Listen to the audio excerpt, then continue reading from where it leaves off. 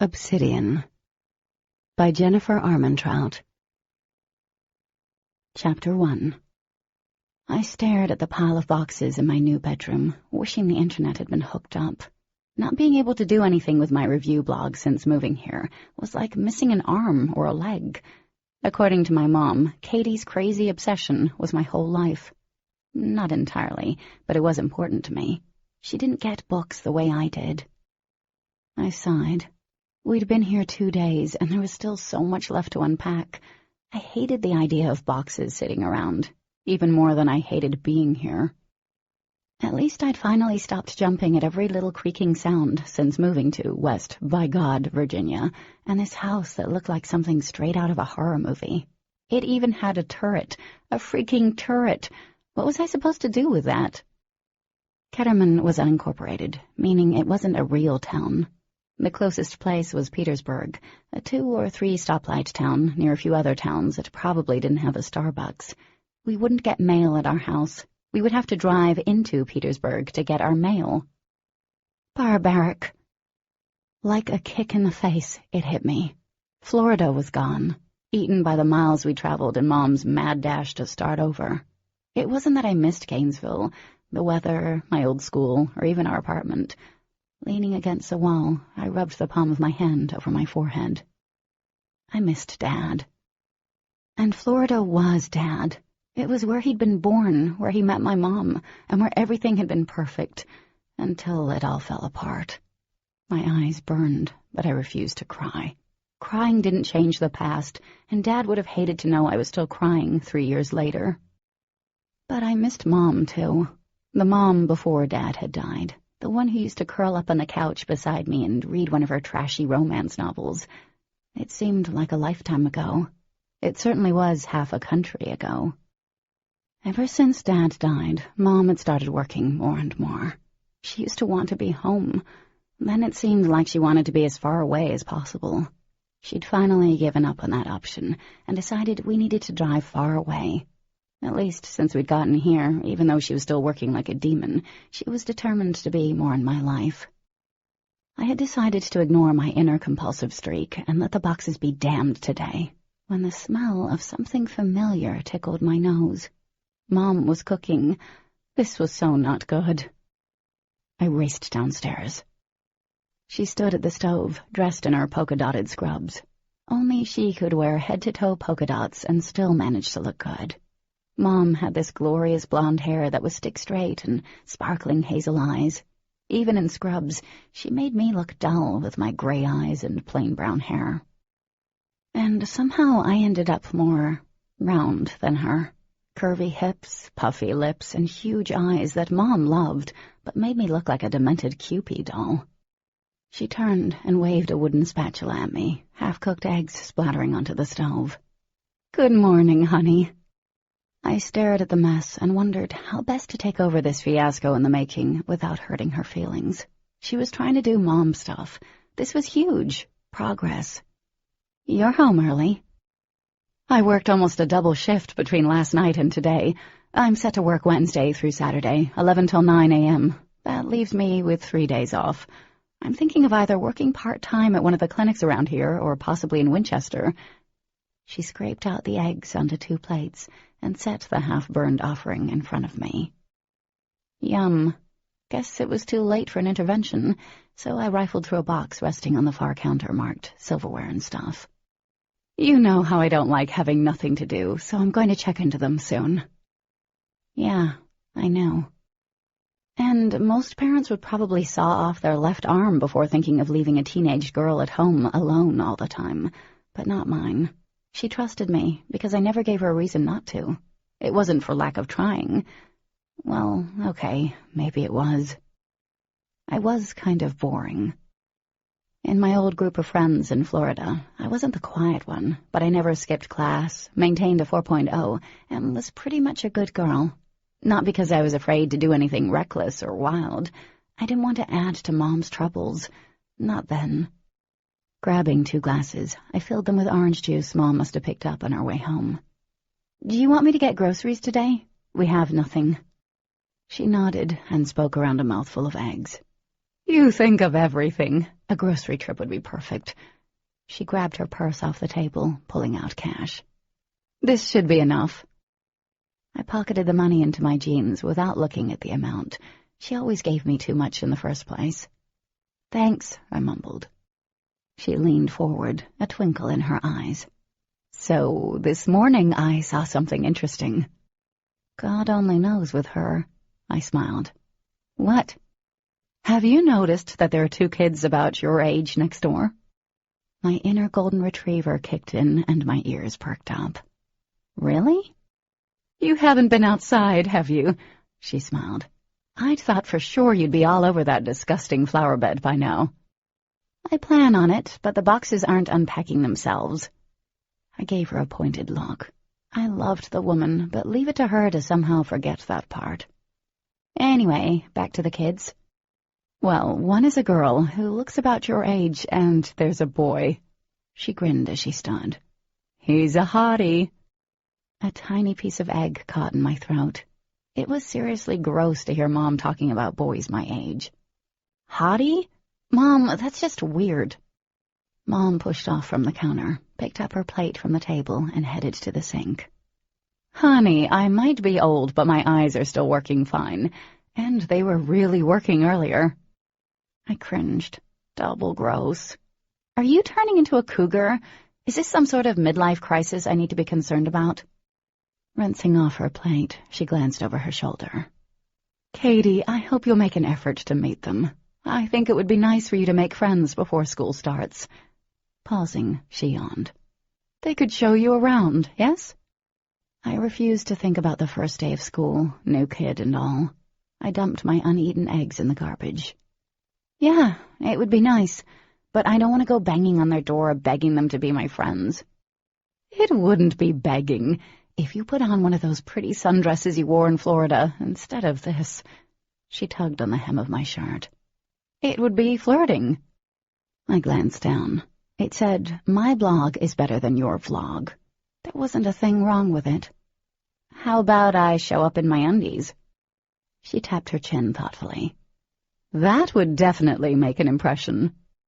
Mom, I laughed. You're supposed to yell at me and tell me that's not a good idea. Baby, I don't worry about you doing anything stupid. But seriously, make an effort. I wasn't sure how to make an effort. She yawned again. Well, honey, I'm going to catch up on sleep. All right, I'll get some good stuff at the store. And maybe mulch and plants. The flower bed outside was hideous. Katie?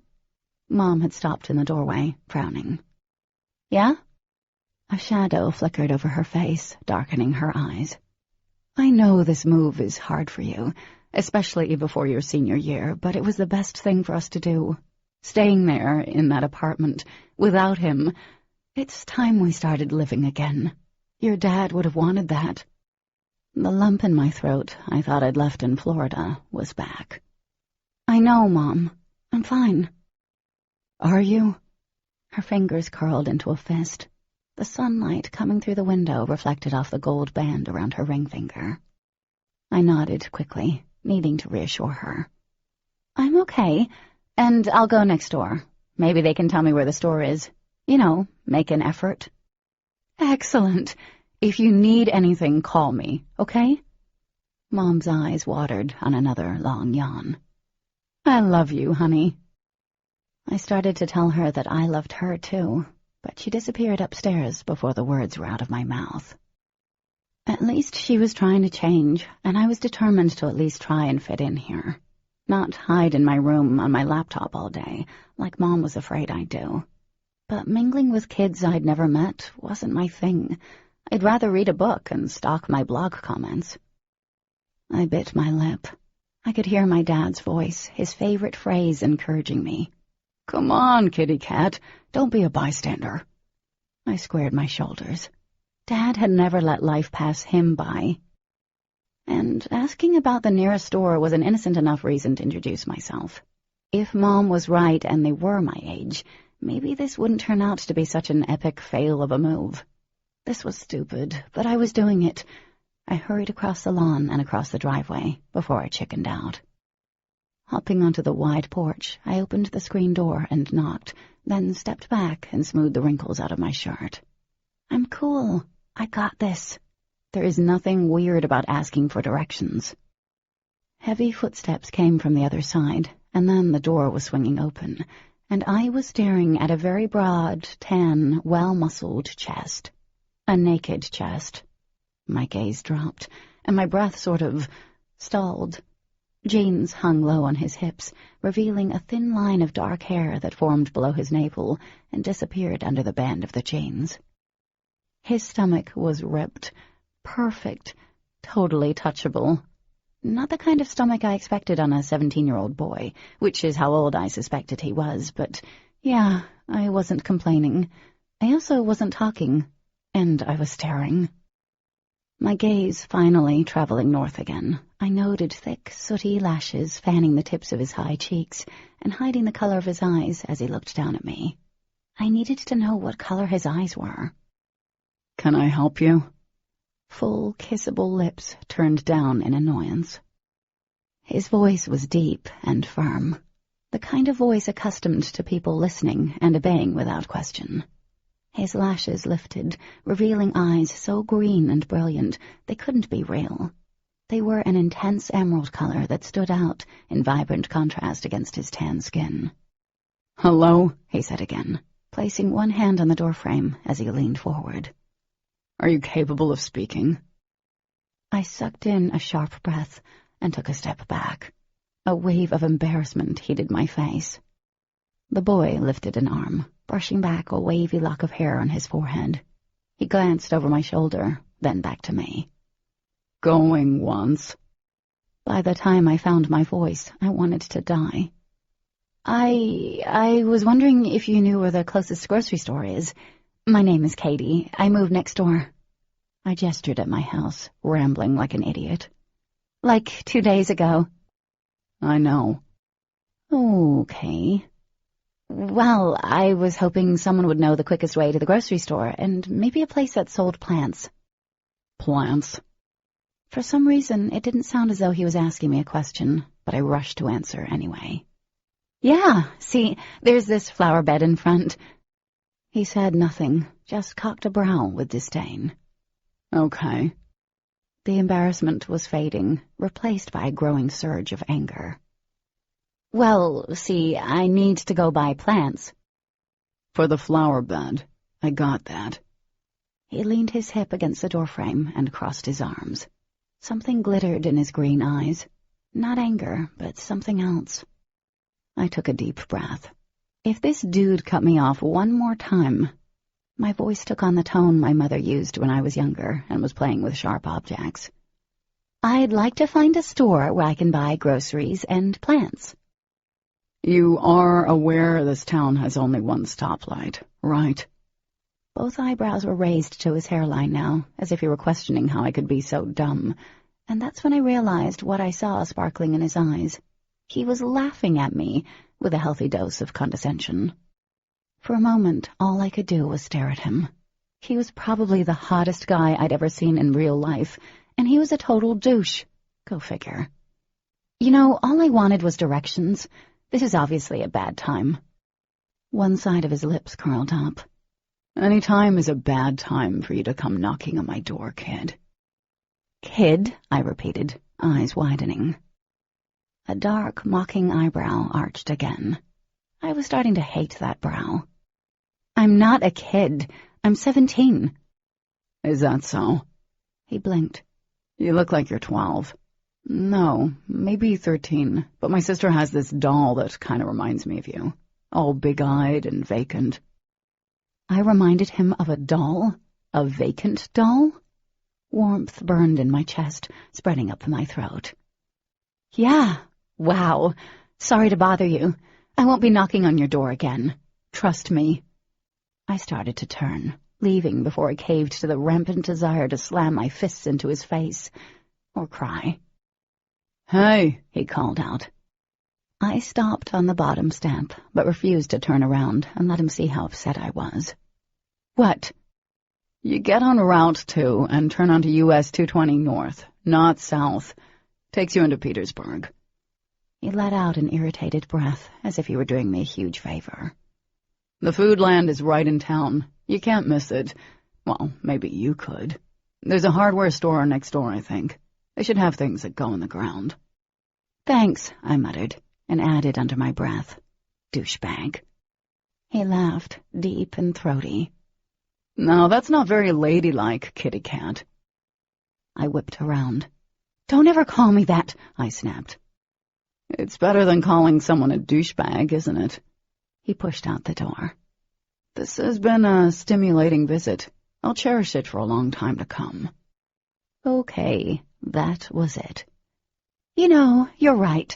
How wrong of me to call you a douchebag, because a douchebag is too nice of a word for you, I said, smiling sweetly. You're a dickhead. A dickhead, he repeated. How charming. I flipped him off. He laughed again and bent his head. A mess of waves fell forward, nearly obscuring his intense green eyes. Very civilized, kitten. I'm sure you have a wild array of interesting names and gestures for me, but I'm not interested. I did have a lot more I could say and do, but I gathered my dignity, pivoted, and stomped back over to my house, not giving him the pleasure of seeing how truly pissed I was. I'd always avoided confrontation in the past, but this guy was flipping my bitch switch like nothing else. When I reached my car, I yanked open the door. See you later, kitten, he called out, laughing as he slammed the front door. Tears of anger and embarrassment burnt my eyes.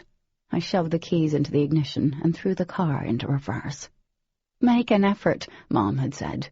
That's what happens when you make an effort.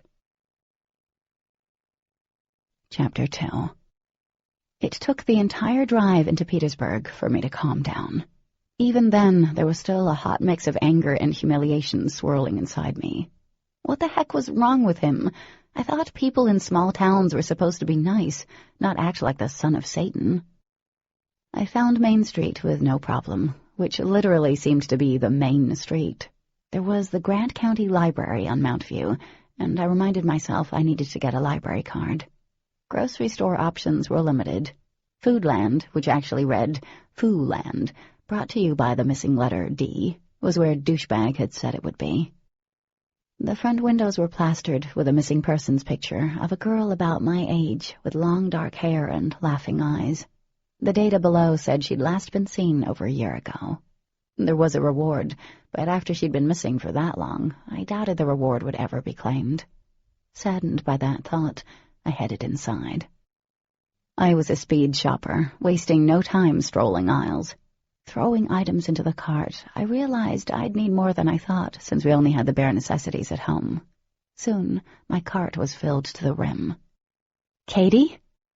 Lost in thought, I jumped at the soft female voice and dropped a carton of eggs on the floor. Crap! Oh, I'm so sorry. I startled you. I do that a lot. 10 arms shot out, and she picked up the carton and placed it back on the shelf. She grabbed another one and held it in her slender hands. These won't be cracked. I lifted my gaze from the egg carnage, slowly oozing bright yolks all over the linoleum floor, and was momentarily stunned. My first impression of the girl was that she was too beautiful to be standing in a grocery store with a carton of eggs in her hand. She stood out like a sunflower in a field of wheat. Everyone else was a pale comparison. Her dark hair was curly and longer than mine, reaching her waist. She was tall, thin, and her almost perfect features held a certain innocence. She reminded me of someone, especially those startling green eyes. I gritted my teeth. What were the odds? She grinned. I'm Demon's sister. My name is Dee. She placed the undamaged carton of eggs in my cart. New eggs, she smiled. Demon? Dee gestured at a hot pink purse in the front of her cart. A cell phone was lying on top of it. You talked to him about 30 minutes ago. You stopped by asking for directions? So the dickhead had a name. Demon seemed fitting. And of course his sister would be as attractive as him. Why not? Welcome to West Virginia, the land of lost models. I was starting to doubt I was going to fit in here. Sorry, I wasn't expecting anyone to call out my name. I paused. He called you? Yeah. She deftly pulled her cart out of the way of a toddler, running amok through the narrow aisle. Anyway, I saw you guys move in, and I've been meaning to stop by, and when he said you were here, well, I was so excited to meet you, I ran over. He told me what you looked like. I could only imagine that description. Curiosity filled her face as she watched me with her intense green eyes. Although you don't look anything like he said, but anyway, I'd know who you were. It's hard not to know pretty much everyone's face around here. I watched a grubby little kid climb up the bread rack. I don't think your brother likes me. Her brows furrowed. What? Your brother. I don't think he likes me.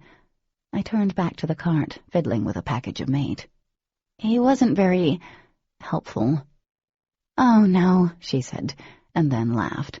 I looked at her sharply. I'm sorry, my brother is moody.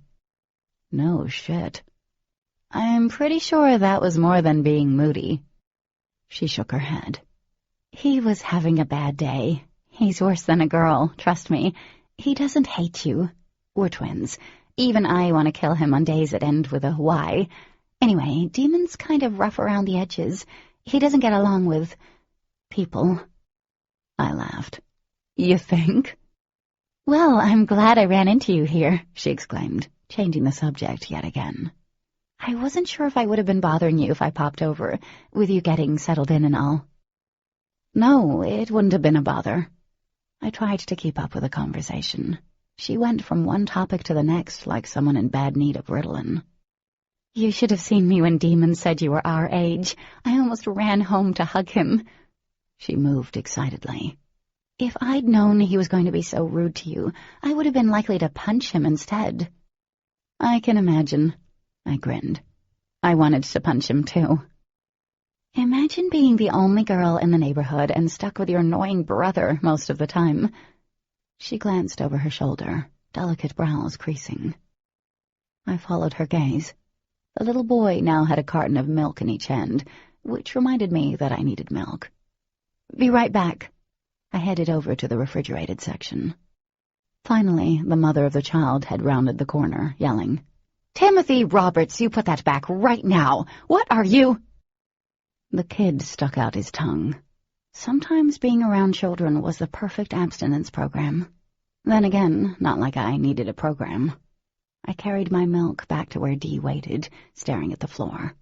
Her fingers twisted over the handle of her cart, squeezing until her knuckles blazed. Timothy, get right back here this instant. The mother grabbed his chubby arm. Strands of hair had escaped her severe bun. What did I tell you? She hissed. You don't go near them. Them? I expected to see someone else. Except it was Dee and me. Confused, I glanced at the woman. I was shocked to see her dark eyes filled with disgust, pure revulsion, and behind that, in the way her lips pressed into a hard line and trembled, there was also fear. And she was staring at Dee. Then she gathered the squirmy boy into her arms and hurried off, leaving her cart in the middle of the aisle. I turned to Dee. What the heck was that about? Dee smiled, but it was brittle. Small town. The locals are weird around here. Don't pay any attention to them. Anyway, you must be so bored after unpacking and then grocery shopping. That's like two of the worst things ever. I mean, hell could be devised of those two things. Think of an eternity of unpacking boxes and grocery shopping. I couldn't help grinning as I struggled to keep up with Dee's nonstop chatter while we finished loading our carts.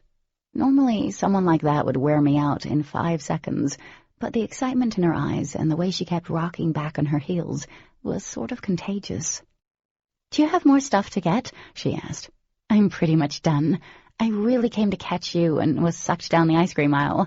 It calls to me. I laughed and looked at my full cart. Yeah, I hope I'm done.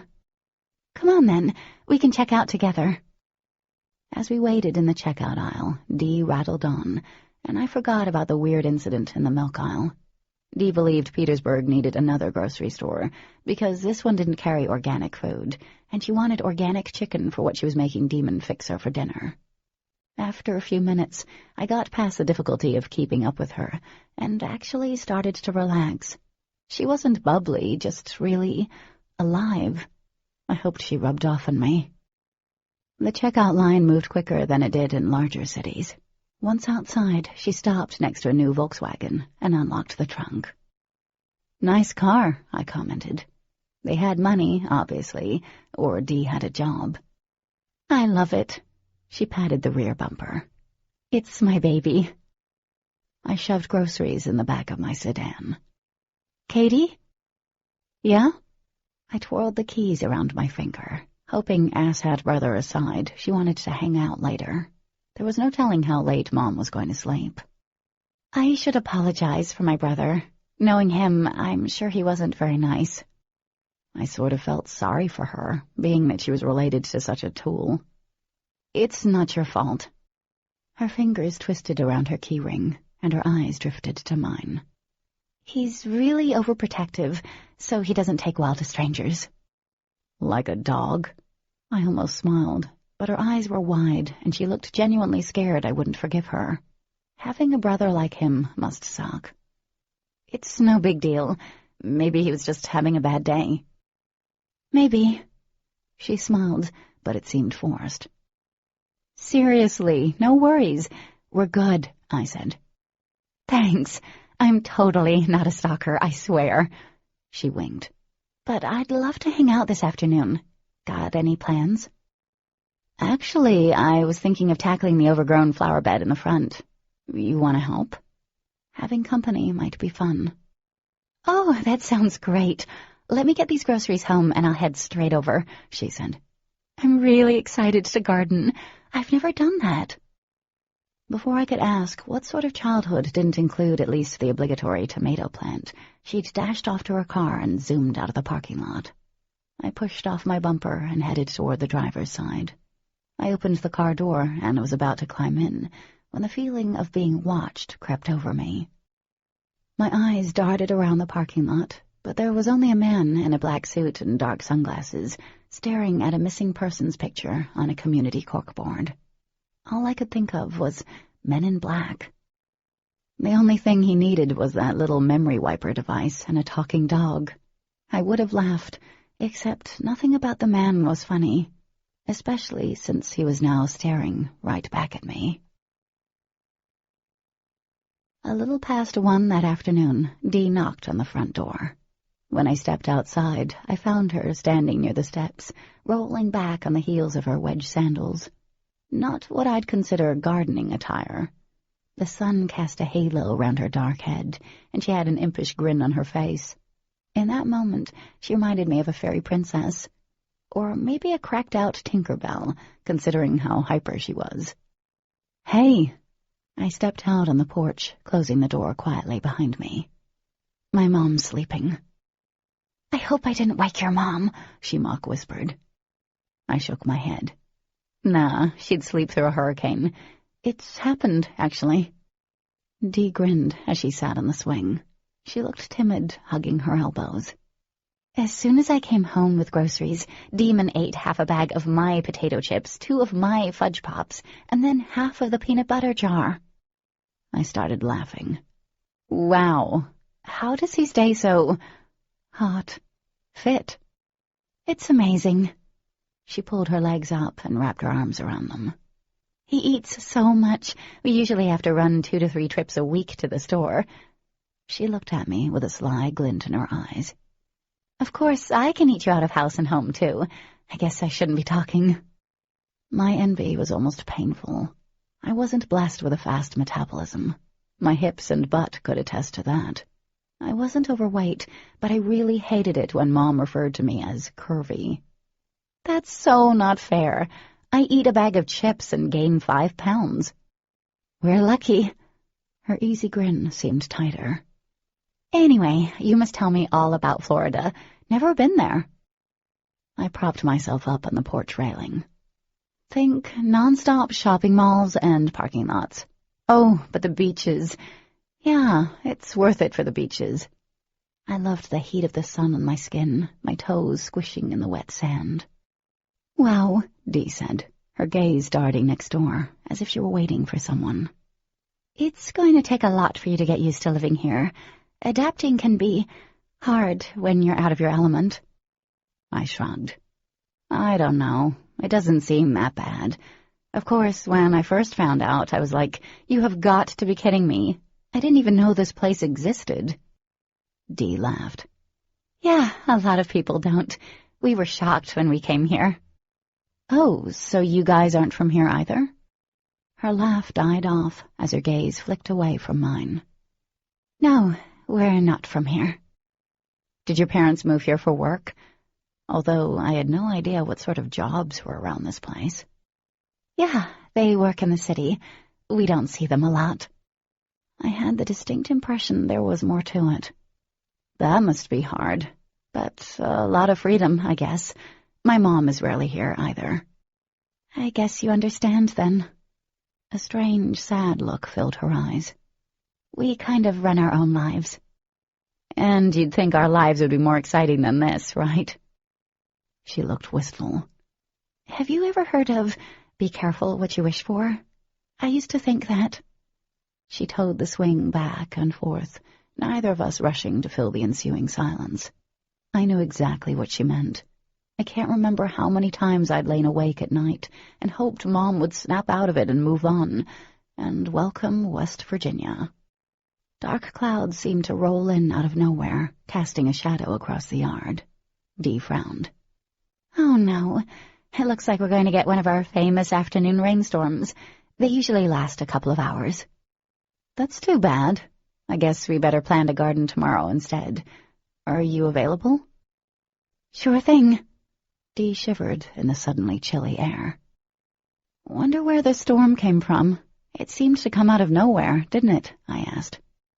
Dee jumped up from the swing, wiping her hands on her pants. Looks that way.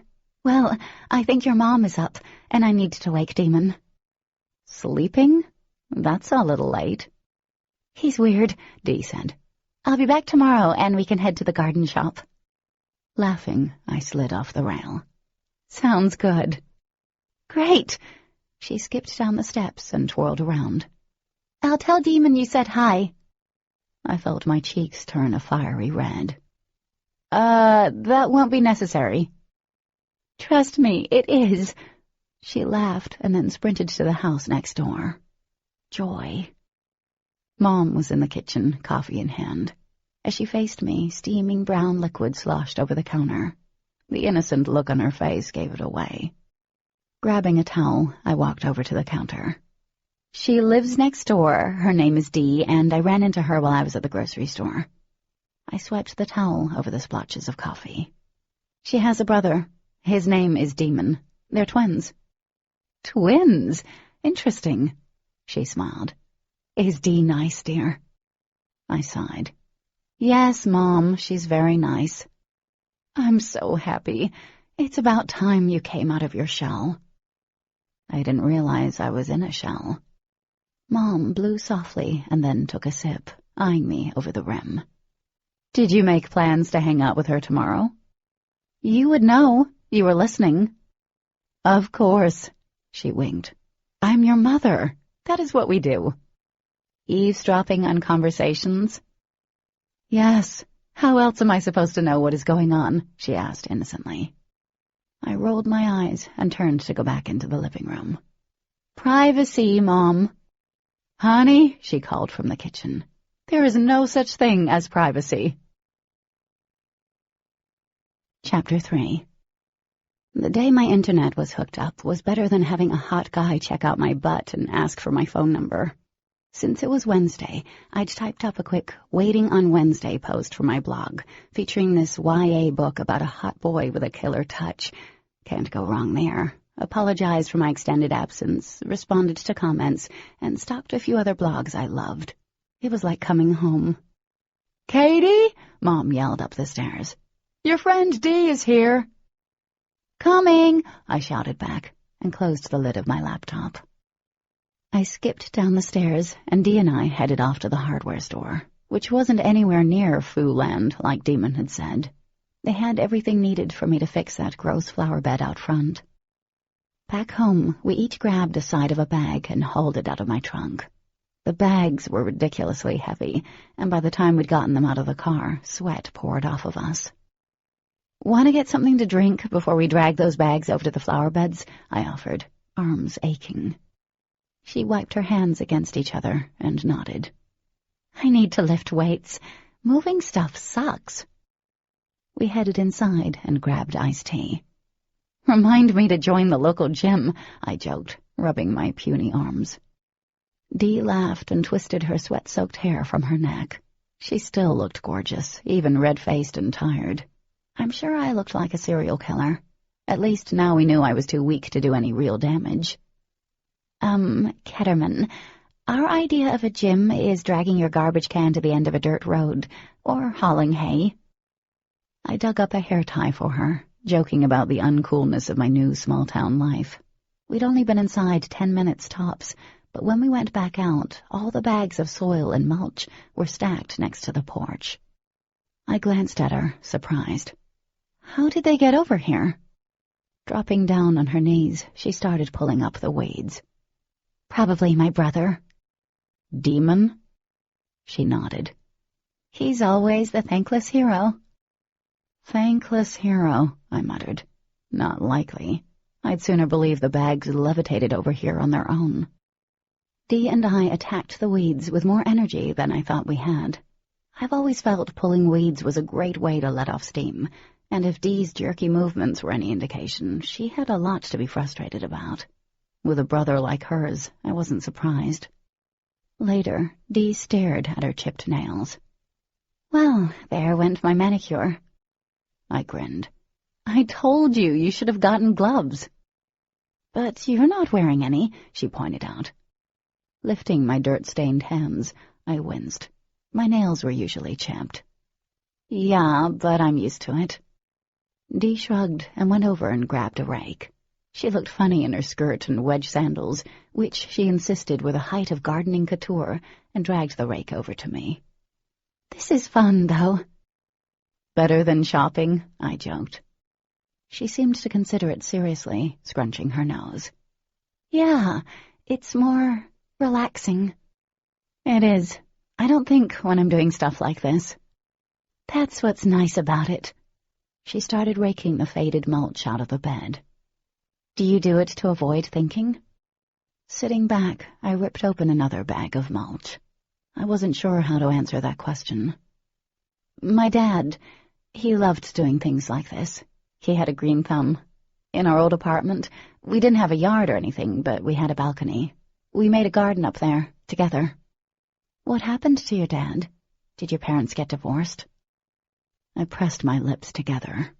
Talking about him wasn't something I did. Like ever. He'd been a good man, a great father. He didn't deserve what happened to him. Dee paused. "I'm sorry, it's none of my business." "No, it's okay." I stood, brushing the dirt off my shirt. When I looked up, she was leaning the rake against the porch. Her entire left arm blurred. I could see the white railing through it. I blinked. Her arm was solid again. "Katie? You okay?" Heart pounding, I dragged my eyes to her face and then back to her arm. It was whole, perfect. I shook my head. "Yeah, I'm okay. My dad, he got sick. Cancer. It was terminal, in the brain. He'd been getting headaches, seeing things." I swallowed, looking away. Seeing things like I did? "But other than that, he'd been fine right up to the diagnosis. They started him on chemo and radiation, but everything went to shit so quickly. He died about 2 months later." "Oh, my God, Katie, I'm so sorry." Her face was pale, voice soft. "That's terrible." "It's okay." I forced a smile I didn't feel. "It was about 3 years ago. It's why my mom wanted to move. A new start and all that jazz." In the sunlight, her eyes glistened. "I can understand that. Losing someone doesn't get easier with time, does it?" "No." By the sound of it, she knew what it felt like, but before I could ask, the door to her house swung open. Knots formed in my stomach. "Oh no," I whispered. Dee twisted around, letting out a sigh. "Look who's back." It was past 1 in the afternoon, and Demon looked as if he'd just rolled out of bed. His jeans were rumpled, hair tousled and all over the place. He was on the phone talking to someone as he rubbed a hand along his jaw. And he was shirtless. "Doesn't he own a shirt?" I asked, grabbing a spade. "Unfortunately, I don't think so, not even in the winter. He's always running around half-dressed," she groaned. "It's disturbing that I have to see so much of his skin. Yuck." Yuck for her, and hot damn for me. I started digging several holes in strategic places. My throat felt dry. Beautiful face, beautiful body, horrible attitude. It was the holy trinity of hot boys. Demon stayed on the phone for about 30 minutes, and his presence had a swamping effect. There was no ignoring him, not even when I had my back to him. I could feel him watching. My shoulder blades tingled under his heavy stare. Once I glanced over, and he was gone, only to return a few seconds later with a shirt on. Damn, I kind of missed the view. I was patting down new soil when Demon swaggered over, dropping a heavy arm over his sister's shoulder. She tried to wriggle free, but he held her close. "Hey, sis." She rolled her eyes, but she was grinning. A look of hero worship filled her eyes as she gazed at him. "Thanks for moving the bags for us." "Wasn't me." Dee rolled her eyes. "Whatever, butthead." "That's not nice."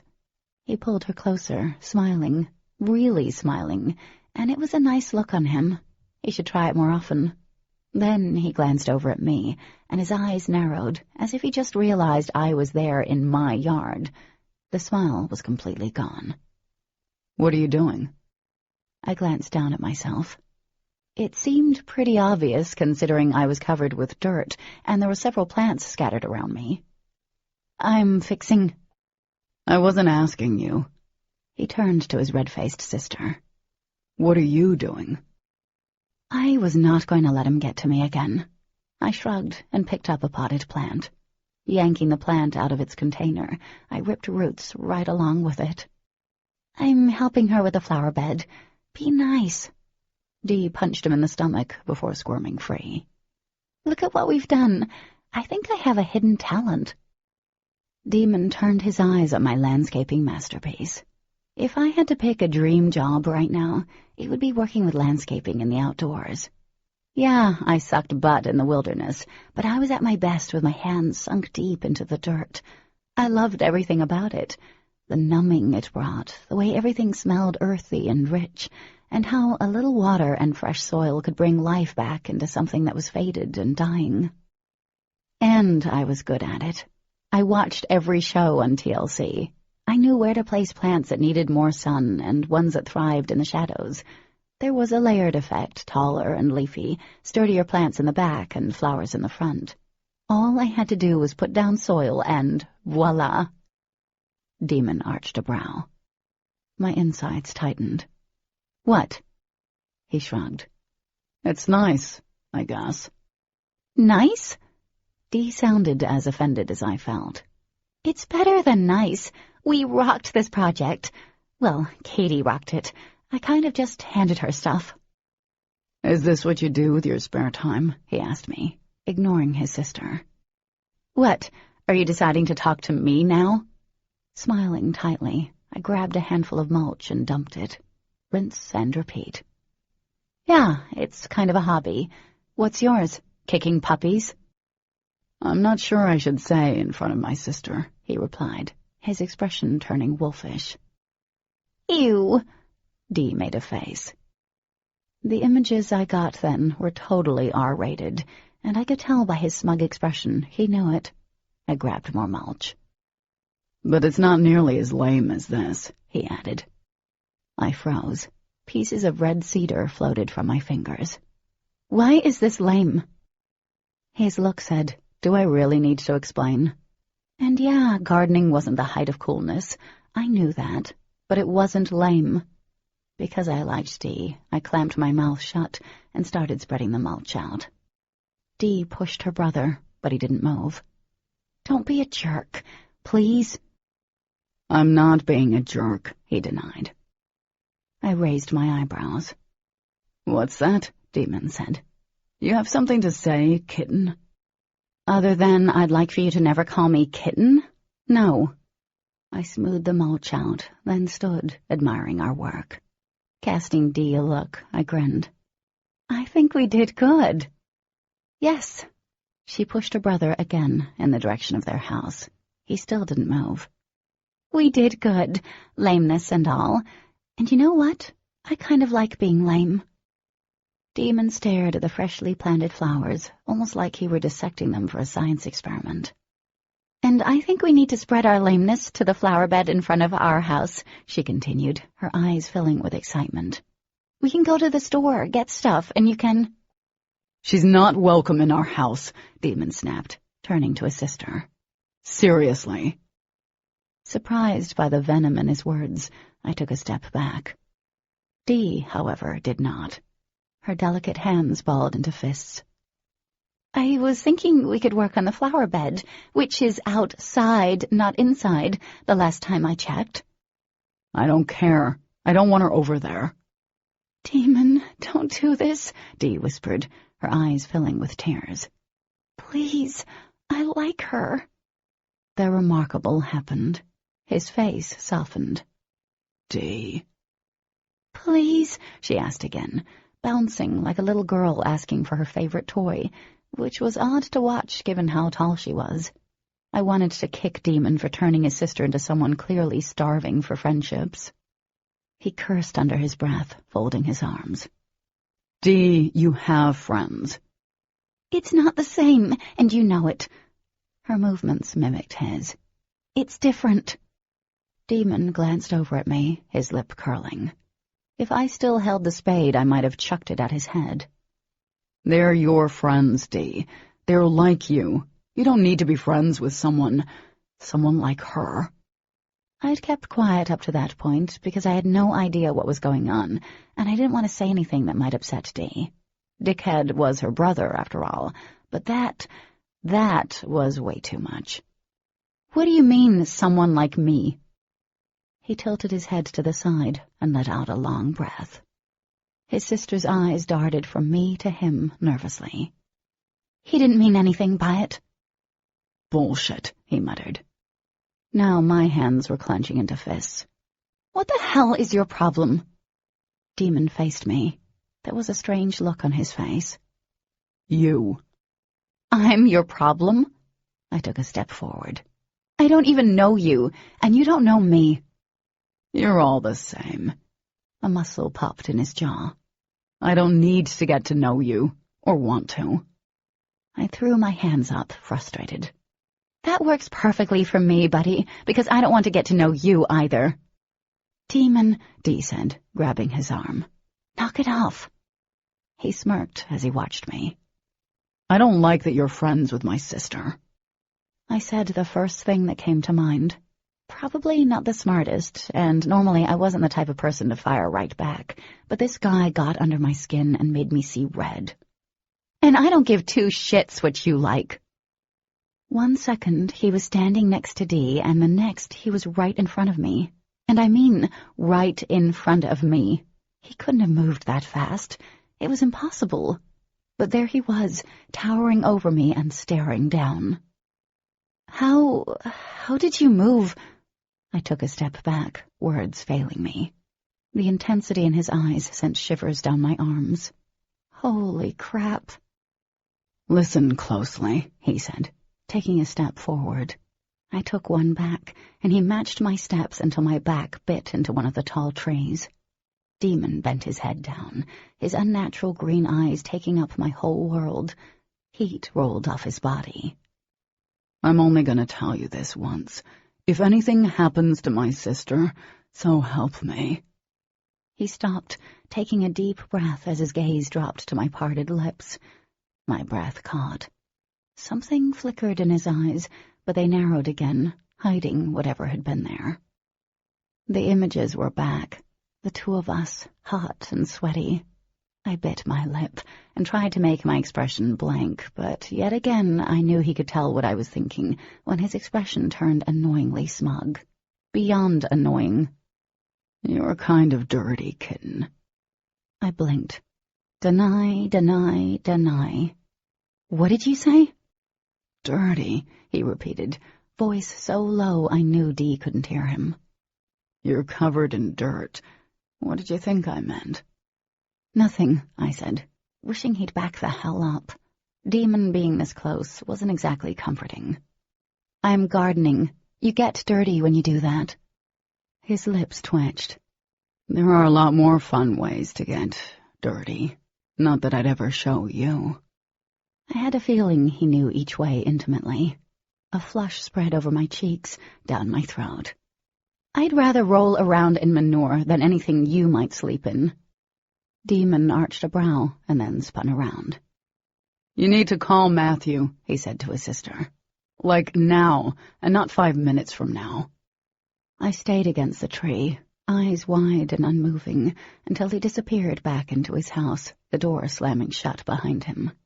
I swallowed, looking at a distraught Dee. "Okay," I said. "That was intense." Dee dropped down on the steps, her hands in her face. "I really love him, I do. He's my brother, the only—" She cut herself off, lifting her head. "But he's a dick. I know he is. He wasn't always like that." Speechless, I stared at her. My heart was still racing, pumping blood way too fast. I wasn't sure if it was fear or adrenaline that was making me dizzy when I finally pushed away from the tree and approached her. And if I wasn't afraid, I kind of wondered if I should be. "It's hard having friends with him around," she murmured, staring at her hands. "He runs them all off." Gee, I wonder why. Actually, I did wonder why. His possessiveness seemed a bit off the charts. My hands were still shaking, and even though he was gone, I could still feel him, the heat he'd thrown off. It had been exciting, sadly. "I'm so sorry." She jumped up from the steps, opening and closing her hands. "It's just that he's overprotective." "I get that, but it's not like I'm some dude trying to molest you or something." A grin peeked through. "I know, but he worries a lot. I know he'll calm down once he gets to know you." I doubted that. "Please tell me he hasn't run you off, too." She stepped in front of me, brows furrowed. "I know you probably think hanging out with me isn't worth—" "No, it's okay." I ran a hand over my forehead. "He didn't run me off. He won't." She looked so relieved I thought she'd collapse. "Good. I have to go, but I'll fix this. I promise." I shrugged. "There's nothing to fix. He isn't your problem." A strange look crossed her face. "But he kind of is. I'll talk to you later, okay?" Nodding, I watched her head back to her house. I grabbed the empty bags. What the hell had that been about? Never in my life had someone disliked me so strongly. Shaking my head, I dumped the bags in the trash. Demon was hot, but he was a jerk, a bully.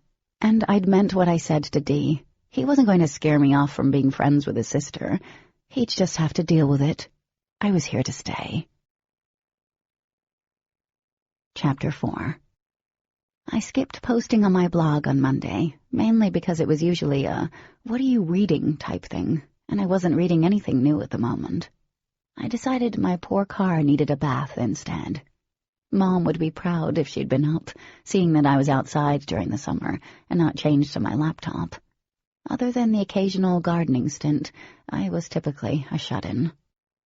The sky was clear, and the air carried a light, musky scent mingled with pine. Soon after I'd gotten started with cleaning the inside of my car, I was amazed at how many pens and hair ties I found. Seeing my book bag on the back seat caused me to cringe. In a couple of weeks, I'd be starting a new school, and I knew Dee would be surrounded by friends that Demon probably approved of, which wasn't me, because he obviously thought I was a crack dealer. Next, I got out a bucket and hose and soaped up most of the car. But when I reached over the top of the roof, all I ended up doing was soaking myself and dropping the sponge a dozen times. No matter which side I tried to attack the roof from, it wasn't working. Cursing, I started picking out pieces of gravel and grass from the sponge. I wanted to launch it into the nearby woods. Frustrated, I ended up tossing the sponge into the bucket. You look as if you could use some help. I jumped.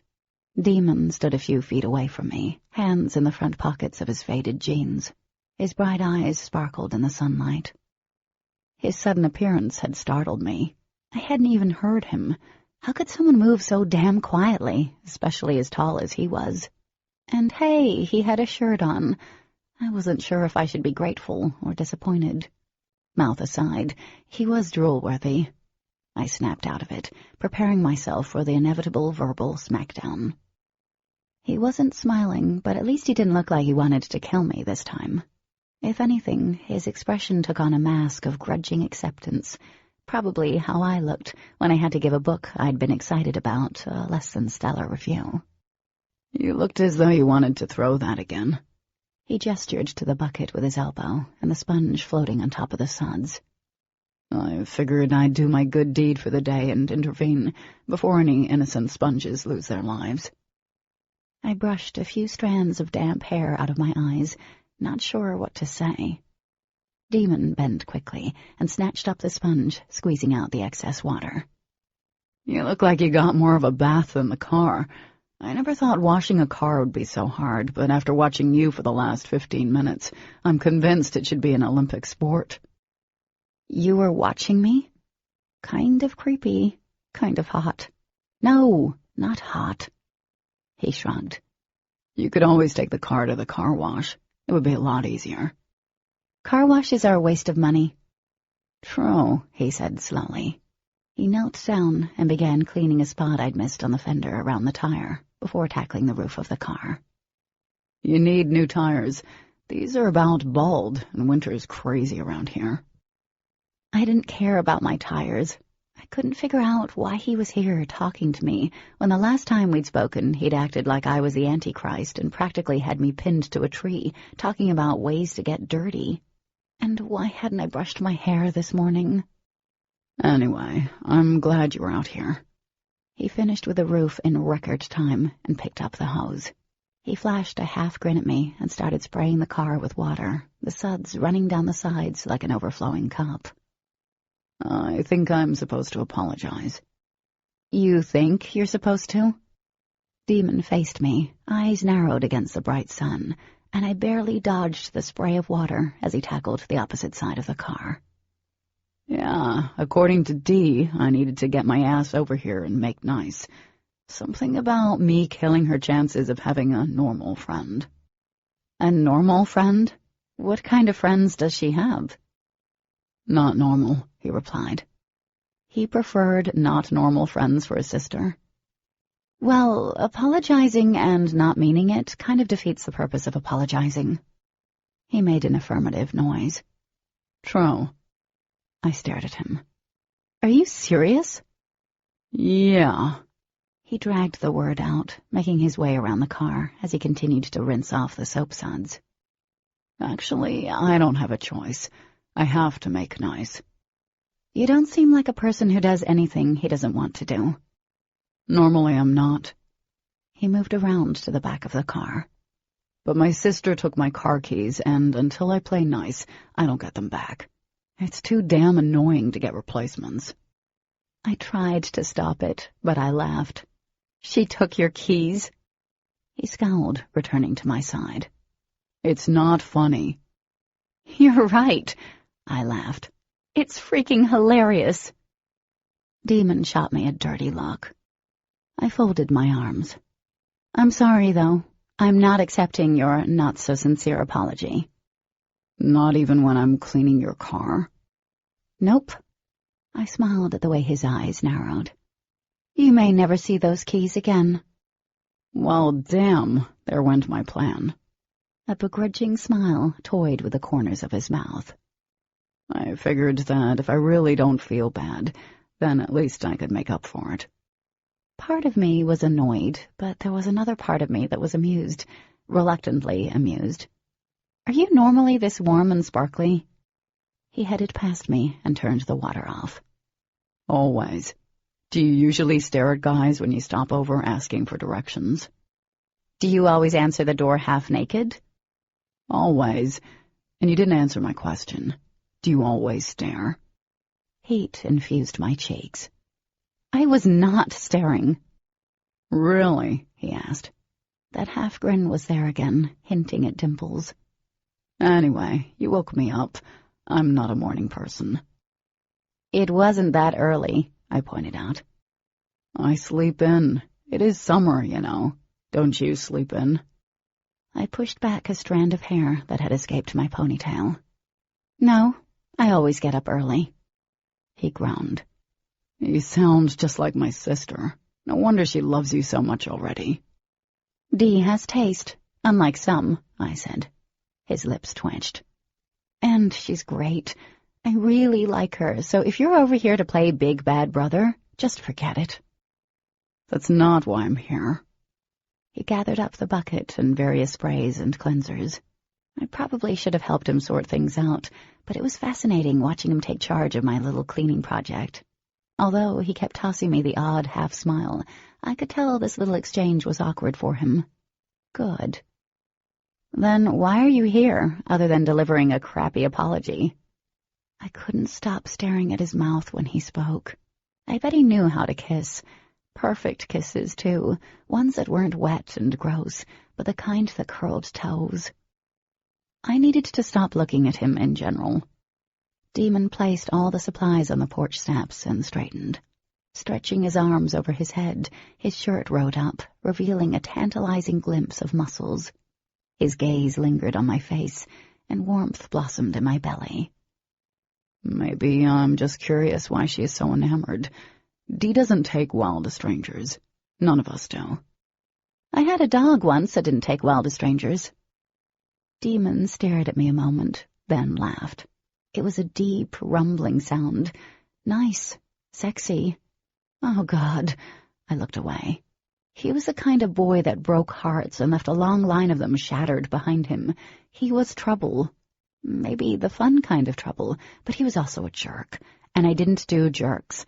Not that I did anyone. I cleared my throat. "Well, thanks for the car thing." Suddenly, he was right in front of me again, so close that his toes almost touched mine. I sucked in a sharp breath, wanting to back up. He needed to stop doing that. "How do you move so fast?" He ignored the question. "My little sis does seem to like you," he said, as if he couldn't figure out why. I bristled and tilted my head back, but focused my gaze over his shoulder. "Little? You're twins." "I was born a whole 4 minutes and 30 seconds before she was," he boasted, his eyes meeting mine. "Technically, she is my little sister." My throat felt dry. "She's the baby in the family?" "Yep. Therefore, I'm the one starved for attention." "I guess that explains your poor attitude, then," I retorted. "Maybe, but most people find me charming." I started to respond, but made the mistake of looking into his eyes. I was immediately snared by the unnatural color, reminded of the purest, deepest parts of the Everglades. "I have a hard time believing that." His lips curved slightly. "You shouldn't, Cat." He picked up a loose section of hair that had escaped my clip, twirling the hair around his finger. "What kind of color is this? It's not brown or blonde." My cheeks itched with heat. I snatched my hair back. "It's called light brown." He said, nodding. "You and I have plans to make." "What?" I sidestepped his large body, dragging in a deep breath as I gained some distance. My heart was pounding. "We don't have any plans to make." Demon sat down on the steps, stretching out his long legs and leaning back on his elbows. "Comfortable?" I snapped. "Very." He squinted up at me. "About these plans." I stood a few feet away from him. "What are you talking about?" You remember the whole getting my ass over here and playing nice thing, right? That also involves my car keys. He crossed his ankles as his gaze slid over to the trays. Those plans involve me getting my car keys back. You need to give me a little more of an explanation than that. Of course, he sighed. Dee hid my keys. She's good at hiding stuff, too. I've already torn the house apart, and I can't find them. So make her tell you where they are. Thank God I didn't have any siblings. Oh, I would if she was here. But she's left town and won't be back until Sunday. What? She'd never mentioned going out of town, or family nearby. I didn't know that. It was a last-minute thing. He uncrossed his ankles, and one foot started to tap an unheard rhythm. And the only way she'll tell me where the keys are hidden is by me earning bonus points. See, my sister has this thing about bonus points ever since elementary school. I started to smile. Okay. I have to earn bonus points to get my keys back, he explained. The only way I can earn those points is by doing something nice for you. I busted out laughing again. The look on his face was awesome. I'm sorry, but this is kind of funny. Demon drew in a deep, disgusted breath. Yeah, it's real funny. My laughter faded. What do you have to do? I'm supposed to take you swimming tomorrow. If I do that, then she'll tell me where my keys are hidden, and I have to be nice. He had to be kidding, but the longer I stared at him, I realized he was being serious. My mouth dropped open. So the only way you get your keys back is by taking me swimming, and by being nice to me? Wow, you're a quick one. I did laugh again. Yeah, well, you can kiss your keys goodbye. Surprise shone on his face. Why? Because I'm not going anywhere with you, I told him. We don't have a choice. No, you don't have a choice, but I do. I glanced at the closed door behind him, wondering if Mom was somewhere trying to listen in. I'm not the one with missing keys. Demon watched me for a moment, and then he grinned. You don't want to hang out with me? No. Why not? I rolled my eyes. For starters, you're a jerk. He nodded. I can be. And I'm not spending time with a guy who's being forced to do it by his sister. I'm not desperate. You're not? Anger whipped through me, and I took a step forward. Get off my porch. He seemed to consider it. No. What? I sputtered. What do you mean, no? I'm not leaving until you agree to go swimming with me. Steam should be coming out of my ears. Fine.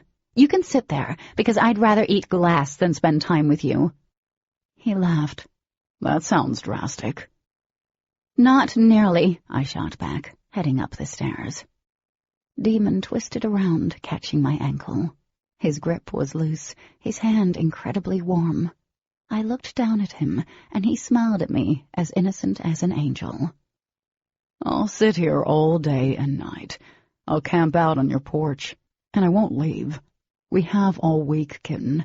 Either get it over with tomorrow and be done with me, or I'll be right here until you do agree. You won't be able to leave the house. I gaped at him. You can't be serious. Oh, I am. Just tell her we went and that I had a great time. I tried to pull my foot free, but he held on. Lie! She'll know if I'm lying. We're twins. We know these things. He paused. Or are you too shy to go swimming with me? Does the idea of getting almost naked around me make you uncomfortable? I grabbed the railing and yanked on my foot. The butthead was only lightly holding me, but my foot wouldn't budge. I'm from Florida, idiot. I've spent half my life in a bathing suit. What's the big deal? I don't like you. I stopped pulling and stood there. His hand seemed to hum around my skin. It was the weirdest feeling ever. Let go of my ankle. Very slowly, he lifted each finger while holding my stare. I'm not leaving, kitten. You're going to do this. My mouth opened, as did the door behind us. Stomach dropping, I turned to see Mom standing there in all her fuzzy bunny pajama glory. Oh, for the love of God. Her eyes went from me to Demon, completely misinterpreting everything. The glee in her eyes made me want to vomit on Demon's head. "You live next door?" Demon twisted around and smiled. He had perfect white, straight teeth. "My name is Demon Black." Mom smiled. "Kelly Swartz. Nice to meet you." She glanced at me. "You two can come inside if you want. You don't have to sit outside in the heat." "That's really nice of you." He stood and elbowed me, and not very gently. "Maybe we should go inside and finish talking about our plans." "No," I said, glaring at him. "That won't be necessary." "What plans?" Mom asked, smiling. "I support plans." "I'm trying to get your lovely daughter to go swimming with me tomorrow, but I think she's worried you wouldn't like the idea." He chucked me on the arm, and I almost fell into the railing. "And I think she's shy." "What?" Mom shook her head. "I have no problem with her going swimming with you. I think it's a great idea. I've been telling her she needs to get out. Hanging out with your sister is great, but—" "Mom!" I narrowed my eyes at her. "That's not really—" "I was just telling Katie here the same thing." Demon dropped his arm over my shoulders. "My sister is out of town for the next week. I thought I'd hang with Katie." My mom smiled, pleased. "That is so sweet of you." I wrapped my arm around his narrow waist, digging my fingers into his side. "Yeah, that's sweet of you, Demon." He sucked in a sharp breath and let it out slowly. "You know what they say about boys next door." "Well, I know Katie doesn't have plans tomorrow." She glanced at me, and I could practically see her envisioning Demon and my future children. My mom was not normal. "She's free to go swimming." I dropped my arm and wiggled out from underneath Demon's. "Mom!" "It's okay, honey." She started back inside, giving Demon a wink. "It was nice to finally meet you." Demon smiled. "You too."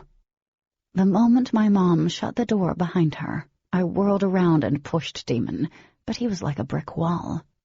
"You jerk!" Grinning, he backed down the steps. "I'll see you at noon, kitten." "I hate you," I hissed. "The feeling's mutual." He glanced over his shoulder. $20 says you wear a one-piece swimsuit. He was insufferable. Chapter 5. When the first cracks of light came through the windows, I rolled onto my side, still half asleep. I groaned. I had to hang out with Demon today, and I'd tossed and turned all night, dreaming about a boy with shocking green eyes and a bikini that kept coming undone. Grabbing the latest novel I was reviewing from my nightstand, I spent the morning lounging in bed and reading, desperately trying to think of anything but our upcoming adventure. When the sun was nearly high in the sky, I set the book aside, threw off the covers, and headed to the shower. A few minutes later, I was standing in a towel and staring at my swimsuit options. Horror filled me. Demon had been right. The idea of being half naked around him did make me want to spew my tater tots. Even though I couldn't stand him, and I actually think he might be the first person I ever hated, he was a god. Who knew the kind of girls he was used to seeing in bathing suits? Even though I wouldn't touch him for all the money in the world, I was big enough to admit there was a part of me that wanted him to want me. I only had 3 bathing suits that could be considered acceptable. A razorback one-piece, plain and boring, a 2-piece that was a bikini top and boy shorts, and a third that was a red 2-piece bikini. I could have chosen a tent, and I'd still feel uncomfortable. Throwing the one-piece back into the closet, I held up the other 2. My reflection stared back at me, a suit on each side, and I took a hard look at myself. Light brown hair fell to the middle of my back, and I was nervous of ever cutting it. My eyes were plain gray, not magnetic or compelling like Dee's. My lips were full, but not as expressive as my mom's. I spared a glance at the red suit. I was always reserved, more cautious than my mom would ever be. The red bathing suit was anything but cautious. It was flirty, sexy even. Something I clearly was not, and, well, that bothered me. Reserved, practical Katie was safe and boring. That was who I was. Why my mom felt okay to leave me alone all the time, because I would never do anything that would make her blink twice. The kind of girl Demon expected he could easily boss around and intimidate. He probably expected me to wear a one-piece and keep my shorts and top on, since he'd taunted me. What had he said when he first met me? That I looked like a 13-year-old? A red-hot feeling sparked inside me. Screw him. I wanted to be exciting and bold. Maybe I even wanted to shock Demon, prove him wrong. Without a second thought, I threw the plain suit into the corner and laid the red one on my small desk. My decision was made. I put on the tiny scraps in record time and a pair of denim shorts and a tank top that had pretty flowers on it over the top to hide my audacity. Once I found my sneakers, I gathered up a towel and headed downstairs. My mom was lingering in the kitchen, the standard coffee cup in hand. "You slept late. Did you sleep well last night?" she asked expectantly. Sometimes I wondered if my mom was psychic. Shrugging, I shuffled by her and grabbed the orange juice. I concentrated way too hard on making toast, while she continued to stare at my back. "I've been reading." "Katie," she said, after what seemed like forever. My hand shook a bit as I buttered my toast. "Yeah? Is everything working out for you here? Do you like it?" I nodded. "Yeah, it's nice." "Good." She took a deep breath. "Are you excited about today?" My stomach dropped as I faced her. Part of me wanted to throttle her for helping trap me in Demon's plans, but she didn't know any better. I knew she worried I was going to hate her for yanking me out of everything I loved and insisting we move here. "Yeah, I guess so," I lied. "I think you will have a good time," she said. "Just be careful." I shot her a knowing glance. "I doubt I'll get into any trouble swimming." "Where are you guys going?" "I don't know. He didn't say. Somewhere nearby, I'm sure." My mom made her way to the door. "You know what I mean. He's a good-looking boy." Then she gave me the "I've been there, so don't try anything" look before she left. Breathing a sigh of relief, I washed out her coffee cup. I didn't think that I could sit through another birds and bees conversation, especially not now. The first one had been traumatic enough. I shuddered at the memory. I was so caught up reliving that horrible mother-daughter bonding moment, I jumped when someone banged against the front door. My heart flipped as I looked at the time. 11:46 a.m. After taking a calming breath, I stumbled over my own feet to get to the door. Demon stood with a towel thrown casually over his shoulder. "I'm a little early." "I can see," I said, voice flat. "Change your mind? You could always try lying." He arched a brow. "I'm not a liar." I stared at him. "Just give me a second to grab my stuff." I didn't wait for his reply. I swung the door shut in his face. It was childish, but I felt like I'd scored a small victory. I went to the kitchen and grabbed my sneakers and stuff before returning and opening the door again. Demon was right where I'd left him. Nervous excitement fluttered in my belly as I locked the front door and followed Demon down the driveway. "Okay, so where are you taking me?" "What fun would it be if you knew?" he asked. "You won't be surprised, then." "I am new to town, remember? Everywhere is going to be a surprise for me." "Then why ask?" He cocked a smug eyebrow. I rolled my eyes. "We aren't driving?" Demon laughed. "No. Where we're going, you can't drive. It's not a well-known spot. Most locals don't even know about it." "Oh, I'm special, then." "You know what I think, Kat?" I peeked at him and caught him watching me with such serious intensity, I flushed. "I'm pretty sure I don't want to know." I think my sister finds you very special. I'm starting to wonder if she's onto something. I smirked. But then there's all kinds of special now, isn't there, Demon? He seemed startled to hear his name. After a beat, the intensity was gone, and he led me down the road and across the main highway. He had me curious when we entered the dense tree line on the other side of the road. "Are you taking me out to the woods as a trick?" I asked, half serious. He glanced over his shoulder, lashes hiding his eyes. "And what would I do out here to you, kitten?" I shivered. "The possibilities are endless." "Aren't they?" He made his way easily around the thick brush and vines tangled together on the floor of the woods. I was having a hell of a time not breaking my neck on the many exposed roots and moss-covered rocks. "Can we pretend we did this?" "Trust me, I don't want to be doing this either." He jumped over a fallen tree. "But bitching about it isn't going to make it any easier." Turning around, he offered me his hand. "You're such a joy to talk to." I briefly considered ignoring it, but I placed my hand in his. Static passed from his skin to mine. I bit down on my lip as he helped me over the downed tree before dropping my hand. "Thank you."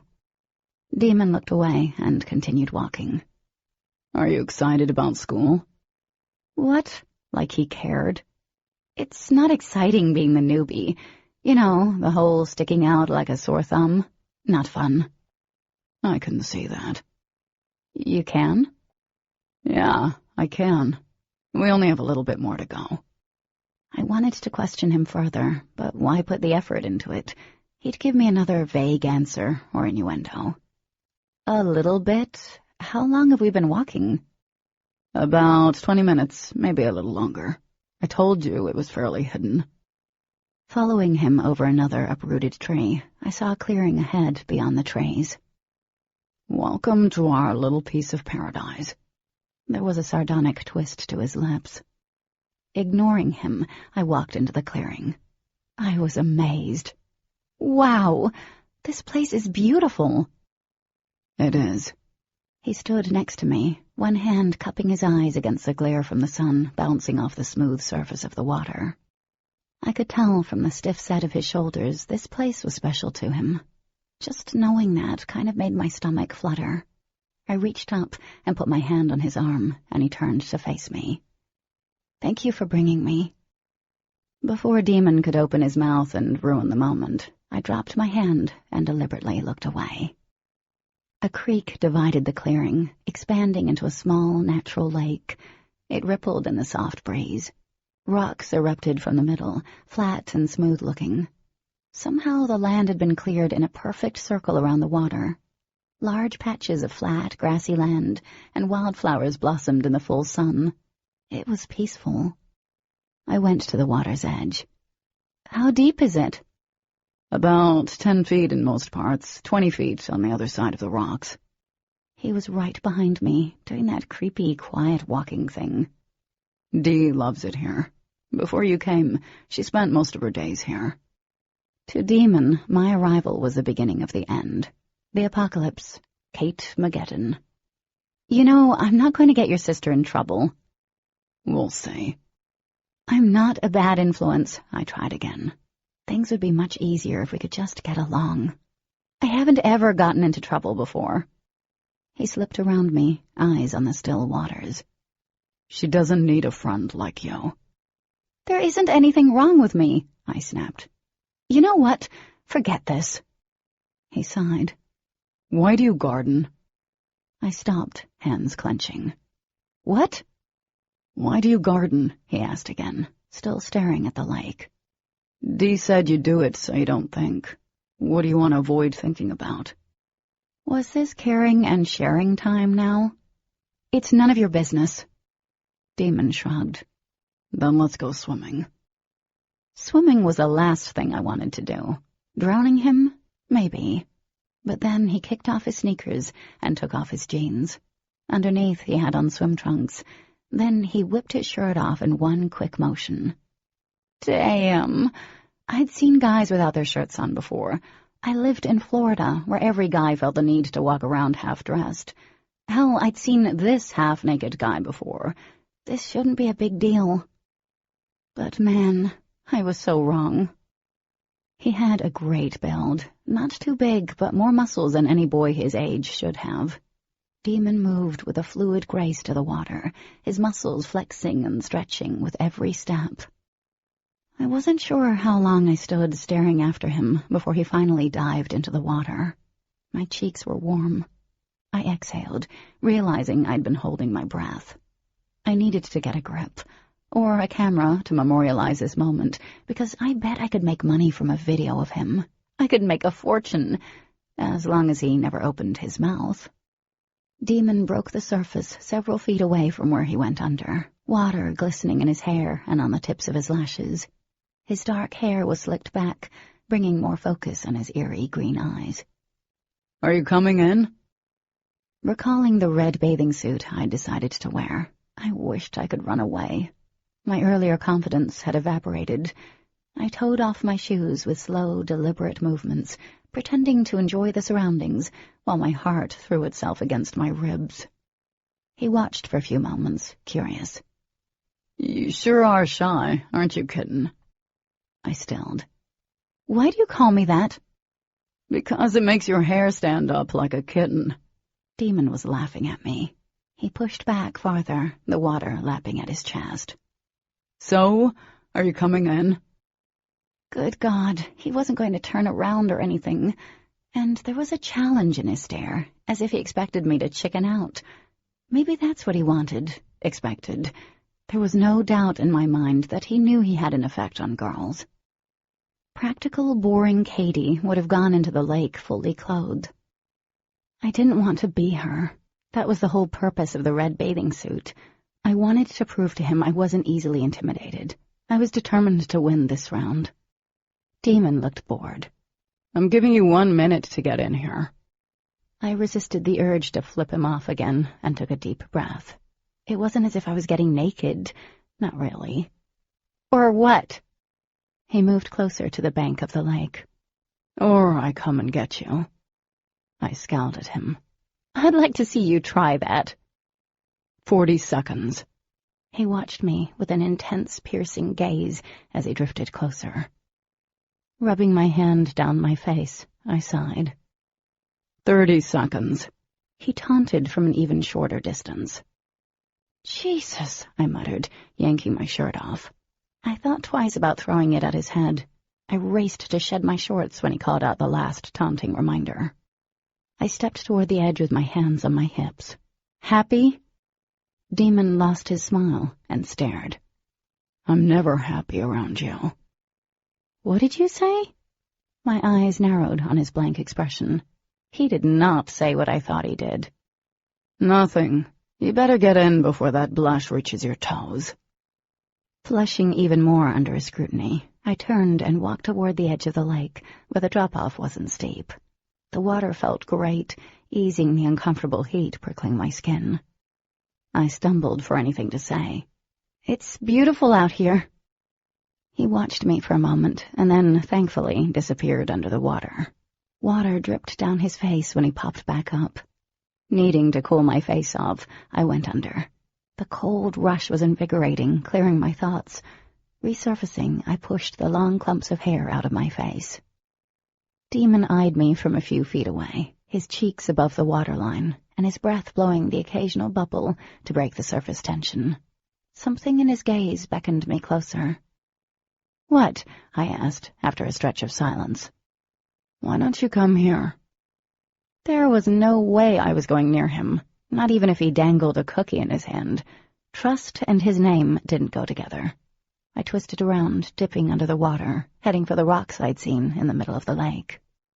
I reached them in a few strong strokes and pulled myself out of the water, onto the warm, hard surface. I started squeezing the water out of my hair.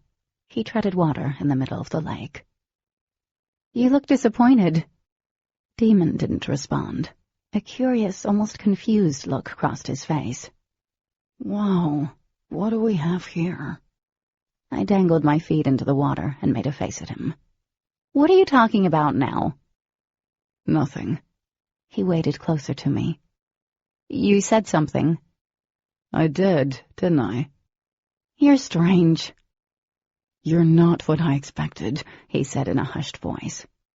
What does that mean? I asked, as he made a grab for my foot, and I moved my leg out of his reach. I'm not good enough to be your sister's friend? You don't have anything in common with her. How would you know? I shifted again as he reached for the other leg. I know. We have a lot in common, and I like her. She's nice, and she's fun. I scooted back, completely out of his grasp. And you should stop being such a dick and chasing off her friends. Demon was quiet, and then he laughed. You're not really like them. Like who? Another long moment passed. The water lapped around his shoulders, tiny ripples echoing from his chest as he pushed away. Shaking my head, I watched him disappear under the water again. I leaned back and closed my eyes. The way the warmth of the sun fell against my upturned face, and the way the heat from the rock seeped through my skin, reminded me of dozing off at the beach. Cool water tickled my toes. I could stay here all day, basking in the sun. Minus Demon, it would have been perfect. I had no idea what he meant by the whole not like them or needing a friend like me. It had to be more than him being a psycho, overprotective brother. Pushing up, I expected to see him floating on his back, but he had disappeared. I didn't see him anywhere. I stood up, careful of the sloping rock, and scanned the lake, studying the twinkling surface for a mass of black, wavy hair. I made another turn on the rock, as unease bubbled in my stomach. Did he leave me here as a joke? But wouldn't I have hurt him? I waited, thinking that any second he would break out of the water, lungs gasping for breath. But seconds turned into a minute, and then another. I kept searching the calm surface for any sign of Demon, growing more frantic with each sweep of my eyes. I dragged my hair behind my ears, cupping my hand against the harsh sun. There was no way he could have held his breath this long. No way. My breath hitched, then turned to ice in my tight chest. This was wrong. I scrambled across the rock and peered down into the still water. Had he hurt himself somehow? "Demon!" I screamed. There was no response. Chapter 6. Demon! 100 thoughts raced through my head. How long had he been under? Where had I seen him last? How long would it take for me to get help? I didn't like Demon, and yeah, I might have briefly considered the idea of drowning him, but I didn't really wish the guy dead. "Oh my God," I whispered. "This can't be happening." I couldn't afford to think anymore. I had to do something. Just as I took a small step to dive into the water, the surface heaved and Demon burst from the water. Surprise and relief rushed through me, followed by the intense urge to vomit, and then hit him. He levered himself onto the rock, the muscles of his arms popping from the strain. Are you okay? You look a little freaked out. Snapping out of it, I grabbed his slippery shoulders in an effort to assure my queasy stomach he was alive and not brain damaged from lack of oxygen. "Are you okay? What happened?" Then I smacked his arm. Hard. "Don't you ever do that again!" Demon threw his hands up. Whoa there, what is your problem? "You were under the water for so long. I thought you drowned. Why would you do that? Why would you scare me like that?" I hopped to my feet, dragging in a deep breath. "You were under the water forever." He frowned. I wasn't down there that long. I was swimming. "No, Demon, you were down there a long time. It was at least 10 minutes. I looked for you, called for you. I thought you were dead." He climbed to his feet. It couldn't have been 10 minutes. That's not possible. No one can hold their breath that long. I swallowed. "You apparently can." Demon's eyes searched mine. You were really worried, weren't you? "No shit! What part of 'I thought you drowned' didn't you understand?" I was shaking. Cat, I came up. He must not have seen me. I went right back down. He was lying. I knew it in every bone in my body. Was he just able to hold his breath for an extremely long time? But if that was the case, why wouldn't he say so? Does this happen often? He asked. My gaze snapped back to his. Does what? Imagining things. He waved his hand. Or do you have a horrible issue with telling time? I wasn't imagining anything, and I know how to tell time, you jerk. Then I don't know what to tell you. He stepped forward, which wasn't very far on the rock. I'm not the one imagining that I was underwater for 10 minutes when it was like 2 minutes tops. You know, maybe I'll buy you a watch the next time I'm in town, when I have my keys back. For some stupid reason, one I would probably never know, I'd forgotten the reason why we were here. Somewhere between seeing him half naked and then thinking he was dead, I'd lost my mind. Well, make sure you tell Dee we had a wonderful time so that you can get your stupid keys back, I said, meeting his eyes. Then we won't need a replay of today. The smug smile was plastered across his face. That's on you, kitten. I'm sure she'll call you later and ask. You'll have your keys. I'm ready. My foot slipped over the wet rock. Thrown off balance, my arms flailed in the air. Moving lightning fast, his hand shot out and grabbed mine, pulling me forward. The next thing I knew, I was against his warm, wet chest, and his arm was around my waist. Careful there, kitten. Dee would be pissed at me if you end up cracking your head open and drowning. Understandable. She'd probably think he did it on purpose. I started to respond, but couldn't. There wasn't much separating our skin in terms of clothing. My blood was pumping way too fast. It had to be the whole, almost drowning incident. A strange edginess swamped me as we stared at each other. The slight wind brushed along wet skin that wasn't pressed against one another, making the parts plastered together seem even hotter. Neither of us spoke. His chest rose and fell, the deep bottle green of his eyes shifting by degrees. It was a powerful, almost electric feeling that coursed through me, answering something in him. Well, that was strange, foolish, and illogical. He hated me. Then Demon released my waist and stepped back. He cleared his throat, his voice thick. I think it's time we head back. I nodded, disappointed, and not even sure why I was disappointed.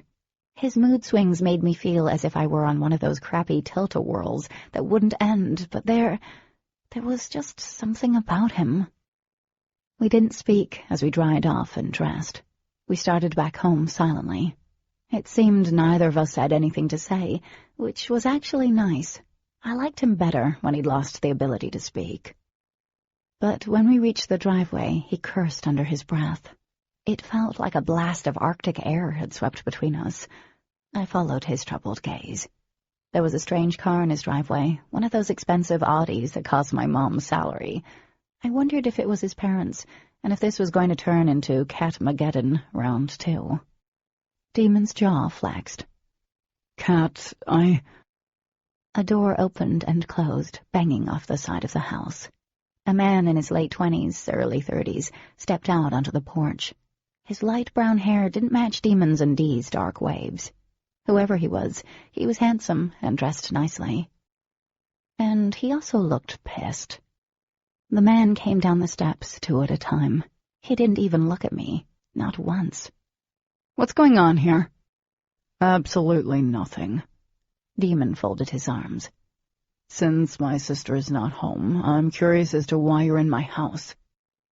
Okay, definitely not family. I let myself in, he replied. I didn't realize that would be a problem. It is now, Matthew. Matthew. I recognized the name from the phone call Dee had to take. Finally, the man's steely gaze zeroed in on me. His eyes widened slightly. They were a bright, startling blue. His lip curled as he looked me up and down. Not in a checking me out kind of way, either, but like he was sizing me up. Of all people, I'd think you'd know better, Demon. Oh, hell, here we go again. I was beginning to wonder if I was flying a freak flag. The air was rife with tension, and all because of me. It didn't make any sense. I didn't even know this guy. Demon's eyes narrowed. Matthew, if you value the ability to walk, I wouldn't go there. Weirded out to the max, I stepped to the side. I think I should go. I'm thinking Matthew should go, Demon said, stepping in front of me. Unless he has another purpose other than sticking his nose where it doesn't belong. Even Demon couldn't block the revulsion in the man's stare. I'm sorry, I said, voice wavering. But I don't know what's going on here. We were just swimming. Matthew's gaze swung on Demon, who squared his shoulders. It's not what you're thinking. Give me some credit. Dee hid my keys, forced me to take her out to get them back. A hot flush swept through me. Did he really need to tell some dude I was a pity date? And then the man laughed. So, this is Dee's little friend. That would be me, I said, crossing my arms. I thought you had this under control. He gestured toward me, sounding as if I were a homicidal clown standing next to Demon. That you'd make your sister understand. Yeah, well, why don't you try to make her understand, Demon retorted. So far, I'm not having much luck. Matthew's lips thinned. Both of you should know better. A crack of thunder startled me as they stared at one another. Lightning streaked overhead, momentarily blinding. Once the light receded, dark, tumultuous clouds rolled in. Energy crackled around me, flashing across my skin. Then Matthew turned away, casting another dark look in my direction before he headed inside Demon's house. The moment the door slammed shut behind him, the clouds parted. I stared at Demon, mouth hanging open. What just happened? I asked. He was already walking into the house, the door smacking off the frame once again, like a shot in a cannon. I stood there, not sure what happened. I looked up at the clear sky. No trace of the violent storm. I'd seen that happen 100 times in Florida, but what occurred seemed way too freakish. And thinking back to the lake, I wasn't sure what had happened, but I knew Demon had been underwater far too long. I also knew there was something not normal about him. About all of them. Chapter 7. Dee called that night, and even though I wanted to tell her that my time with Demon hadn't been all puppy dog tails and rainbows, I lied. I told her he was great. He earned his keys and then some. Otherwise, she might make him take me out on another outing. I almost felt bad for lying when she sounded happy. The next week crawled by. I had endless time to dread the fact there was only a week and a half left before school started. Dee still hadn't come back from visiting family, or whatever she was doing. Left alone and bored out of my mind, I'd gotten reacquainted with the internet intimately. It was early Saturday evening when Demon unexpectedly showed up at my door, hands shoved into the pockets of his jeans. His back was to me, head tipped back, as he stared up at the cloudless blue sky. A few stars were starting to appear, but the sun wouldn't truly set for another couple of hours. Surprised to see him, I walked outside. His head whipped down so fast, I thought he would pull a muscle. "What are you doing?" I asked. His brows slanted low. Several seconds passed, and then his lip tipped up at one corner. He cleared his throat. I like staring at the sky. There's something about it. His gaze returned to the sky. It's endless, you know. Demon almost sounded deep. Is some crazy dude going to run out of your house and yell at you for talking to me? Not right now, but there is always later. I wasn't sure if he was being serious or not.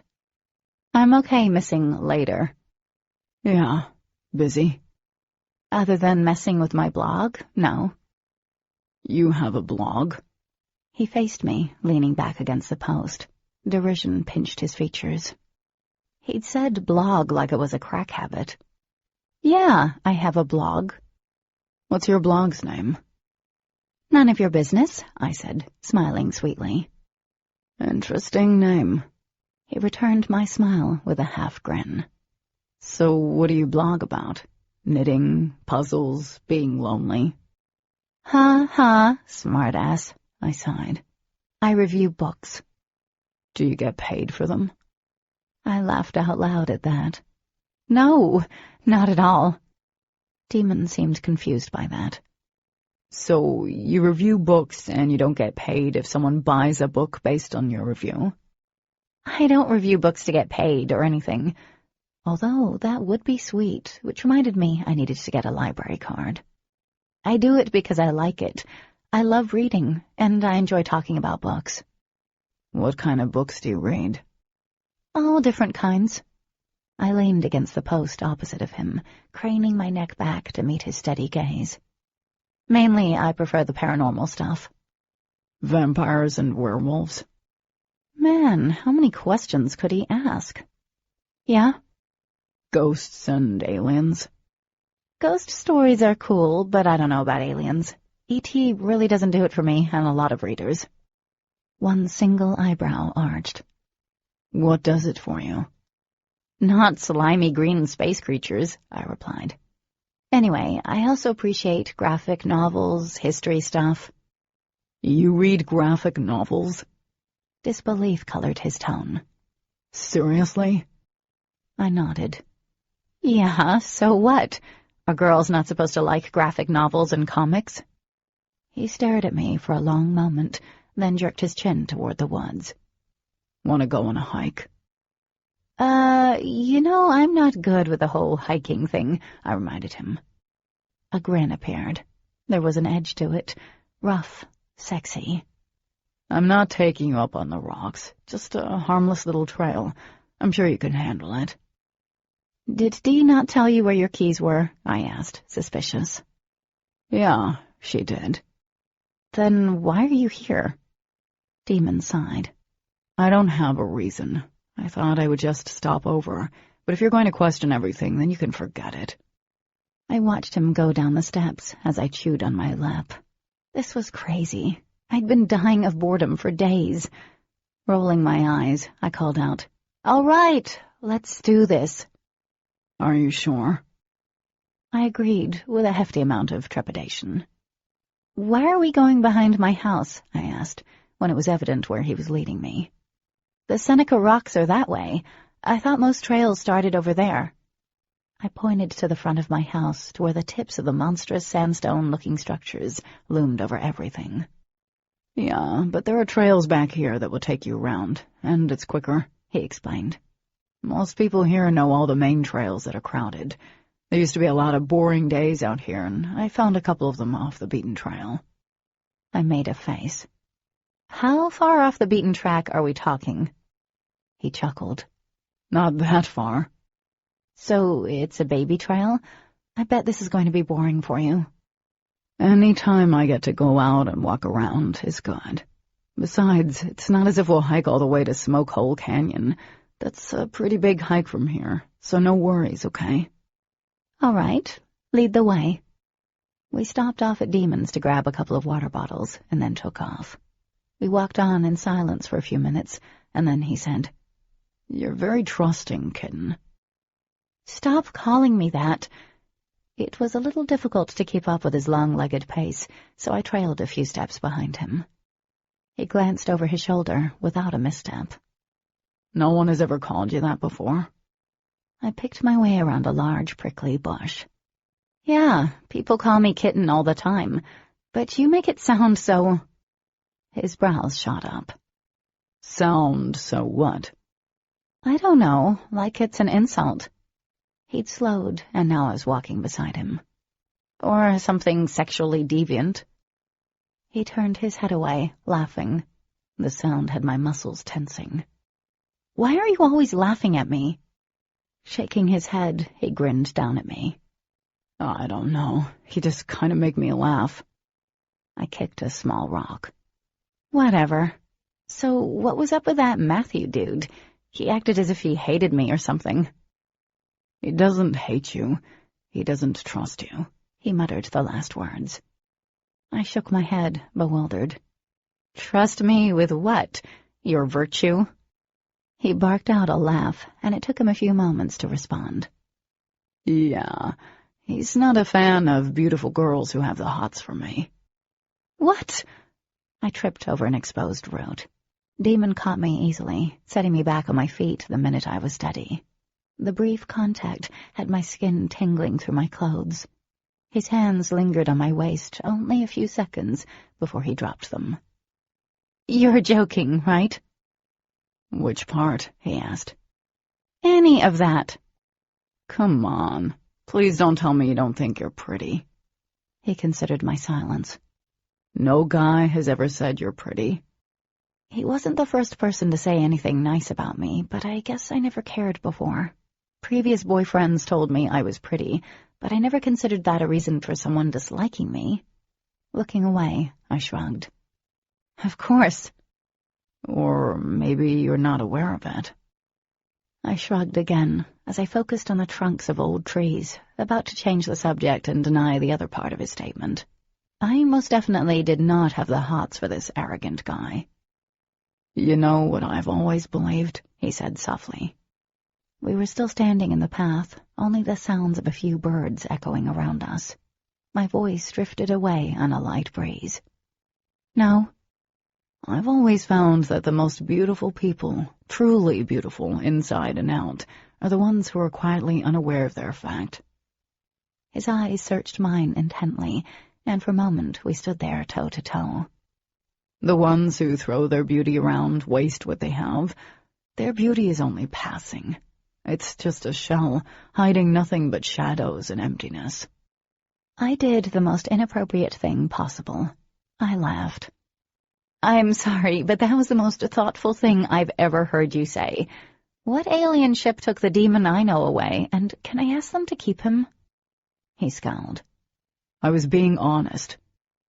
"I know, but it's just that was really... wow." And here I was, ruining probably the nicest thing he would ever say to me. He shrugged and began leading me down the trail again. "We won't go too far," he said after a few minutes. "So you're interested in history?" "Yeah, I know that makes me a nerd." I was also grateful for the change in subject. His lips twitched at that. "Did you know this land was once traveled by the Seneca Indians?" I winced. "Please, tell me we aren't walking on any burial grounds." "Well, I'm sure there are burial grounds around here somewhere.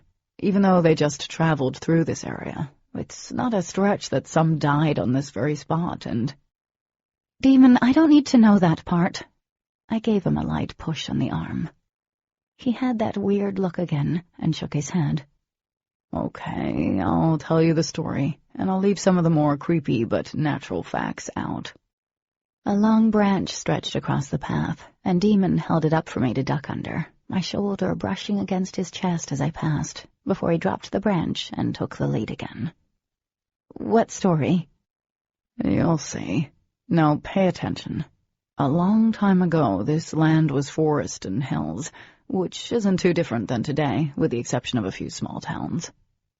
His finger drifted over the lower hanging branches as we walked, pushing the lower ones aside for me. "But imagine this place so sparsely populated that it could take days, even weeks, before you reached your nearest neighbor." I shivered. That seems so lonely. "But you have to understand, that was the way of life hundreds of years ago. Farmers and mountain men lived a few miles away from one another, but the distance was all traveled by foot or horse. It wasn't usually the safest way to travel." "I can imagine," I responded faintly. "The Seneca Indian tribe traveled through the eastern part of the United States, and at some point they walked this very path toward the Seneca Rocks." His gaze met mine. "Did you know that this very small path behind your house leads right to the base of them?" "No. They always seem so far off in the distance. I never thought of them as being that close." "If you stayed on this path for a couple of miles, you'd find yourself at the base of them. It's a pretty rocky patch even the most experienced rock climbers stay away from. See, the Seneca Rocks spread from Grant to Pendleton County, with the highest point being Spruce Knob, and an outcropping near Seneca called Champ Rocks. Now, they are kind of hard to get to, since it usually involves invading someone's property, but it can be worth it if you can scale way beyond 900 feet in the sky," he finished wistfully. "That sounds like fun." "Not." I couldn't keep the sarcasm from my voice, so I offered a pained smile. I didn't want to spoil the mood. This was probably the longest Demon and I had ever spoken without some statement earning him the finger. "It is, if you're not afraid of slipping." He laughed at my expression. "Anyway, the Seneca rocks are made out of quartzite, which is part sandstone. That's why it sometimes has a pinkish tint to it. Quartzite is considered a beta quartz. People who believe in abnormal powers or powers in nature, as a lot of Indian tribes did at one time, believe that any form of beta quartz allows energy to be stored and transformed, even manipulated by it. It can throw electronics and other stuff off, too. Hide things." "Okay." He shot me a stern look, so I decided not to interrupt anymore. "Possibly the beta quartz drew the Seneca tribe to this area. No one knows, since they weren't native to West Virginia. No one knows how long any of them camped here, traded, or made war." He paused for a few moments, scanning the terrain as if he could see them there, shadows of the past. "But they do have a very romantic legend." "Romantic?" I asked, as he led me around a small stream. I couldn't imagine anything romantic about something thrusting 900 feet in the sky. "See, there was this beautiful Indian princess called Snowbird, who had asked 7 of the tribe's strongest warriors to prove their love by doing something only she had been able to do.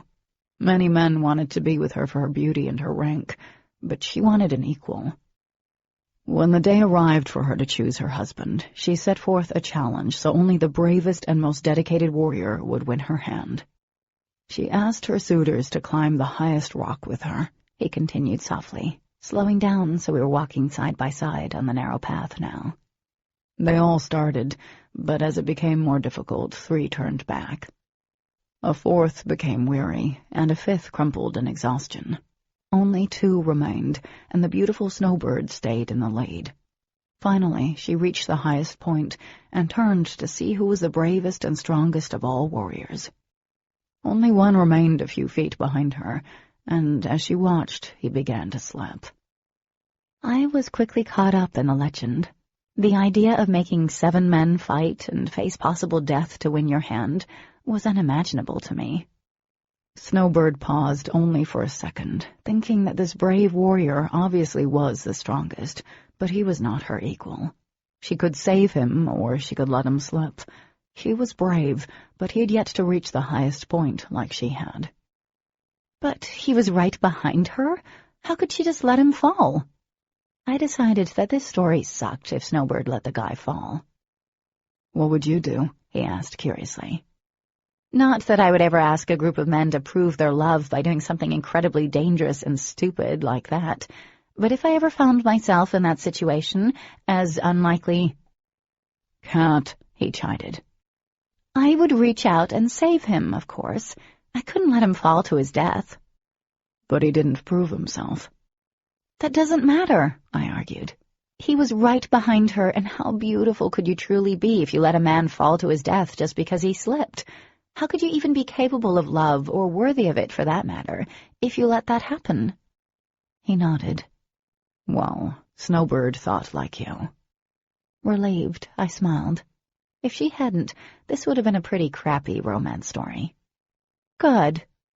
Snowbird decided that the warrior was her equal, and with that, her decision had been made. She grabbed the man before he could fall. The chief met them and was very pleased with his daughter's choice in mate. He granted their marriage and made the warrior his successor.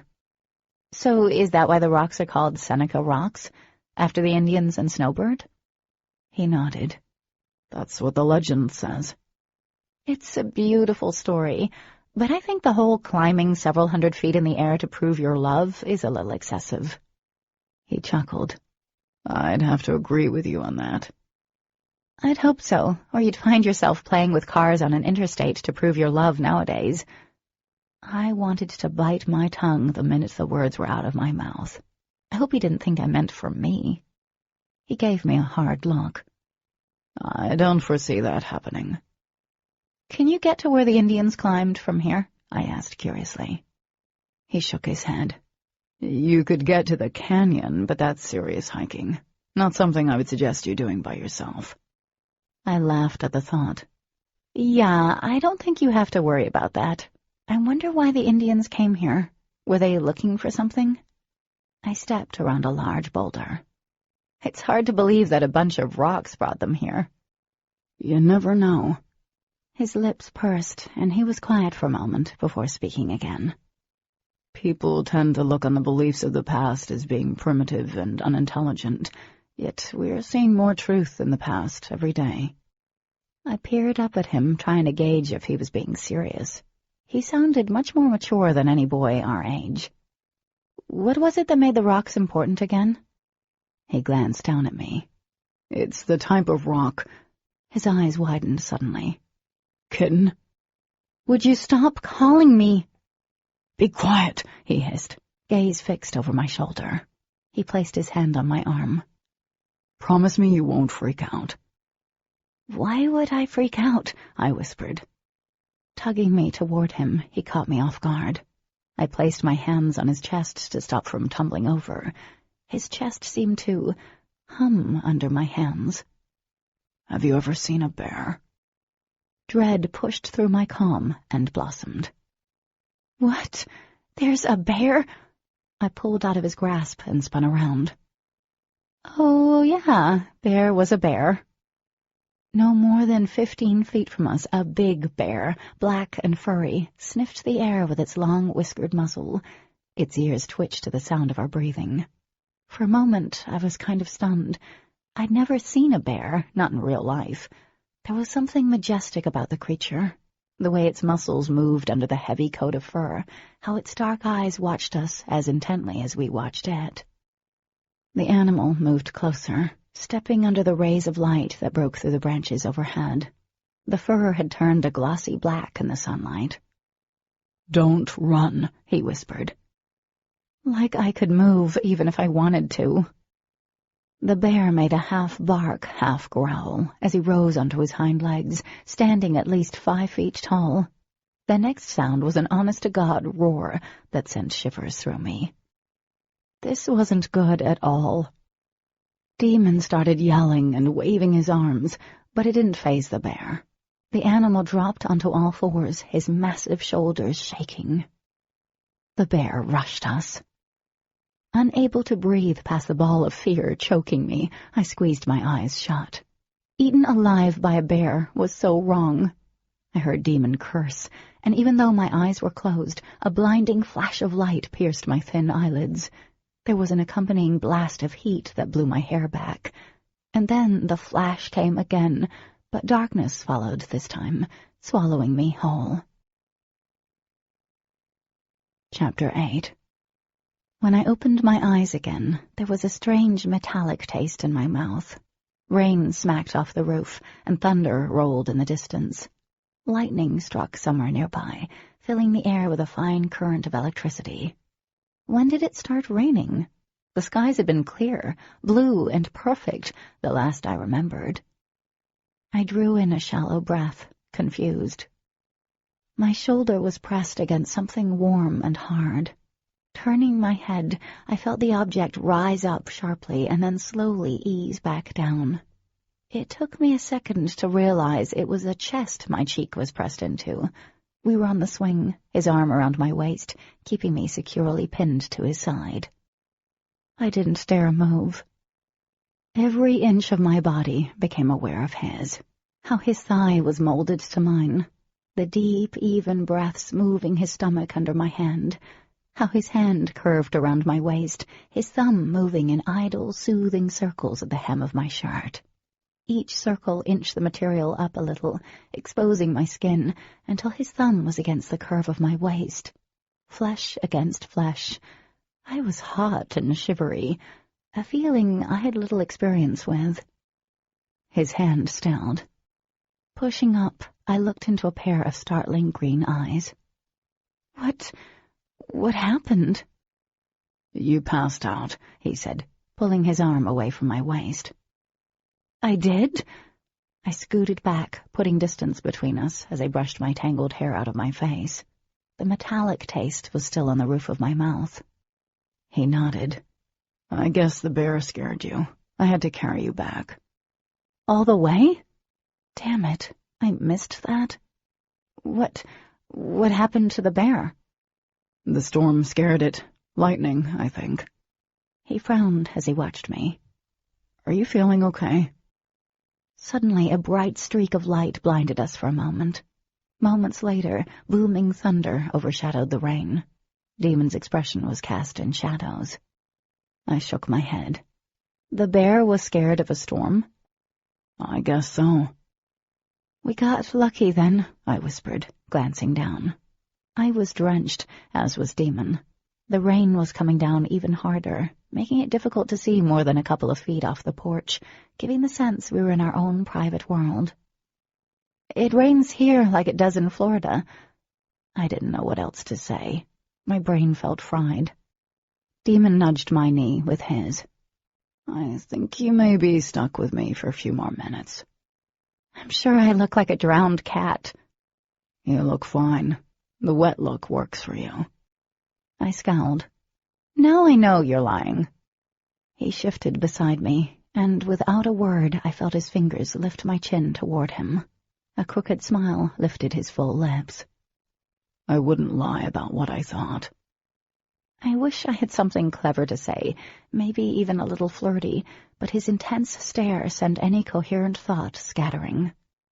Confusion flashed in his eyes as he leaned forward, his lips parting slightly. I think I understand now. Understand what? I whispered. I like to watch you blush. His voice barely above a murmur as his thumb traced circles on my cheek. He lowered his head, resting his forehead against mine. We sat like that, the two of us, caught in something that hadn't been there before. I think I stopped breathing. My heart seemed to take several stuttered steps, and then freeze, anticipation welling up through me, threatening to spill over in any given second. I didn't even like him. He didn't like me. This was insane, but it was happening. Lightning struck again, this time much closer. The following snap of thunder didn't even startle us. We were in our own world, and then his crooked smile slipped from his face. His own eyes were confused and desperate, but still searching mine. Time seemed to slow, every second stretching out before me, tantalizing and torturing every breath I took, waiting, wanting to show him whatever he was looking for, as his eyes darkened to a deep green. His face strained, as if he were waging an internal battle. Something in his eyes made me feel very unsure. I knew the second he made up his mind. He took a deep breath, and his beautiful eyes closed. I felt his breath against my cheek, slowly moving to my lips. I knew I should pull back. He was bad news. But my own breath caught in my throat. His lips were so close to mine. I desperately wanted to meet him halfway, to rush forward, to test if his lips were as pillow-soft as they looked. "Hey, guys!" Dee called out. Demon jerked back, sliding in one fluid movement and putting a healthy distance between us on the swing. I sucked in a sharp breath, surprise and disappointment churning in my stomach. My body was still tingling, as if it had been deprived of oxygen. We'd been so absorbed in each other, neither of us had noticed the rain had stopped. Dee came up the steps, her smile fading as her gaze went from her brother to me. She squinted her eyes. I was sure my face was blood red, making it obvious that she'd interrupted something. But she only stared at her brother, her lips forming a perfect pouty O. He grinned at her, the same lopsided grin that gave the impression that he was secretly laughing. "Hey there, sis. What's up?" "Nothing," she said, eyes narrowing. "What are you doing?" "Nothing," he replied, jumping from the swing. He glanced at me over one broad shoulder. "Just earning bonus points." His words whipped through the pleasant haze as he hopped off the porch and ambled toward his own house. I glanced at Dee, wanting to chase after Demon and drop-kick him. Was almost kissing me a part of the deal to get his keys back, or to keep you happy? My voice was tight. My skin hurt. Dee sat beside me on the swing. No, that was never a part of the deal. She blinked slowly. Was he about to kiss you? I felt my cheeks burn even hotter. I don't know. Wow, she murmured, her eyes wide. That was unexpected. And this was awkward. I didn't want to even think about what would have happened if she hadn't showed, and definitely not while she was sitting here. You went to visit family? Yeah, I had to before school started. Sorry I didn't get a chance to tell you. It kind of happened all of a sudden. Dee paused. What were you and Demon doing earlier, before the almost kissing part? We went on a walk, that's all. That's odd, she continued, watching me closely. I had to steal his keys, but he got them back. My face scrunched. Yeah, thanks for that, by the way. There's nothing like a boy being blackmailed into hanging out with you to boost the self-esteem. Oh, no, it wasn't like that at all. I thought he needed motivation to be nicer. He must really value his car, I muttered. Yeah, he does. Has he been spending a lot of time with you while I was gone? We haven't spent that much time together. We went to the lake one day and then just today. That's all. A curious look crossed her features, and then she smiled. Did you guys have a good time? Unsure of how to answer, I shrugged. Yeah, he was actually pretty decent. I mean, he has his moments, but it wasn't all bad. If I didn't count the fact he was being forced into spending time with me, had almost kissed me for bonus points. Demon can be nice when he wants. Dee pushed back on the swing, using one foot on the floor to keep it moving. Where did you guys go for a walk? We followed one of the trails and talked, but then we saw a bear. A bear? Her eyes widened. Holy crap, what happened? I sort of passed out or something. Dee stared at me. You passed out? I flushed. Yeah, Demon carried me back to the porch and, yeah, well, the rest is whatever. She was watching me closely again, curious. Then she shook her head. Changing the subject, she asked if she'd missed anything else while she was gone. I filled her in while my mind was completely elsewhere. Dee mentioned something about watching a movie later before she left. I think I agreed. Long after I'd gone inside and pulled on a pair of old sweats, I was still confused over Demon. He'd seemed almost likable during our hike, before flashing back to super douche. Flushing and frustrated, I flopped on the bed and stared at the ceiling. There was a network of tiny cracks in the plaster. My gaze traveled over them as my mind replayed the events leading up to the almost kiss.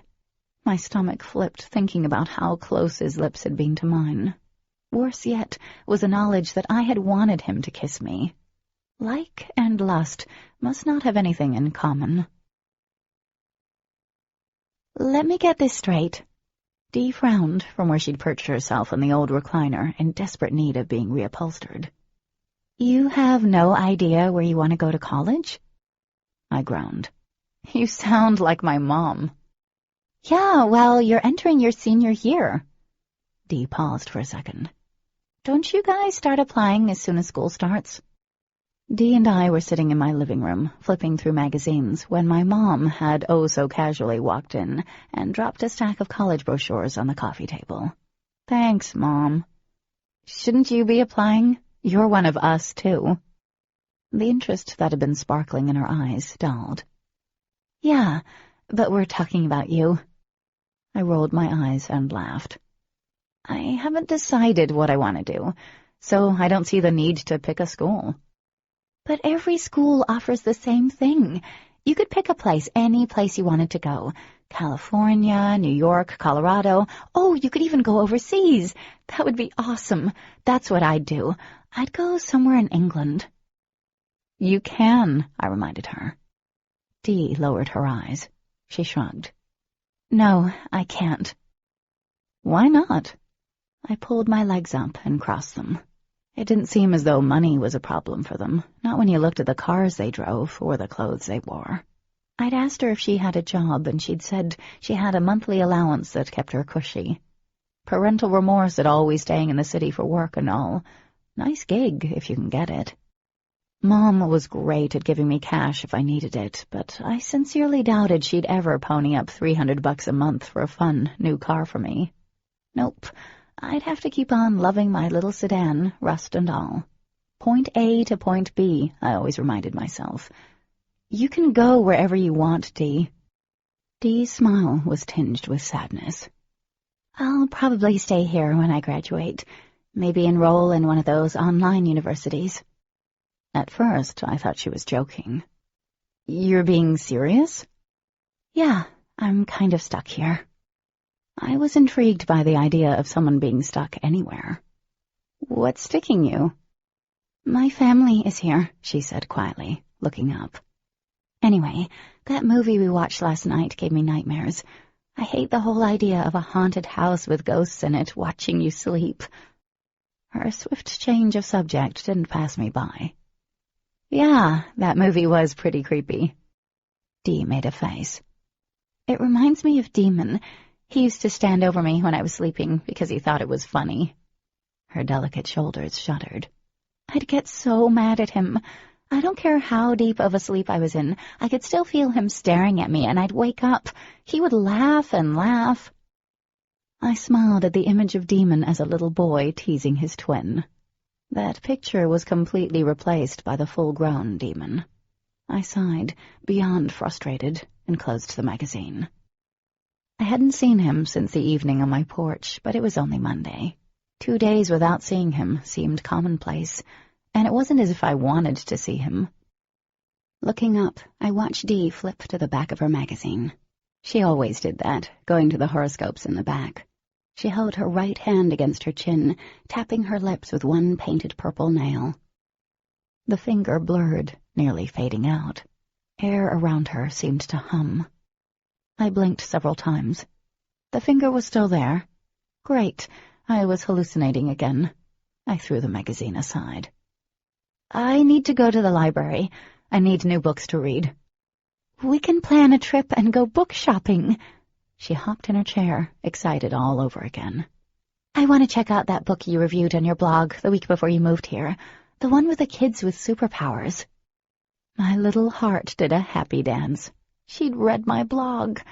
I didn't even remember telling her the name. That would be fun, but I was thinking about going to the library tonight. I can't beat it when it's free. Do you want to come with me? Tonight? She questioned, eyes widening. I can't tonight, but I can go tomorrow night. It's no big deal if you can't go. I've been thinking about going for a couple of days, but I keep putting it off, and I need brain candy before I have to read school stuff. Dark hair swung around her impish face as she shook her head. Oh, it's no big deal. I don't mind going with you. I can't go tonight. I have plans already. If I didn't, I'd go. It's okay, Dee. I can go to the library alone, and then we can go shopping later. I pretty much know my way around town now. Not as if I can get lost or anything. It's only like 5 blocks. I paused, and then quickly asked about her plans for the evening, trying to change the subject. Dee's lips were firm. Nothing. Just friends are back in town. My innocent question obviously put her on the spot, and she seemed reluctant to say what she was actually doing. She shifted on the recliner, focused on her nails. I felt like I'd pried, but I didn't understand how that question could have made her uncomfortable. There was also a part of me hurt and disappointed I wasn't included. I hope you guys have fun tonight, I lied. Well, not a real lie, but at least half of a lie. I'm not proud of it, but there you have it. Right or wrong, I felt left out. Dee squirmed in her seat as she watched me. Her eyes squinted, much like they'd done the day on the porch. I think you should wait until I can go with you. There have been a couple of girls who've gone missing recently. Going to the library wasn't going to a house that cooked meth, but I remembered the missing poster I'd seen the other day, and shrugged. Okay, I'll think about it. Dee stayed until it was nearly time for my mom to go to work. On the way out, she stopped at the edge of the porch. Really, if you can wait until tomorrow night, I'll go to the library with you. I agreed once more and gave her a quick hug. I missed her the moment she left. The house was too quiet without her. Chapter 9. After dinner with Mom, I headed out. It didn't take very long to get into town and find the library again. The streets, which during the few times I'd been in town had always been populated, were now pretty much deserted. On the ride down, the skies had started to cloud over, too, giving the entire downtown an eerie ghost town feeling.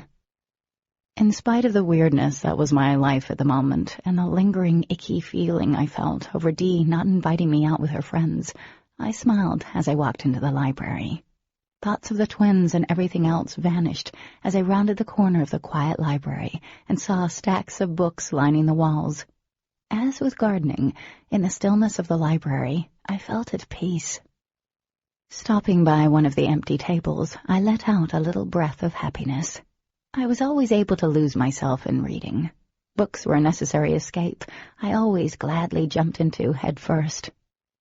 Time passed faster than I realized, and the library took on a gloomy aura.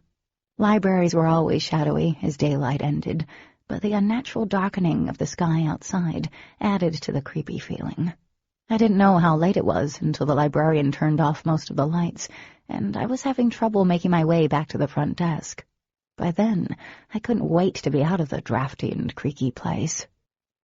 A flash of lightning lit up the bookshelves, and thunder rolled outside the windows. I hoped I could make it to my car before it started pouring. Clutching the books I wanted to check out to my chest, I hurried to the front desk. I was done in record time, barely having the time to say thank you before the librarian turned her back and dashed off to lock up. "Well, then," I muttered under my breath. The impending storm had turned dusk to night, making it seem much later than it was. Outside, the streets were still barren. I looked behind me, thinking about staying until the rain passed, but the final light in the library snicked off. I gritted my teeth and shoved my books into my backpack before heading out. I stepped out onto the pavement, and the sky opened in a torrential downpour, soaking me within seconds. I tried my best to keep my backpack from getting wet as I fumbled with my keys and hopped back and forth. The rain was freaking freezing. "Excuse me, miss?" A gravelly voice interrupted my struggles. "I was hoping you could help me." Intent on getting the door open and the books out of the rain, I didn't hear anyone approach. I shoved my backpack into the car and tightened the hold on my purse as I turned toward the sound. A man came out of the shadows and stood under the streetlight. Rain coursed down his light-colored hair, plastering the longish strands to his head. His wire-framed glasses slipped down the bridge of his crooked nose as he stood with his arms wrapped around his chest, his thin body shivering slightly. "My car back there." He gestured behind him, shouting a bit to be heard over the rain pounding against the hood. "Has a flat tire. I was hoping you had a tire iron." I did, but every fiber in my body was telling me to say no, even though the man looked as if he couldn't throw a stone very far. "I'm not sure." My voice was smaller than I intended. I pushed at my wet hair and cleared my throat. I shouted back, "I don't know if I have one or not." The man's smile was weary. "I couldn't have picked a better time, could I?" "No, you couldn't." I shifted from one foot to the next. Part of me wanted to leave him there with an apology, but then there was this other part of me, a huge part of me, that was never good at telling people no. I chewed my lower lip as I hovered by the door. I couldn't leave him in the rain. The poor man looked about to crumple over any second. Pity for him pushed away the sense of dread that always came when you were confronted with the unknown. I couldn't leave him stuck in the rain when I knew I could help.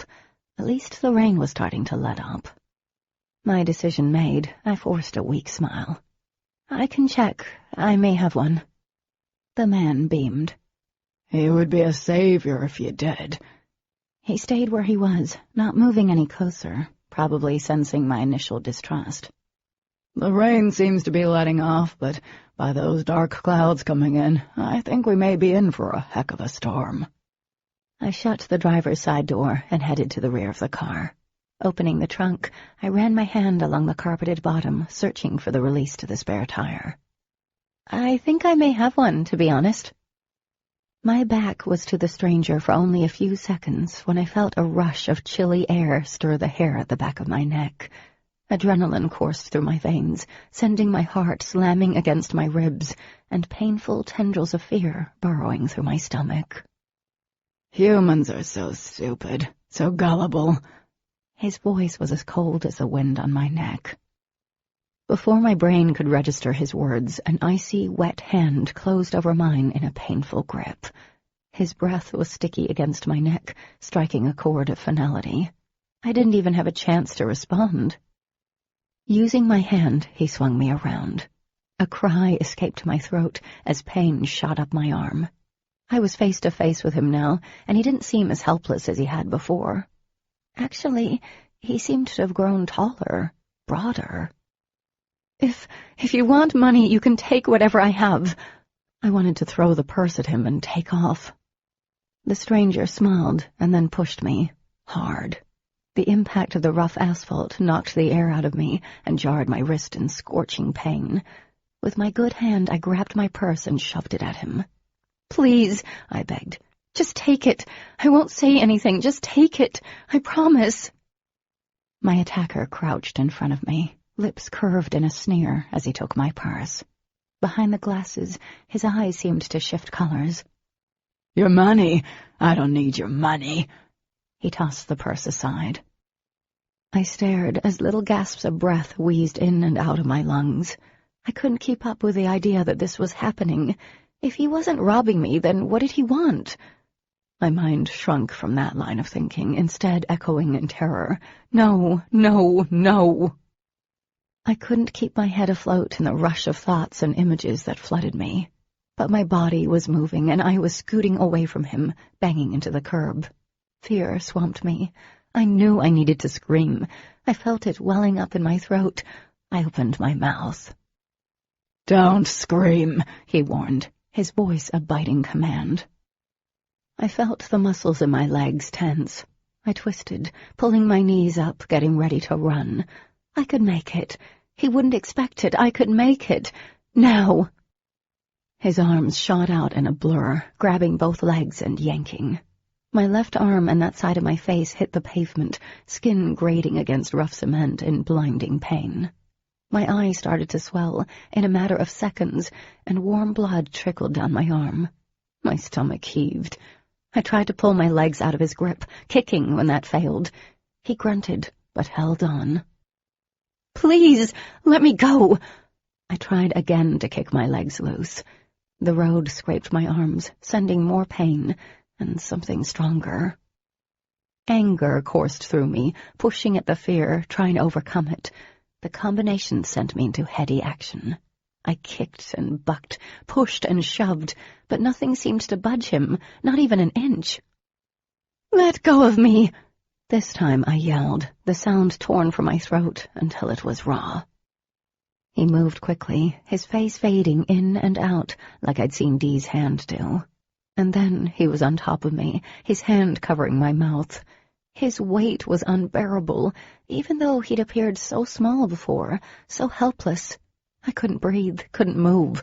He was crushing me, but the thought of what was to come next nearly destroyed me. Someone had to have heard me. It was my only hope. He lowered his head, sniffing my hair. A shudder of revulsion rolled through me. He hissed.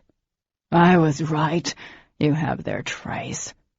He moved his hand from my mouth and gripped my shoulders. "Where are they?" I don't understand," I choked out. "Of course you don't." His face contorted with disgust.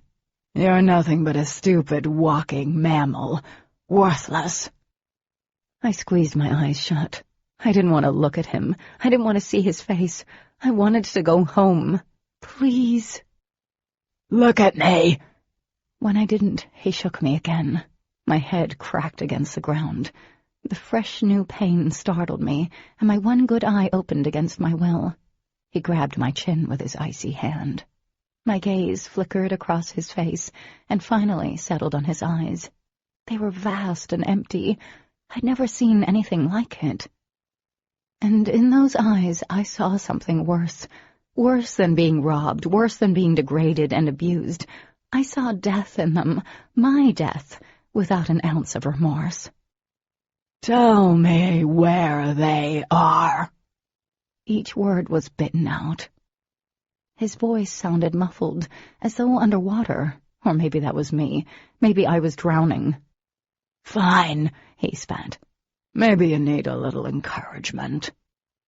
Within a second, his hands wrapped around my throat, and he squeezed. Before I had a chance, the last breath that I'd taken for granted was cut off.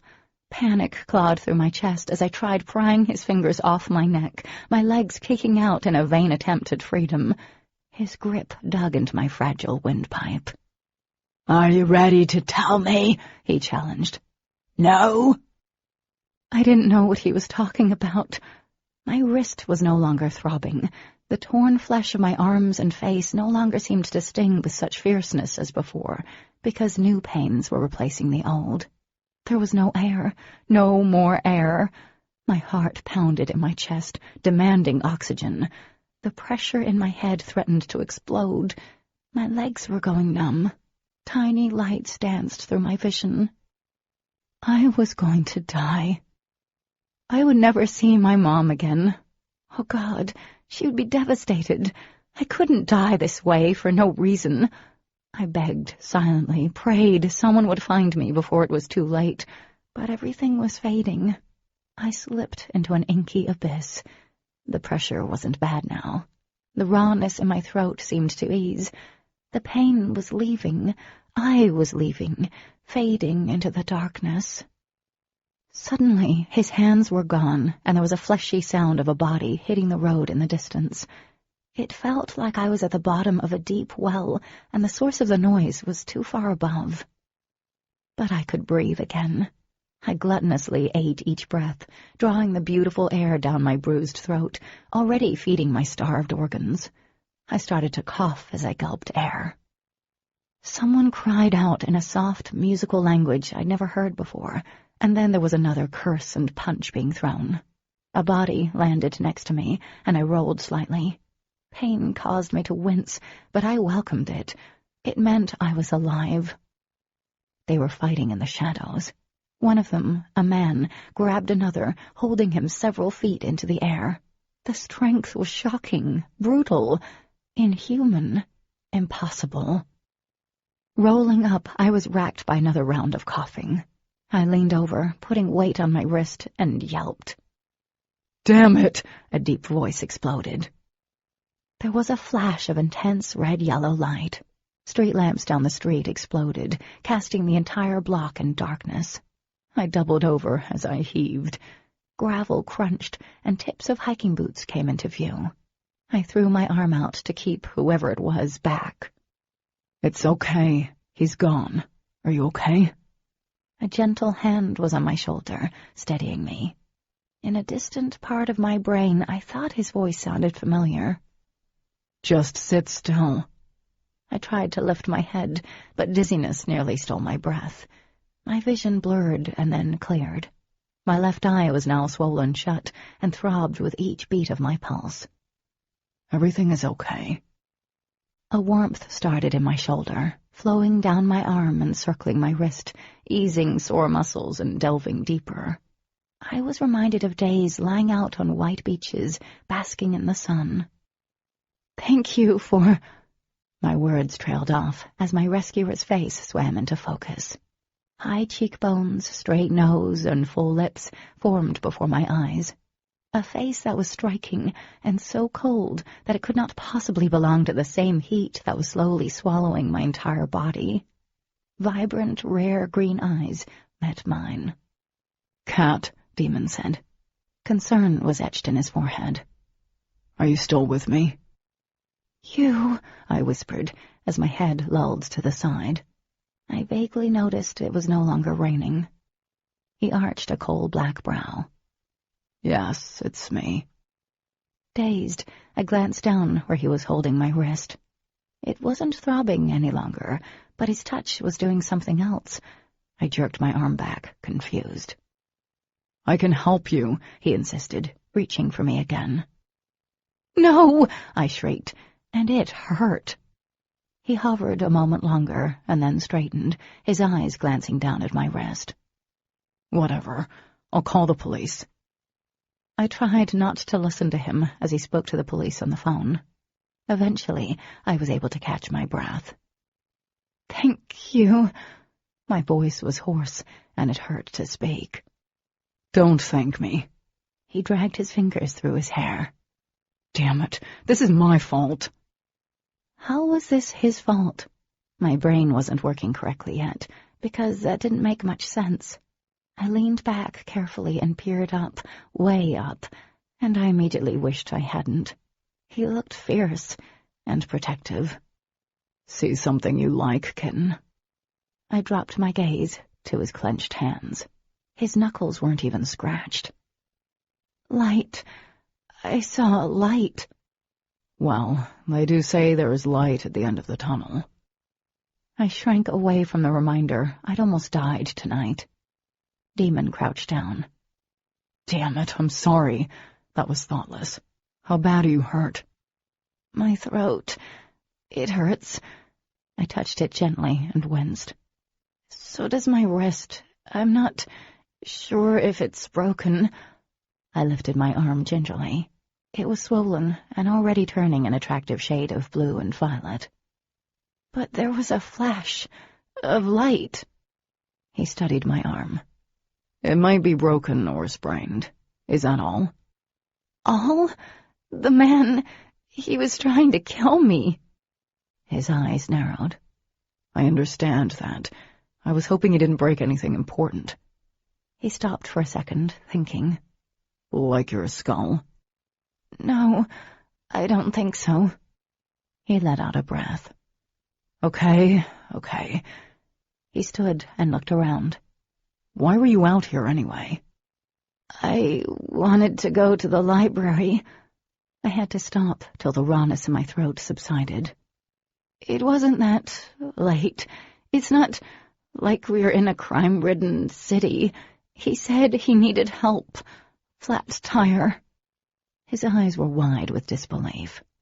"A stranger approaches you for help in a dark parking lot and you go and help him? That has to be one of the most careless things I've heard in a long time." He crossed his arms and stared down at me. "I bet you think things through, though, right? Accept candy from strangers and get into vans with a sign that reads free kittens?" I gasped. He began to pace. "Sorry wouldn't have been helpful if I didn't come. Now would it?" I ignored the last statement. "So why were you out here?" My throat was finally feeling slightly better. It still hurt like a bitch, but at least every word wasn't like being pulled across concrete.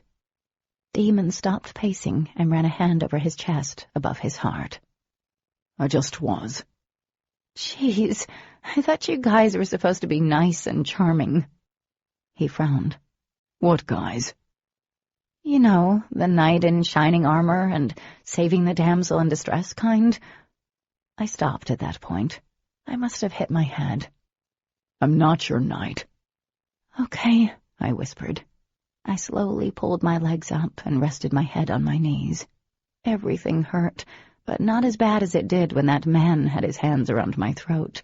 I shivered at the thought. "Where is he now?" "He took off. Long gone by now," Demon assured. "Cat." I lifted my head. His hulking frame loomed over me as he stared at me. His gaze was unnerving, piercing. I didn't know what to say. I didn't like how Demon's body cast a shadow from the moonlight, and I made a move to try and stand. "I don't think you should stand." He kneeled again. "The ambulance and police should be here any minute. I don't want you passing out." "I'm not going to pass out," I denied, finally hearing the sirens. "I don't want to have to catch you if you do." He examined his knuckles for a few moments. Did he say anything to you?"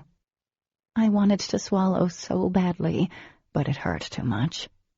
"He said I had a trace on me, and he kept asking where they were. I don't know why." He hurriedly looked away, drawing a sharp breath. "He sounds like a lunatic."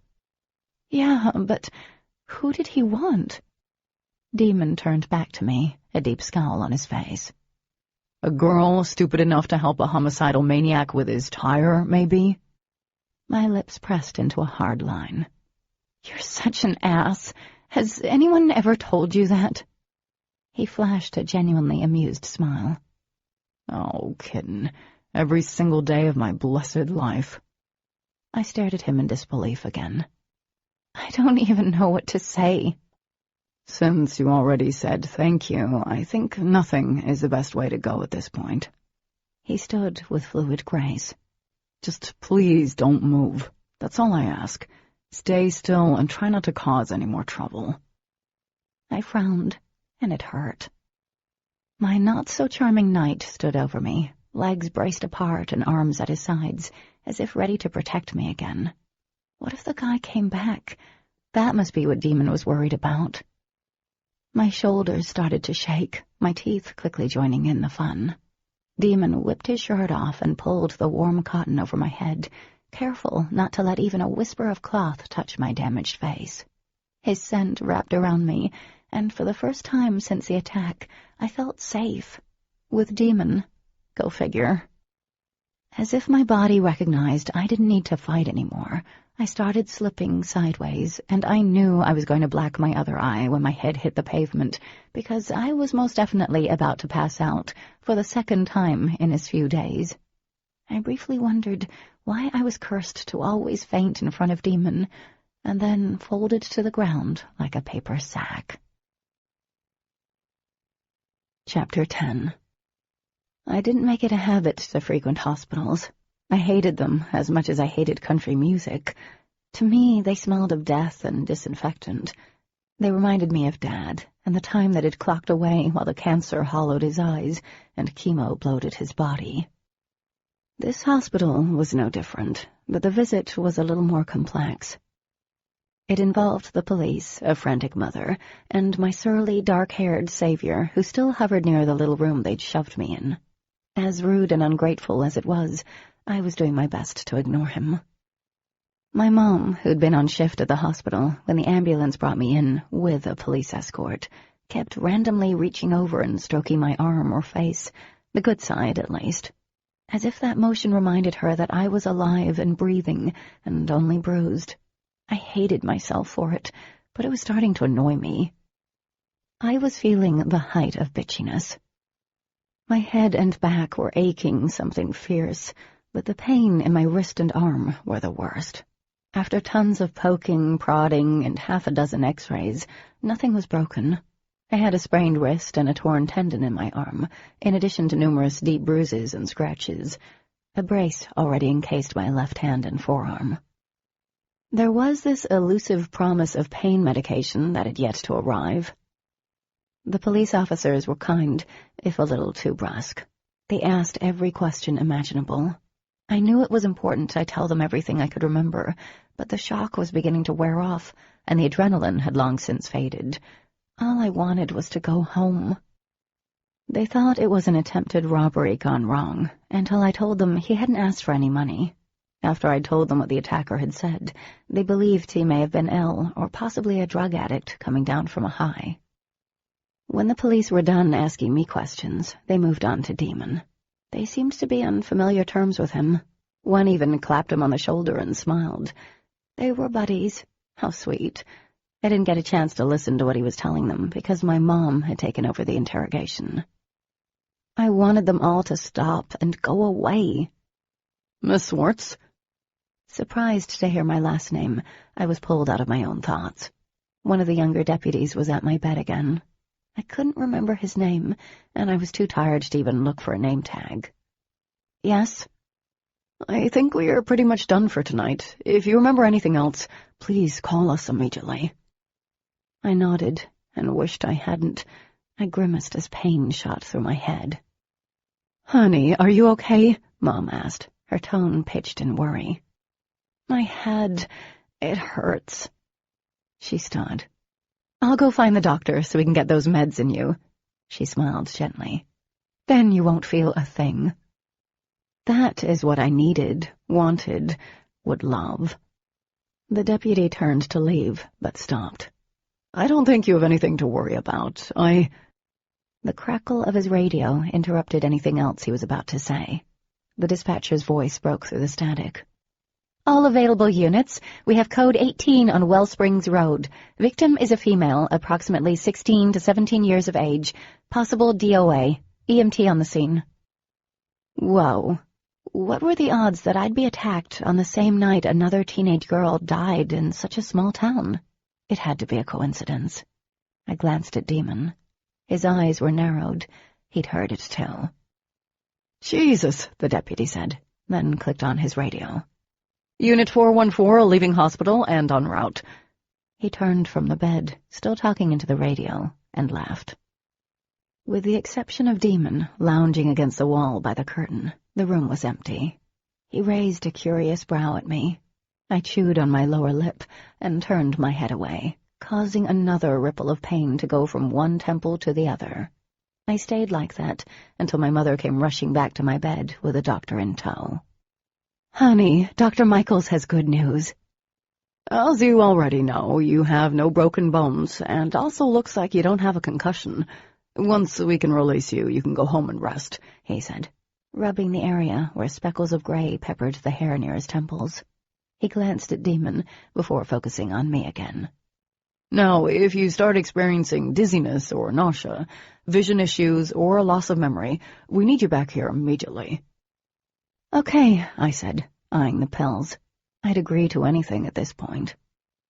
After the doctor left, Mom hovered as I took the small plastic cup and pills from her, swallowing them quickly.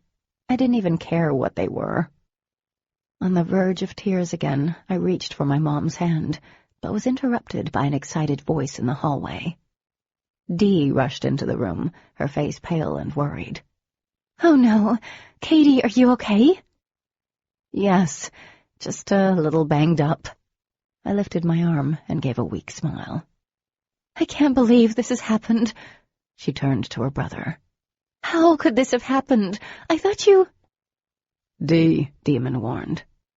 She darted away from her brother, lingering on the other side of my bed. I'm so sorry about this. It's not your fault. She nodded, but I could tell she was harboring guilt. My mom's name was called over the loudspeaker. Her face strained. She excused herself and promised to be back in a few seconds. Can you leave soon? Dee asked. I dragged my attention back to her. I guess so. I paused. As long as my mom comes back. She nodded. Did you see the guy who attacked you? Yeah, he said some crazy stuff. I closed my eyes, and it seemed to take longer than normal to reopen them. Something about finding them. I don't know. I shifted on the hard bed. The bruises didn't hurt as much. Weird. Dee paled. I hope you can leave soon. I hate hospitals. I do, too. Her nose wrinkled. They have such a strange smell to them. That's what I've always told Mom, but she thinks I make it up. Dee shook her head. No, it's not you. They have this musty smell. My eyelids flickered open again and focused on Demon. He had his eyes closed as he leaned his head against the wall, but I knew he was listening to everything. Dee talked about taking me home if my mom couldn't leave. I was struck again by the twins. Demon and Dee didn't belong here, but I did. I could blend easily with the whitewashed walls and pale green curtains. I was as plain as the linoleum, but these two seemed to light the room with their flawless beauty and demanding presence. The medication was kicking in. I was poetic and high. Bliss. Dee shifted, and my view of Demon was blocked. I immediately felt panic rising and struggled to move until I could see him again. My pulse quieted the moment my gaze settled on his still form. He didn't fool me. He was trying to pretend he was relaxed, leaning against a wall like that with his eyes closed and all, but his jaw was clenched, and I knew he was like a coiled spring, filled with vigilant energy. "You're handling this well. I'd be totally freaked out, rocking in the corner somewhere." Dee smiled. "I'll freak out," I murmured. "Give me time." I wasn't sure how much time passed before my mother returned with a bothered expression on her pretty face. "Honey, I'm sorry to disappear on you," she said in a rush. "There was a bad accident, and they're bringing in multiple victims. You may have to stay here a while." "I have to stay, at least until we determine if we need to move them to a larger hospital. A bunch of nurses are off, and the hospital isn't staffed to handle this type of crisis." I stared at her, dumbfounded. I felt my bitchiness gaining ground. Screw everyone else. I'd nearly died tonight, and I wanted my mom. "Miss Swartz, we can take her home," Dee said. "I'm sure she wants to go home. I know I would, and it would be no problem for us to do it." I begged Mom with my eyes to take me home herself. I would feel better if she was here, or with me, in case she does have a concussion, and, well, I don't want anything else to happen. "We would never let anything happen." Dee's gaze was steady. "We'll take her right home and stay with her. I promise." I could tell Mom was wrestling with the need to keep me close and her responsibility to those injured in the accident. I felt contrite for making her choose. Plus, I knew seeing me in the hospital had to be a painful reminder of Dad. My eyes darted to Demon, and the bitchiness eased from my shoulders. I gave my mom a weak smile. "It's okay, Mom. I'm feeling a lot better, and I'm sure nothing else is wrong. I don't want to stay here." Mom sighed, wringing her hands. "I can't believe this would happen on tonight of all nights." Her name was called over the loudspeaker once more. She did something very uncharacteristic and cussed. "Damn it!" Dee immediately jumped up. "We can do it, Mrs. Swartz." Mom glanced at me and then the door. "Okay, but if she seems in any way out of character," she turned to me, "or if your head starts hurting more, call me immediately. No, call 911. "I will," I reassured her. She leaned down and kissed me swiftly on the cheek. "Get some rest, honey. I love you." Then she was off, rushing down the hallway. Dee grinned impishly as I looked at her. "Thank you," I said, "but you don't have to stay with me." She frowned. "Yes, I will. No arguments." She dashed from my side. "I'll go see what I can do to spring you from this place." I blinked, and she was gone, but Demon had inched closer. His expression was stoic as he stood at the foot of my bed. I closed my eyes. "Are you going to insult me again? Because I'm not up to pair for that." "I think you meant par." "Pair, par, whatever." I opened my eyes and found him staring. "Are you really okay?" "I'm great." I yawned loudly. "Your sister acts as if this is her fault." "She doesn't like it when people get hurt," he said softly. "And people tend to get hurt around us." A chill snaked around my insides. Even though his expression was blank, his words were heavy with pain. "What does that mean?" He didn't answer. Dee came back then, a grin on her face. "We're good to go, with doctor's orders and all." "Come on, let's get you home." Demon moved to the side of my bed and, surprisingly, he helped me sit up and then stand. I stumbled a few steps, having to stop. "Whoa, I feel buzzed." Dee's face was sympathetic. "I think the pills are starting to work." "Am I slurring yet?" I asked. "Not at all," Dee laughed. I sighed, exhausted to the point of almost falling over. My body was whisked up into the air and against Demon's hard chest before being deposited gently into a wheelchair. "Hospital rules," Demon explained, and wheeled me out, stopping only long enough for me to sign a couple of forms before steering me toward the parking lot. He helped me into Dee's back seat, mindful of the arm brace, by carrying me again and placing me into the rear. "I can walk, you know." "I know." He walked around and slid in next to me. I tried to keep on my side of the car and my head up, because I doubted he'd appreciate me lying on him. But once Demon settled next to me, my head sort of fell to his chest. He stiffened for a moment, and then placed an arm around my shoulder. The warmth of him quickly seeped into my bones. It felt right at that moment to be nestled against him. I felt safe, and it reminded me of the heat that had come off his hand earlier. I snuggled the good side of my face against the soft fabric of his t-shirt and thought his arm tightened around me, but that could have been the pills.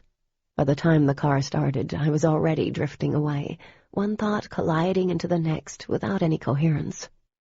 I wasn't sure if I was dreaming or not when I heard Dee speak, her voice sounding muted and far away. I told her not to go. I could still see it. I know. There was a pause. Don't worry. I'm not going to let anything happen this time. I swear. Silence, followed by more hushed whispers. You did something, didn't you? She asked. It's stronger now. I didn't mean to. Demon shifted slightly, smoothing the hair off my face. It just happened. Shit. Several long moments passed, and I struggled to stay awake.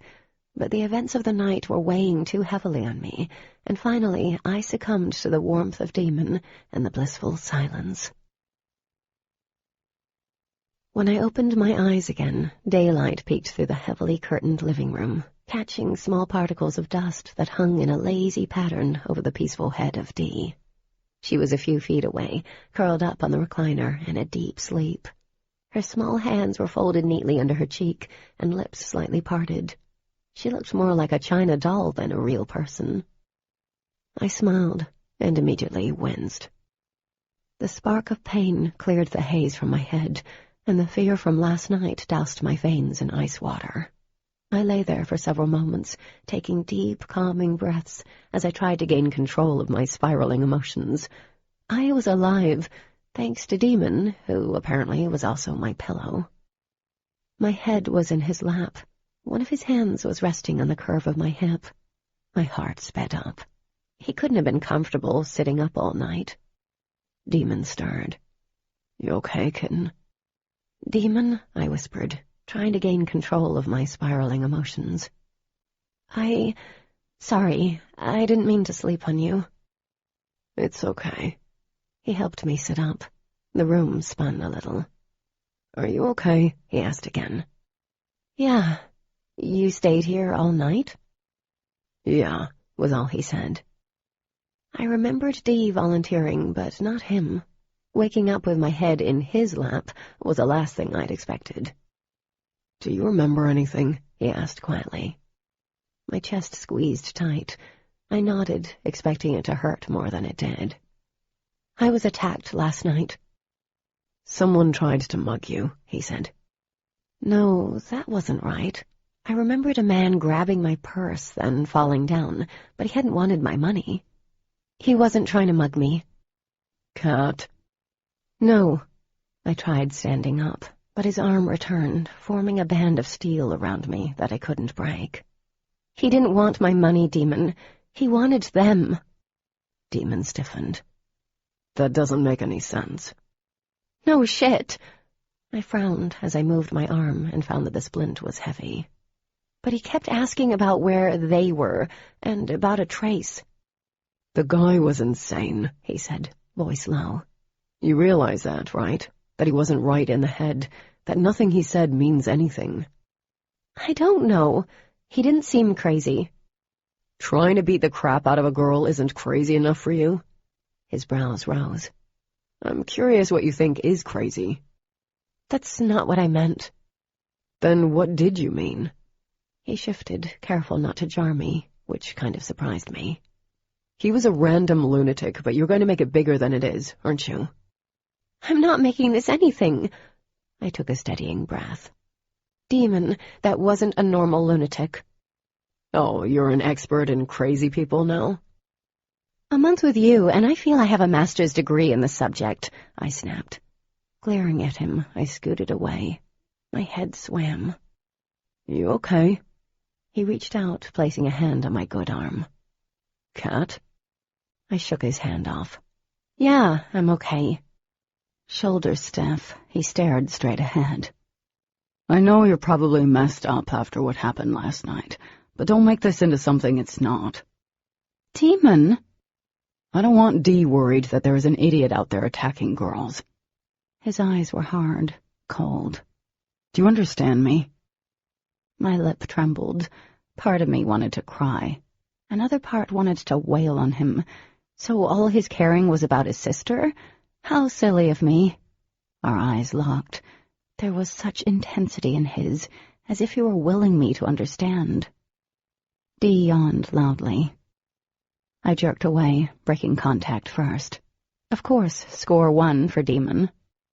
"Good morning," Dee chirped, as one or both of her legs dropped to the ground, sounding surprisingly heavy for someone as slender as she was. "Have you guys been awake long?" Another sigh, much louder and more annoyed than the first, pushed through Demon's hard lips. "No, Dee. We just woke up and were talking. You were snoring so loudly we couldn't stay asleep any longer." Dee snorted. "I doubt that. Katie, are you feeling okay this morning?" "Yeah, I'm a little sore and stiff, but overall okay." She smiled, but her eyes were still hooded with guilt, which made no sense. She tried to smooth down her curls, but they sprung back into disarray as soon as she removed her hands. "I think I'm going to make you breakfast." Before I could respond, she dashed off to the kitchen, and I heard numerous doors open and close, pots and pans clanging against each other. "Okay." Demon stood and stretched. The muscles of his back were taut under his shirt. I looked away. "I care more about my sister than I do anything in this universe," he said quietly, each word punctuated by truth. "I'd do anything for her, to make sure she's happy and she's safe. Please don't worry her with crazy stories." I felt infinitely small. "You're a dick, but I won't say anything to her." When I looked up, I found it hard to concentrate when his eyes were as bright as they were. "Okay? Happy?" Something flickered over his face. Anger, regret. "Not really. Not at all." Neither of us looked away again. There was a heavy quality to the air, tangible. "Demon!" Dee called from the kitchen. "I need your help." "We should go see what she's doing before she destroys your kitchen." He rubbed his hands down his face. "It's possible." Keeping quiet, I followed him out into the hallway, where the light spilled in from the open door. I winced at the abrupt brightness, and suddenly remembered I hadn't brushed my hair or my teeth yet. I cringed away from Demon. "I think I need to go." He raised an eyebrow at me. "Go where?" I felt my cheeks turn hot. "Upstairs. I need a shower." Surprisingly, he didn't fire back with the door I'd left open. He nodded and disappeared into the kitchen. At the top of the stairs, my fingers mindlessly went to my lips, and then another shiver rolled through me. How close to dying did I come last night? "Is she really going to be okay?" I heard Dee ask. "Yeah, she'll be fine," Demon responded patiently. "You have nothing to worry about. Nothing is happening. Everything was taken care of when I came back here." I crept closer to the landing. "Don't look like that. Nothing will happen to you." Demon sighed with real frustration this time. "Or her, okay?" Another gap of silence followed. "We should have expected something like this." "Did you?" Dee asked, her voice rising sharply. "Because I was trying not to. I was trying to hope that we could have a friend, a real one, without them getting—" Their voices lowered, becoming unintelligible. Were they talking about me? They had to be, but that didn't make sense. I stood in absolute confusion, trying to figure out what they could be talking about. Demon's voice rose. "Who knows, Dee? We will see how it plays out." He paused and then laughed. "I think you're beating those eggs to death. Here, let me have them." I listened a few more moments as they bantered back and forth like normal before I peeled myself away from my spot. Without warning, another stolen conversation quickly resurfaced. The night before, as I coasted in and out of consciousness in the car, I'd overheard both of them whispering worries that I couldn't comprehend. I wanted to shrug off the nagging feeling that they were hiding something. I hadn't forgotten Dee's weird aversion to me going to the library, or the strange light I'd seen outside the library that reminded me so much of the light in the woods when I'd seen the bear and passed out, something that I'd never done before in my life. And then there was the day at the lake when Demon had turned into Aquaman. I walked numbly to my bathroom and flipped on the light, expecting to see my face busted up.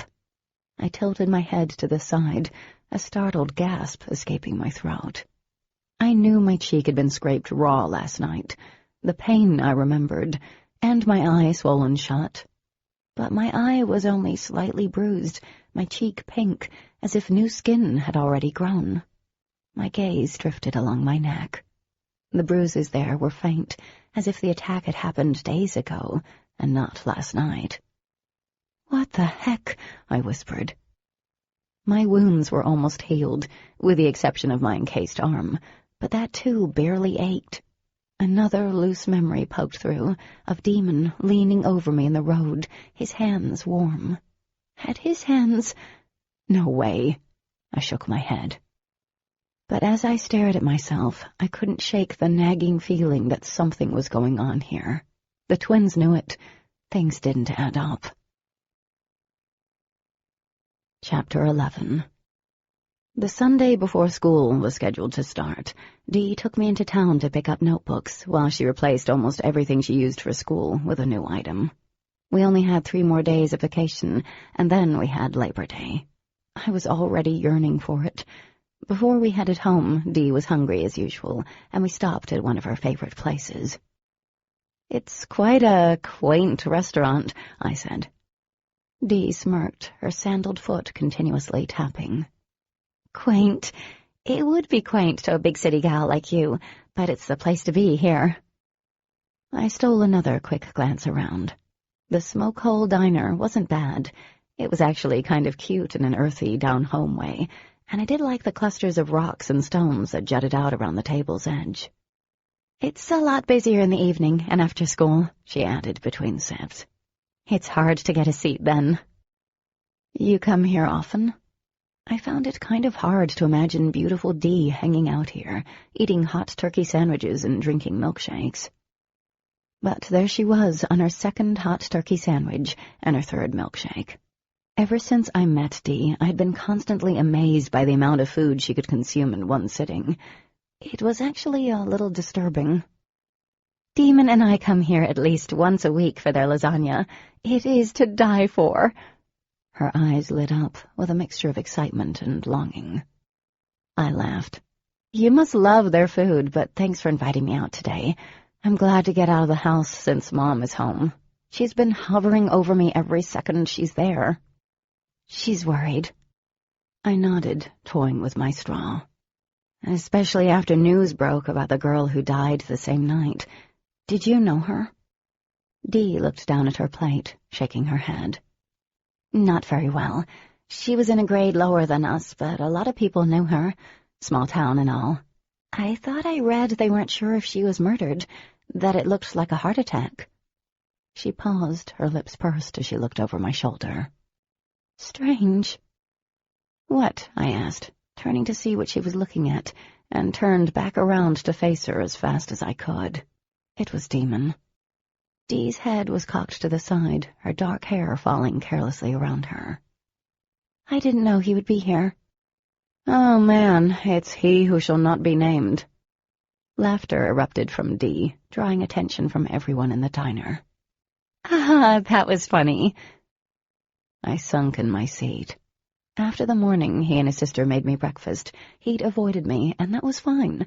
I had wanted to thank him for sort of saving my life. A proper thank you that didn't end in insults, but the few times I'd been able to catch him, he stopped, only long enough to give me a look that warned me not to even think about approaching him. Demon might be the most physically flawless male I'd ever seen. His face was something that any artist would die to get a chance to sit and sketch. No light reflected badly off him. But he could also be the biggest jerk on the planet. "He's not going to come over here, right?" I whispered to Dee, who suddenly looked very amused. "Hello, sis." I sucked in a deep breath at the sound of his husky voice.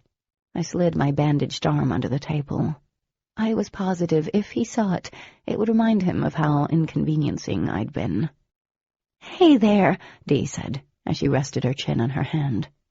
"What are you doing here today?" I'm hungry, he responded dryly. This is where people come to eat, isn't it? I stared very intently at my half-eaten burger and fries, moving them around on my plate, praying to whoever was listening that I could fade into the rustic-colored booths until he left. I forced myself to think about anything: books, television shows, movies, Demon, the grass outside. That is, except you, who must come here to play with her food. Ah, damn it. I plastered the brightest smile I could muster and steeled myself. My smile faltered the instant I met his eyes. He looked at me expectantly, as if he knew what I was really thinking, wanted me to fight back. Yeah, see, my mom normally takes me out to Chuck E. Cheese's for dinner, so I'm a little out of my element, missing the ball pen and all. Dee snorted and looked up at her brother. Isn't she great? Just lovely. He crossed his arms, his tone as dry as ever. How's your arm? His question took me off guard. My arm actually felt fine. I wanted the splint off, but my mom refused to let me even shower without it. It's better. It's okay. Thank you. Don't. He cut me off, running a hand through a mess of black waves. Your face looks a lot better, by the way. I subconsciously placed a hand on my cheek. Well, thanks, I think. I looked at Dee with disbelief and mouthed the words, my face, to her.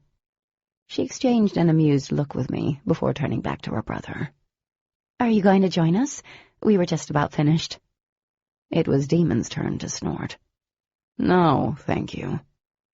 I returned to poking my food around on my plate, as if the idea of eating with us was the most absurd thing. Well, that's too bad. Dee didn't miss a beat. Demon, you're here already. I glanced up at the sound of a very excited female. A small, pretty blonde waved from the main entrance. Demon waved back, not as joyously, and I watched as she practically bounced over to our table. When she reached Demon, she stretched up and gave him a quick kiss on his cheek before wrapping a possessive arm around his. An ugly, hot feeling unfurled in my belly. He had a girlfriend? I glanced at Dee. His sister didn't look happy. The girl finally looked down at our table. Hey, Dee, how are you doing? Dee returned her smile with a very tight one. Great, Ash. How have you been? I've been really good. She nudged Demon as if that was a private joke between the two of them. I couldn't breathe. I thought you were leaving again, Dee asked, her usually warm eyes turning sharp. With your brothers and coming back when school starts? Changed my mind. She glanced up at Demon again, who was beginning to shift uncomfortably. Interesting, Dee responded, her expression taking on a very cat-like quality. Oh, how rude of me. Ash, this is Katie. She gestured over at me. She's new to our exciting little town. I forced myself to smile at the girl. I had no reason to be jealous or to care, but damn, this girl was pretty. Ash's smile faded. She took a step back. This is her? My eyes darted to Dee. I can't do this, Demon. Maybe you guys can be okay with this, but I'm not. Ash tossed her blonde hair back with a tan hand. This is wrong. Demon sighed. Ash. Her full lips thinned. No. Ash, you don't even know her. Dee came to her feet. You're being ridiculous. The traffic in the diner literally stopped. Everyone stared. I felt heat, a mixture of embarrassment and anger, creep across my face as I stared at Ash. I'm sorry, but did I do something? Ash's extraordinarily bright blue eyes fixed on me. Yeah, how about breathing, for starters? Excuse me? I said. You heard me, Ash snapped. Then she turned to Demon. Is this why everything is going to shit in a handbasket? Why my brothers are running around the country? That's enough. Demon grabbed Ash's arm. There's a McDonald's down the street. We'll get you a Happy Meal. Maybe that'll make you happier. What's going to shit? I demanded. The urge to get up and rip out her hair was hard to ignore. Ash's glare burned into me like twin lasers. Everything is going to shit. Well, this was fun. Demon cocked a brow at his sister. I'll see you at home. I watched them leave, boiling with anger. But under that anger was also hurt. Dee plopped back in the seat. Oh my God, I'm sorry. She's a complete bitch. I looked at her as my hands shook. Why did she say those things to me? I don't know. She might be jealous. Dee toyed with her straw, not meeting my eyes. Ash has a thing for Demon, always had. They used to date. My brain got hung up on the words used to for a second. Anyway, she heard about him coming to your rescue that night. Of course she's going to hate you. Are you serious? I didn't believe her. All of that because Demon saved me from being killed? Frustrated, I slammed my splint down on the table and winced. And Demon treats me like I'm a total terrorist. Ridiculous. He doesn't hate you, she replied quietly. I think he wants to be honest, but he doesn't. That's why he acts like that. That made no sense to me. Why would he want to hate me? I don't want to hate him, but he makes it hard not to. Dee glanced up, her eyes full of tears. Kat, I'm sorry. My family is a little weird. So is this town. So is Ash. See, her family is a friend of our family, and all of us have a lot in common. I stared at her, waiting for her to explain how in the hell that had anything to do with Ash's bitchiness. They are triplets, you know. Dee sat back against the booth, staring listlessly at her plate. She has 2 brothers, Adam and Andrew. Wait, I gaped at her. You're telling me there's a set of triplets here and you guys are twins? Her face scrunched up as she nodded. In a town with a population of, like, 500? I know, it's weird, she said, glancing up. But we do have it in common, and all of us are kind of tight-knit. Small towns don't do well with weird, and I'm sort of dating her brother, Adam. I gaped. You have a boyfriend? When she nodded, I shook my head. You've never mentioned him before. She shrugged, looking away. It's not something I thought about bringing up. We don't see each other a lot. I clamped my mouth shut. What girl doesn't talk about her boyfriend? If I had one, I'd talk about him, at least mention him once, maybe twice. I stared at Dee with new eyes, wondering how much more she wasn't telling me. Sitting back, my gaze drifted beyond Dee, and it was like a switch being thrown. I started noticing things, little things.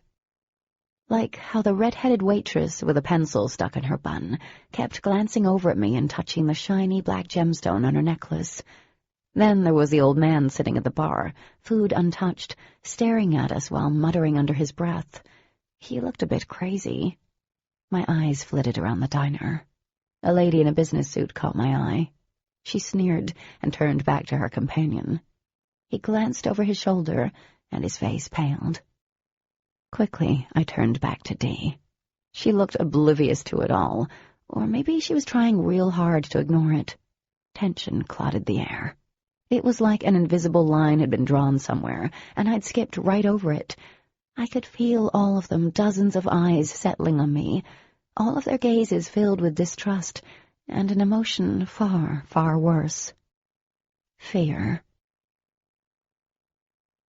The last thing I wanted to be wearing was a splint on my first day at a new school, but since my mom was insistent that I'd wait until my checkup tomorrow after school, I was struck with more than the "look, a new girl" reactions I got the moment I stepped into the halls of PHS.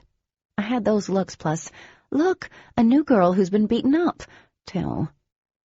Everyone stared as if I were a 2-headed alien rolling up into school. I wasn't sure if I should feel like a celebrity or an escaped mental patient. No one spoke to me. Luckily, PHS was easy to navigate and find classes. I was used to high schools that were at least 4 stories tall, had multiple wings and open campuses. PHS had a couple of floors, but that was it. I found my homeroom class easily and sat through curious stares and a few tentative smiles. I didn't see my neighbors until second period, and it was Demon who strolled in, seconds before the bell rang, with an easy smile on his full lips. Conversations practically ceased. Several of the girls around me even stopped scribbling in or on their notebooks. Demon had a sort of rock star entrance with that deadly swagger. He had everyone's attention, especially when he shifted his trig textbook from one hand to the other, and then ran his fingers through the tousled waves of his thick hair, letting it fall back over his forehead. His jeans hung low on his hips, so when he lifted his arm, he flashed a row of golden skin that somehow made math all the more interesting. A girl with reddish hair sighed next to me and said under her breath, "God, what I wouldn't do for a piece of that. A demon sandwich should be on the menu." Another girl giggled. "That is terrible." "Along with the Thompson twins as a side dish," the redhead replied, flushing as he drew close. "Lessa, you're such a hoe bag," laughed the brunette. I hastily averted my eyes to my notebook, but I still knew he'd taken the seat directly behind me. The entire length of my back tingled. A second later, I felt something poke me in my back. Biting down on my lip, I glanced over my shoulder. His smile was lopsided. "How's the arm, kitty cat?" Excitement and dread warred inside me. Did he write on my back? I wouldn't be surprised if he had. I felt my cheeks redden at the sparkle in his green eyes. "Good," I said, tucking my hair back. "I get the splint off tomorrow, I think." Demon tapped his pen off the edge of the desk. "That should help." "Help with what?" He circled the pen in the air, apparently encompassing my fashion sense. "With what you've got going on there." My eyes narrowed. I didn't even want to know what he was referencing. There was nothing wrong with my jeans or my shirt. I looked like everyone else in the classroom, with the exception of kids who had their shirts tucked into their pants. I hadn't seen a cowboy hat or teased bangs yet. These kids looked like the kids in Florida, just with less potential for skin cancer. Lessa and her friend had stopped talking, watching Demon and me with open-mouthed stares. I swore to God, if Demon said anything ignorant, I was going to lay him out in class. My splint was heavy enough to do damage. Leaning forward, his warm breath danced along my cheek when he spoke. "Less people will stare without the splint, is all I'm saying." I didn't believe for 1 second that was all he was talking about. On top of that, with him this close to my face, everyone was staring. And we weren't looking away from each other. We were stuck in the middle of an epic stare-down I refused to lose. Something passed between us, reminiscent of the strange current I'd felt with him before. A boy on the other side of Demon gave a low whistle. "Ash is going to kick your ass, Demon." Demon's grin went up a notch. "Nah, she likes my ass too much for that." The boy chuckled. Eyes still on me, he tipped his desk forward even further. "Guess what?" "What?" "I checked out your blog." Oh, dear baby Jesus. How did he find it? Wait, more importantly was the fact that he had found it. Was my blog now Googleable? That was awesome sauce with an extra heaping of sauce. Stalking me again, I see. Do I need to get a restraining order? "In your dreams, kitten." He smirked. "Oh, wait, I'm already starring in those, aren't I?" I rolled my eyes. "Nightmares, Demon, nightmares." He smiled, his eyes twinkling, and I almost smiled back, but luckily the teacher started calling roll, forcing an end to, well, whatever was going on between us. I turned around in my seat, letting out a slow breath. Demon laughed softly. When the bell rang, signaling the end of class, I couldn't get out of there quick enough. I did so without looking back to see what Demon was doing. Math was going to suck butt, more than it normally did, if he sat behind me in class every day. Out in the hallway, Lessa and her friend fell in step with me. "You're new here," said the brunette. Observant. Lessa rolled her dark eyes. That's not obvious, Carissa. Carissa ignored her friend, pushing her square-framed glasses up her nose as she deftly stepped out of the way of another stupid kid barreling through the crowded hall. How do you know Demon Black so well? Considering the first kids to talk to me were doing so because I'd been talking to Demon, I wasn't thrilled. I moved in next to them in the middle of July. Ah, I'm jealous. Lessa pursed her lips. Half the population at the school would love to trade places with you. I'd gladly change positions with them. By the way, my name is Carissa, and that's Lessa, if you hadn't figured it out yet. We've lived here our whole lives. Carissa waited. My name is Katie Swartz from Florida. Oddly, they didn't have thick accents like I'd been expecting. You came here to West Virginia from Florida? Lessa's eyes went wide. Are you insane? I smiled. My mom is. What happened to your arm? Carissa asked, as they followed me up the crowded stairs. There were so many people in the stairwell, I didn't want to announce what happened, but Lessa apparently knew. She was mugged in town, remember? She nudged Carissa with a curvy hip. The same night Sarah Butler died. Oh, yeah, Carissa said, frowning. They're holding a memorial for her tomorrow during the prep rally. So sad. Unsure of how to respond, I nodded. Lessa smiled as we reached the second floor. I had English at the end of the hall that I was pretty sure I shared with Dee. Well, it's nice meeting you. We don't get a lot of new people here. Nope, Carissa agreed. No new kids since the triplets arrived here when we were freshmen. You mean Ash and her brothers? I asked, confused. And the Blacks, Lessa answered. All 6 of them showed up within days of each other, had the entire school going crazy. Wait. I stopped in the middle of the hall, earning a few nasty looks from people I knocked off course. What do you mean, all 6 of them? And all of them came here at the same time? Pretty much, Carissa said, fixing her glasses. And Lessa isn't kidding. It was crazy for months afterward. Can you blame us, though? Lessa stopped by a classroom door, brow wrinkling. Oh, you didn't know there'd been 3 of the Blacks?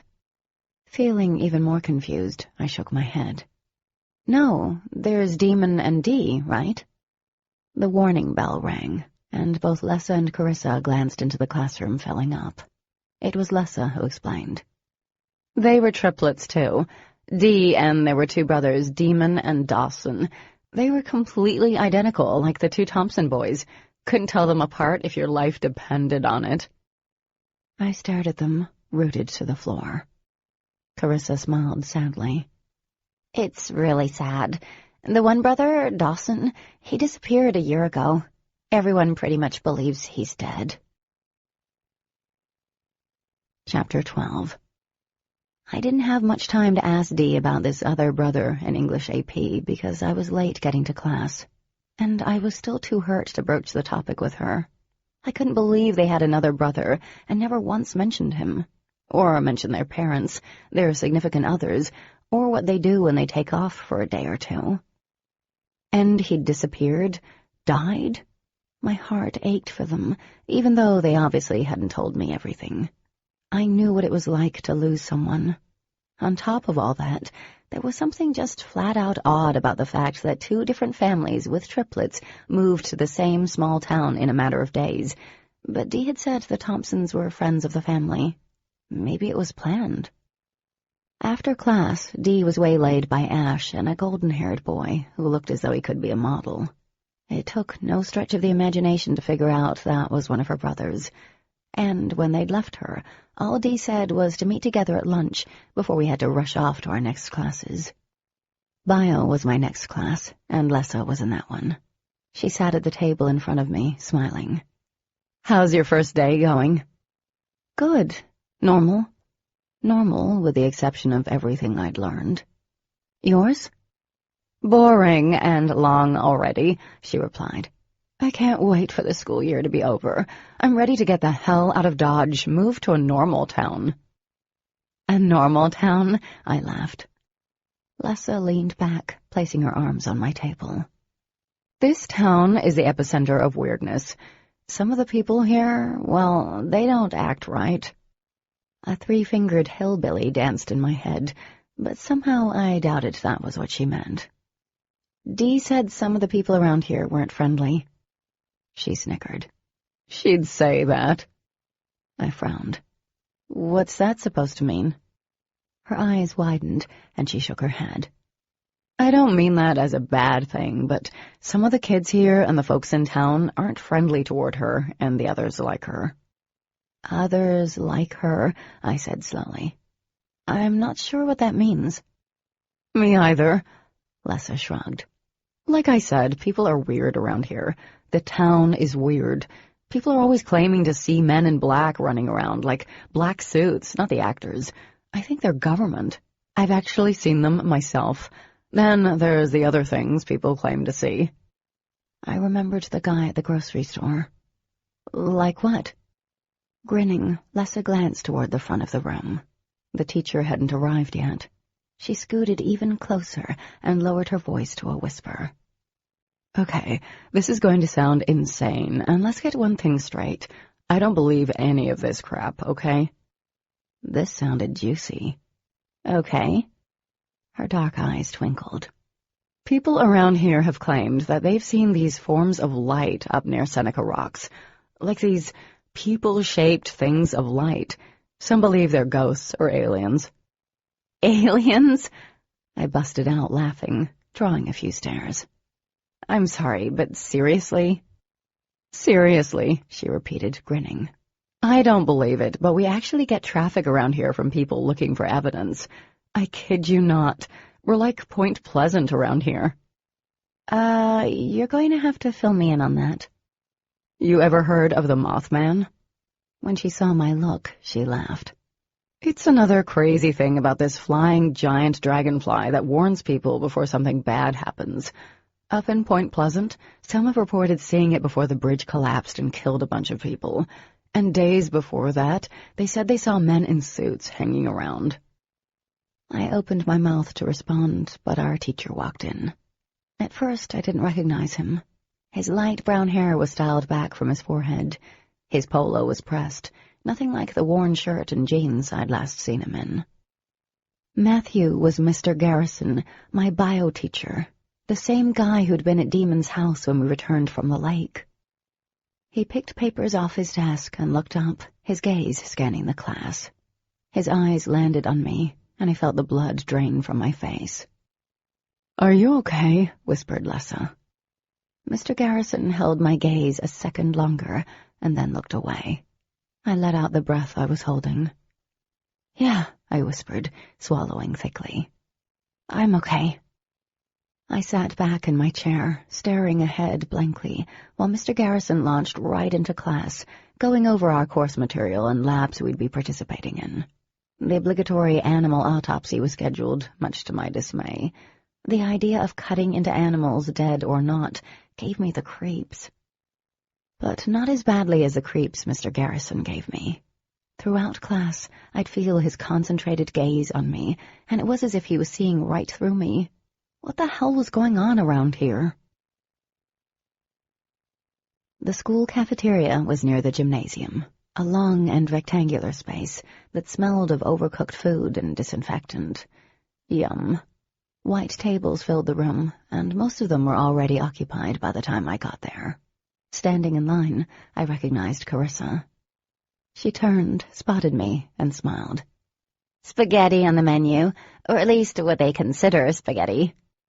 Grimacing, I plopped some on my tray. "It doesn't look too bad." "Not after you've seen the meatloaf." She added noodles to her plate, along with a side of salad. Then she picked up her drink. "I know. Chocolate milk and spaghetti do not go together."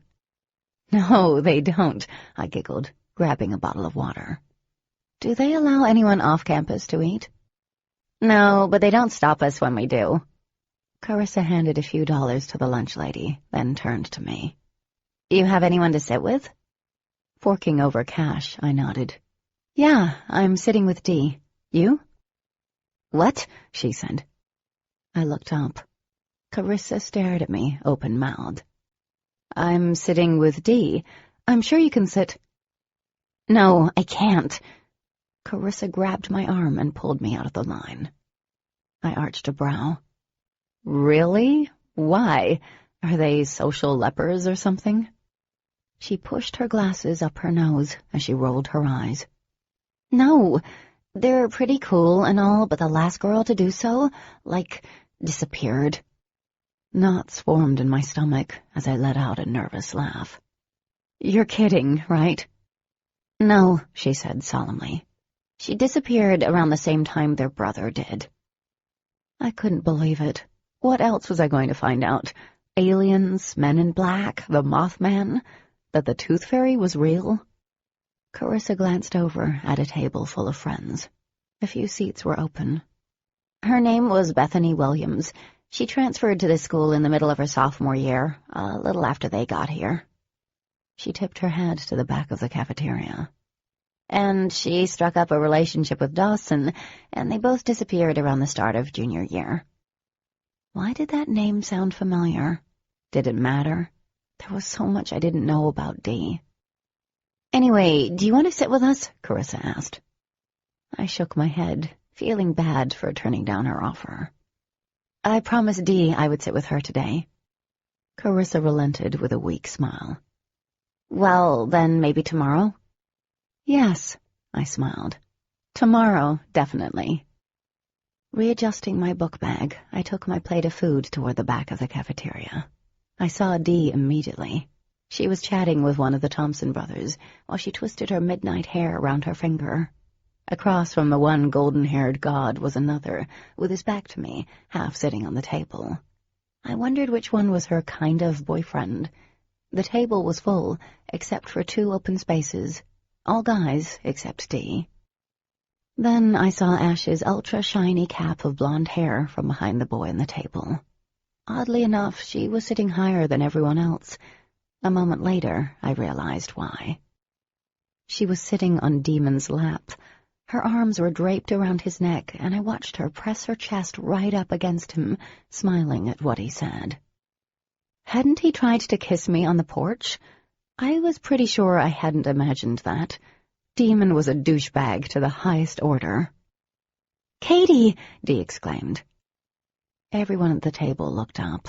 Even the one twin turned in his seat. His sky-blue eyes widened upon seeing me. The other twin sat back, folding his arms. The scowl on his face was a work of art. Sit, Dee said, smacking the top of the table across from her. We were talking about... Wait, Ash said. Her red-painted lips twisted into a pout. You did not invite her to sit with us, really? The knots returned in full force, rendering me speechless. Shut up, Ash, grumbled the twin that had turned around. You're going to make a scene. I'm not going to make anything happen. Her arm around Demon's neck tightened. She doesn't need to sit with us. Dee sighed. Ash, stop being a bitch. She's not trying to steal Demon from you. My cheeks flamed as I stood there awkwardly. Anger rolled off Ash in waves, spreading across the table, smacking into me. That's not what I'm worried about. Ash snickered, her gaze drifting over me as her lip curled. For real? The longer I stood there, the stupider I felt. My eyes bounced from Dee to Demon, but he was looking over Ash's shoulder, his jaw working. Just sit, Dee said, motioning me forward. She'll get over it. I started to put my plate down. Demon whispered, and Ash smacked his arm. Not lightly, either. He pressed his cheek into her neck, and that dark and unwanted feeling sprung up deep inside me. I dragged my eyes away from them, focusing on Dee. I don't know if I should. You shouldn't, Ash snapped. Shut up, Dee said, and then to me she said sweetly, I'm sorry I know such hideous bitches. I almost smiled, but there was a burning in my chest that was spreading up my throat, down my back. Are you sure? I heard myself say. Demon lifted his head from Ash's neck long enough to rake a long, confusing look over me. I think it's obvious if you're wanted here or not. Demon, hissed Dee, her cheeks red. She turned to me, tears in her eyes. He's not being serious. Are you being serious, Demon? Ash turned in his lap, head cocked to the side. My heart was already pounding in my chest when his eyes met mine. His were sheltered. Actually, I was being serious. He leaned over the table, staring up at me through thick lashes. You're not wanted here. Dee spoke again, but I was beyond hearing. My face felt like it was on fire. People around us were starting to stare. One of the Thompson boys was smirking, while the other looked as though he wanted to crawl underneath the table for me. The rest of the kids at the table were staring at their plates. One of them snickered. I'd never been more humiliated in my life. Demon turned away, staring over Ash's shoulder again. Run along, Ash said, flicking her long, slender fingers at me. All the faces staring up at me, a mixture of pity and second-hand embarrassment, threw me back 3 years, to the first day I'd returned to school after my dad had died. I broke down in English class, crying when I learned we'd be reading A Tale of Two Cities, my dad's favorite story. Everyone had stared at me. Some felt bad. Others looked embarrassed for me. It reminded me of the same looks the police and the nurses had given me at the hospital the night I'd been attacked, reminding me of how helpless I'd been. I'd hated those looks then. And I hated them now. There was no excuse for what I did next, except that I wanted to, needed to. Hands clenching the edges of the plastic tray, I leaned over the table and turned my plate upside down over Demon's and Ash's heads. Chunks of noodles and spaghetti sauce fell. Most of the red gunk hit Ash, and the noodles covered Demon's broad shoulder. One long, stringy noodle slid over Demon's ear and hung there, flopping around. There was an audible gasp that rang out through the surrounding tables. Dee smacked a hand over her mouth, her eyes wide and full of barely restrained laughter. Shrieking, Ash leaped from Demon's lap, her hands out to her sides, palms up. One would think I dumped blood on her, considering the horrified look on her face. You, she sputtered, wiping the back of her hand down her sauce-stained cheek. Demon plucked a noodle off his ear and seemed to inspect it before he dropped it on the table. Then he did the oddest thing of all. He laughed. He really laughed, a deep, stomach-rumbling kind of laughter that reached his minty eyes and warmed them, causing them to sparkle like his sister's. Ash lowered her hands, balling them into fists. I will end you! Demon jumped up, throwing his arm around the girl's tiny waist. Whatever amusement he felt was long gone. Calm down, he ordered softly. I mean it. Calm down. She pulled against Demon, but didn't make it far. I swear to all the stars and suns, I will destroy you. What does that mean? Are you watching too many cartoons again? I was so over this bitch. I tested the weight of my arm and the splint, and seriously thought about hitting someone for the first time in my life. For a second, I swore her eyes started to glow a bright amber from behind her irises.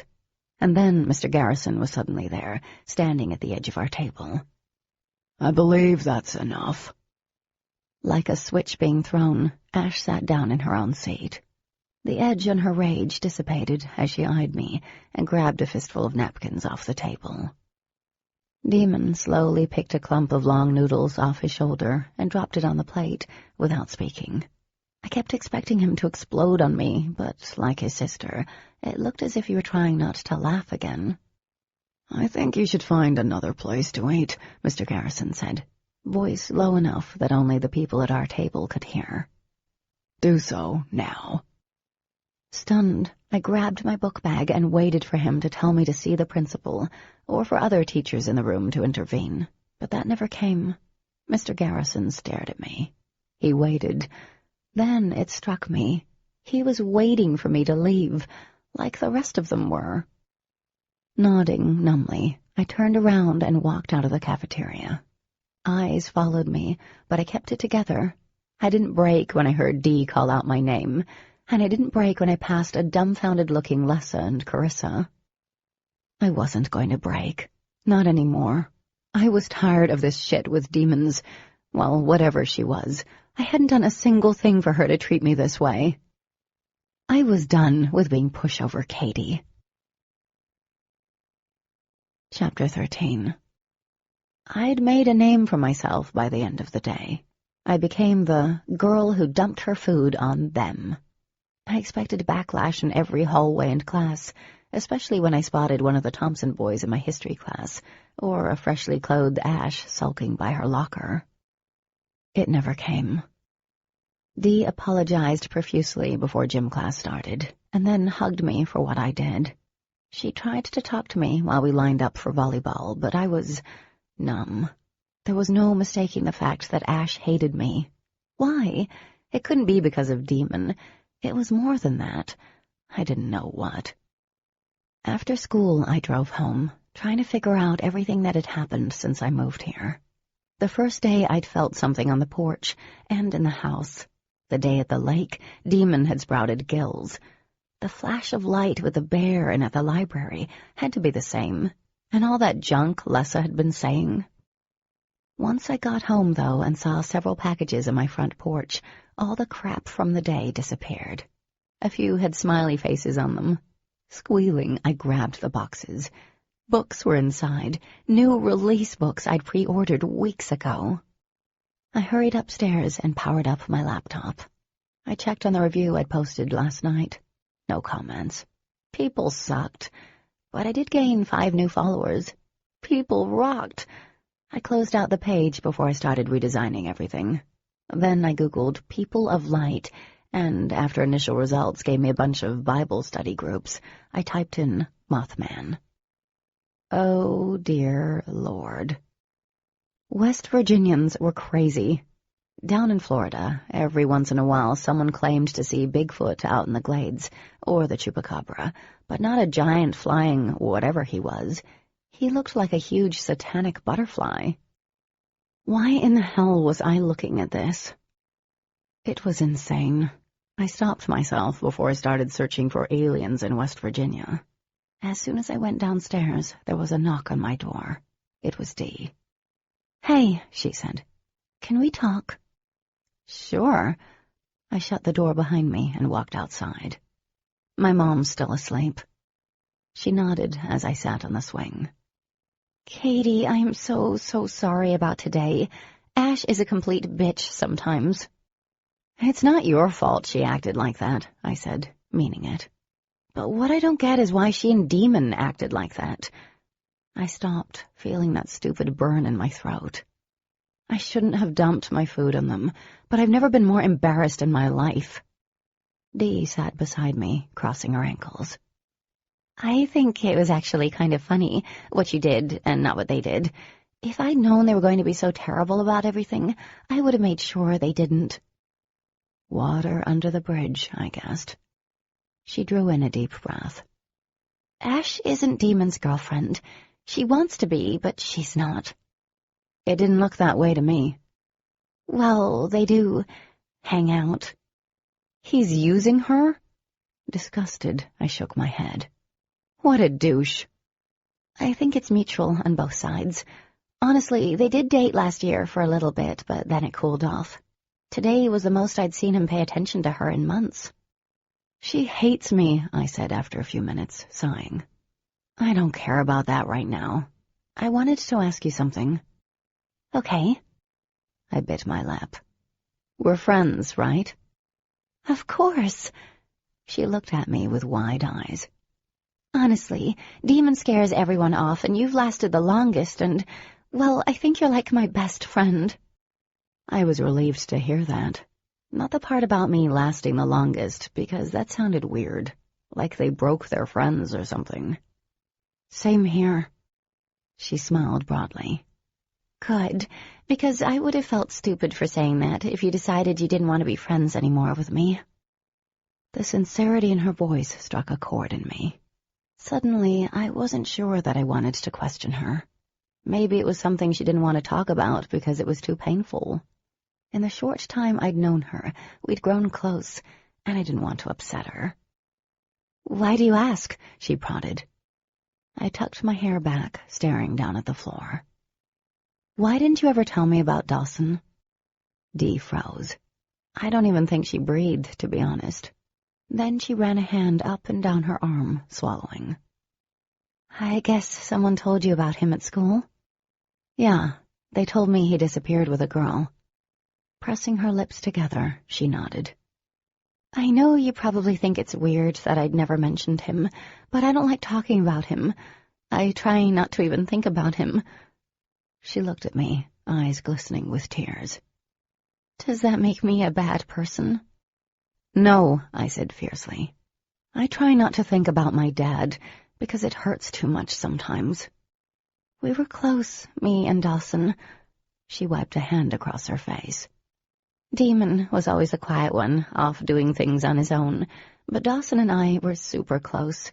We did everything together. He was more than a brother. He was my best friend." I didn't know what to say, but it certainly explained the almost desperate quality to Dee's friendship, and that common feeling we each recognized in the other, loneliness. "I'm sorry. I shouldn't have brought it up. I didn't understand, and I was a nosy bitch." "No, it's okay." She twisted toward me. "I would be curious, too. I totally understand, and I should have told you. I'm such a crappy friend that you find out about my other brother from kids at school." I was confused. There's been so much. I trailed off, shaking my head. "Nothing. When you're ready to talk about him, I'm here, okay?" Dee nodded. "There's been so much what?" Talking to her about all the weird crap wouldn't be good, and I'd promised Demon not to talk about the attack. I forced a smile. "It's nothing. So do you think I have to watch my back now? Go into the witness protection program?" She let out a shaky laugh. "Well, I wouldn't try to talk to Ash anytime soon." Figured that much. "What about Demon?" "Good question," she said, glancing away. "I have no idea what he'll do." The next day I was dreading second period. My stomach was twisted, and I'd been unable to eat breakfast without wanting to hurl. There was no doubt in my mind that Demon believed revenge was a dish best served in my face. As soon as Lessa and Carissa arrived at class, they demanded to know what possessed me to dump my plate of spaghetti on Demon's and Ash's heads. I shrugged. Ash was being a bitch. I'm sure I seemed a lot more confident than I felt. I actually wanted to take the whole thing back. Sure, Ash was being rude and embarrassed me, but hadn't I done the same thing to her? If I was the girl who dumped spaghetti on them, then she was the dumpee, and that's gotta be more embarrassing.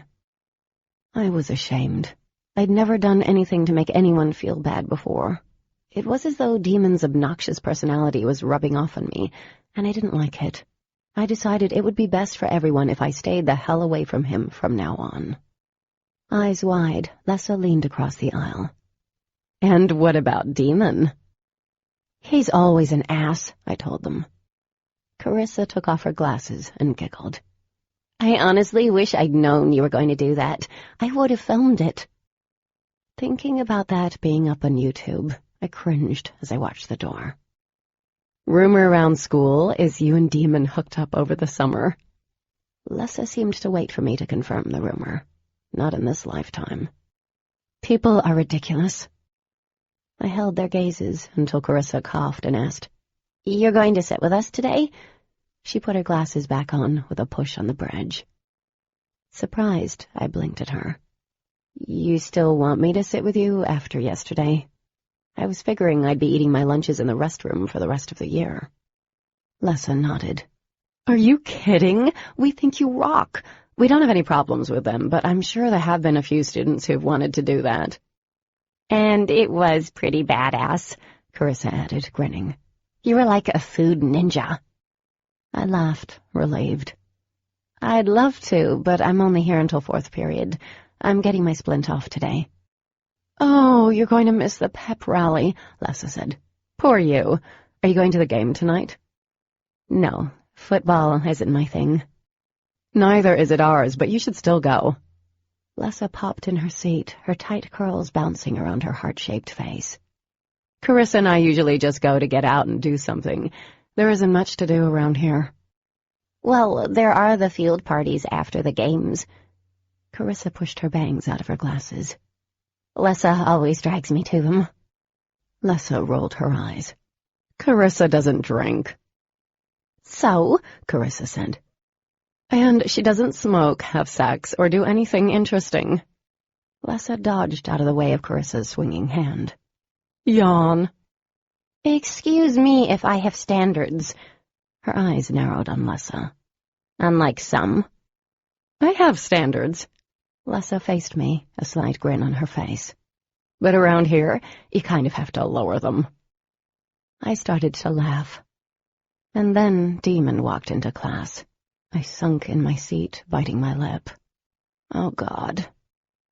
Wisely, both girls stopped talking. I picked up my pen, pretending to be engrossed in the notes I'd taken yesterday. Turned out I hadn't taken many notes, so I wrote the date on my notebook very slowly. Demon took the seat behind me, and my stomach jumped clear into my throat. I was going to vomit, right here in class, in front. He poked me in the back with his pen. I froze. Him and that goddamn pen. The poke came again, this time with a little force behind it. I swung around, eyes narrowed. What? Demon smiled. Everyone around us was staring. It was like a repeat of lunch. I bet they were wondering if I was going to dump my backpack on his head. Depending on what he said, there was a good chance it could happen. I doubted I'd get away with it this time, though. Tipping his chin down, he stared at me through his wickedly long lashes. You owe me a new shirt. My jaw hit the back of my chair. Come to find out, he continued softly, spaghetti sauce doesn't always come out of clothes. Somehow I found my ability to speak. I'm sure you have enough shirts. I do, but that was my favorite. You have a favorite shirt? I arched a brow. And I also think you ruined Ash's favorite shirt, too. He started to grin again, flashing a deep dimple in one cheek. Well, I'm sure you were there to comfort her during such a traumatic situation. I'm not sure she'll recover, he replied. I rolled my eyes, knowing I should apologize for what I'd done, but I couldn't find it in me. Yeah, I was becoming a terrible person. I started to turn around. You owe me. Again. I stared at him for a long moment. The warning bell rang, but it seemed far away. My chest lurched. I don't owe you anything, I said, low enough for only us to hear. I have to disagree. Leaning closer, he tipped the edge of his desk down. There were only a few inches between our mouths. Totally inappropriate amount of space, really, since we were in class, and he had a girl on his lap yesterday. You're nothing like I expected. What did you expect? I was sort of turned on by the fact I had surprised him. Weird. My eyes dropped to his poetic lips. Such a waste of a mouth. You and I have to talk. We have nothing to talk about. His gaze dropped, and the air suddenly felt steamy, unbearable. Yes, he said, voice low. We do, tonight. Part of me wanted to tell him to forget the whole talking thing, but I gritted my teeth and nodded. We did need to talk, if at least for me to tell him we shouldn't ever talk again. I wanted to find the nice Katie he'd had gagged and put in the corner. The teacher cleared his throat. Blinking tightly, I saw that we had the entire class transfixed. Flushing to the roots of my hair, I turned around and gripped the edges of my desk. Class began, but the heat in the air was still there, coating my skin in anticipation.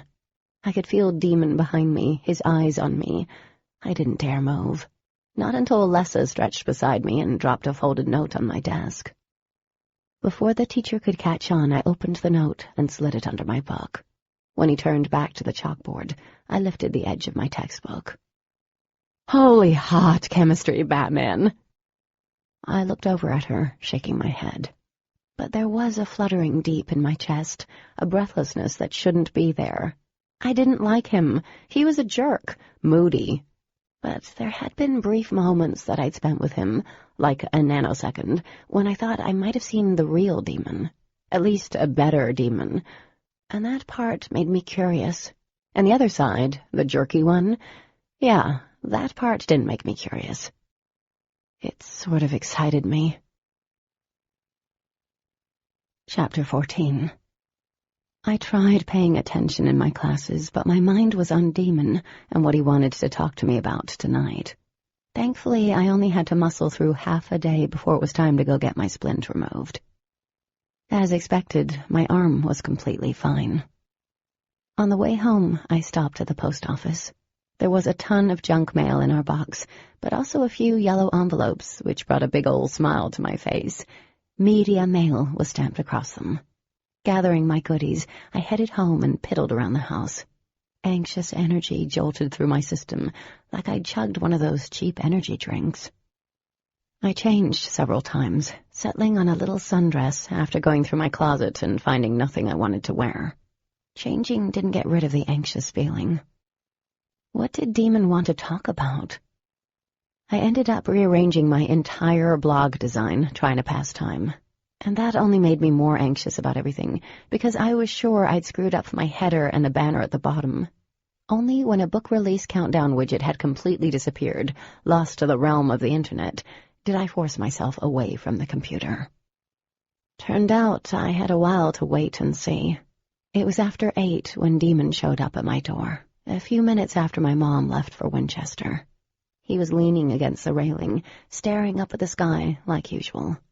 With the moonlight slicing over half of his face and the rest cast deep in shadows, he didn't seem real. Then Demon zeroed in on me, his gaze sliding over my dress and then back up. He looked as if he were about to speak, but thought twice. Gathering up my courage, I walked over and stopped beside him. "Is Dee home?" "No." He returned to staring at the night sky. There were 1,000 twinkling stars. "She went to the game with Ash, but I doubt she will stay long." Demon paused, glancing down at me. "I told her I was going to hang out with you tonight. I think she'll come home soon to make sure we haven't killed each other." Looking away, I hid my grin. "Well, if you don't kill me, I'm sure Ash will be more than glad to do so." "Because of the spaghetti gate or something else?" he asked. I shot him a sidelong look. "You looked mighty comfy with her in your lap yesterday." "Ah, I see." He pushed off the railing, coming to stand beside me. "It makes sense now." "It does?" I held my ground. His eyes gleamed in the dark. "You're jealous." "Whatever." I forced a laugh. "Why would I be jealous?" Demon followed me down the steps until we were standing in my driveway. "Because we spent time together." "Spending time together isn't a reason to be jealous, especially when you were forced to spend time with me." I realized how lame it was that I was sort of jealous. Ugh. "Is this what we need to talk about?" He shrugged. "Come on, let's take a walk." Watching him, I smoothed my hands over my dress. "It's kind of late, don't you think?" "I think and talk better when I walk." He held out a hand to me. "If not, I turn into the dickhead demon you're not very fond of." "Ha ha." I stared at his hand. There was a fluttering in my stomach. "Yeah, I'm not holding your hand." "Why not?" "Because I'm not going to hold hands with you when I don't even like you." "Ouch." Demon placed his hand over his chest, wincing. "That was harsh." Yeah, he needed better acting classes. "You're not going to take me out in the woods and leave me there, are you?" "Sounds like a fitting case of revenge, but I wouldn't do that. I doubt you'd last very long without someone to rescue you." "Thanks for the vote of confidence." He tossed me a brief grin, and we walked in silence for a few minutes, crossing the main access road. The night air was definitely chilly compared to when I'd first put the dress on, and I was beginning to wish I put tights on, too. Fall was well on its way. Soon we'd moved deep into the woods, where the moonlight struggled to make it through the thick trees. Demon reached in his back pocket and pulled out a thin flashlight that gave off a surprisingly large amount of light. Every cell in my body seemed to be aware of how close he was while we walked in a cocoon of darkness, the light bouncing in front of us with each step.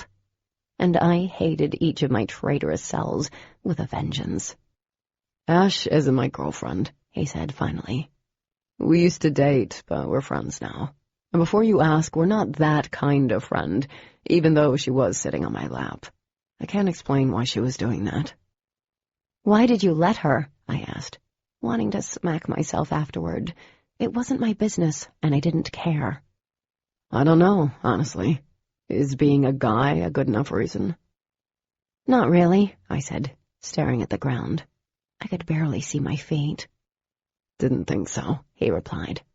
I couldn't see his expression, and I needed to, because I could never tell what he was thinking, and sometimes, well, his eyes were at war with his words. "Anyway, I am sorry about the whole lunch thing." Surprised he apologized, I stumbled over a rock. He caught me easily, his breath warm on my cheek, before he backed off. My skin tingled, but I pulled back. Demon apologizing for the lunch debacle was like being doused with cold water. I wasn't sure what was worse, him not knowing he'd been a jerk, or fully aware of what he'd been doing to me. "Cat," he said softly. I glanced at him. "You embarrassed me." "I know." "No, I don't think you do know." I started walking, hugging my elbows. "And you pissed me off. I can't figure you out. 1 minute you aren't bad, and then you are the biggest ass on the planet." "But I have bonus points."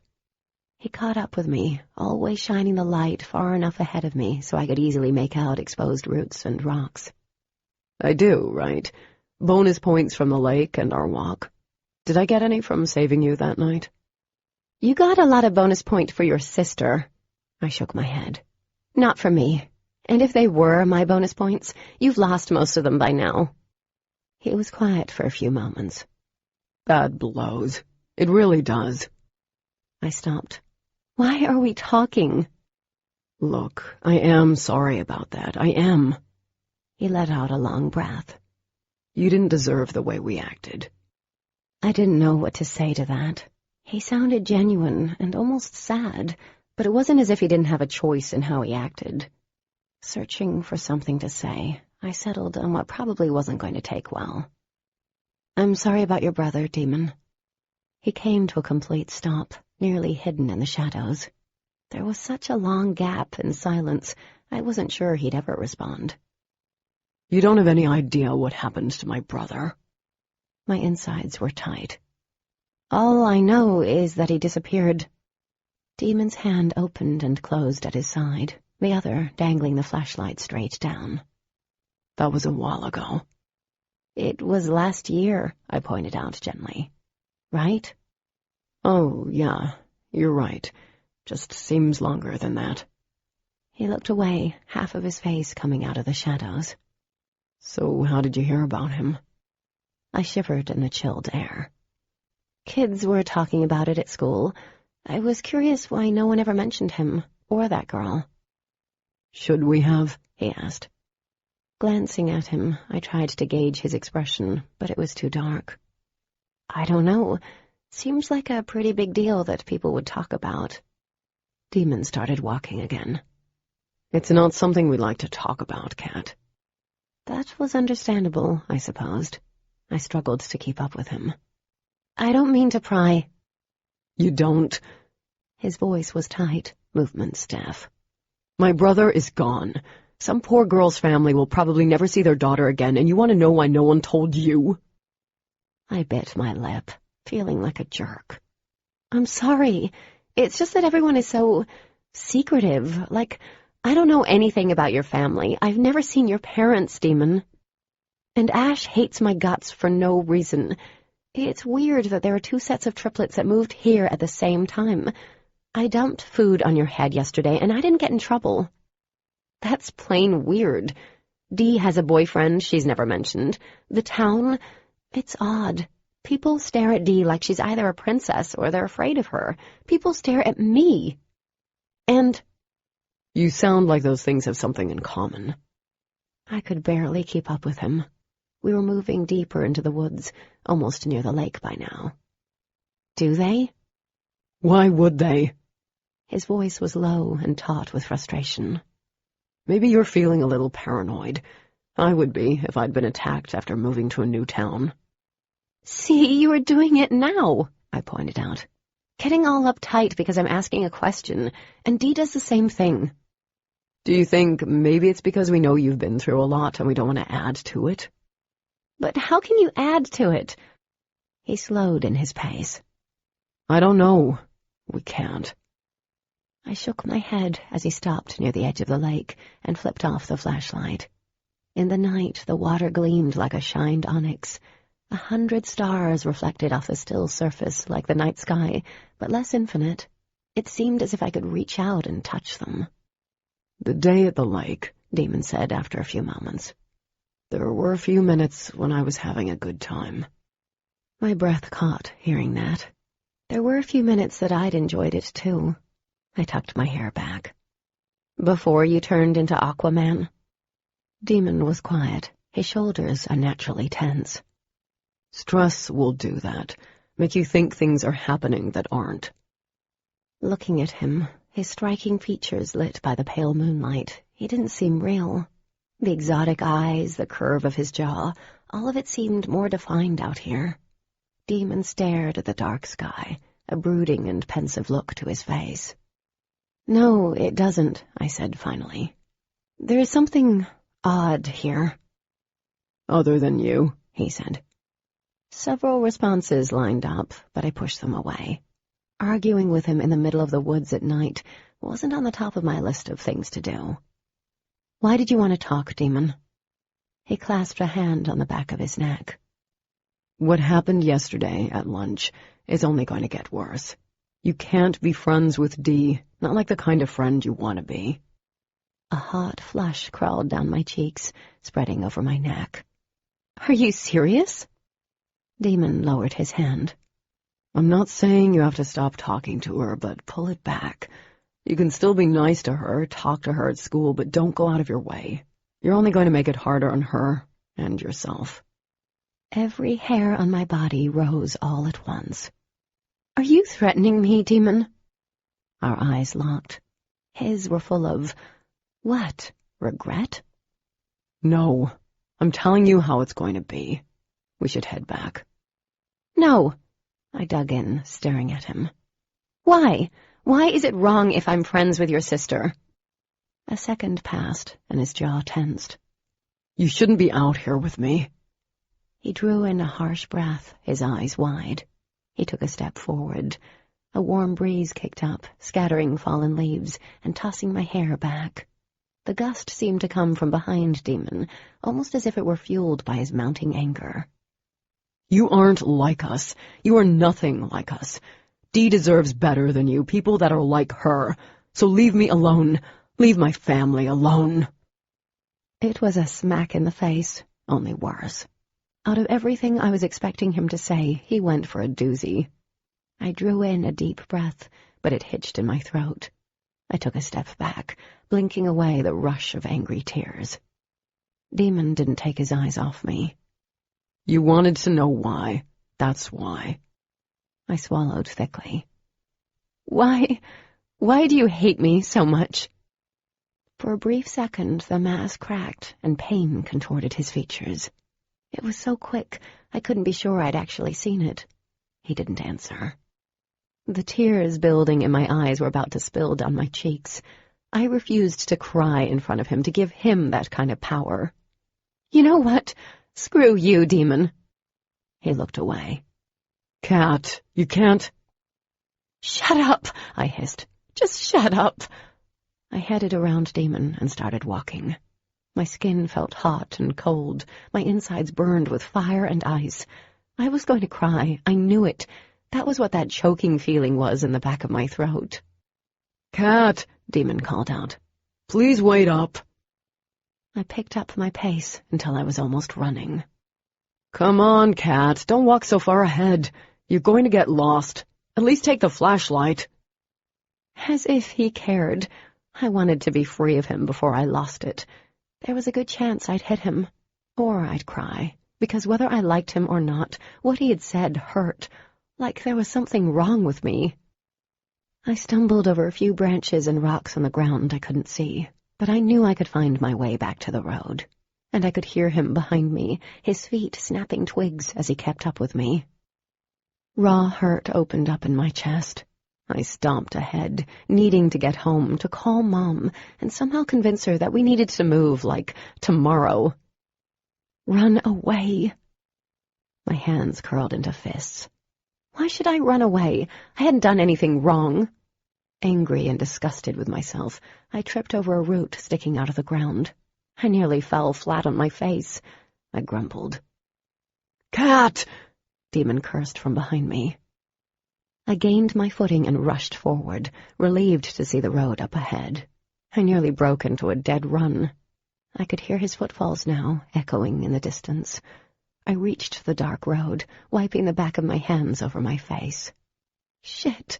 I was crying. Demon yelled, but his voice was drowned out by the twin headlights of a truck racing toward me, no more than 50 feet away. I was too shocked to move. It was going to hit me. Chapter 15. A loud crack of thunder, only more powerful, reverberated through the valley. It was like a sonic blast that shook me to the very core. There was no time for the driver to see me or stop. I threw up my arms, as if they could somehow protect me. The truck's loud roar filled my ears. I braced myself for the bone-shattering impact, my last thought of my mom and what my mangled body was going to do to her, but the impact never came. I could have kissed the bumper. It was that close, my hands mere inches from the hot grill. Slowly, I lifted my head. The driver sat motionless behind the wheel, eyes wide and empty. He didn't move, didn't blink. I wasn't even sure if he was breathing. A cup of coffee was in his right hand, frozen halfway to his mouth. Frozen. Everything was frozen. A metallic taste filled the corners of my mouth. My mind balked. The engine was still running, roaring in my face. I turned from the frozen driver to see Demon. He seemed to be concentrating, his breathing heavy, and his hands were clenched at his sides. And his beautiful eyes were different, wrong. I took another step back, now out of the path of the truck, my hand held in front of me as if to ward him from coming close to me.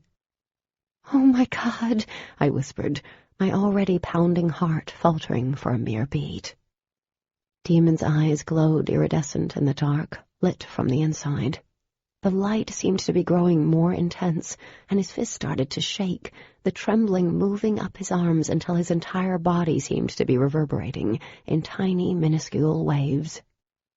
And then Demon began to fade out, his body, along with his clothes, disappearing and being replaced by an intense reddish-yellow light that swallowed him whole. People made of light. Holy crap! Time seemed to stop. No, time had already stopped.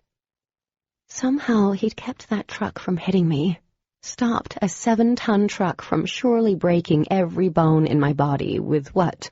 A word? Thought? So much power. It caused the air to vibrate around us unnaturally. The ground shivered under his sheer strength. I knew if I tried hard enough, I could reach down and feel it quake. In the distance, I heard Dee, confusion pouring from her voice, calling to us. How had she found us? Right. Demon was lighting up the entire street. He was that bright. I looked back to the truck and saw that not only was it shaking, but the driver was too. It was trying to break past the invisible barrier that seemed to hold it, frozen in time. The metal beast shuddered, and the engine screamed, the driver's foot still on the gas pedal. I ran, not out of the road, but beyond that. I vaguely heard the truck howl past me. I ran up the twisting road that led to our houses, nestled at the mouth of nowhere. I briefly saw Dee running up to me before I dodged her. I only knew she had to be like him. What were they? They weren't human. What I saw was not possible. No human could do that. No human could stop a truck on command, stay underwater for several minutes, or fade in and out. All the strange things I'd been noticing seemed to make sense now. I continued to run past my driveway, having no idea where I was running or why. My brain wasn't working. Instinct had taken over. Branches ripped at my hair, at the pretty dress I'd worn.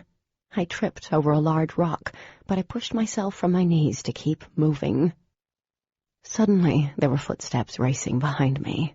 Someone called out to me, but I didn't stop, pushing faster into the dark woods ahead of me. I was not thinking at this point. I only wanted to get away. A curse sounded from close behind, and then a hard body crashed into me. I went down, surrounded in warmth. Somehow he managed to cushion the brunt of the fall with his own body by twisting in midair. Then he rolled me under him, pinning me. I pushed on his chest and tried to kick him. None of it worked. I closed my eyes, too afraid to see if his eyes still held that eerie glow. "Get off!" Demon grabbed my shoulders, shaking me gently. "Stop it!" "Get away from me!" I screamed at him, trying to inch away, but he held me down. "Cat, stop it!" he yelled again. "I'm not going to hurt you." How could I believe him? Some small part of my brain that was still thinking reminded me that he had saved my life. I stopped thrashing. Demon stilled above me. "I won't hurt you, Cat."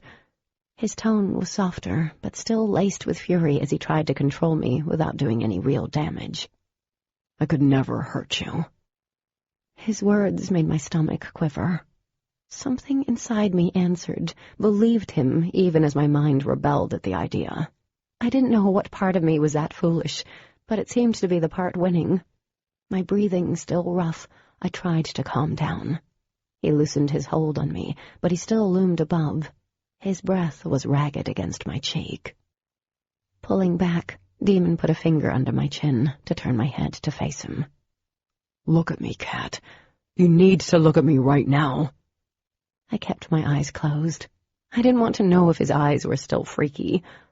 Demon shifted up, moving his hands from my shoulders to my cheeks. I should have made my escape then, but the moment his warm hands touched my cheeks, I couldn't move. Carefully, his fingers smoothed over my face. "Please."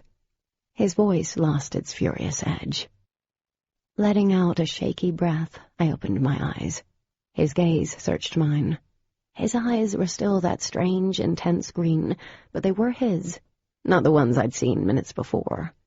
The pale light of the moon broke through the trees above, slowly sliding over his high cheekbones, bouncing off his parted lips. "I'm not going to hurt you," he said again, softly. "I want to talk to you. I need to talk to you.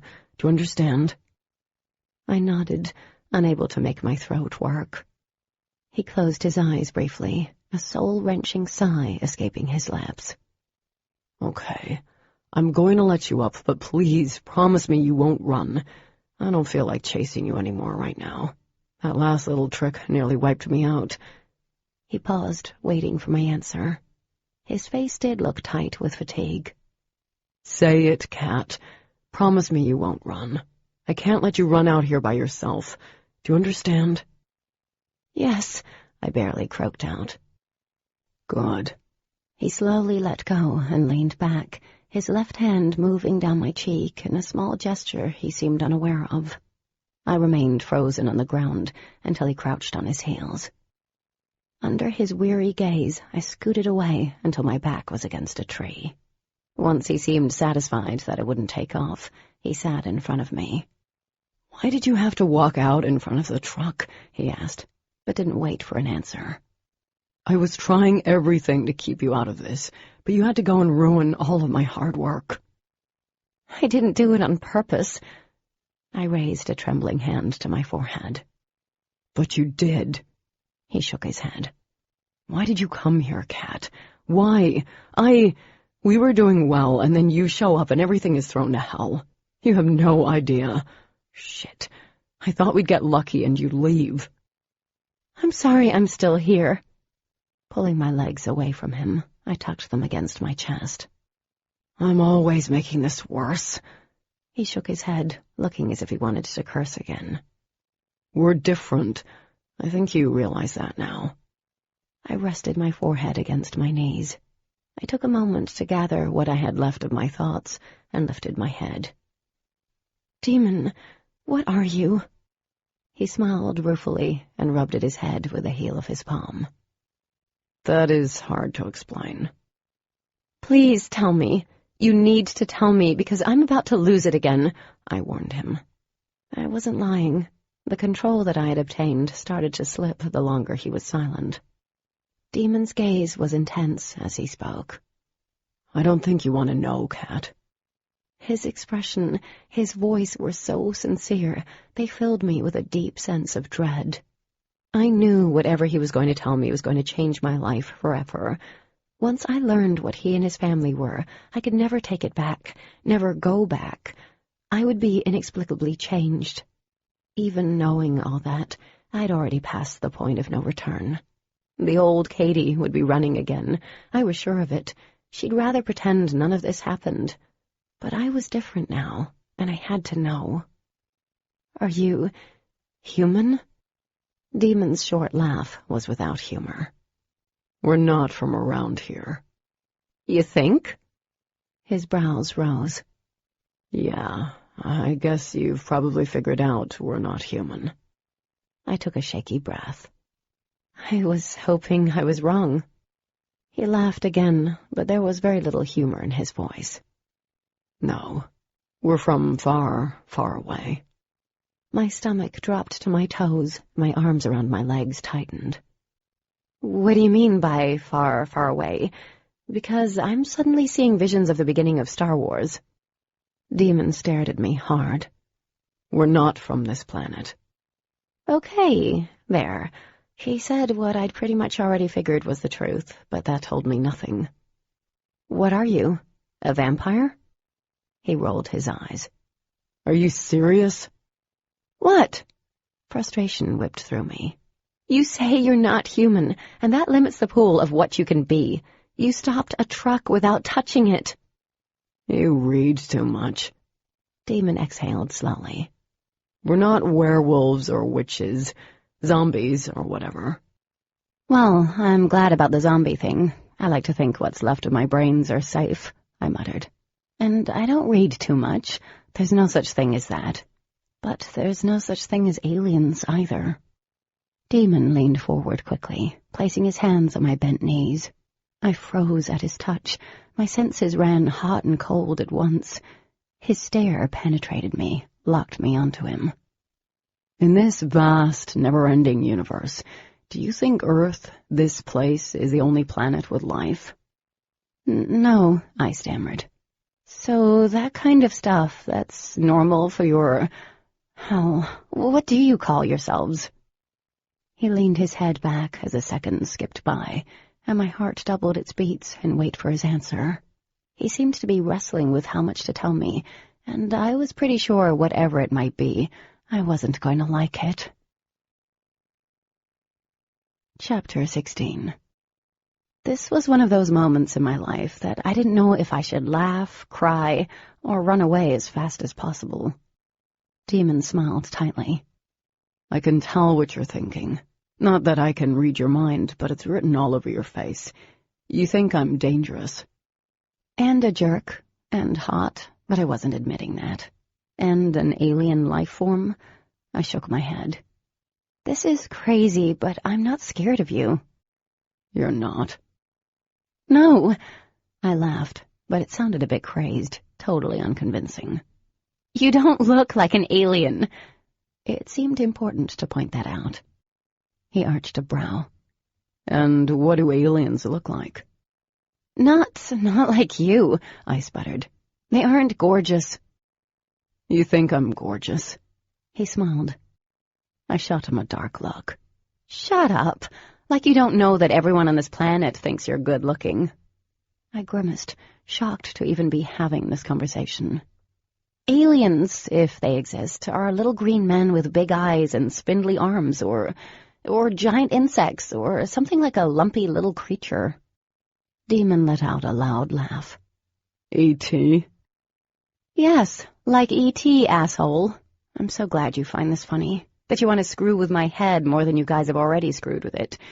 Maybe I hit my head or something." I started to climb to my feet. "Sit down, Cat." "Don't tell me what to do." He stood fluidly, arms out to his sides. That creepy glow filled his eyes like 2 orbits of pure light. "Sit down." I sat down, with a one-fingered wave, of course. He might be all about sharing his alienness with me now, Mr. Badass Alien, but I instinctively knew he wouldn't hurt me. "Will you show me what you really look like? You don't sparkle, do you? And please tell me I didn't almost kiss a giant brain-eating insect, because, seriously, I'm gonna—" "Cat." "Sorry," I muttered. Demon closed his eyes and inhaled. Light appeared over the center of his chest, and, like back at the road, he started to vibrate, and then fade out until nothing but this brilliant reddish-yellow light surrounded him. Then the light took form. 2 legs, a torso, arms, and a head, made of nothing but light. A light so intense it lit up everything around us, turning night into day. I shielded my eyes with a trembling hand. Holy shit! And when he spoke, it wasn't out loud. It was in my head. "This is what we look like. We are beings of light. Even in human form, we can bend light to our will."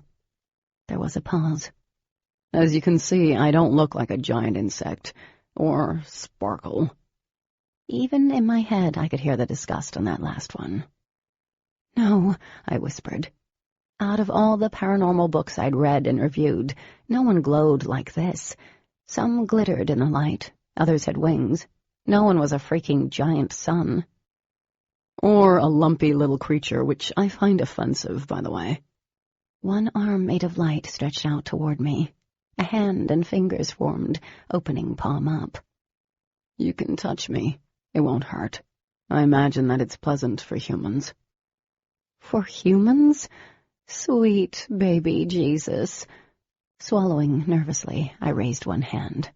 Part of me didn't want to touch him, but to see this, to be next to something so, well, out of this world, I had to. My fingers brushed over his, and a jolt of electricity danced over my hand, up my arm. The light hummed along my skin. I sucked in a sharp breath. Demon had been right. It didn't hurt. His touch was warm, heady. It was like touching the surface of the sun without being burned. I curled my fingers around his, watching as the light grew, until I could no longer see my hand. Little bands of light flicked out from his hand, licking over my wrist and forearm. "Figured you'd like it." He pulled his hand free and stepped back. His light slowly faded, and then Demon was standing in front of me, human Demon. I felt the loss of his warmth immediately. "Cat," he said, this time out loud. All I could do was stare at him. I'd wanted the truth, but actually hearing it, seeing it, was totally different. Demon seemed to read my expression because he slowly sat back down. He looked relaxed, but I knew he was more like a wild animal, coiled and ready to spring in case I made the wrong move. "Cat." "You're an alien." My voice was weak. "Yep, that's what I've been trying to tell you." Oh, wow.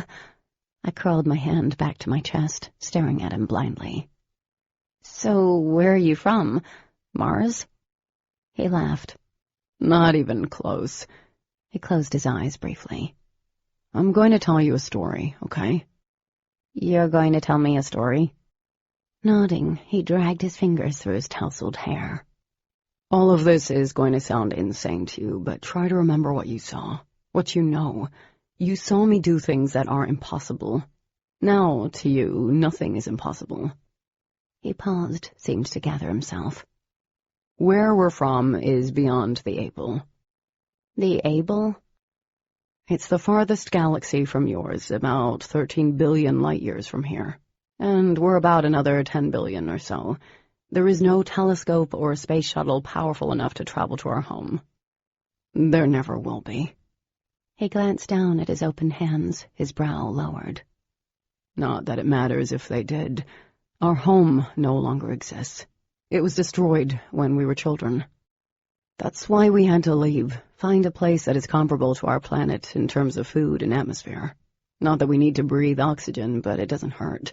We do it out of habit now, more than anything else. Another memory tugged loose. So you don't need to breathe? No, not really. He looked sort of sheepish. We do out of habit, but there are times we forget, like when we're swimming. Well, that explained how Demon had stayed underwater for so long. Go on. He watched me for a few moments, then nodded.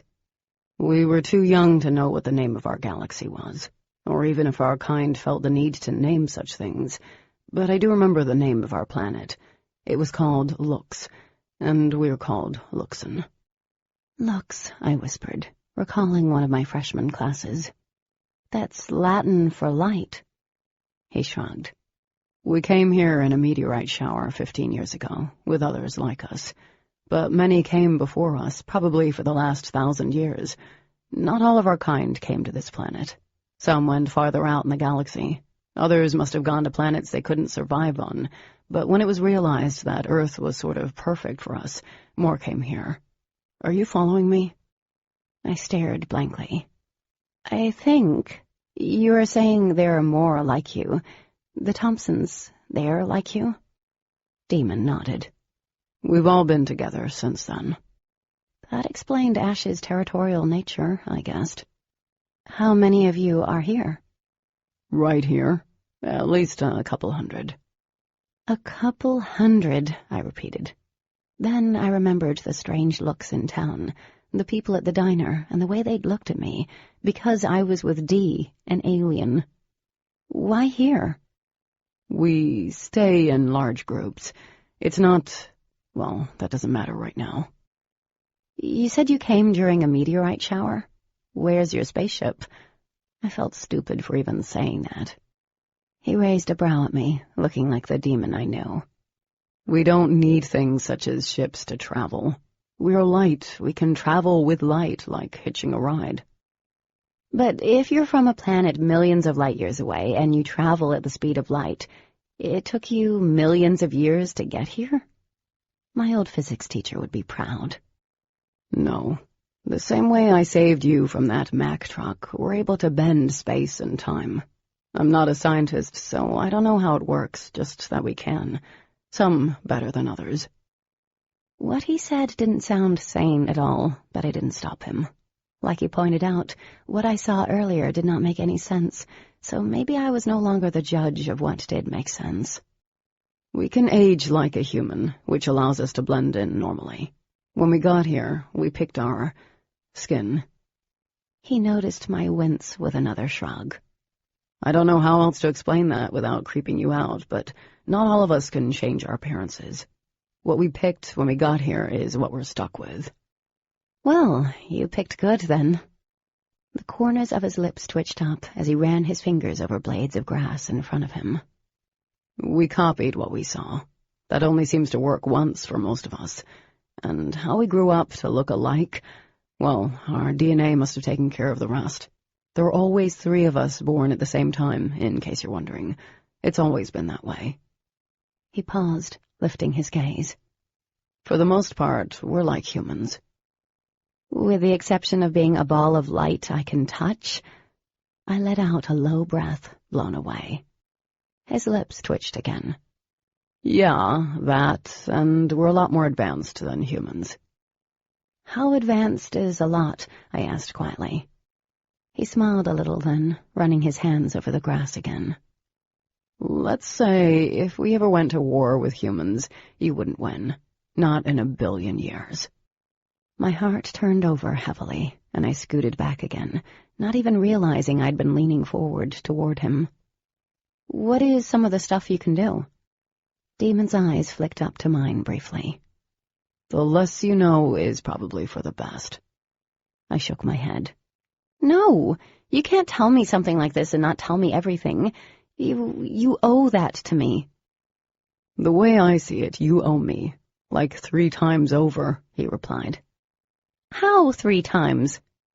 The night you were attacked, just now, and when you decided Ash needed to wear spaghetti. He ticked them off on his fingers. There better not be a 4th. You saved my life with Ash? Oh yeah, when she said she could end you, she meant it. He sighed, tipping his head back and closing his eyes. Damn it. Why not? It's not like you don't already know. All of us can control light. We can manipulate it so that we're not seen if we don't want to be. We can dispel shadows, whatever. Not only that, but we can harness light and use it. And trust me, when I say you don't ever want to be hit with something like that, I doubt a human could survive. Okay, I barely breathed. Wait, when we saw the bear, I saw a flash of light. That was me, and before you ask, I didn't kill the bear. I scared it off. I'm not sure why you passed out. You were close to my light. I think it had an effect on you. Anyway, all of us have some sort of healing properties, but not all of us are good at it, he continued, lowering his chin.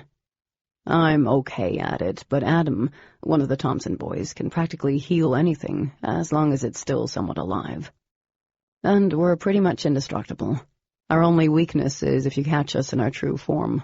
Or maybe cut our heads off in human form. I guess that would do the trick. Yeah, cutting off heads usually does. My mind was going completely blank, only capable of processing what he was telling me, and about 1 line of coherent thought every minute or so. My hands slid to my face, and I sat there, cradling my head. You're an alien. He raised his brows at me. There is a lot we can do, but not until we hit puberty, and even then we have a hard time controlling it. Sometimes the things we can do can get a little whacked out. That has to be difficult. Yes, it is. I lowered my hands, curling them above my chest. What else can you do? He watched me closely as he spoke. Promise not to take off running again. Yes, I agreed, thinking, what the hell? Not like I could get more freaked out. We can manipulate objects. Any object can be moved, animated or not, but we can do more than that. He picked up a fallen leaf and held it between us. Watch. Smoke immediately started wafting from it. Bright orange flames erupted from the tips of his fingers, curling over the leaf. Within seconds it was gone, but his flames still crackled over his fingers.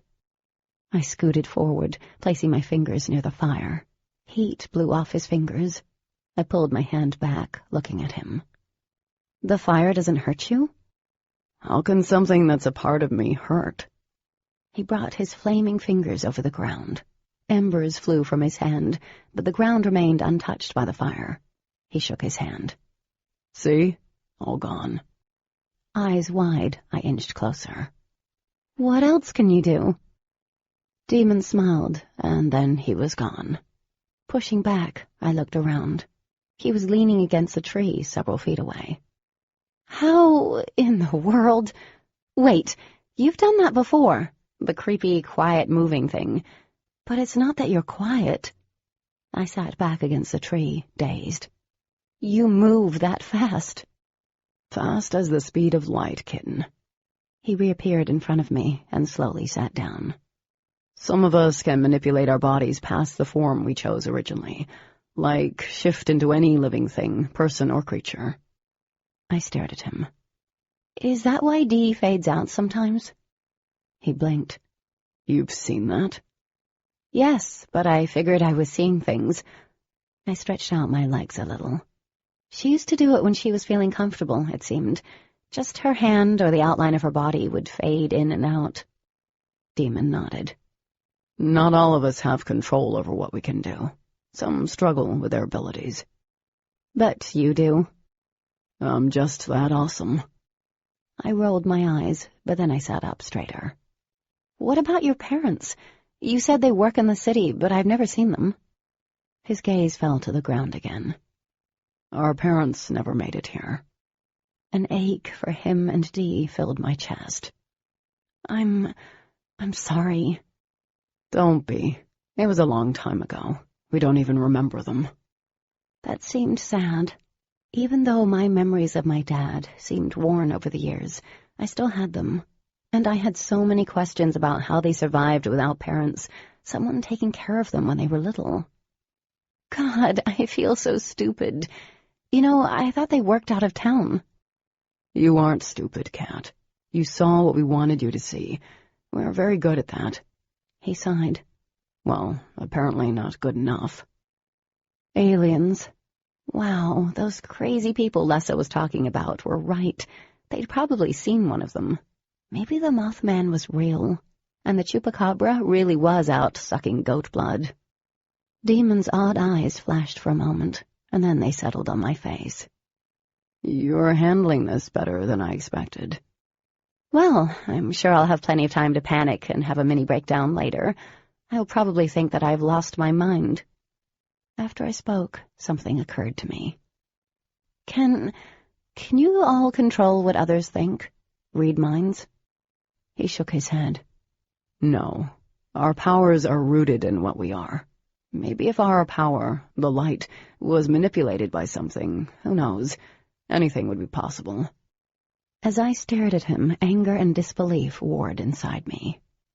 This whole time I thought I was going crazy. Instead, you've been telling me I'm seeing things or making shit up. It's like you've given me an alien lobotomy. Nice.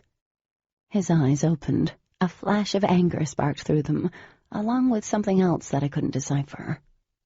I had to, he insisted. We can't have anyone knowing about us. God knows what would happen to us then.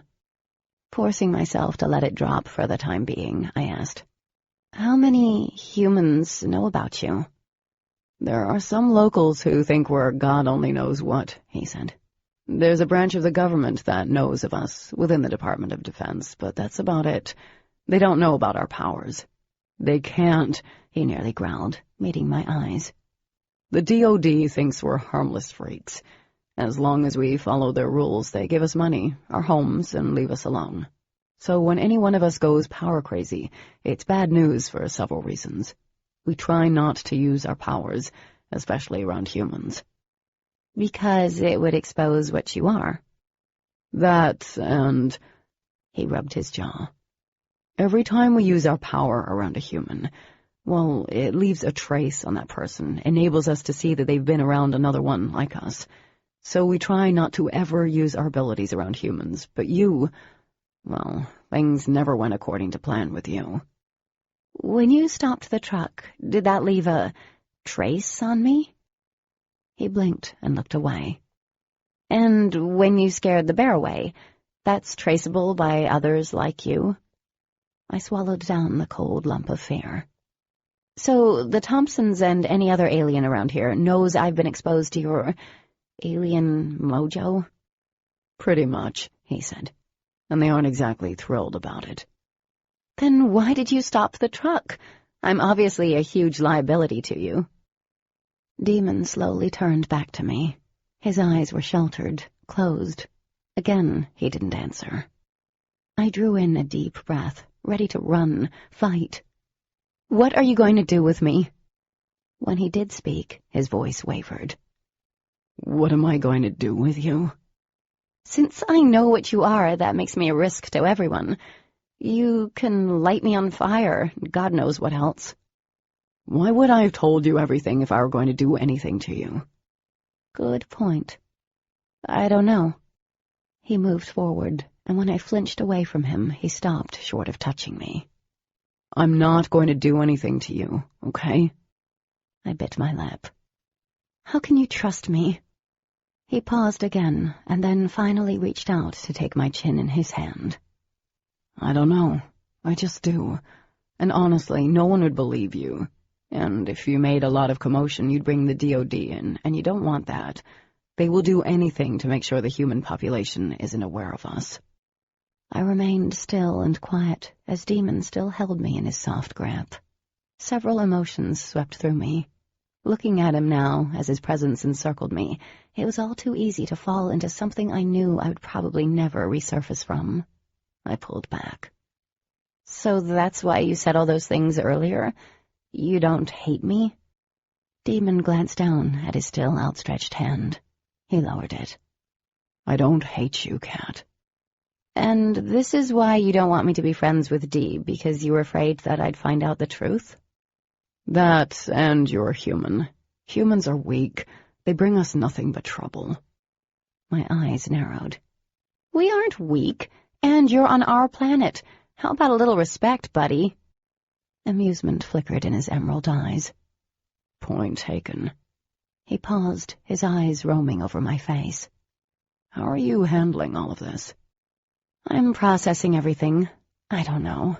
I don't think I'm going to freak out anymore. Demon stud. Well, then, let's get you back before Dee thinks I killed you. Would she really think that? A dark look crept over his face. I'm capable of anything, kitten. Killing to protect my family isn't something I'd hesitate over, but that's not what you have to worry about. Well, that's good to know. He tilted his head to the side. There are others out there who will do anything to have the powers that the Luxon have, especially mine. And they will do anything to get to me and my kind. Anxiety clawed its way back into my chest. And what does that have to do with me? Demon crouched before me, his gaze roaming the dense forest surrounding us. The trace I've left on you from stopping the truck can be tracked, and you're lit up like the 4th of July right now. My breath caught. They will use you to get to me. Demon reached out, pulling a leaf from my hair. His hand lingered near my cheek for a second before dropping to his knee. And if they get a hold of you, death would be a relief. This audiobook has been broken into multiple parts to make the download faster. You have reached the end of a part, but not the end of the complete audiobook. So please check your library for the next part of this audiobook. Audible hopes you have enjoyed this program. This is Audible. Obsidian by Jennifer Armentrout. Narrated by Justine Eyre. Chapter 17. Bright light pushed through the windows, piercing the darkness that I'd been so comfortable in. I groaned and pushed my head into the soft pillow. My mouth was dry, and my head throbbed viciously. I didn't want to wake up yet. I couldn't remember exactly why I thought it was best I stay asleep as long as possible, but I knew there must be a good reason.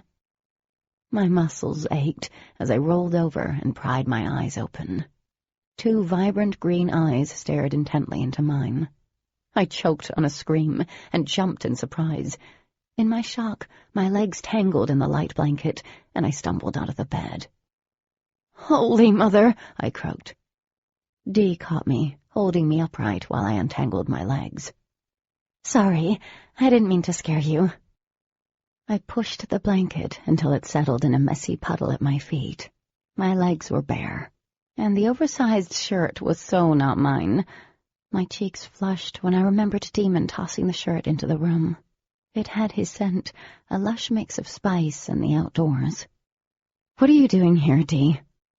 The tips of her cheeks flushed as she sat down on the chaise lounge across from the large bed. "I was watching you sleep." I made a face. "Okay, that's creepy." She looked even more embarrassed. "It wasn't like I was watching you. It was more like waiting for you to wake up." She pushed at her tousled hair. "I wanted to talk to you. I needed to talk to you." I sat on the bed. Dee did look tired, almost as if she hadn't slept all night. There were dark smudges under her eyes, and her arms hung lifelessly at her sides. Still, it was a little unexpected. I paused. And still creepy. Dee rubbed at her eyes. "I wanted to talk to you," she trailed off. "Okay, I need a moment." She nodded and leaned her head back against the pale cushions, closing her eyes. After a quick look around their guest room, I headed to the bathroom. I found my toothbrush, plus other personal things in their sink I'd picked up from my house when Demon had brought me back. I turned on the water until it was drowning out all the sound around me. I finished brushing my teeth and started to wash my face. One look in the mirror told me I didn't look any more rested than Dee did. I looked like hell. My hair was a tangled mess. There was a red line that etched across my cheek like a fine scratch. I cupped my hands under the hot water splashing my face. The scratch stung. Funny how a little spark of pain unleashed something more powerful than the fleeting ache it caused. Memories of last night crashed through me. I remembered everything and felt dizzy. Oh my God! I gripped the cool marble of the sink until my knuckles throbbed. My best friend's an alien.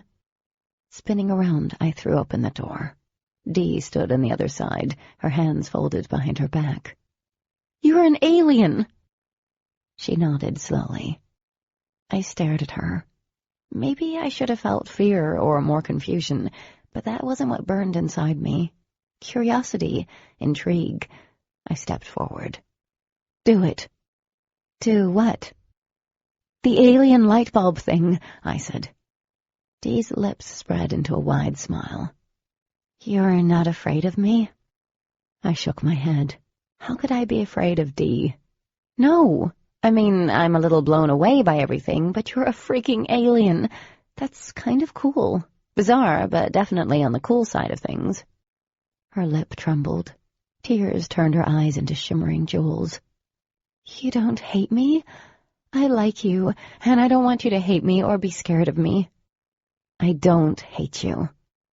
Dee popped forward, moving faster than my human eyes could register. She gave me a surprisingly strong hug and pulled back, sniffling. I was so worried all night, especially since Demon refused to let me talk to you. All I could think was I'd lost my best friend. She was still the same Dee, alien or not. You haven't lost me. I'm not going anywhere.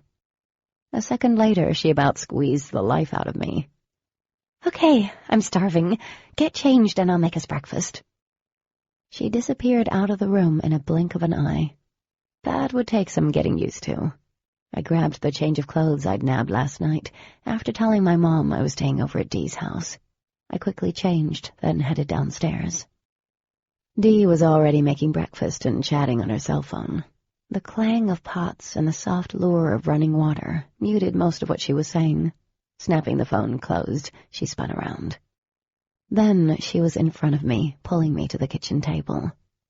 When everything happened last night, all I could think is that you must believe we're a bunch of freaks. Well, I started. You sure aren't normal. She giggled. Yes, but normal is so boring sometimes. I cringed at her choice of words and went to pull out the chair. It moved before I could touch it, sliding back several inches. Startled, I glanced up. You? Dee grinned. Well, that was handy. I sat slowly, hoping it didn't get moving again.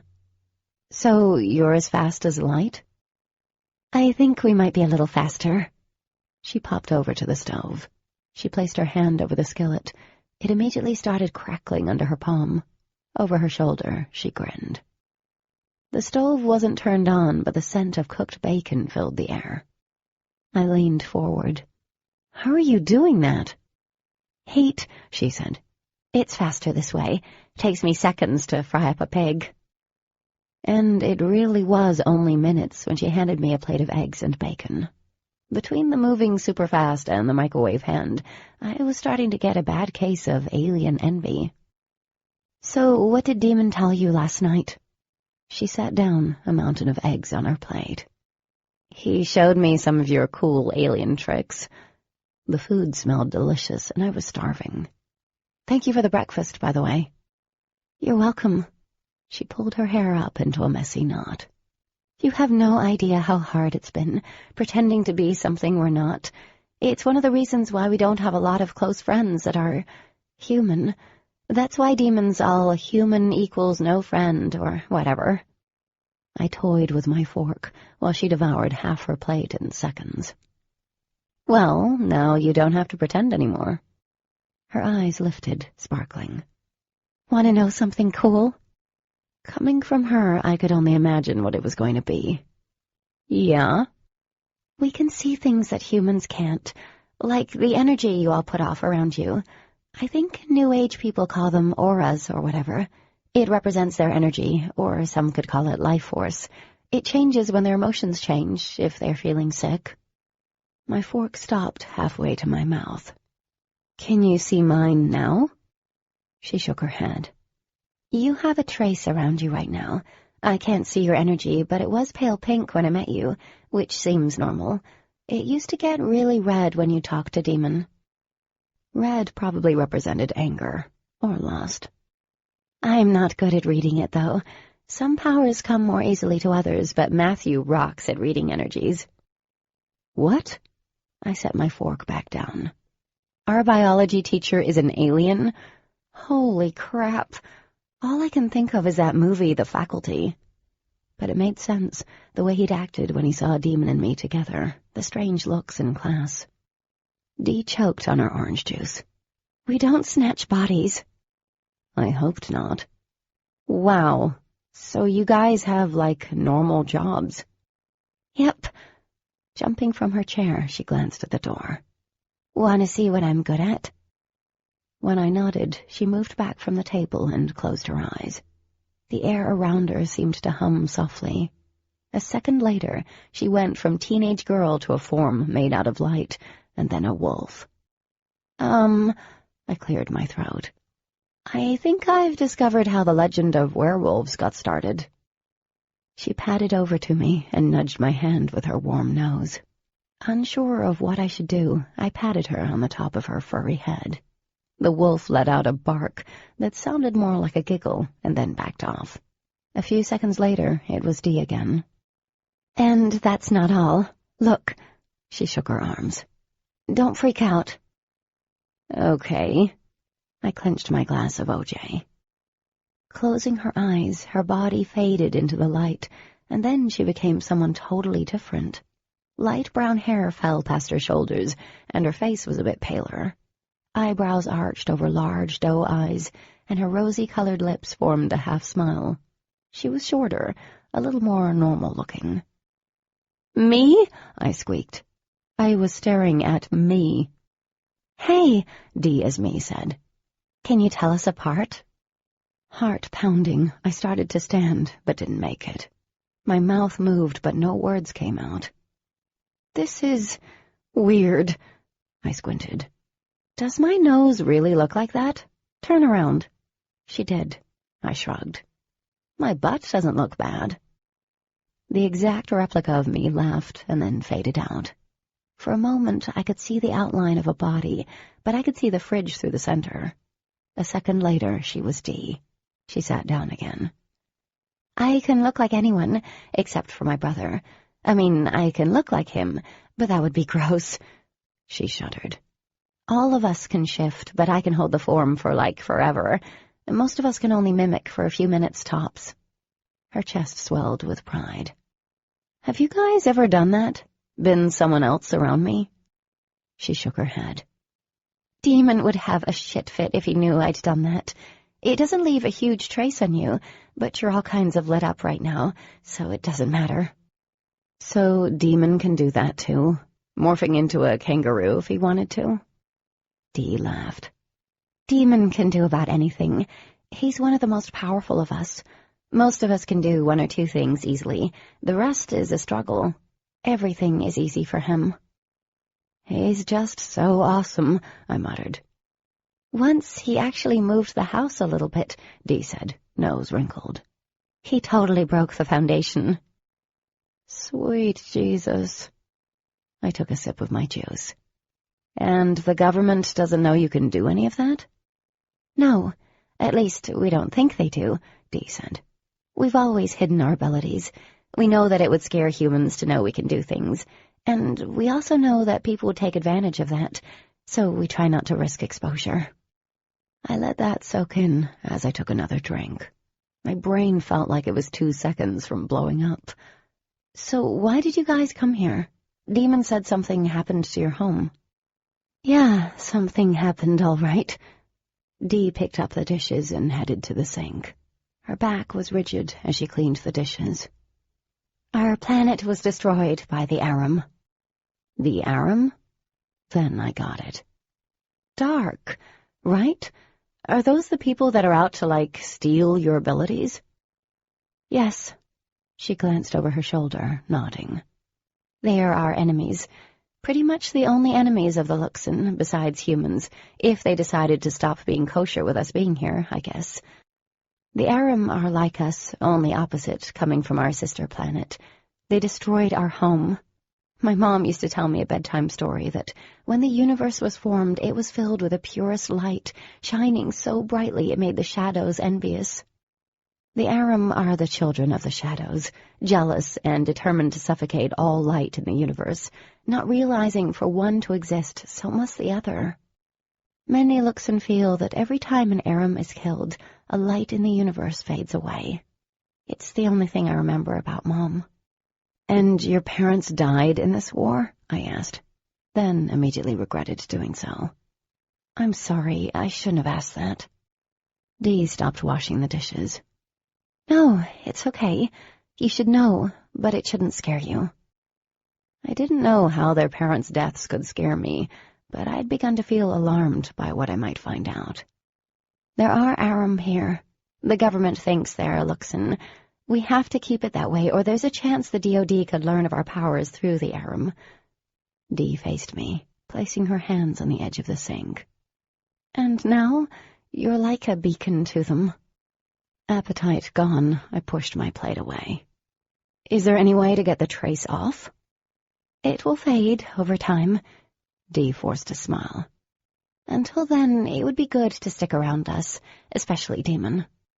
Goody gumdrops, but it could be worse. Okay, so it fades eventually. I can deal with that if that's my only problem. It's not, she said.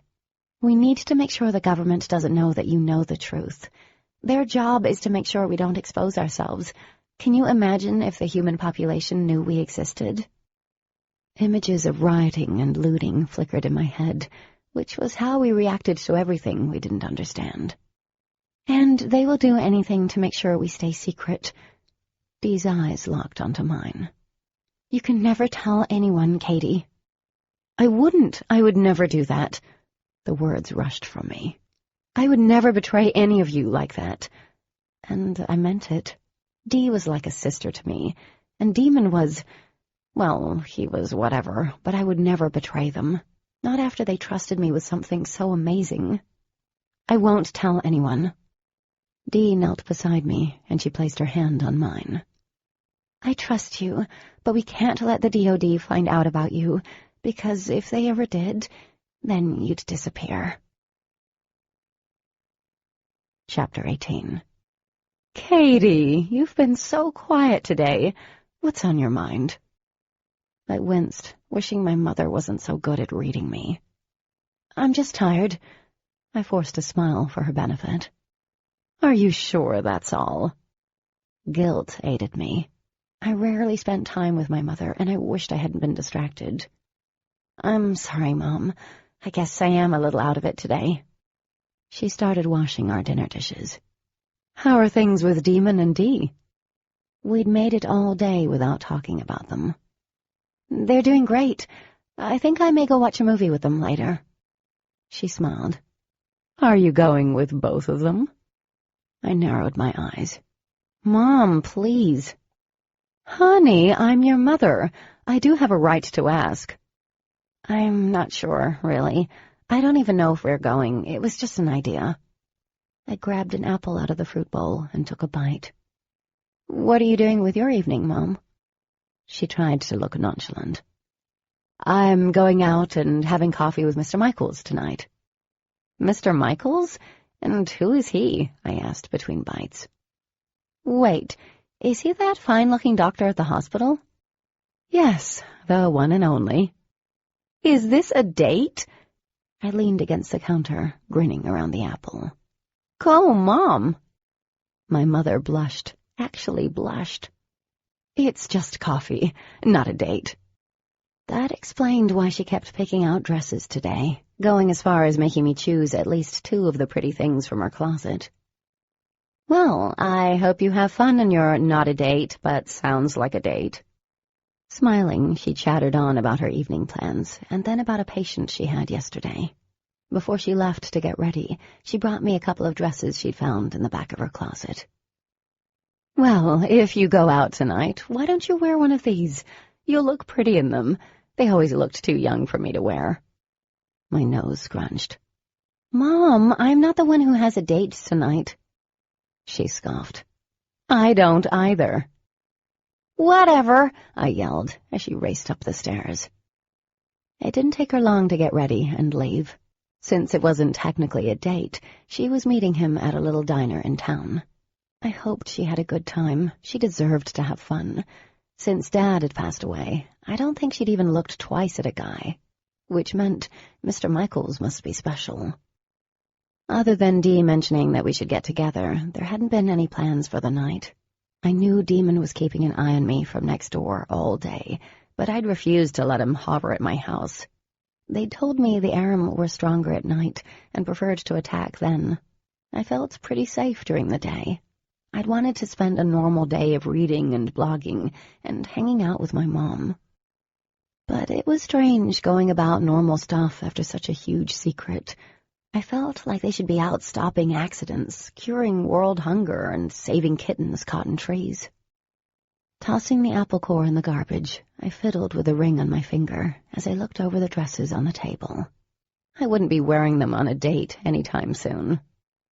A sharp knock on the back door jarred me out of my thoughts. I went to the door, and Demon stood there. Even dressed in casual jeans and a plain white shirt that strained against his upper body, he looked utterly magnificent. It was unsettling, and what was even more unnerving was the way he stood there and stared at me. His brilliant jade gaze was intense and consuming. "Hey," I said. He nodded, giving me no clue what kind of mood he was in. "Oh, boy.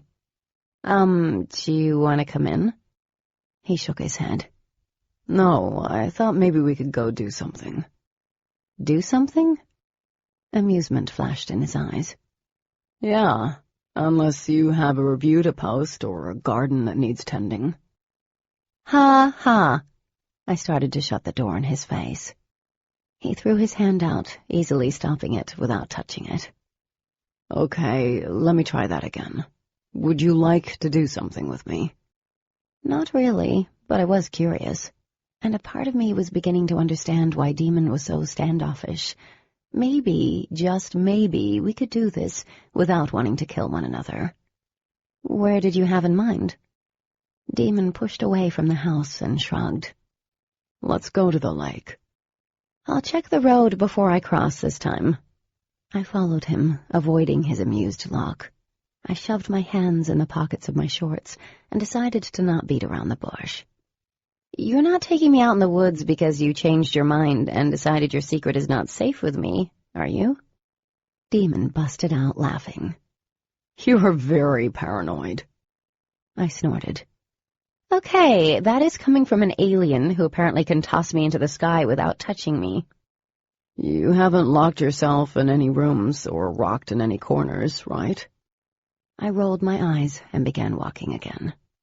"No, Demon, but thanks for making sure I'm mentally sound and all." "Hey," he threw up his hands. "I need to make sure you aren't going to lose it and potentially tell the entire town what we are." "I don't think you need to worry about that for several reasons," I replied dryly. Demon gave me a pointed look. "You know how many people we've been close to? I mean, really close to?" I made a face. It wasn't hard to imagine what he meant. Oddly, I found myself not liking those images. His chuckle was deep and throaty. "Then one little girl goes and exposes us. Can you see how hard that is for me to trust?" "I'm not a little girl, but if I could go back in time and do it all over, I wouldn't have stepped out in front of that truck." "Well, that is good to know," he responded. "But I don't regret finding out the truth. It explains so much. Wait, Can you go back in time? I asked seriously. The possibility hadn't crossed my mind before, but now I honestly wondered. Demon sighed and shook his head. We can manipulate time, yes, but it's not something we'd do, and only going forward. At least, I've never heard of anyone being able to bend time to the past. My eyes felt like they were going to pop out. Jesus, you guys make Superman look lame. He smiled as he dipped his head down to avoid a low-hanging branch. Well, I'm not telling you what our kryptonite is. Can I ask you a question? I asked, after a couple of moments of us walking along the leaf-covered trail. When he nodded, I took a deep breath. The Bethany girl that disappeared, she was involved with Dawson, right? He cut me a sharp, sidelong glance. Yes. And she found out about you guys? Several seconds passed before he answered. Yes. I glanced at him again. His face was stoic as he stared straight ahead. And that's why she disappeared? Again, there was a gap of silence. Yes. Okay, he was only going to give me one-word answers. Nice. Did she tell someone? I mean, why did she have to disappear? Demon sighed heavily. It's complicated, Cat. Complicated meant a lot of things. Is she dead? He didn't answer. I stopped, digging an odd-shaped pebble out of my sandal. You're just not going to tell me? He grinned at me with infuriating ease. So why did you want to come out here? I shook the rock out and put my sandal back on. Because it's fun for you to be all evasive. Well, it is amusing to watch your cheeks get all pink when you're frustrated. I glared at him. Demon smirked and started walking again. We didn't say anything until we reached the lake. He went to the edge and glanced back to where I stopped a few feet behind him. Besides the twisted fact that I like watching you get all bent out of shape, I figured you'd have more questions. Well, it was sick he liked pissing me off. Even sicker was the fact I liked watching him get all pissy, too. I do. Some I won't answer. Some I will. Demon paused, looking thoughtful. Might as well get all your questions out of the way. Then we don't have a reason to bring any of this up again, but you're going to have to work for those questions. Never bring up the fact that they were aliens? Ha! Okay. What do I have to do? Meet me on the rock. He turned back to the lake and kicked off his shoes. What? I'm not wearing a bathing suit. So? He turned around, grinning. You could almost strip down. Not going to happen. I folded my arms. Figured, he replied. Haven't you ever gone swimming in your clothes before? Yes, who hadn't? But it wasn't even that warm. Why do we have to go swimming for me to ask questions? Demon stared at me a moment, then his lashes lowered, fanning his cheeks. It's not for you, but for me. It seems like a normal thing to do. The tips of his cheekbones turned pink in the sun. The day we went swimming? Yes, I said, taking a step forward. He looked up, his eyes meeting mine. The green churned slowly, giving an appearance of vulnerability. Did you have fun?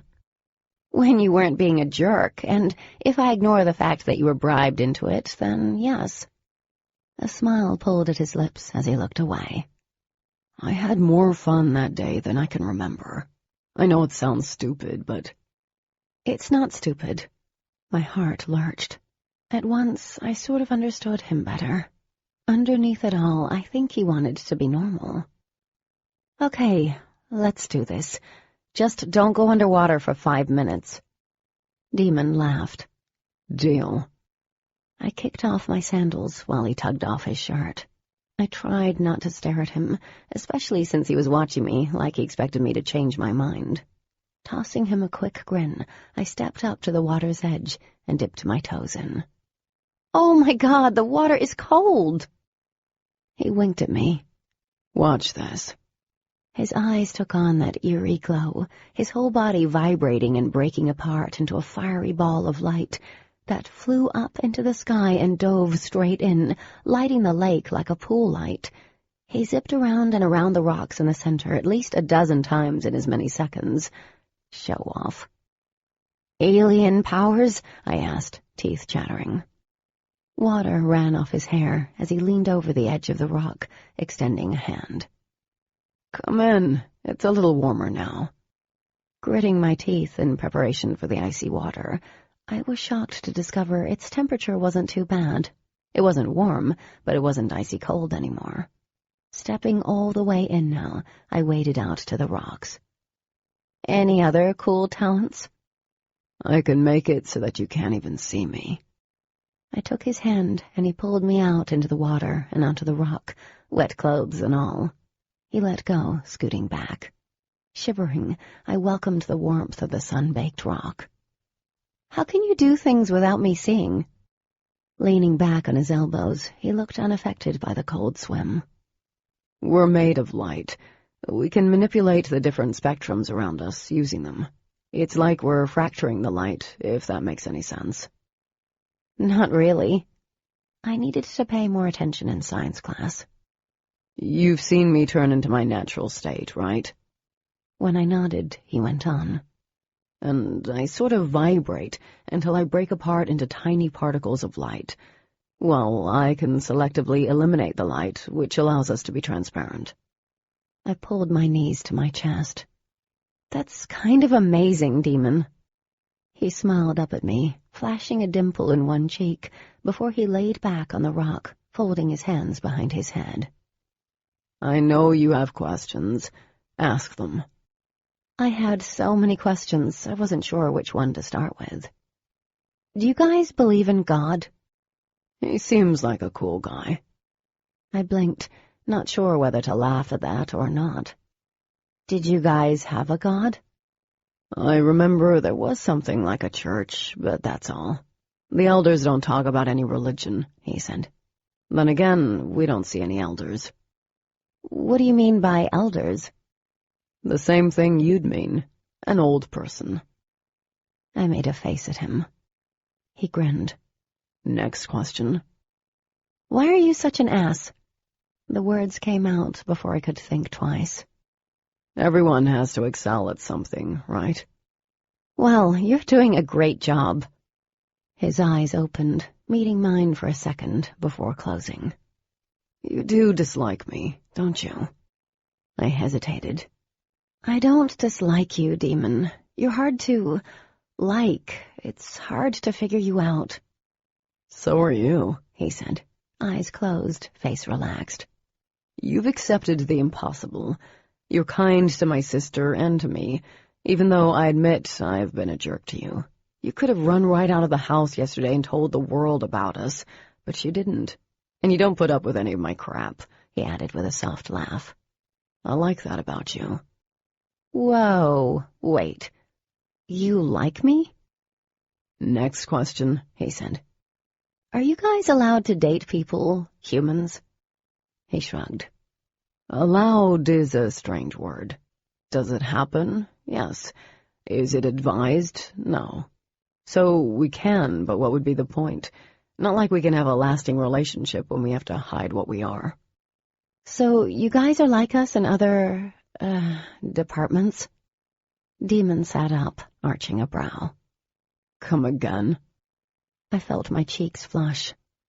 "You know, like sex. I mean, you guys are all glowy and stuff. I don't see how certain stuff would work." Demon's lips curled into a half-smile, and that was the only warning he gave. Moving unbelievably fast, I was on my back, and he was above me in a flash. "Are you asking if I'm attracted to human girls?" he asked. Dark, wet waves of hair fell forward. Tiny droplets of water fell off the ends, splashing against my cheek. "Or are you asking if I'm attracted to you?" Using his hands, he lowered himself slowly. There wasn't an inch of space between our bodies. Air fled my lungs at the contact of his body against mine. He was male and ripped, in all the places I was soft. Being this close to him was startling, causing an array of sensations to zing through me. I shivered. Not from the cold, but from how warm and wonderful he felt. I could feel every breath he took, and when he shifted his hips, my eyes went wide, and I gasped. Oh, yeah, certain stuff was definitely working. Demon rolled off me, onto his back beside me. "Next question," he asked, voice deep and thick. I didn't move. I stared wide-eyed at the blue skies. "You could have just told me, you know." I looked at him. "You didn't have to show me." "And what fun would there be in telling you?" He turned his head toward me. "Next question, kitten." "Why do you call me that?" "You remind me of a little fuzzy kitten, all claws and no bite." "Okay, that makes no sense." He shrugged. I searched my scattered thoughts for another question. I had so many, but he'd totally blown my train of thought to smithereens. "Do you think there are more Aram around?" Only the barest hint of emotion flitted across his face. He tipped his head back, studying me. "They're always around." "And they're hunting you?" "It's the only thing they care about." He returned to staring at the sky. "Without our powers, they're like humans, but vicious and immoral. They're into ultimate destruction and whatever." I swallowed hard. "Have you fought a lot of them?" "Yep." He eased onto his side, using his hand to support his head. A lock of hair fell over his eye. "I've lost count of how many I've faced and killed, and with you lit up like you are, more will come." My fingers itched to brush that strand of hair back. "Then why did you stop the truck?" "Would you have preferred I let it pancake you?" I didn't even bother responding to that. "Why did you?" A muscle popped in his jaw as his gaze drifted over my upturned face. "Honestly?" "Yes." "Will it get me bonus points?" he asked softly. Holding my breath, I reached up and brushed back the strand of hair. My fingers barely grazed his skin, but he sucked in a sharp breath and closed his eyes. I pulled my hand away, not sure why I'd done that. "Depends on how you answer the question." Demon's eyes opened. The pupils were white, strangely beautiful.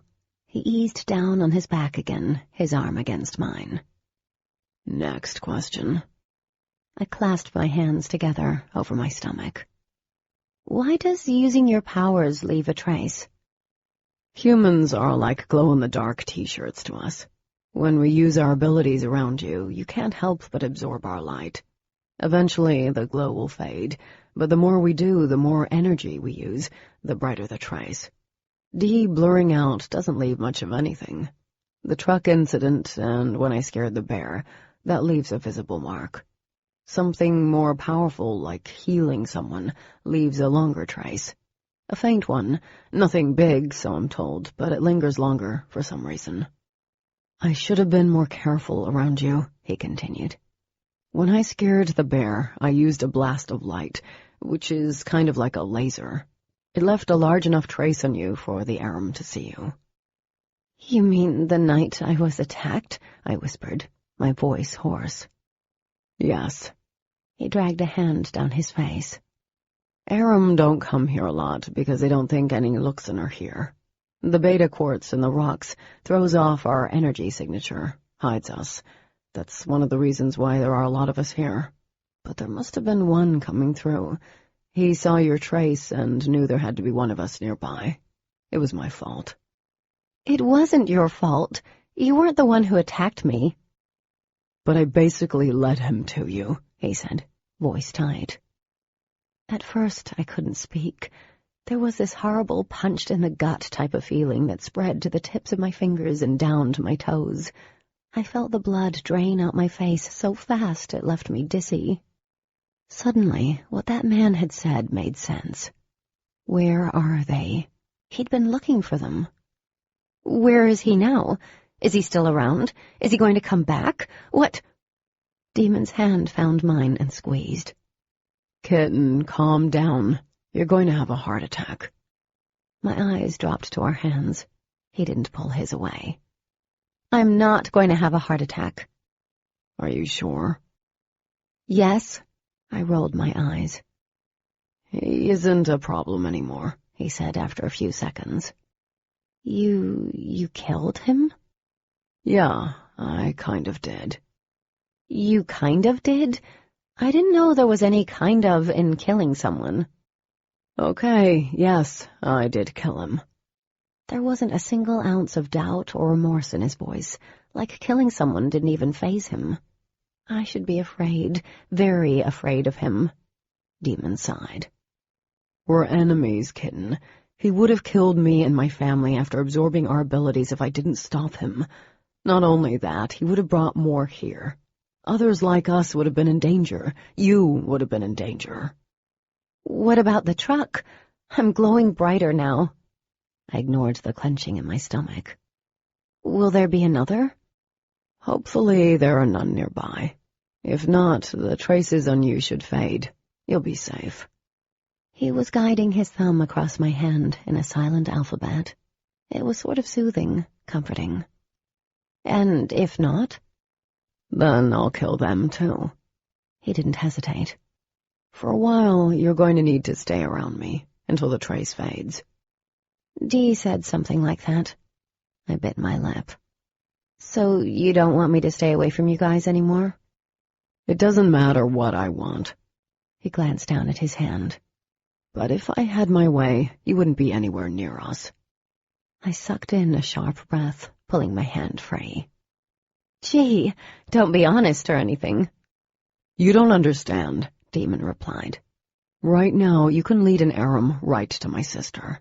And I have to protect her. She's all I have left. And I have to protect the others here. I'm the strongest. That is what I do. And while you're carrying the trace on you, I don't want you going anywhere with Dee if I'm not with you.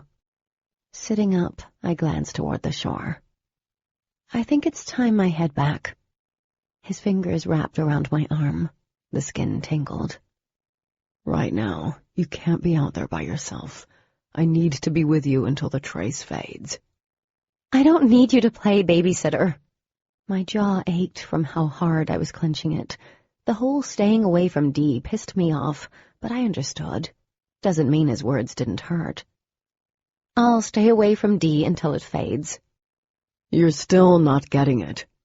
His grip didn't tighten, but I had a feeling he wanted to shake the crap out of me, even though I knew he never would. If an Aram gets a hold of you, they aren't going to kill you. The one at the library, he was playing with you. He was going to get you to the point that you'd beg for your life, and then force you to take him back to one of us. I swallowed. Demon. You don't have a choice. Right now, you're a huge risk with the trace. You are a danger to my sister. I will not let anything happen to her. His love for his sister was admirable, but did nothing to stop the flow of anger rushing through my veins. And then, after the trace fades, then what? I prefer that you'd stay the hell away from all of us, but I doubt that's going to happen. And my sister does care for you. He let go of my arm and leaned back, resting on his elbows. As long as you don't end up with another trace, then I don't have a problem with you being friends with her. My hands balled into fists. I'm so grateful to have your approval. His little half-smile didn't reach his eyes. His smiles rarely did. I've already lost one sibling because of how he felt for a human. I'm not going to lose another. Anger was still simmering in me, but his words caught my attention. You're talking about your brother and Bethany. There was a pause, and then, my brother fell in love with a human, and now they're both dead. Chapter 19. Like he'd turned off my bitch switch, all I could do was stare at him. There was a feeling in my gut that told me I already knew this stuff, but hadn't wanted to acknowledge it. God, he was such a jerk, but my anger eased off, lessening, and leaving uncertainty in its wake. What happened? I asked. He was staring over my shoulder, focused on the trees behind me. Dawson met Bethany, and I swear to you, it was like love at first sight. Everything for him became about her. Matthew, Mr. Garrison, warned him. I warned him that it wasn't going to work. There was no way we can have a relationship with a human. Pressing his lips together, he took a moment. You don't know how hard it is, Kat. We have to hide what we are all the time, and even among our own kind we have to be careful. There are many rules. The DOD and Luxon don't like the idea of us messing with humans. He paused, shaking his head. It's as if they think we're animals beneath them. But you're not animals, I said. They were definitely not like us, but they weren't beneath us. Do you know any time we apply for something, it's tracked by the DOD? He glanced at me, eyes troubled, angry. Driver's license, they know. If we apply for college, they see it. Marriage license to a human? Forget it. We even have a registration we have to go through if we want to move. I blinked. Can they do that? He laughed humorously. This is your planet, not ours. You even said it, and they keep us in place by funding our lives. We have random check-ins, so we can't hide or anything. Once they know we're here, that's it. Not sure what to say, I remained quiet. Everything about their life seemed controlled, chronicled. It was frightening and sad. And that's not all. We're expected to find another Luxon, and to stay there. Alarm trickled through my system. Was he obligated to Ash? It seemed the wrong time to ask. And it seemed even more wrong that I wanted to ask. That doesn't seem fair. It's not. Demon sat up in one fluid motion, dropping his arms over his bent knees. It's easy to feel human. I know I'm not, but I want the same things that all humans want. He stopped, shaking his head. Anyway, something happened between Dawson and Bethany. I don't know what. He never said. They went out hiking one Saturday, and he came back late, his clothing torn and covered with blood. They were closer than ever. If Matt and the Thompsons didn't have their suspicions before, they did then. That following weekend, Dawson and Bethany went out to the movies. They never came back. I squeezed my eyes shut. The DOD found him the next day in Moorfield, his body dumped in a field like garbage. His voice was low, rough. I didn't get to say goodbye. They took his body before I could even see him, because of the risk of exposure. When we die or get hurt, we resort back to our true form. I ached for that, for him and Dee. Are you sure he's dead, then, if you've never seen his body? I know an Aram got him, drained him of his abilities and killed him. If he were still alive, he would have found a way to contact us. Both his and Bethany's bodies were taken away before anyone could see. Her parents will never know what happened to her, and all we know is that he had to have done something that left a trace on her, enabling the Aram to find him. That's the only way. They can't sense us here.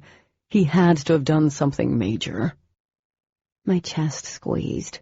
I couldn't imagine what he and Dee had to have felt. My father's death had been expected. It hurt. It had felt like his sickness and eventual death was killing me, but he hadn't been murdered. I'm sorry, I whispered. I know there's nothing I can say. I'm just so sorry. He shifted slightly, lifting his head to the sky. In a second, the mask he wore slipped down, and there was the real demon. Still a total badass, but there was pain in him, a vulnerability in the lines of his face that I doubted anyone ever got to see. And suddenly I felt like I was intruding, witnessing this moment. For it to be me, of all people, to see beneath the layers of attitude, didn't seem right. It should have been someone he cared about, someone important to him. I miss the idiot, he said raggedly. My heart clenched. The pain in his voice pricked at me. Not thinking, I turned and reached over, wrapping my arms around his all-too-stiff body. I hugged him, squeezing him as tightly as I could, and then I let him go before he overreacted and threw me off the rock. Demon still didn't move. He stared at me, eyes wide, like he'd never been hugged before. Maybe the Luxon didn't believe in hugs. I lowered my gaze. I miss my dad, too. It doesn't get any easier. His breath expelled harshly. Dee said he was sick, but not what was wrong with him. I'm sorry for your loss. Sickness isn't something we're accustomed to. What was it? I told him about my dad's cancer, which was surprisingly easy. And then I told him about better things my dad and I shared before he got sick. How I used to garden with him, and we'd spend Saturday mornings during the spring searching for new plants and flowers. And he shared memories of Dawson, the first time they hiked the Seneca Rocks, and the time that Dawson had morphed into someone else and couldn't figure out how to change back. We stayed there, somehow finding a peace in talking about them, until the sun started to fade and the rock lost its warmth. And it was just me and him in the dusk, staring at the stars filling the sky. I was reluctant to leave, not because the water would be cold, but because I knew that this little piece of the world we created, where we weren't arguing or hating one another, wouldn't last. It seemed that Demon needed someone to talk to, and I happened to be here. I asked the right questions, and it was the same for me. He was here. At least that's what I was telling myself, because I knew tomorrow would be no different than the week before. We had to go back to the real world, and Demon wishing he'd never met me. Neither of us spoke until we were on my porch. The light was on in the living room, so when I did speak, I kept my voice low. What happens now? Demon's hands were fists at his side as he looked away, not answering. I started to turn, but in the time that it took for me to blink my eyes, Demon was already gone. You didn't do anything for Labor Day? Lessa pointed at Carissa behind her. You live a life as exciting as Carissa. Carissa rolled her eyes as she straightened her glasses. Not all of us have parents who whisk us away for a quick weekend in North Carolina. We aren't as cool as you.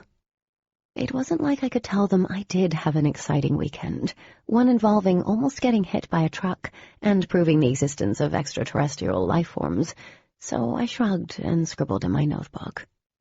Just hung out at home. I can see why. Lessa tipped her chin toward the front of the classroom. I would too, if I lived next to that. You should have been born as a man, Carissa remarked, and I hid a smile. Those two were a riot, one as oppressed as the other was ballsy. I always felt like I was watching an insane tennis match between the angel on my left shoulder and the devil on my right. But I didn't need to look up to see they were talking about Demon. Last night I'd barely slept.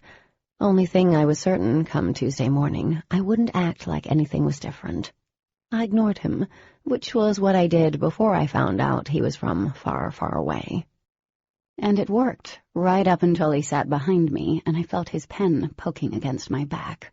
Slowly, I set my pen down and casually turned around. Yes? Sooty lashes lowered, but not before I saw the sparkle in his eyes. My house, after school. Lessa's audible intake of breath was sort of embarrassing. I knew I had to hang out with Demon until the damn trace thing faded, but I didn't take well to being ordered around. I have plans.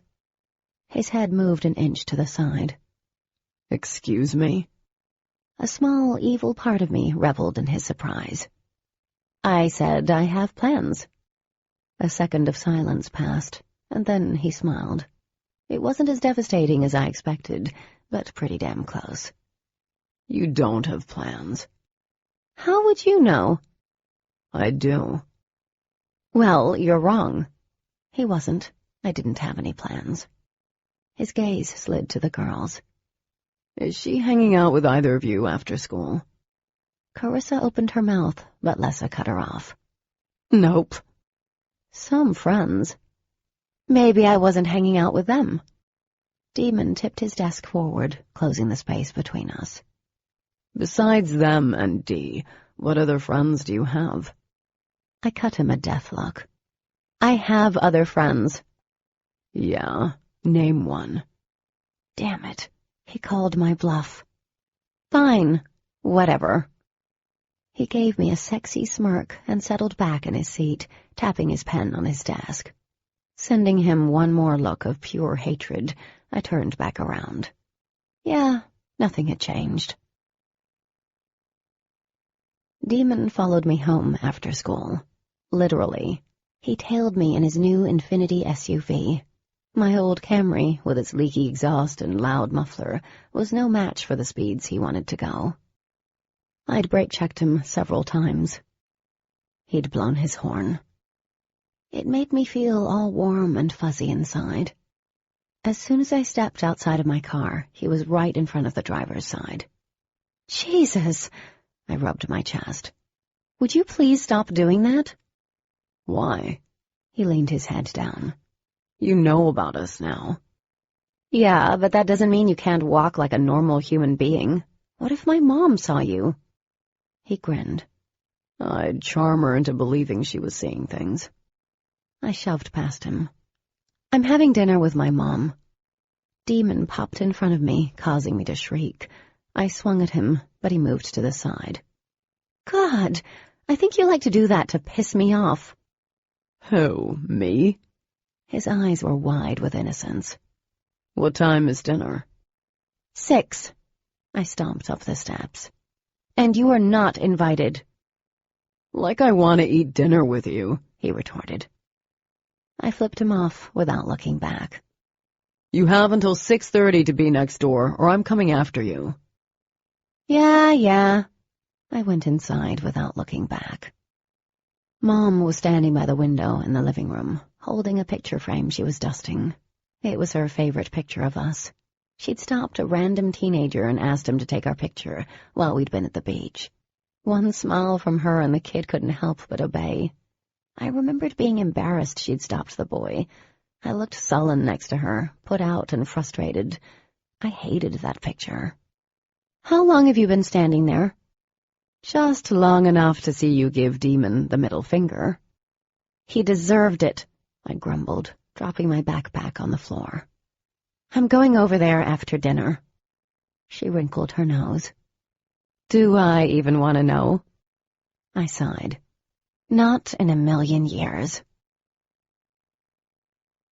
When I did show up next door at 6:34, it sounded like World War III had erupted in the house. I'd let myself in since no one answered the damn door. I can't believe you ate all the ice cream, Demon. I cringed and stopped inside the dining room. There was no way I was going into that kitchen. I didn't eat all of it. Oh, so it ate itself? Dee shrieked so loudly I thought I heard the rafters in the ceiling shake. Did the spoon eat it? Oh, wait, I know. The carton ate it. Actually, I think the freezer ate it, Demon responded dryly. I grinned when I heard what sounded like the empty container hitting what suspiciously sounded like flesh. Turning, I went back into the living room and piddled around until I heard footfalls behind me. Demon lounged against the frame of the door that led from the dining room to the living room.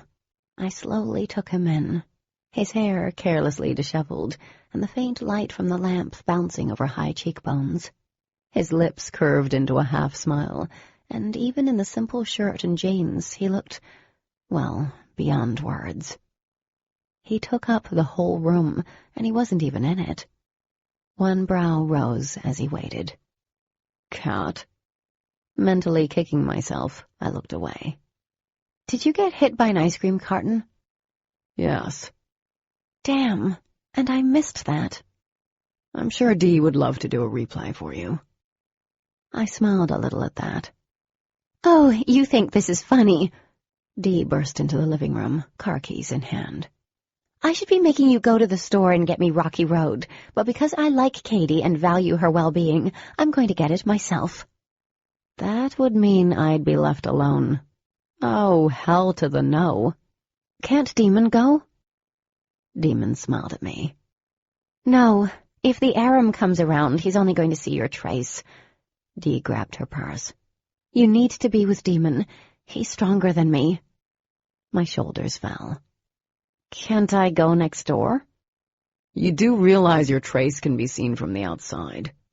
Demon pushed out of the doorway. It's your funeral, though. Demon, Dee snapped. This is all your fault. My ice cream is not your ice cream. Ice cream must be very important, I said. It is my life. Dee swung her purse at Demon, but missed. And you took it from me. Demon rolled his eyes. Just get going and come right back. Yes, sir. She saluted him. You guys want anything? I shook my head. Demon did the blinking out and reappearing thing. He was now beside Dee and pulled her in for a quick hug. Be careful. There was no doubt in my mind that Demon loved and cherished his sister. He'd gladly give his life for her. The way he was always looking out for her was more than admirable. There wasn't a good enough word for it, and it made me wish I had a sibling. As always. She smiled, gave me a quick wave, and darted out the door. Wow.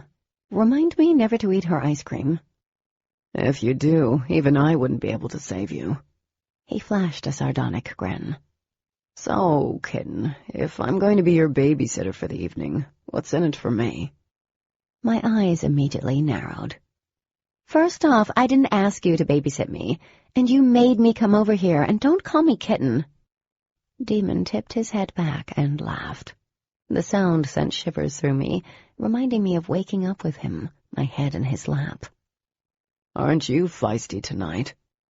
You ain't seen nothing yet. Still chuckling, he turned toward the kitchen. I can believe that. Never a dull moment when you're around. He paused. Are you coming or not? I took a deep breath and exhaled slowly. Going where? He pushed open the kitchen door. I'm hungry. Didn't you just eat all of the ice cream? Yeah, still hungry. Good Lord, aliens can eat. I stayed put. Demon glanced over his broad shoulder. I have this strong inclination that I need to keep an eye on you. Where I go, you go. He waited for me to move, and when I didn't, his smile turned devilish. Or I can forcibly move you. I was pretty sure I didn't want to know how he planned to do that. All right, let's go. I shuffled past him and plopped down in his seat at the table. Demon grabbed a plate of leftover chicken. Want some? I shook my head. Unlike them, I didn't eat 10 square meals a day. He was quiet as he moved around the kitchen. Since the night on the rock, we hadn't been at each other's throats. It wasn't like we were getting along, but it seemed like an undeclared truce existed. I had no idea what to do with him, since we weren't trying to tick each other off. Resting my cheek on my palm, I had a hard time pulling my eyes off him. He was broad and tall, but he moved like a dancer. Each step was smooth and supple. Even the simplest movement looked like a form of art. Then there was his face. At that moment, he peered up from his plate. So how are you holding up? I tore my eyes from him and focused on the plate of food that was already half-eaten. How long had I been staring at him? This was getting ridiculous. Did the trace turn me into a walking hormone? I'm doing okay. He took a bite of chicken and chewed slowly. You are. You've accepted all of this. I'm surprised. What did you think I'd do? Demon shrugged. With humans, the possibilities are endless. I bit my lip. Do you think that we are somehow weaker than you are because we're human? It's not that I think you're weaker. I know you are. He eyed me over his glass of milk. I'm not trying to be obnoxious by saying that. You are weaker than us. Maybe physically, but not mentally or morally, I countered. Morally? He sounded confused. Yeah, like I'm not going to tell the world about you guys to get money. And if I was captured by an Aram, I wouldn't bring them back to you all. Wouldn't you? Offended, I leaned back and folded my arms. No, I wouldn't. Even if your life was threatened? Disbelief colored his tone. Shaking my head, I laughed. Just because I'm human doesn't mean I'm a coward or unethical. I'd never do anything that would put Dee in danger. Why would my life be more valuable than hers? Now yours, debatable, but not Dee. He stared at me for several seconds, then went back to his food. If I was expecting an apology, I wasn't going to get one. Big surprise there. So how long will it take for this trace to fade? My eyes went right back to him. Very annoying. Demon's eyes were intent and bright, the green hue seeming to burn through me. He took a long, healthy drink. I swallowed, my throat dry. Probably a week or two, maybe less, he said, squinting. It's already starting to fade. It was weird that he was talking about this light around me that I couldn't see. What do I look like? A giant light bulb or something? He chuckled, shaking his head. It's a soft white glow that's around your body, kind of like a halo. Oh, well, that's not too bad. Are you done? When he nodded, I grabbed his plate out of habit. Not to throw it at him, but mainly out of something to do. At least I don't look like a Christmas tree. You look like the star atop the tree. His breath stirred the hair around my cheek. Gasping, I turned around. Demon stood directly behind me, our bodies separated only by a foot or two. Placing my hands on the edge of the counter, I dragged in a deep breath. I hate it when you do that alien super speed thing. Smiling, he cocked his head to the side. Kitten, what are we going to get into? 1,000 images flashed. Thank God reading thoughts wasn't one of his alien powers. Such a strange thickness invaded the air around me, and this overwhelming yearning from deep inside sprung to life. Why not hand me over to the DOD? I blurted out. Demon took a step back, surprised. What? I wished I hadn't gone there, but I did, and there was no coming back from it. Wouldn't everything have been easier for you if you handed me over to the DOD?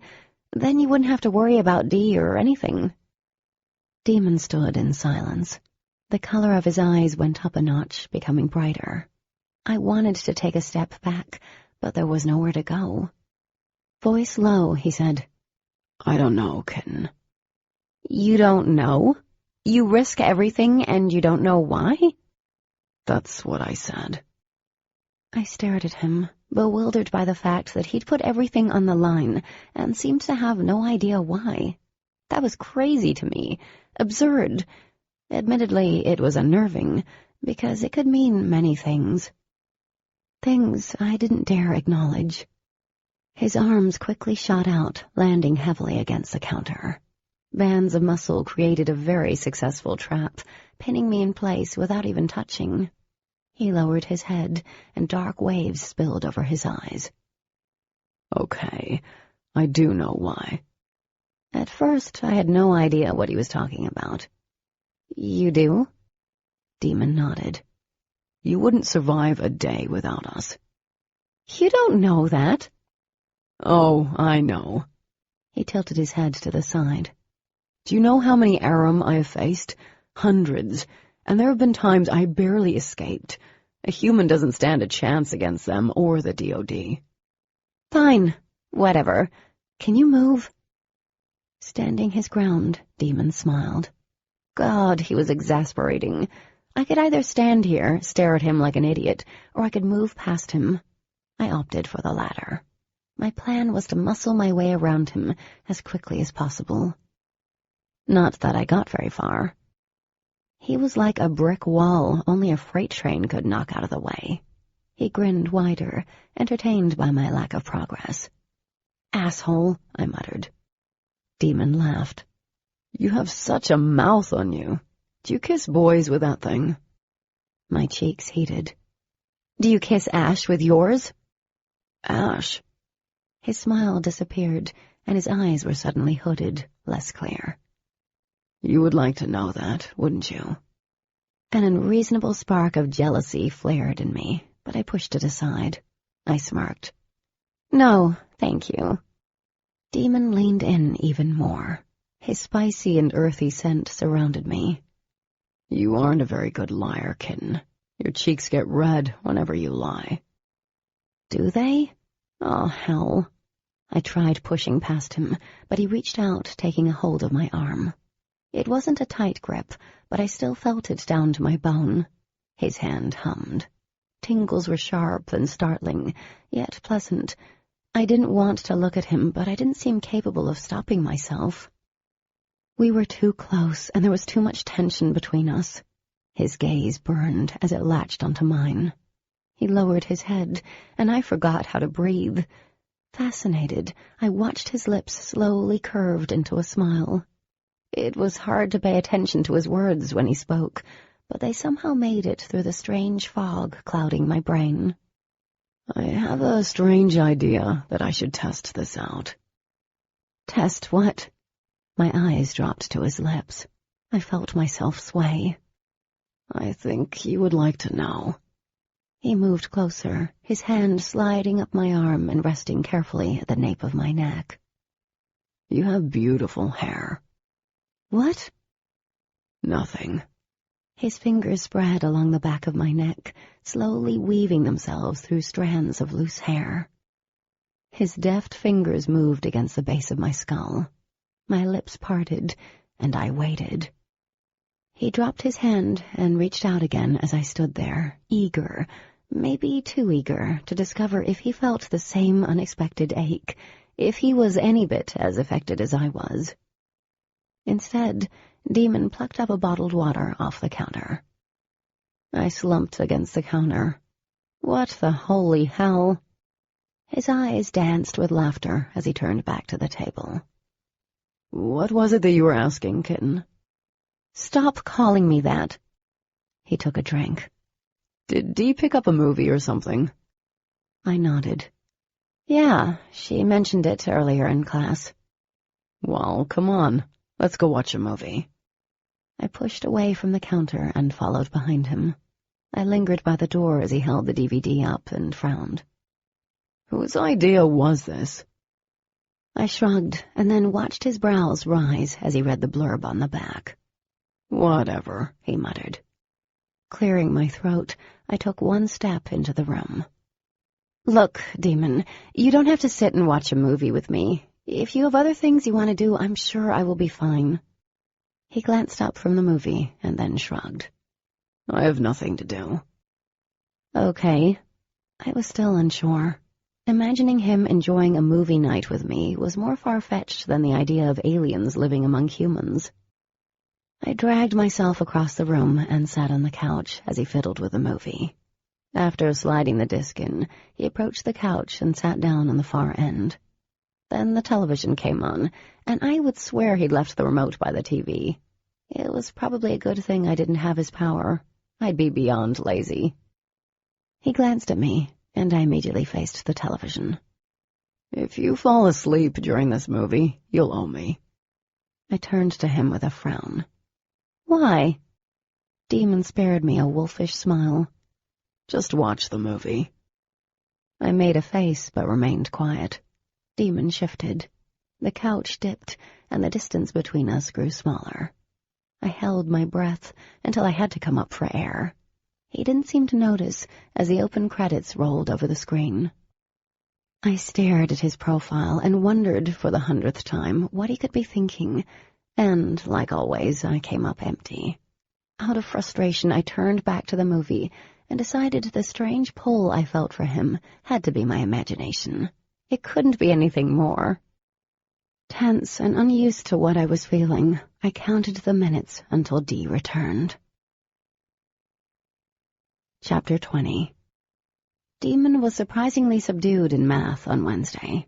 The inevitable pen poke only came once, and that was to remind me the only plans I had after school were with him. Yeah, whatever, like I could forget. In bio, like the day before, Mr. Garrison's keen stare kept coming back to me. I knew he saw the trace, and I had no clue what he was thinking. Demon hadn't mentioned if he and Dee had said anything to the other Luxon.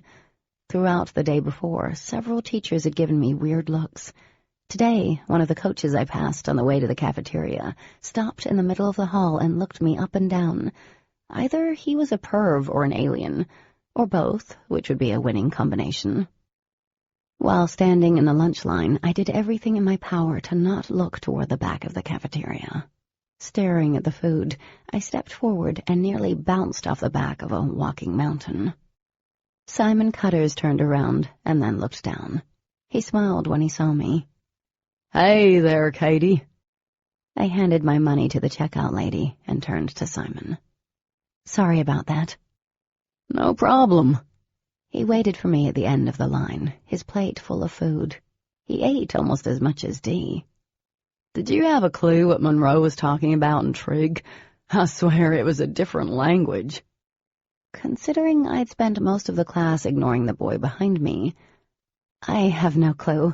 I'm hoping someone took notes." I shifted my plate. "We have a test next week, right?" Simon nodded.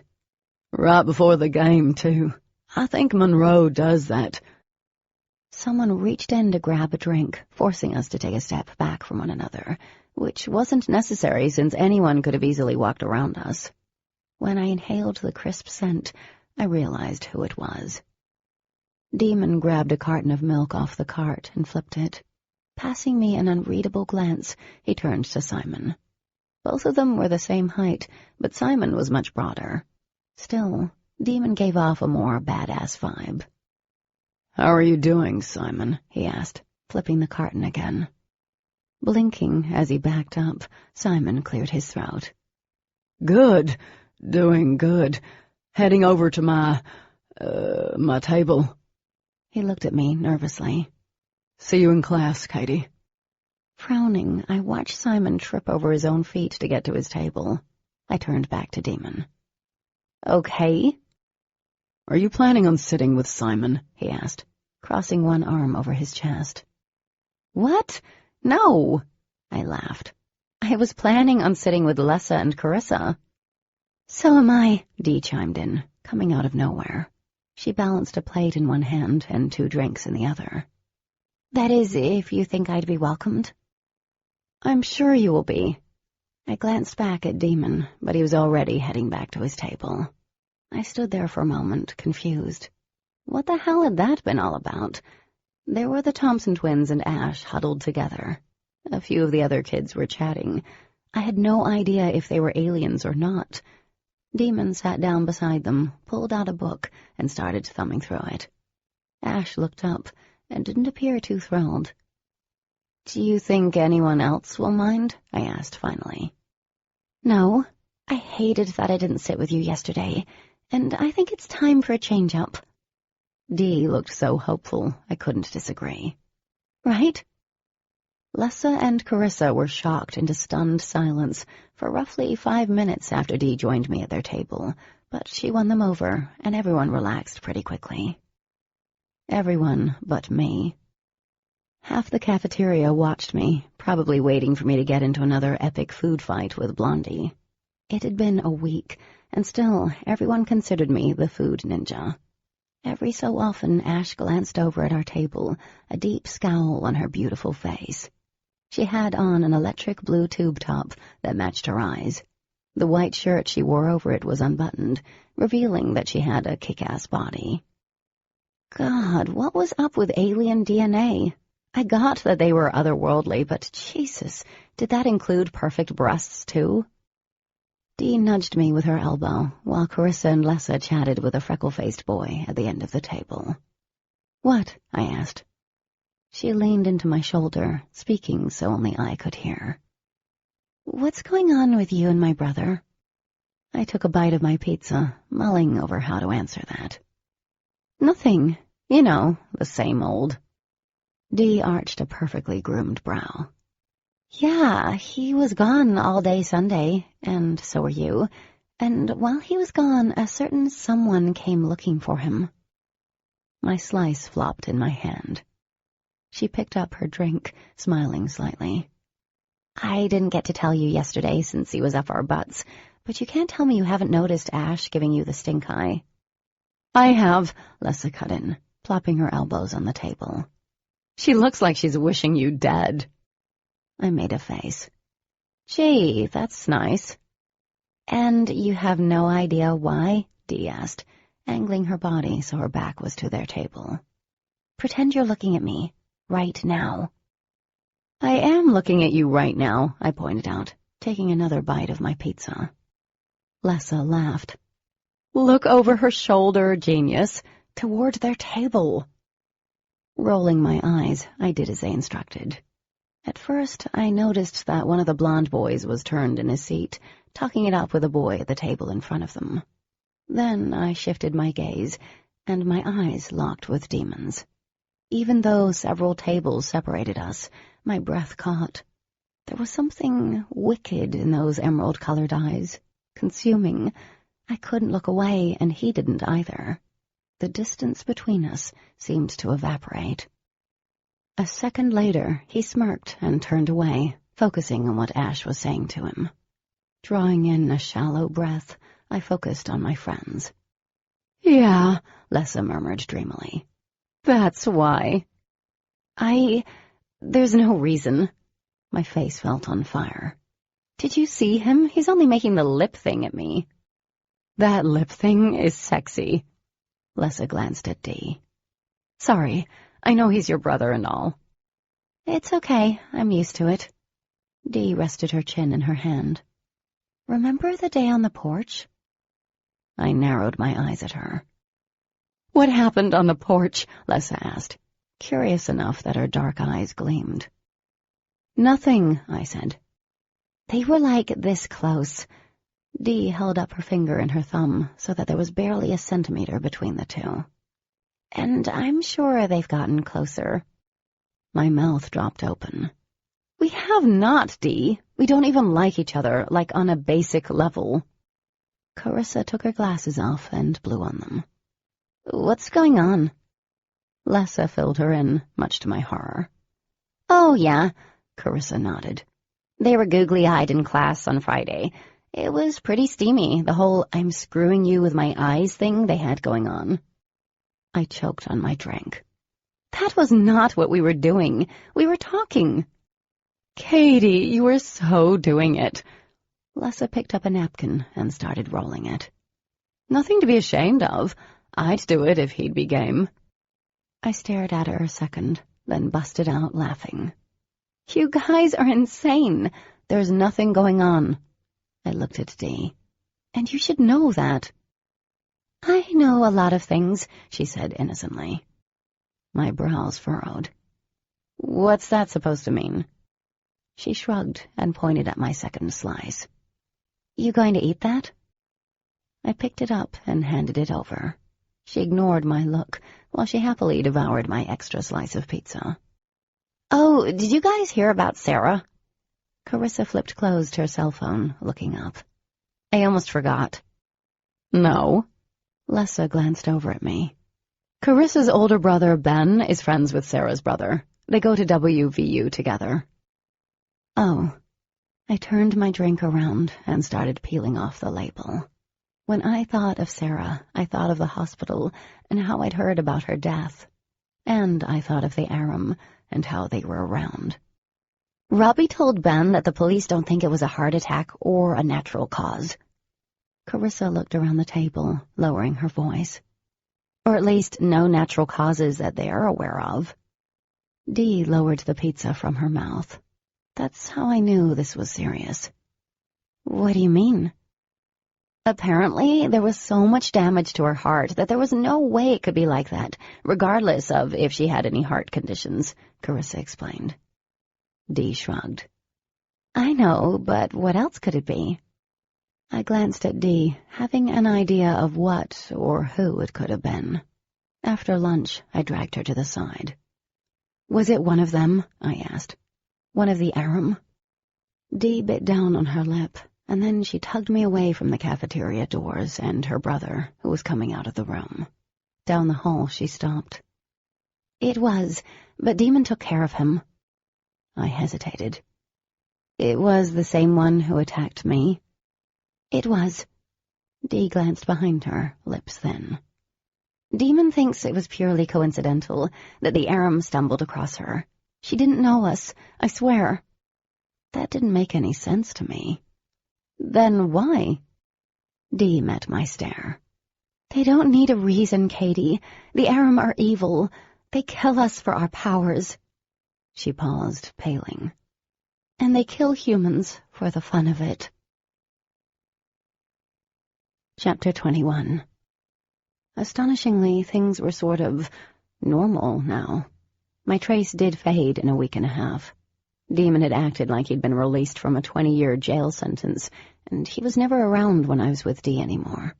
September and most of October passed without anything happening. Mom continued to work both jobs, and she had a couple more dates with Mr. Michaels. She liked him, and I was happy for her. It had been so long since I'd seen her smile, not tinged with sorrow. Carissa and Lessa both had been to my house, and many times we'd gone to the movies or the mall in Cumberland with Dee. Even though I'd grown close to the two human girls and had a heck of a lot more in common with them, I was closer to Dee. We did everything together. Everything except talk about Demon. She tried several times. "I know he likes you," she'd said once, while we were supposed to be studying. "I see the way he looks at you. He gets uptight if I even bring you up." I'd sighed and closed my notebook.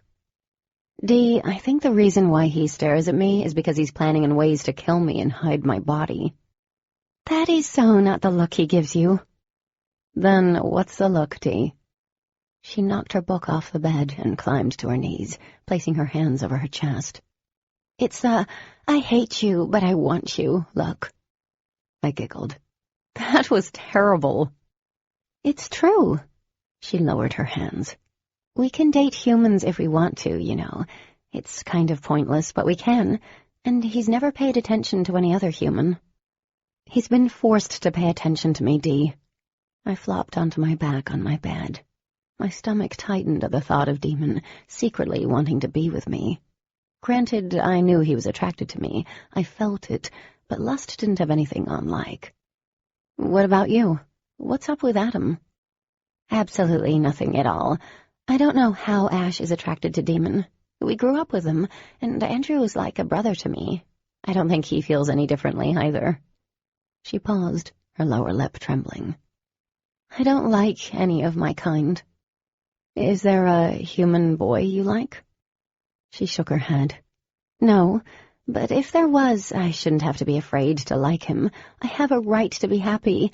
It shouldn't matter if it's one of your kind or ours that does it." "I completely agree." Dee had lain down next to me, snuggling up. "Demon would freak if I fell for a human." I almost smiled at that, but then I remembered their brother. Damn right Demon would freak. Maybe rightfully so, because if his brother hadn't fallen for a human, he'd still be alive. I hoped for Dee's sake she never fell for one. Demon would most definitely go nutso. As it approached mid-October, it seemed like we'd gone backward in time. I was going to find that pen of his and destroy it. I'd lost count of how many times I was poked in the back long after the trace had faded from me. It seemed he lived to get under my skin. And there was a part of me that kind of looked forward to it, only because it was entertaining. Until one of us seriously got mad, especially when he was being downright antisocial. Like Friday in class, Simon had asked if I wanted to study for our trig exam. Before I could even respond, Simon's backpack had flown off his desk, scattering its contents across the floor as if someone had swept his arm across his desk. Red-faced and confused, Simon had been successfully distracted by the laughing class, while he gathered up his notebooks and scattered pencils. I'd glanced back over my shoulder at Demon, suspecting he was behind the flying backpack, but all he did was smile lazily at me. "What's your deal?" I asked in the hallway after class. "I know you did that." He shrugged. "So?" "So?" I stopped by my locker, surprised to find that Demon had followed me there. "That was rude, Demon. You embarrassed him." Then I lowered my voice to a whisper. "And I thought using your stuff would draw them here." "That was barely a blip on the map. That didn't leave a trace on anyone." He lowered his head until the edges of his dark curls brushed my cheek. I was caught between wanting to crawl into my locker and crawl into him. "Besides, I was doing you a favor." I laughed. "And how is that doing me a favor?" Demon smiled at me and then lowered his gaze so his thick, dark lashes shielded his eyes. Studying math wasn't what he had in mind. That seemed debatable, but I decided to play along. I wasn't backing down from him, not even when he could toss me in the air with a single thought. And what if that's the case? You like Simon? His chin jerked up, anger flashing in his emerald eyes. You can't possibly like him. I hesitated. Are you jealous? Demon looked away. He sucked in a sharp breath. I'm not jealous. All I'm trying to do is help you out. Guys like Simon want to get between your legs. My cheeks flushed as I stared at him. Why? You think that's the only reason why a guy might like me? Demon smiled knowingly as he slowly backed up. Just saying. He left after that, disappearing into the crowded hall. Which was good, because if he'd stayed a moment longer, I would have socked him. When I turned around, I saw Ash standing outside her class. Her look pretty much fried me on the spot. No one was talking about Sarah. It wasn't that the school had forgotten her. It was just that they'd moved on, like most did. Knowing how and why she died was something I tried not to think about. When I did, my stomach soured like curdled milk.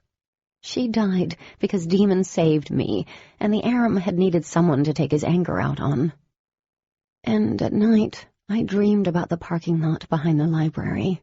I saw his face, the coldness and rage in his eyes as he squeezed the life out of me. Those nights, I woke with a scream stuck in my throat, covered in a cold sweat. Other than the nightmares and the occasional alien bully move on Demon's part, there was nothing else that was out of the norm. It was like living next to normal teenagers. Teenagers that didn't need to get up to change the television channel and got a little uptight after meteorite showers. Dee had explained that the Aram used these atmospheric displays as a way to come down to Earth without being detected by the government. I didn't understand how, and she didn't explain, but for a few days after a shower, or even a falling star, the siblings were on edge. They would also disappear, sometimes taking a 3-day weekend or missing a Wednesday without any warning. Dee eventually explained that they'd been checking in with the DOD. They continued to tell me that the Aram weren't a problem, but I didn't believe them. Not when they took such great lengths to avoid discussing them. But Dee was on edge for a whole different reason in class on Thursday. Homecoming was next weekend, and she hadn't found a dress. She had a date with Andrew. Or was it Adam? I couldn't tell the incredible blonde duo apart. Everyone was excited about homecoming, it seemed. Streamers hung from the hallways. Banners announced the game against the other school and the dance. Tickets were selling left and right. Lessa and Carissa also had dates. Neither of them had dresses from the sound of yesterday's lunch conversation. I, on the other hand, didn't have a date. They tried to convince me yesterday that going stag wasn't the height of social disaster, and I knew that, but standing along the wall all night or playing third wheel wasn't my cup of tea. Everybody knew each other in a school as small as PHS. Couples had been together their entire high school stint. Friends were shacking up with one another to go to the dance. And I, having no real connection to anyone, seemed dateless. Total killer for the self-esteem.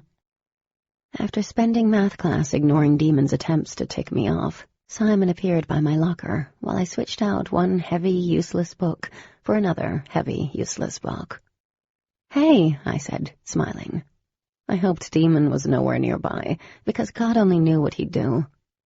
"You looked like you fell asleep in class today." He laughed. I kind of did, and I was dreaming about formulations. It was all very frightening. I laughed, shoving the textbook into my backpack as I nudged my locker door shut with my hip. "I can imagine." Simon wasn't bad-looking.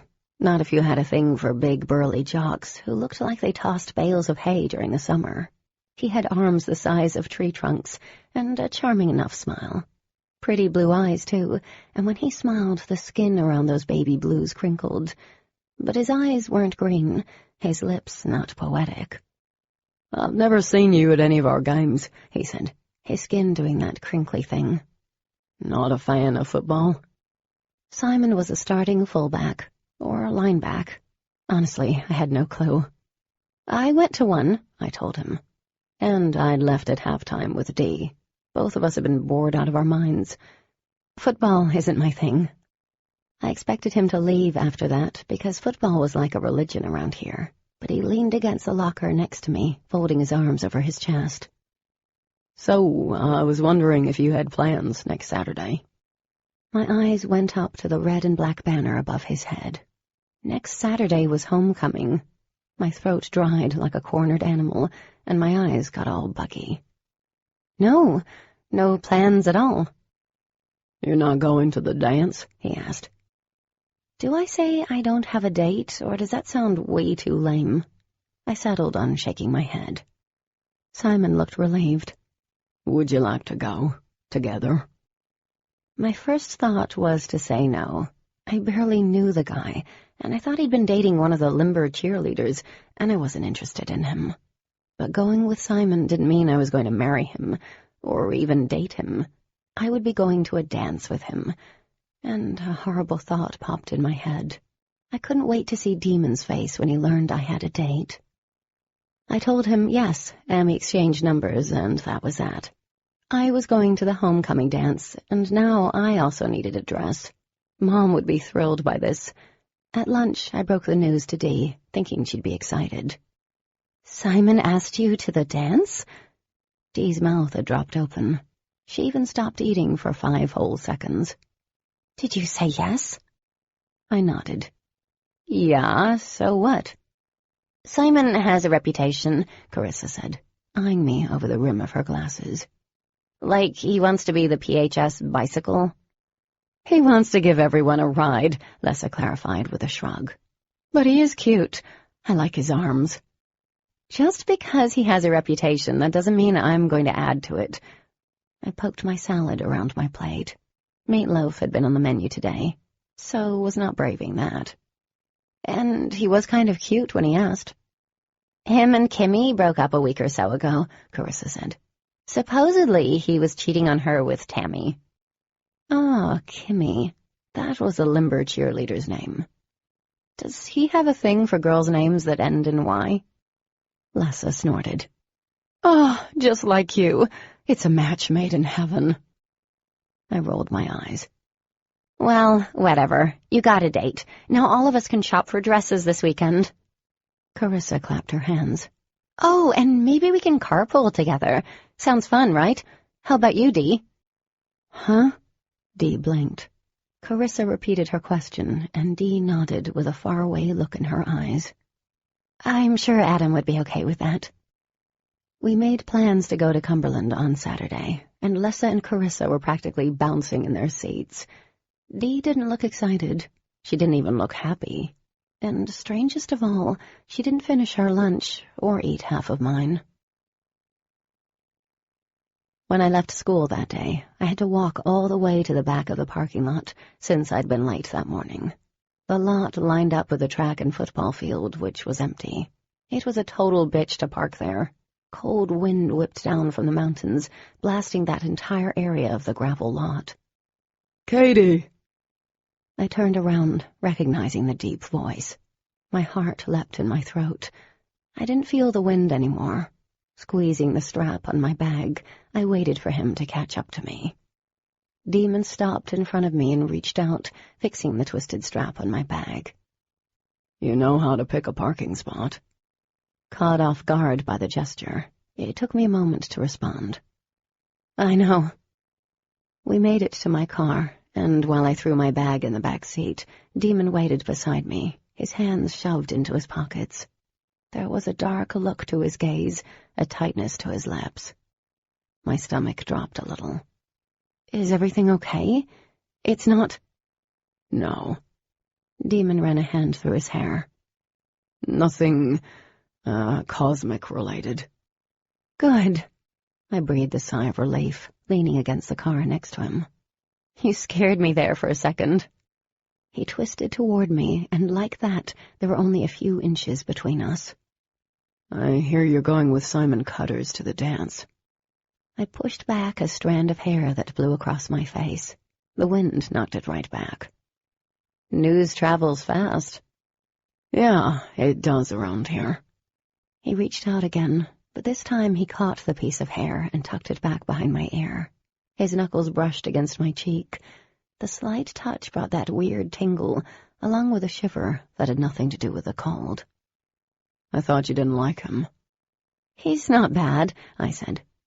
Kids were rolling out on the track, stretching and getting ready to run. He's kind of nice, and he asked me.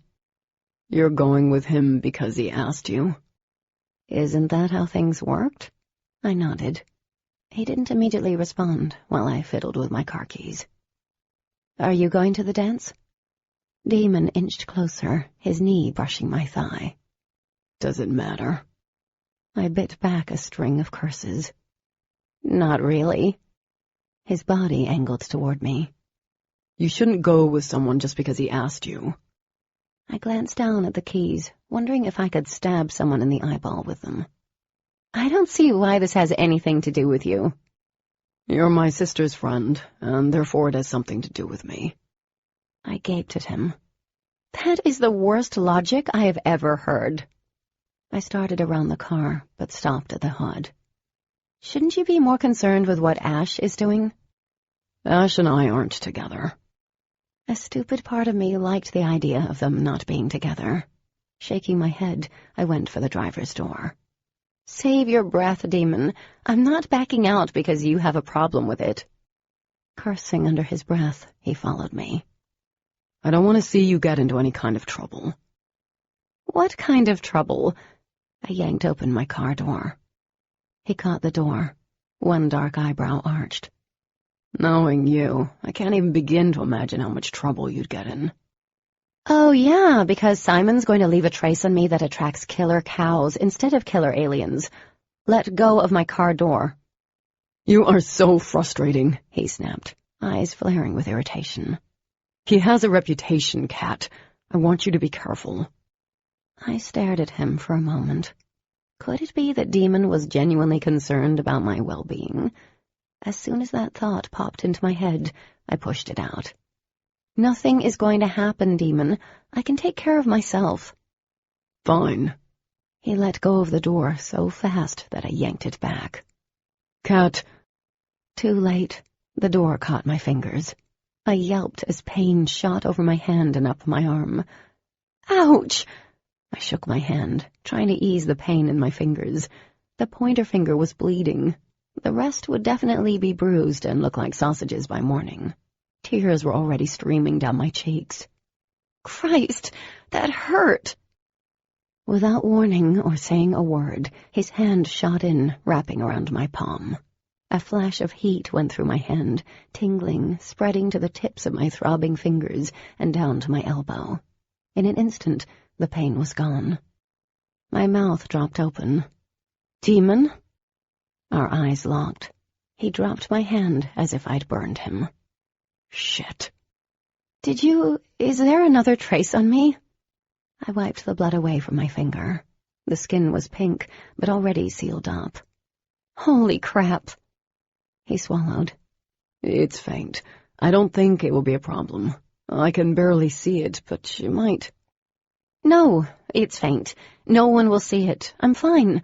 No more babysitting. I drew a shallow breath. Knots formed in my belly. I can take care of myself. Demon watched me for a moment. You're right. Obviously you can, as long as it doesn't involve car doors. You've lasted longer than any human that's known about us. Demon's parting words hung over me like a thick, foreboding cloud the rest of the night, and well into Saturday. I'd lasted longer than anyone else that had known the truth about them. I couldn't help but wonder when my time would be up. I left with Dee, and we picked up the girls after lunch. It didn't take long to get to Cumberland and find the dress shop they'd wanted to go to. I'd expected there to be nothing left to pick from when we walked into the dress barn, but their racks were full. Carissa and Lessa already had an idea of what they wanted, something tight. Dee seemed to navigate toward the pink and frilly. I wanted a dress that didn't look like it had been bedazzled by a grandmother or swallowed by a bow factory. Dee ended up picking out a red Grecian-style dress for me that cinched under the waist and hung loose around my hips and legs. It had a scallop neckline, a little daring, but nothing like what Les and Carissa strutted out in. "What I wouldn't do for a chest like that," Lessa muttered, looking disgusted as she stared at Carissa's chest spilling out of her dress. "It's not fair. I have an ass and no boobs." Carissa eyed herself in the wall mirror, while Dee tried on a pink knee-length dress she'd found. Twisting her hair up off her shoulders, Carissa grinned at her reflection. "What do you guys think?" "You look hot," I told her. And she did. She had the perfect hourglass figure. Dee stepped out, looking absolutely stunning in pink. Her dress had tiny straps and hugged her willowy frame. She took one look at herself, nodded, and went back in to change. I exchanged a grin with Lessa. Our opinion was not needed. "Yeah, 'cause there isn't anything in this world that Dee doesn't look good in." She rolled her eyes, grabbing her dress to try on.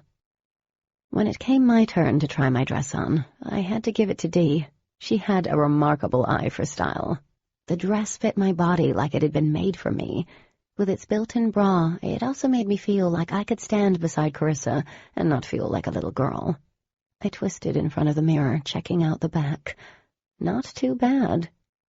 "You should pull your hair up," Dee said, appearing beside me. She reached up, artfully twisting my long hair atop my head. "You have such a long neck. Show it off. I can do it for you if you like, and your makeup, too." I nodded, thinking it would be fun. "Thank you. I would have never thought I'd look good in this dress." "You'd look good in any of these dresses." Dee let go of my hair. "Now you need shoes." She nodded over to the shoe racks. "Anything red or clear would work. The more strappy, the better." I poked around the shoes, thinking of a pair of strappy heels I had at home. God knows this dress was going to cost every last cent my mom had happily handed over this morning. I picked up a pair of red heels, though. They were divine. A skeevy feeling coursed over me as I stood there. I glanced around.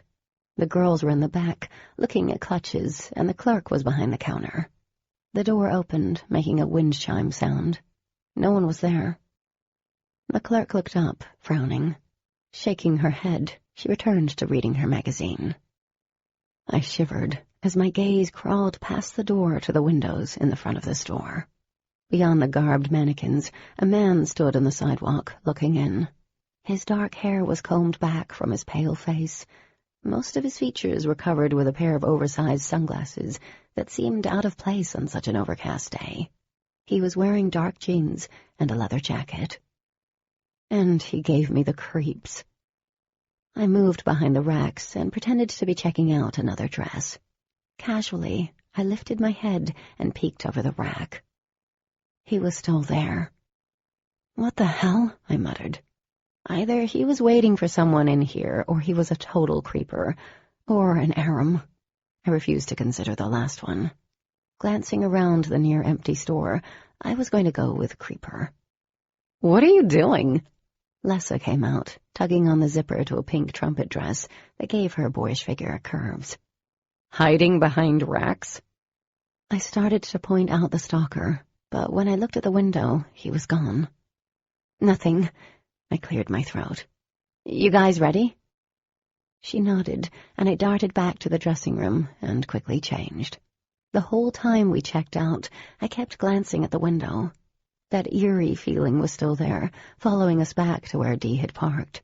I expected the dude to jump out and scare the living crap out of me at any moment. We folded up our dresses carefully and placed them in the trunk, while Carissa and Lessa climbed in the back seat. Shutting the trunk, Dee turned to me. A small smile was on her face. "I didn't tell you this because I'm sure you would have changed your mind about the dress." "What?" I frowned. "Does it make my butt look big?" She laughed. "No, you looked stunning." "Then what's the deal?" Her smile turned downright mischievous. "Oh, you know, just that the color red is Demon's favorite."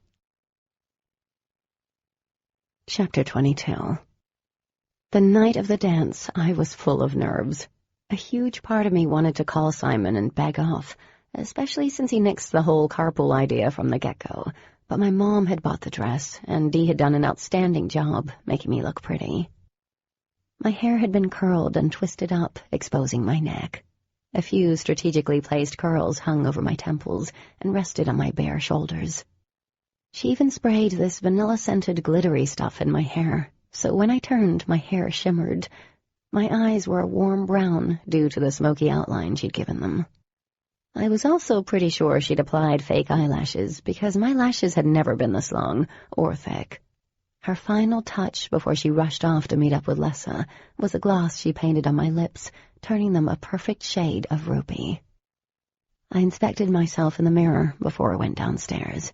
It was like staring at a stranger, and I made a mental note to wear makeup more often. Mom started crying the moment she saw me. "Oh, my God, honey, you look so beautiful." She went to hug me, but stopped. "I don't want to ruin anything. Let me grab my camera." Even I wouldn't begrudge her this moment. I waited until she returned and took a dozen pictures. Dressed in her nursing scrubs, she looked kind of funny snapping pictures. "Now, this Simon guy," she started, her forehead wrinkling. "You never talked about him." "Oh, Lord. We're friends. Nothing more, so you don't have a thing to worry about." She gave me a motherly look. "Whatever happened with the boy next door? Demon? You were hanging out with him a couple of times, right?" I shrugged. That was a conversation I couldn't even begin to broach with my mom. We're frenemies." "What?" Her brows puckered. "Nothing," I sighed, glancing at my hand. There wasn't a single mark on my fingers. There was a trace, though, still lingering faintly, he said. "We're friends." "Well, that's a shame." She reached out, smoothing down an errant curl. "He seemed like such a nice boy." "Demon? Nice boy? No." A loud engine from outside ended our conversation. I moved over to the window, peeking out. Good Lord, Simon's truck was the size of a submarine.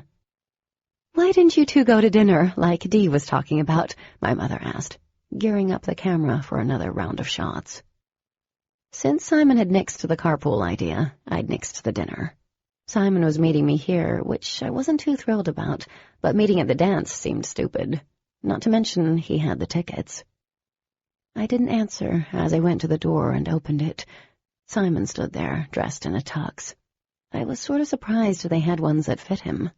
His eyes, which seemed a little bleary, drifted down me in a way that turned my skin the color of my dress. "You look hot," he said, thrusting out a corsage that went around my wrist. I winced, hearing my mom clear her throat. Taking the corsage, I stepped aside and let Simon in. "Mom, this is Simon." Simon stepped forward, shaking Mom's outstretched hand. "Now I see where Katie gets her looks from." My mom arched a brow, turning into the Ice Queen. Simon had not made a fan. "Aren't you kind?" I slunk over to his side as I slipped my corsage on, grateful it was not one that had to be pinned on. Simon took having the epic amounts of pictures taken good-naturedly, wrapping his arm around my waist and smiling for the camera. "Oh, I almost forgot." Mom disappeared into the living room, returning with a lacy black shawl. She draped it over my shoulders. "This will keep you warm." "Thank you," I said, hugging it closer, more grateful for the coverage than she could ever imagine. The dress had seemed fine earlier, but now, with Simon practically drooling on my cleavage, I felt uncomfortable bearing so much skin. Mom pulled me aside while Simon waited outside. "Make sure you call me when you get home. If anything happens, call me, okay? I'm working in Winchester tonight." She glanced out the door, frowning. "But I can leave if need be." "Mom, I'll be fine." I leaned over, kissing her cheek. "I love you." "Love you too." She ushered me to the door. "You do look gorgeous." Before the tears could fill her eyes again, I fled the house. Getting in the truck required strategic climbing. I was surprised that I didn't need a stepladder. Man, you do look hot. Simon popped a breath mint in his mouth before he backed out of the long driveway. I hoped he wasn't planning to use those breath mints later. Thanks. You look nice, too. That was the extent of our conversation. Turns out Simon wasn't a witty conversationalist. Shocking. The ride to school was long and awkward, and I was gripping the edges of my shawl like there was no tomorrow. Several times he glanced over, smiled, and popped another breath mint. I couldn't wait to get to the dance. When we arrived in the parking lot, I found out why he was popping so many breath mints. Simon pulled a silver flask from the inside of his tux and took a long swig. He offered it to me next. He was drinking. This was already starting off great. I declined the offer, already making plans to find another ride home. Drinking didn't bother me. Ending up with a drunk driver did. Seeming not to care, he shoved it back in his jacket. Hold on, I'll help you get down. Well, that was nice of him, because I was wondering how in the world I was supposed to get down. He opened the door, and I smiled. Thank you. Did you want to keep your purse in here? He asked. Oh, hell no. I shook my head and let the tiny clutch dangle from my wrist. Simon took my hand and helped me down from the truck. He pulled a little too hard, and I stumbled against his thick chest. Are you okay? He asked, smiling. I nodded, trying to ignore the icky feeling building in my stomach. Outside, I could hear the steady thump of music from the gymnasium. We stopped before the fogged-over doors, and Simon pulled me toward him in an awkward hug. I'm glad you wanted to go to the dance with me, he said, his breath minty and tinged with a harsh smell of liquor. Same here, I said, trying to mean it. I placed my hands on his burly chest and pushed back. We should go in. Smiling, he slid his arms away. One of his hands slipped down my back, over the curve of my hip. I stiffened and told myself it was an accident. It had to be. He surely didn't just cop a feel like that. We hadn't even danced yet. The gymnasium had been converted over to an autumn-themed dance. Strings of fall foliage hung from the ceilings and covered the doors. There were pumpkins and cornucopia horns full of leaves stacked in the corners and lining the stage. As soon as we stepped inside, we were surrounded by Simon's friends. Some of them looked me over and gave Simon a not-so-discreet high-five or clap on the back. It was like now they could tell I had boobs, I was suddenly cool. Boys could be so juvenile. While they passed around the flask Simon had brought in, I exchanged strained greetings with the other guys' dates. They were all cheerleaders. Yawn. I scanned the crowd, spying Lessa with her date. I'll be right back. Before Simon could stop me, I darted off toward her. She turned when her date nodded in my direction. I smiled. You look gorgeous! I had to yell to be heard over the music. So do you! She gave me a quick hug and then pulled back. Is he behaving himself? So far. Do you mind? I placed my shawl and clutch on their table when she shook her head. They did a nice job on this. Lessa nodded. Still a gym, though. She laughed. It has that smell. That was true. Carissa quickly joined us, tugging both of us out onto the dance floor, minus the guys. I didn't mind. We danced with each other, giggling and being plain-out stupid. Lessa danced like a double-jointed hooker, and I think Carissa did the running man at one point. I caught a glimpse of Dee talking to Adam near the stage. Giving the girls a quick wave, I made my way over to them. Dee! She turned toward me, her eyes glistening under the dazzling lights. Hey. I stopped short, my eyes bouncing between them. Adam gave me a tight smile before stalking off into the throng of dancers. Is everything okay? I took her hand, squeezing it. Have you been crying? No, no! She wiped under her eye with her free hand, using her pinky. It's just that I don't think Adam wanted to go with me, and I'm not sure I want to even be here, and it's... She shook her head and pulled her hand free. Anyway, you look great. That dress is to die for. My heart went out to her. It didn't seem fair that she was limited to who she could go out with, especially considering every male Luxon I'd met was a douche. Since they all grew up together, it must be like going to the dance with her brother. "Hey," I said, getting an idea. "We can bail on this if you want. Go get movies and eat ice cream in our pretty dresses. Sounds like fun, right? We can rent Braveheart. You love that movie." Dee laughed, eyes tearing up again as she pulled me in for a tight hug. "No, we're going to enjoy ourselves here. How's your date?" I glanced around, not seeing him. "Probably drunk somewhere." "Oh, no." She brushed a strand of hair back. She'd worn her hair down and straightened it so that it fell over her shoulders like a wave of dark water. "Bad?" "Not yet, but I was wondering if I could catch a ride home with you guys." "Of course." She started pulling me toward the dance floor. "We're probably going to the bonfire afterward. You can come with us, or we can drop you off." Simon hadn't mentioned a party. Maybe I'd get lucky and he'd forget about me. Dee and I skirted the edge of the floor, hand in hand. I'd almost given up on spotting Lessa in the mess, but then I came to a complete standstill. There was a small candle covered in glass on a white table. It sent a soft, flickering glow over Demon's high cheekbones and full lips. Ash was nowhere in sight, and honestly, I didn't care where she was. Demon's stare was so concentrated I took an unintentional step back, but we didn't break eye contact. A craving unfurled deep in my stomach, shooting through me like heated lightning, and that was the kind of feeling you couldn't force, couldn't even replicate if you wanted. And then Simon was in front of me, capturing my hand and pulling me away from Dee and out onto the dance floor.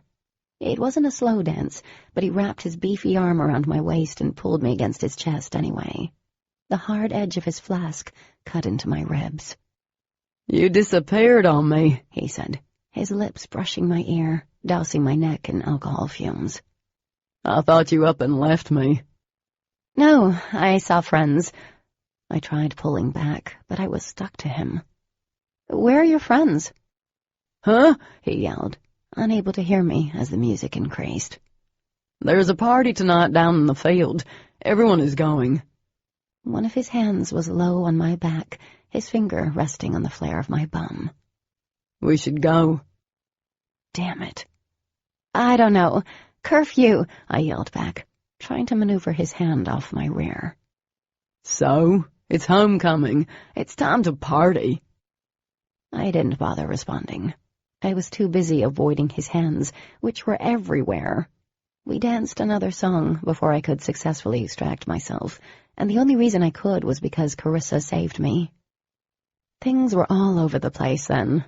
I spied Ash sitting at the table, looking pissed, while Demon stared at the floor. Several bathroom breaks and dances later, I ended up back with Simon.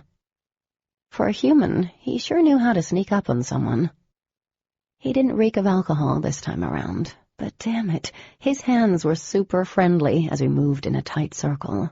I could feel every last inch of him, and he didn't seem to mind. I was starting to sweat when one of his hands dropped off my shoulder, narrowly avoiding my breast. I jerked back, glaring at him. "Simon!" "What?" He looked innocent. "Sorry, my hand slipped." His hand slipped my rosy red butt. I looked away, debating what to do. I needed to disappear, quick. "Mind if I cut in?" a deep voice asked from behind me. Simon's blue eyes widened as I twisted around. Demon stood there, a hard look on his face. He wasn't looking at me. His eyes were focused on Simon in challenge, as if he dared the boy to say no. After a terse second, Simon released me. "Perfect timing. I needed to get a drink anyway." He cocked a brow at Simon and then looked at me. "Dance." Having no idea what he was up to, I gingerly placed my hands on his shoulders. "This is a surprise." He didn't say anything as he wrapped one arm around my waist and reached up, taking hold of one of my hands. The music slowed down until it seemed to crawl by in a haunting melody about love lost and found again. I stared up into those extraordinary eyes, stunned that he could hold me so tenderly. My heart thudded as blood rushed to every point in my body. It had to be the dance, the dress, the way he filled out his tucks. He pulled me closer. Excitement and dread warred inside me. The dazzling lights overhead reflected in his midnight hair. "Are you having a good time with Ash?" "Are you having a good time with happy hands?" I bit down on my lip. Such a constant smartass. He chuckled in my ear, sending shivers through me. "The three of us came together, Ash, Andrew, and me." His hand rested above my hip, having a totally different impact on me. My skin tingled underneath the chiffon. Demon cleared his throat as he glanced away. You look beautiful, by the way. Really too good to be with that idiot." A blush stole over my skin, and I lowered my gaze. "Are you high?" "Unfortunately, no, I'm not. Though I am curious why you'd ask." "You never say anything nice to me." "Good point," he sighed. Demon moved a little closer and turned his head slightly.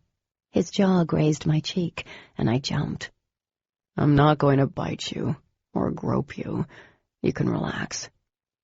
My witty retort died on my lips when he moved his hand from my hip and guided my head to his shoulder. The moment my cheek touched his tux-covered shoulder, there was a dizzying rush of sensations. His hand settled on my lower back again, and we moved slowly to the music. After a while, he started humming under his breath, and I closed my eyes. This wasn't nice. It was thrilling. "Seriously, how's your date going?" he asked. I smiled. "He's a little friendly." "That's what I thought." He turned his head, and for a moment his chin rested against my hair. Then he lifted his head. "I warned you about him." "Demon," I said softly, wanting him not to ruin the mood. There was something peaceful about this, lulling. "I have him under control." He snorted. "Sure looks like it, kitten." His hands were moving so fast, I was beginning to question if he was human or not. I stiffened, my eyes opening. I counted to 10. I made it to 3 before he spoke again. "You should sneak out of here and go home while he's distracted." His hand tightened around mine. "I can even get Dee to morph into you, if need be." Shocked that he'd go to that extreme, I pulled back and looked up at him. "It's okay if he gropes your sister?" "I know she can take care of herself. You're out of your league with that guy." We'd stopped dancing, oblivious to the other couples. Disbelief coursed through me. "Excuse me? I'm out of my league?" "Look, I drove here. I can let Dee catch a ride with Andrew and take you home." He sounded like he had everything planned out. Then his eyes narrowed. "Are you actually considering going to the party with that idiot?" "Are you going?" I asked, pulling my hand free from his. My other hand was still on his chest, and his arm still circled my waist. "It doesn't matter what I'm doing." Frustration punctuated each of his words. "You're not going to that party." "You can't tell me what to do, Demon." His eyes narrowed, but I could see the eerie glow beginning to form in his eyes, overshadowing his pupils. "Dee is taking you home, and I swear if I have to throw you over my shoulder and carry you out of here, I will." My hand curled into a useless fist against his chest. "I'd like to see you try." He smiled, eyes starting to gleam in the darkness. "I bet you would." "Whatever," I said, ignoring the looks we were starting to get from everyone. Over his shoulder, I saw Mr. Garrison watching us, which worked to my benefit. "You're the one who's going to cause a scene carrying me out of here." Demon made a noise that really sounded like a growl. Anyone in their right mind would have been terrified, and I should have been, considering I knew what he was capable of. I wasn't. "Because your local alien teacher is watching us as we speak. What do you think he's going to believe when you toss me over your shoulder, buddy?" Every inch of him stiffened.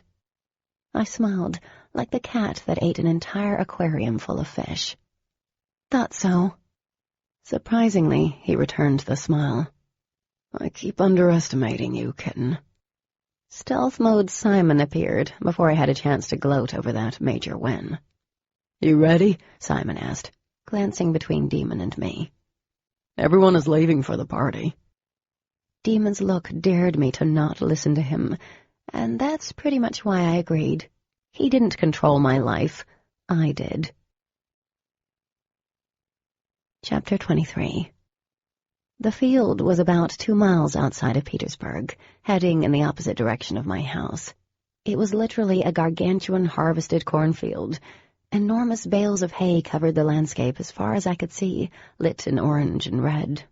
I couldn't help but think the combination of dried hay and fire wouldn't end well. Someone tapped a keg. Correction, the combination of hay, fire, and cheap beer couldn't end well. Simon had kept his hands to himself the whole way here, so I was feeling pretty good about my decision, with the exception of the above foreseeable problem. He led me through the trampled cornstalks toward the fire. The girls are over there.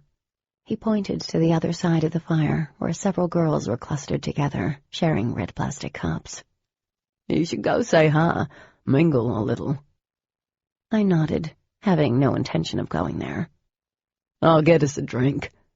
He leaned in, squeezing my shoulders before heading off. The moment he reached the keg, he gave some other burly dude a high five and let out a loud, "Hooray!" Quite a crowd was gathering around the fire, pushing back to the surrounding woods. Someone had pulled a truck up, turned on the radio, and left the doors open, making it nearly impossible to hear anything. Clutching the shawl around my shoulders, I moved along the edges, looking for a familiar face. Relieved, I saw Dee standing with the Thompson triplets. Beside them, Carissa and Lessa shared a blanket. Demon was nowhere to be seen. "Dee!" I called, weaving out of the way of a girl teetering in high heels. "Dee!" She turned, and then seconds later she waved her hand wildly.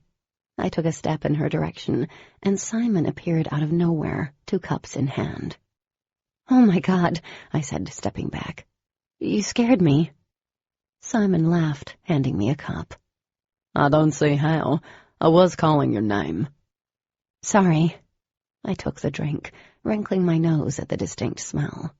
Taking a sip, I learned it didn't taste much better than it smelled.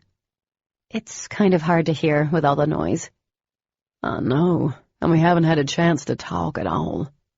Simon draped his arm over my shoulder, stumbling a little. And that sucks. I wanted to talk to you all night. Did you like the corsage?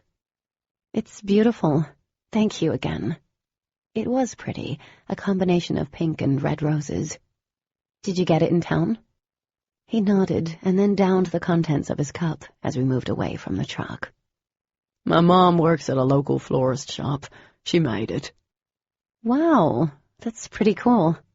I plucked at it, careful not to spill any beer on it. Does your dad work in town? Nope, he commutes into Virginia. He tossed the cup to the side and pulled out the flask. He's a lawyer, he boasted, unscrewing the lid with one hand. Handles personal injury claims. His brother is a doctor in town, though. My mom, she's a nurse and works in Virginia, too. All of his movements were pulling on the shawl. It was halfway off my shoulders. Do you know where you're going to college yet? I asked, struggling for something to say. Friendly hands aside, he was sort of nice. Going to WVU with the buds. He frowned at my own untouched drink. You don't drink? Oh, no, I do. I took a sip to prove it. He smiled and looked off, talking about which of his friends was planning on going to Marshall instead of WVU. When he wasn't looking, I dumped half the cup out. Simon kept on asking questions, interrupted every few minutes when one of his friends would swing by. I dumped most of my drink out, which cost me several refills. Simon told me to stand wherever we were as he hustled back and forth between the keg. By my third pretend cup, Simon was probably thinking I was a lush, but at least he was getting a great workout. Before I knew it, we were a good distance away from the bonfire, among the first cropping of trees. Each step became more difficult. partly due to the uneven ground and my heels, and even the slightest bit of Simon's weight was hard to support. Simon straightened and pulled his arm off my shoulders, taking the shawl along with him. It fluttered somewhere behind me, quickly blending in with the shadowy ground and thick undergrowth. "Crap," I said, turning around, squinting. "What?" He slurred a little. "My shawl, I dropped it." I took a couple steps back toward the fire. You look better without," he said. "That dress, damn." I shot him an annoyed look over my shoulder before returning to staring at everything that looked black. "Yeah, well, it belongs to my mom, and she'll kill me if I lose it." "We'll find it. Don't worry about it now." Suddenly, his arm was around my waist, pulling me back. Startled, I dropped the cup of beer and let out a nervous laugh as I twisted out of his grasp. "I think I need to find it now." "Can't it wait?" Simon took a step closer to me, and I took one back. He was standing in front of me, and I realized I was trapped between him and a tree. "We were talking, and there's this thing I'd wanted to do." I glanced over at the bonfire. It seemed too far away now. "What?" He placed a massive hand on my shoulder, and his grip was tight. The feeling that crept over me was more than just the ick factor. It was something else. It was more powerful, leaving a strange taste on the roof of my mouth, like when the arm had spoken to me outside the library. He leaned in, pulling me forward at the same time, dipping his head. I froze for a second, and that was all it took. His mouth was on mine, tasting of beer and breath mints. He made a sound and pushed forward. My back was against a tree before I could shove him back, and he still kept pushing forward, kissing my tightly sealed lips. I couldn't breathe. Placing my hands on his chest, I pushed until I was able to wrench my mouth free. "Whoa there, Simon. That's too much," I said, dragging in air. I tried to wiggle myself free, but he was unmovable. "Oh, come on. It's not too much." His hand worked its way between me and the tree until it was against my back, holding me in place. I pushed again against his chest, angry. "I didn't come here for this." Simon laughed. "Everyone comes here for this. Look, we're both drinking, both having fun. There's nothing wrong with that. I won't even tell anyone if you don't want me to. Everybody knows you did it with Damon over the summer." "What?" I screeched. "Simon, let me—" His sloppy, wet lips cut off my words. His tongue slipped into my mouth, and I wanted to puke. My heart rate tripled, and in an instant I wished I'd listened to Demon, that I'd taken him up on his offer to go home, because this was out of my league. I managed to get my head free. "Simon, stop!" And then Simon did stop. I sagged against the tree, dazed and breathless. There was a sound of someone hitting the ground, and then a wounded cry. Someone was bending over a sprawled Simon, reaching down and picking him up by the scruff of his neck. "Do you have a problem understanding simple English?" I recognized that deep baritone.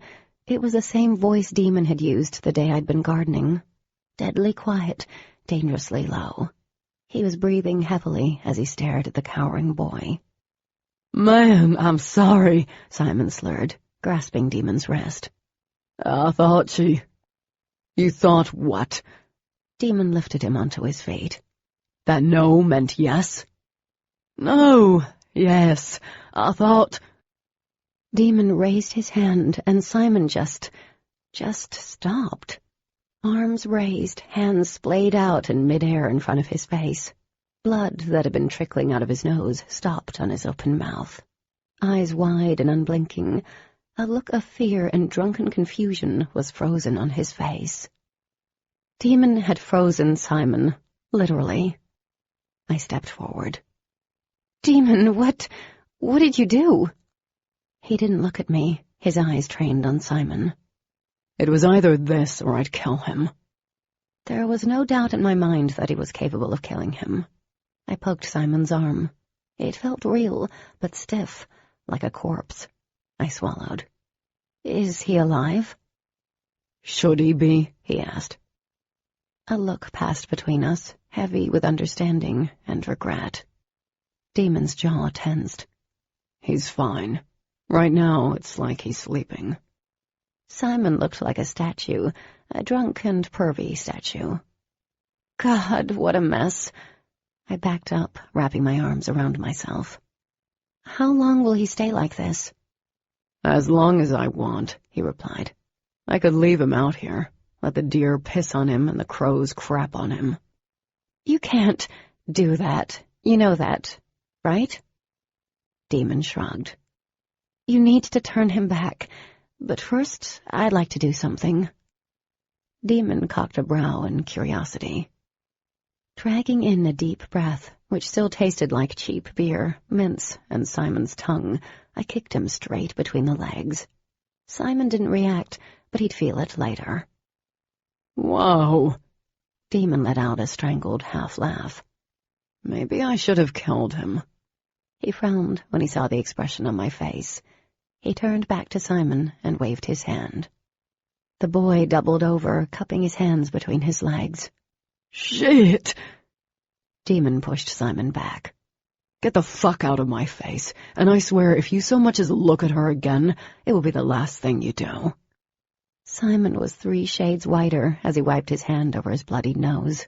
His eyes darted from me to Demon. Katie, I'm sorry. Get out of here, Demon bit out, taking a threatening step forward. Simon spun around and took off, stumbling and limping over bushes.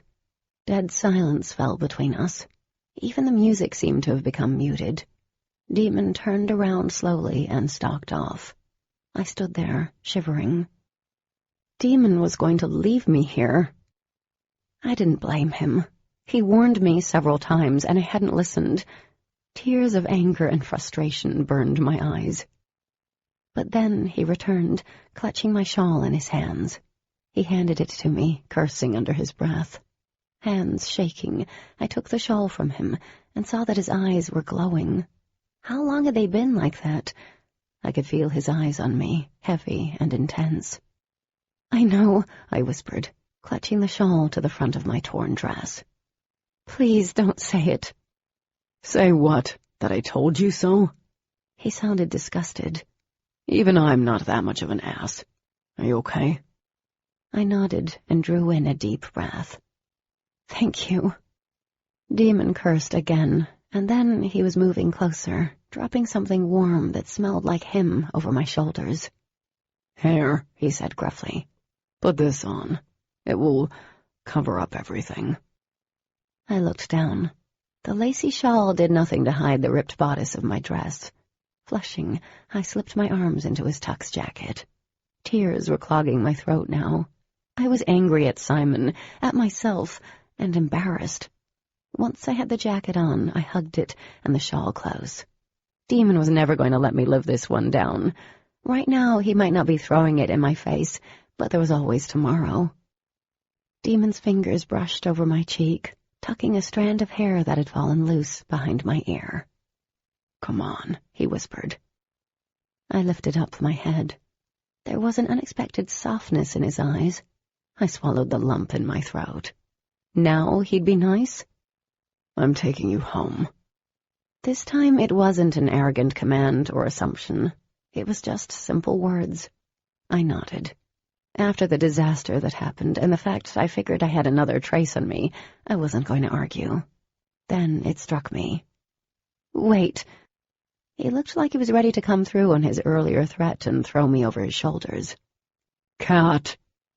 Won't Simon have a trace on him like me? If the thought had crossed his mind, it didn't look like it bothered him. He does. But Demon was in my face in the blink of an eye. It's not my problem right now. Then he took my arm. His grasp wasn't tight, but it was firm. We didn't talk as he led me through the brisk night air toward his SUV parked near the main road. Several of the cars we passed were fogged up. Some were even moving. Every time I glanced at him, his eyes were narrowed and jaw clenched. Guilt chewed through my insides like acid. What if the arm were still around, and they saw the trace on Simon? Yeah, he was borderline date rapist, but what would the Aram do to him? We couldn't leave him out there roaming around with a trace on him. He let go of my arm and opened the passenger door of his SUV. I got in, wiggling the clutch's strap off my wrist and placing it beside me. I watched him head around the car, texting on his phone. Demon climbed into the driver's seat, passing me a sheltered look. I let Dee know I was taking you home. When I got here, she said she saw you but couldn't find you. Nodding, I started yanking on the seatbelt, but it wouldn't move. All my frustration rose up, and I pulled on it hard. Damn it! Demon leaned over me and pried my fingers off. In such a small space, there wasn't much room to move around, and before I could protest, he was already tugging on the seatbelt. His jaw grazed my cheek, and then his lips followed. There were quick touches, all accidental, but I found it hard to breathe nonetheless. Demon got the seatbelt unstuck, and as he brought it across my stomach, the back of his knuckles grazed over the front of my dress. I jerked in the seat. He lifted his head, startled, and I was just as surprised. Our mouths were nearly touching. His breath was warm and sweet, intoxicating. His gaze dropped to my lips, and my heart started doing all kinds of crazy stuff in my chest. Neither of us moved for what seemed like an eternity. And then he clicked it in and returned to his seat, breathing raggedly. He clutched the steering wheel for several strained minutes, while I tried to remember how important it was to take normal breaths and not gulps of air. Without saying a word, he pulled out onto the road. There was a thick, strained silence in the car. The ride home was near torturous. I wanted to thank him again and ask about what he planned to do with Simon, but I had a feeling it wouldn't go over well. I ended up resting my head back against the seat, feigning sleep. "Cat," he said, about halfway home. I pretended I didn't hear him. Childish, I know, but I didn't know what to say. He was a complete mystery to me. Every action was in contradiction of another action. I could feel his eyes on me, and it was hard to ignore that, just as hard as it was to ignore whatever it was between us. "Shit!" Demon exploded, slamming on the brakes. My eyes snapped open, shocked to find a man in the middle of the road. The SUV skidded to a halt, throwing me forward, and then the seatbelt painfully biting into my shoulder and yanking me back. Then the car simply turned off, engine, lights, everything. Demon spoke in a language that was soft and musical. I'd heard it before, when the Aram had attacked the library. I recognized the man in front of our car. He wore the same dark jeans, sunglasses, and leather jacket I'd seen the day outside the dress shop. And then another man appeared, nearly identical to him. I couldn't even see where he came from. He was like a shadow slipping out from the trees. Then a third appeared, joining the other to stand behind the first guy. They didn't move. "Demon," I whispered, my heart leaping into my throat. "Who are they?" A fierce light, blinding white, lit up in his eyes. "Aram." Chapter 24. Fear rose so quickly it left me dizzy, almost numb. And how could I be so numb when surely I should be feeling a dozen emotions? Demon reached down and yanked up his pants leg. There was a ripping sound like Velcro. He held something long, dark, and shiny.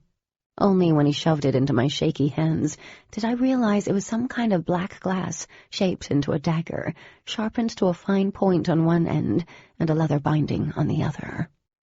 "This is Obsidian, volcanic glass. The edge is wicked sharp and will cut through anything," he explained quickly. "It's the only thing on this planet besides us that can kill the Aram. This is their kryptonite." I stared at him as my fingers wrapped around the leather sheath. "Come on, pretty boy," yelled the Aram in the front, his voice sharp as razors and guttural. He had a thick, foreign-sounding accent. "Come out and play." Demon ignored them and grabbed my cheeks, his hands steady and strong. "Listen to me, Cat. When I tell you to run, and you don't look back no matter what. If any of them, chase you, all you have to do is stab them anywhere with the obsidian. Demon! No. You run when I tell you to run, Cat. Say you understand. There were 3 of them and only 1 of demon. The odds weren't good. Please don't do this. Run with me. I can't. Dee is at that party. His eyes met mine for a second. Run when I tell you. And then he turned, letting out a resigned sigh, and opened the car door. Demon's shoulders squared, and his swagger was full of confidence. That cocky smile, the one I'd wanted to smack off his face many times, appeared on his lips. Wow, Demon said. You guys are uglier as humans than in your true form. Didn't think that was possible. You look like you've been living under a rock. See the sun much? The one in the front, presumably their leader, snarled. You have your arrogance now, like all Luxon. But where would your arrogance be when we absorb your powers? In the same place as my foot, Demon replied, hands balling into fists. The leader looked confused. You know, as in up your ass. Demon smiled, and the 2 Aram hissed. Wait, you guys look familiar. Yeah, I know. I've killed one of your brothers. Sorry about that. What was his name? You guys all look alike to me. Their forms started flickering in and out, turning from human to shade and back again. I reached for the door handle, clenching the dagger in my hand. Blood pumped through my body so fast, everything slowed down. I'll rip your essence from your body, the Aram growled, and you will beg for mercy. Like your brethren did, responded Demon, voice low and cold. Because he begged, he cried like a little girl before I ended his existence. And that was it. The Aram bellowed in unison, the sound of howling winds and death.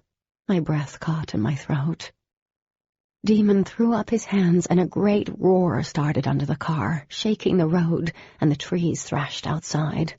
A loud crack sounded, like a blast of thunder, quickly followed by several more in succession. The earth seemed to shake and rumble. I turned to the window and gasped. Trees were being ripped from out of the ground, their thick and gnarled roots dripping clumps of moist dirt. An earthy scent filled the air. Oh my God, Demon was uprooting trees.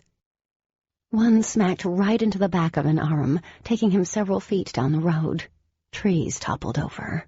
Some landed in the road, cutting off the potential for any innocent driver to happen upon the scene. Branches broke off, flying through the air like daggers. The other 2 Aram avoided them, blinking in and out as they advanced on Demon, the branches shooting through their shade form without resistance. The ground under the SUV trembled. All along the side of the road, chunks of the shoulder broke free from the road. Huge sections of asphalt spun into the air, turning bright orange as though heated from within, and zinged straight at the Aram. Good God, I was so going to reconsider pissing Demon off next time. The Aram dodged the asphalt and trees, throwing back what looked like globs of oil. Where the murky stuff landed, the road smoked. Burnt tar filled the air.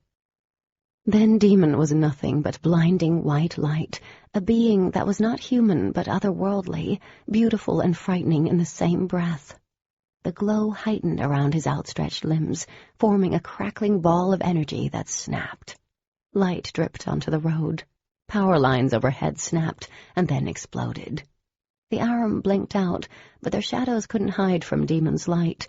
I could see them moving toward him still. One darted out to the side, rushing him. Demon brought his hands together, and the blast that followed shook the car. Light erupted from him, zinging straight into the one nearest, sending the Aram spinning up into the air, where for a moment he was in a human form. Dark sunglasses shattered. Pieces floated in the air, suspended. Another clap followed, and the Aram exploded in an array of dazzling lights that fell like 1,000 twinkling stars. Demon threw out his arm, and the other Aram flew back several feet, spinning and tumbling through the air, but he landed in a crouch. "Run!" The voice came in my head. "Run now, Cat. Don't look back. Run!" I threw the car door open and stumbled out. Falling to my knees, I scrambled down the ditch, wincing at the sound of the Aram's howls. I made it to the first tree that was still standing, and stopped. Instinct told me to keep running, to do as Demon instructed, but I couldn't leave him there. I couldn't run away. With my heart leaping into my throat, I turned around. The 2 remaining Aram were circling him, fading out to nothing more than shadows, and then reforming back into the tall, imposing figures. Thick globs of midnight oil shot past Demon, narrowly missing the halo of light surrounding him. One of the dark streams smacked into a tree on the other side of the road, splitting it in 2. Demon retaliated by throwing balls of light at them, wicked fast and deadly. They whizzed through the air, forming walls of flames that fizzled out when they didn't hit one of the Aram. The Aram were not as fast as Demon, but they managed to avoid each of his missiles. After about 30 were lobbed, I could tell Demon's light form was slowing down, the time between bombs stretching longer and longer. I remembered what he'd said after he'd stopped the truck.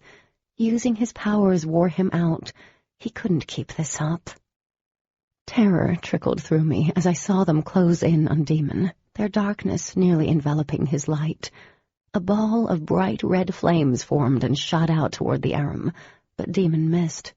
The ball of fire skidded across the road, fizzing out harmlessly. One of the Aram flickered out completely, while the other kept throwing oily bombs at Demon over and over, never slowing down. Demon flickered in and out, reappearing a few feet away from each projectile. He was moving so fast, the entire scene started to look like I was watching it unfold under strobe lights. Demon was focused on the one Aram lobbing oil bombs, and he didn't see the other reappear behind him. The shadowy arms wrapped around what appeared to be Demon's head, bringing him down to his knees on the side of the road. I cried out, but the sound was lost in the Aram's laugh. "Ready to beg?" the Aram in front of him taunted, taking human form. "Please do. It would mean a lot to hear the word please leaking from your lips as I take everything from you." Demon didn't respond, but his light was crackling and intense. "Silence to the end, eh? So be it." The Aram stepped forward, lifting his head. "Baruch, it is time." Baruch forced Demon to stand. "Do it now, Sarafeth." A part of my brain clicked off. I was moving without thinking, running toward the very thing Demon had ordered me to run away from. The obsidian grew warm in my hand as I rushed up the gully, burning like coals. A heel on my shoe snapped off when it became tangled in the downed branches, but I kept going. I wasn't brave. I was desperate. Sarafeth turned into a shadow, thrusting an arm forward into the center of Demon's chest. Demon's scream tore through me, heightening the fear, flipping it into anger and desperation. Demon's light flared, blinding and concentrated. The ground shook with a giant tremor. Only a few feet behind Sarafeth now, I threw my arm back, obsidian in hand, and jumped forward, and brought it down with every ounce of strength I had. I expected to meet resistance, flesh and bone, but the obsidian cut through the shadow, like Sarafeth was made of nothing more than smoke and air, and I stumbled to my knees. Sarafeth jerked back, pulling his arm free of Demon's light. He spun around, his shadowy arms reaching for me. I scrabbled backward, falling down. The obsidian glowed in my hand, humming with energy. And then Sarafeth stopped. Pieces of him broke free from his form, clumps of darkness drifting into the sky, obscuring the stars, until all of him was there 1 minute and floating away the next. Baruch released Demon, taking a step back. For a moment he was in human form, dark jeans and a jacket, his expression horrified, gaze locked on the glowing obsidian in my grip. His eyes met mine for only a second. Vengeance had been promised in that minute's stare. And then he was a shadow, pulling the darkness into him, fleeing toward the other side of the road like a coiled snake, and disappearing into the night. I scuttled over branches and cracked pavement in a mad dash to reach Demon's side. He was still nothing more than light, and I had no idea where to touch him, or how badly he was hurt. "Demon," I whispered, dropping to my bleeding knees in front of him. My lips, hands, everything trembled. "Demon, please say something." His light flared, throwing off a wave of heat, but he made no sound or movement, not even a whisper of words in my thoughts. What if someone came by? How in the world could I explain any of this? And what if he was injured, dying? A sob rose in my throat. My cell phone. I could call Dee. She'd know what to do. She had to. I started to stand when I felt a hand on my arm. I whipped around, and there was Demon, in human form, kneeling on the ground, his head bowed but grip strong. "Demon! Oh, God, are you okay?" I knelt, placing my hand on his warm cheek. "Please tell me you're okay. Please!" He slowly lifted his head, placing his other hand on mine. "Remind me," he paused, drawing in a stuttered gasp, "to never piss you off again. Christ, are you secretly a ninja?" I laughed and sobbed in the same breath. Then I threw my arms around him, almost knocking him flat on his back. I buried my face in his neck, inhaling his earthy scent. He didn't have a choice but to hug me back. His arms swept around me, a hand delving deep into the curls that had fallen loose. "You didn't listen to me," he murmured against my shoulder. "I never listened to you." I squeezed him hard. Swallowing, I pulled back a little, searching his weary but beautiful face. "Are you hurt? Is there anything I can do?" "You've already done enough, kitten." He stood, bringing me along with him. Drawing in a breath, he looked around. "We need to get out before anyone comes." I wasn't sure how that would help. It looked like a tornado had come through here, but then Demon backed off and waved his hand. All down the road, trees were lifted off the road and rolled to the sides, clearing the path. The action barely fazed him. "Come on," Demon said. On the way back to the car, I remembered I still had the Obsidian in my fist. The car started as soon as Demon turned the key, much to our mutual relief. "Are you okay? Hurt in any way?" he asked. "I'm okay." I was shaking. "It's just a lot, you know." He gave a short laugh, but then he hit the steering wheel with his fist. "I should have known there would be more coming. They travel in fours, damn it!" I held his Obsidian closer, staring straight ahead. The adrenaline was fading, and I was trying to process everything that had happened tonight. "There were only 3 of them." "Yeah, 'cause I killed the first one." He pulled his cell phone out of his pocket. "And I'm sure they were pissed about that." We'd killed 2 more, so I figured that meant the one remaining would be really pissed. Angry aliens. A small, hysterical laugh bubbled up, and I clamped my mouth shut. He called his sister then, ordering Dee to get the Thompsons and to stay with Mr. Garrison until it was daylight.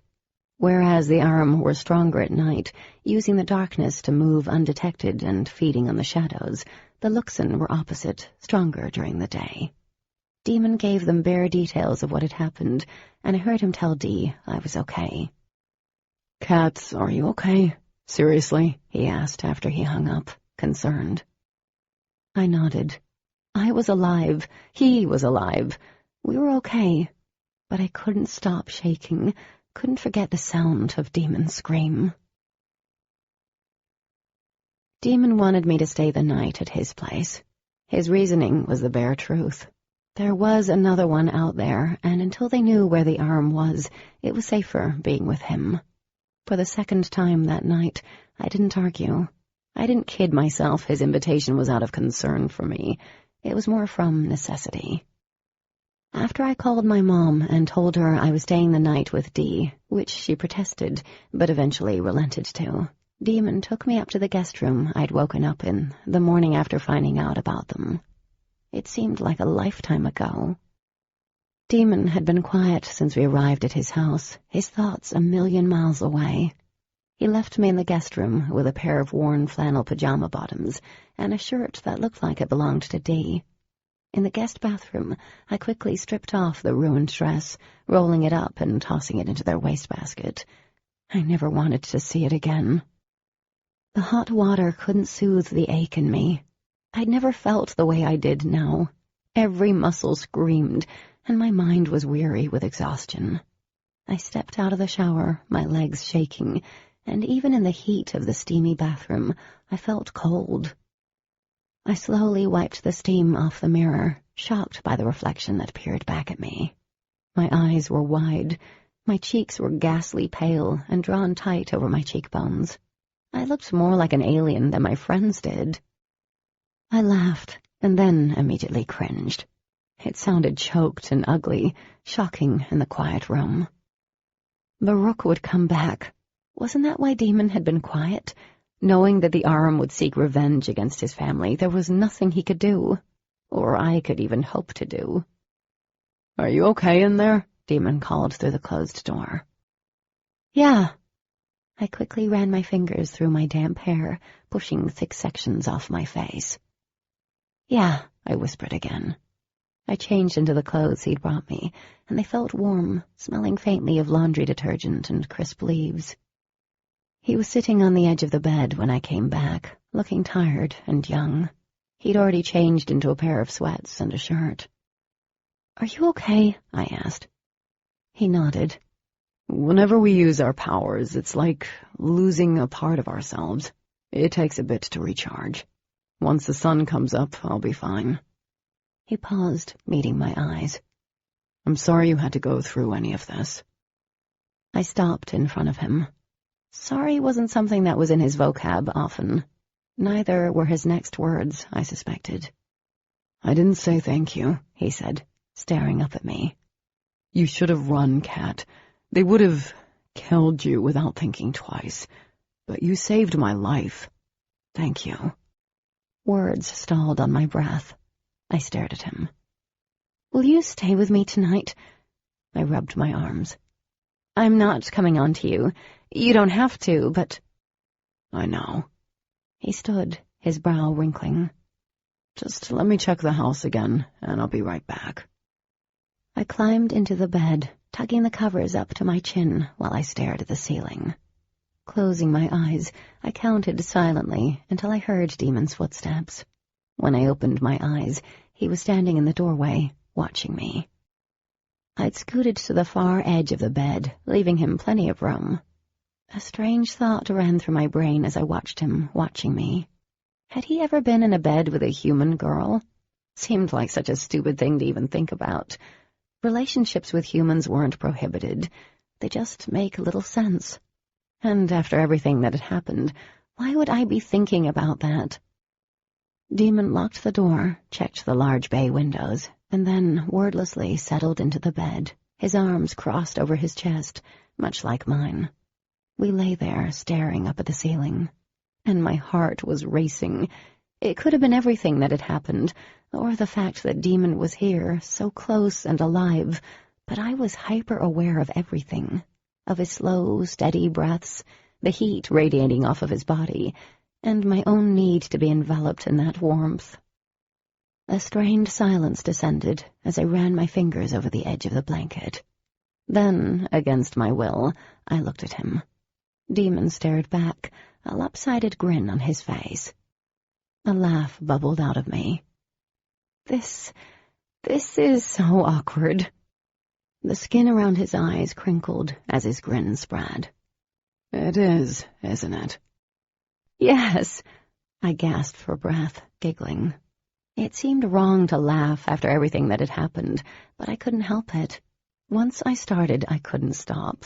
I'd faced down a possible date rapist and an alien horde hell-bent on sucking up Demon's essence. Crazy sauce. His laughter joined mine until tiny tears tracked down my cheeks. The sound of his laughter faded as he reached over, chasing the drops with his finger. I stilled, staring at him. His fingers left my cheek, but his gaze remained locked on me. "What you did back there, it was sort of amazing," he murmured. A sweet thrill jolted me. "Right back at ya. Are you sure you're not injured?" Demon's crooked grin returned. "No, I'm fine, thanks to you." He shifted, turning off the lamp beside the bed before settling again. I searched for something to say in the darkness. "Am I glowing?" "Like a Christmas tree." "Not just the star?" The bed moved a little, and I felt his hand brush my arm. "No, you're super bright. It's kind of like looking at the sun." Now that was odd. I held up my hand, faintly able to see the outline of it in the darkness. "It's going to be hard for you to sleep, then." "Actually, it's kind of comforting. It reminds me of my own people." I turned my head, and he was lying on his side watching me. A flutter formed in my chest. "The whole Obsidian thing? You never told me about that." "I didn't think it would be necessary. Or at least I'd hoped it wouldn't be." "Can it hurt you?" "No. And before you ask what can, we don't make a habit of telling humans what can kill us," he replied evenly. "Not even the DOD knows what's deadly to us. But the Obsidian negates the Aram's strengths. Just like the beta quartz in the rocks throws off a lot of the energy we put off. But with Obsidian, all it takes is a piercing and, well, you know. It's the whole light thing, the way Obsidian fractures it." "Are all crystals harmful to the Aram?" "No, just this type. I guess it has something to do with the heating and cooling. Matthew explained it to me once. Honestly, I wasn't paying attention. I know it can kill them. We carry it on ourselves whenever we go out, usually hidden. Dee carries one in her purse." I shuddered. "I can't believe I killed someone." "You didn't kill someone. You killed an alien, an evil that would have killed you without thinking twice. That was going to kill me," he added as an afterthought, absently rubbing his chest. "You saved my life, kitten." Still, knowing that the guy had been evil didn't change how it settled in my stomach. "You were like Snowbird," Demon said finally. His eyes were closed, face relaxed. It was possibly the first time I'd seen him so open. "How do you figure?" A small smile played across his lips. "You could have left me there and ran, like I said. But instead, you came back and you helped me. You didn't have to." I couldn't leave you there." I averted my gaze. "It wouldn't have been right, and I would have never been able to forgive myself." "I know. Get some sleep, kitten." I was tired, exhausted, but it felt like the bogeyman was waiting outside the door. "But what if the last one comes back?" I paused, realizing a new fear. "Dee's with Mr. Garrison. He knows I was with you when they attacked. What if he turns me in? What if the DOD—" "Shh," Demon murmured, his hand finding mine. His fingers brushed over the top of mine. Such a simple touch, but I felt it all the way to my toes. "He won't come back. Not yet. And I won't let Matthew turn you over." "But—" "Cat, I won't let him, okay? I promise you, I won't let anything happen to you." The fluttering was there again, but now it felt like a dozen butterflies had taken flight at once. I tried to stamp down the feeling. Alien business aside, Demon and I, well, we were like magnets that repelled one another. Feeling anything other than annoyance toward him wasn't possible, but that damn fluttering was there. "I won't let anything happen to you." My chest swelled. His touch seared me. Those words filled me with a longing that was overwhelming, unexpected, and it felt good being next to him. My body relaxed. Seconds, maybe minutes later, I drifted off to sleep beside the one boy I couldn't stand. Just before sleep claimed me, my last thought was whether I would wake up in the morning beside this demon or the jerk demon. Chapter 25. When I awoke the following morning, the sun had crested the mountains surrounding the valley. I really wasn't on my side of the bed anymore. Hell, I wasn't on the bed. Half of my body was sprawled across Demon's chest. Our legs were tangled together under the comforter. One of his arms was around my waist, like a band of steel. My hand was on his stomach. I could feel his heart beating under my cheek, steady and strong. I lay there, my breath in my throat. There was something intimate about being wrapped around one another in a bed, like lovers. A sweet, hot fire washed over my skin, and I squeezed my eyes shut. Every inch of me was hyper-aware of him, of how my body fit against his, the way his thighs were pressed against mine, the hardness of his stomach under my hand. My hormones kicked in with the power of a drop kick to the stomach. Heated lightning zipped through my veins. For a moment, I pretended. Not that we weren't two different species, because I didn't see him that way, but that we actually liked one another.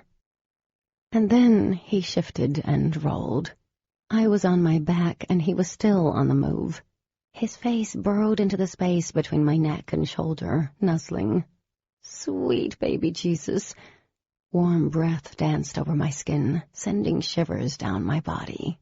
His arm was heavy against my stomach, his leg between mine, pushing up and up. Scorched air fled my lungs.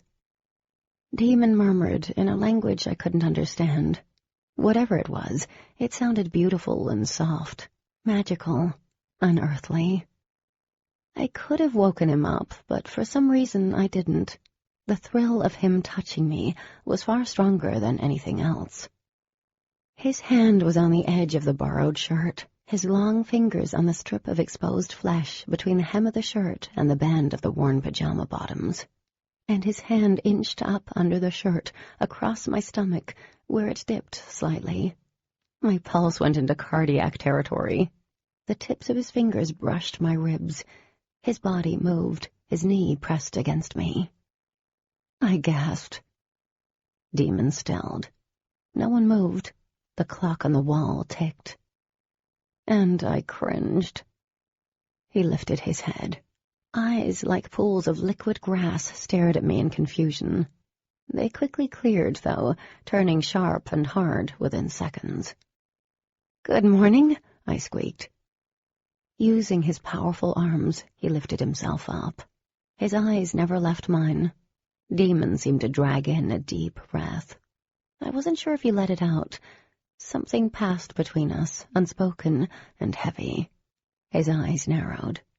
I had the funny feeling that he was sizing up the situation, and somehow I was to blame for his sleepy, albeit really, really nice, fondling. Like any of this was my fault. Without saying a word, he disappeared above me. The door opened and slammed shut behind him, without my even catching a glimpse of him. I stayed there, staring at the ceiling, heart pounding. Cheeks flushed, my body way, way too hot. Not sure of how much time passed, but the door opened again, at normal human speed. Dee popped her head in, her eyes wide. "Did you two?" Funny that out of everything that had happened in the last 24 hours, that was the first question she asked. "No," I said, barely recognizing my own voice. I cleared my throat. "I mean, we slept together, but not slept together." I rolled over, burying my face into a pillow. It smelled like him, crisp and warm, like autumn leaves. I groaned. I was sure that if someone had told me I'd find myself sitting in a room with half a dozen aliens on a Saturday afternoon, I would have told them to get off the drugs. Yet here I was, sitting in a recliner in the black household, legs tucked under me, but ready to run for the door if necessary. Demon was perched on the arm of the recliner, arms folded over his chest. The very chest I'd woken up on. A flush crept up my throat. We hadn't spoken. Not a single word, which was okay by me. But his current position had been duly noted by everyone. Dee looked oddly smug. A deep, unforgiving scowl had settled on Ash's and Andrew's faces, but the fact I was here overshadowed any reason why Demon could be playing guard dog. Mr. Garrison had come up short. "What is she doing here?" She's lit up like a freaking disco ball, Ash said accusingly. I could probably see her from Virginia. Somehow she made the whole glowing thing sound like I was covered in boils instead of light. I glared at her openly. She was with me last night when the Aram attacked, Demon responded calmly. You know that. Things got a little explosive.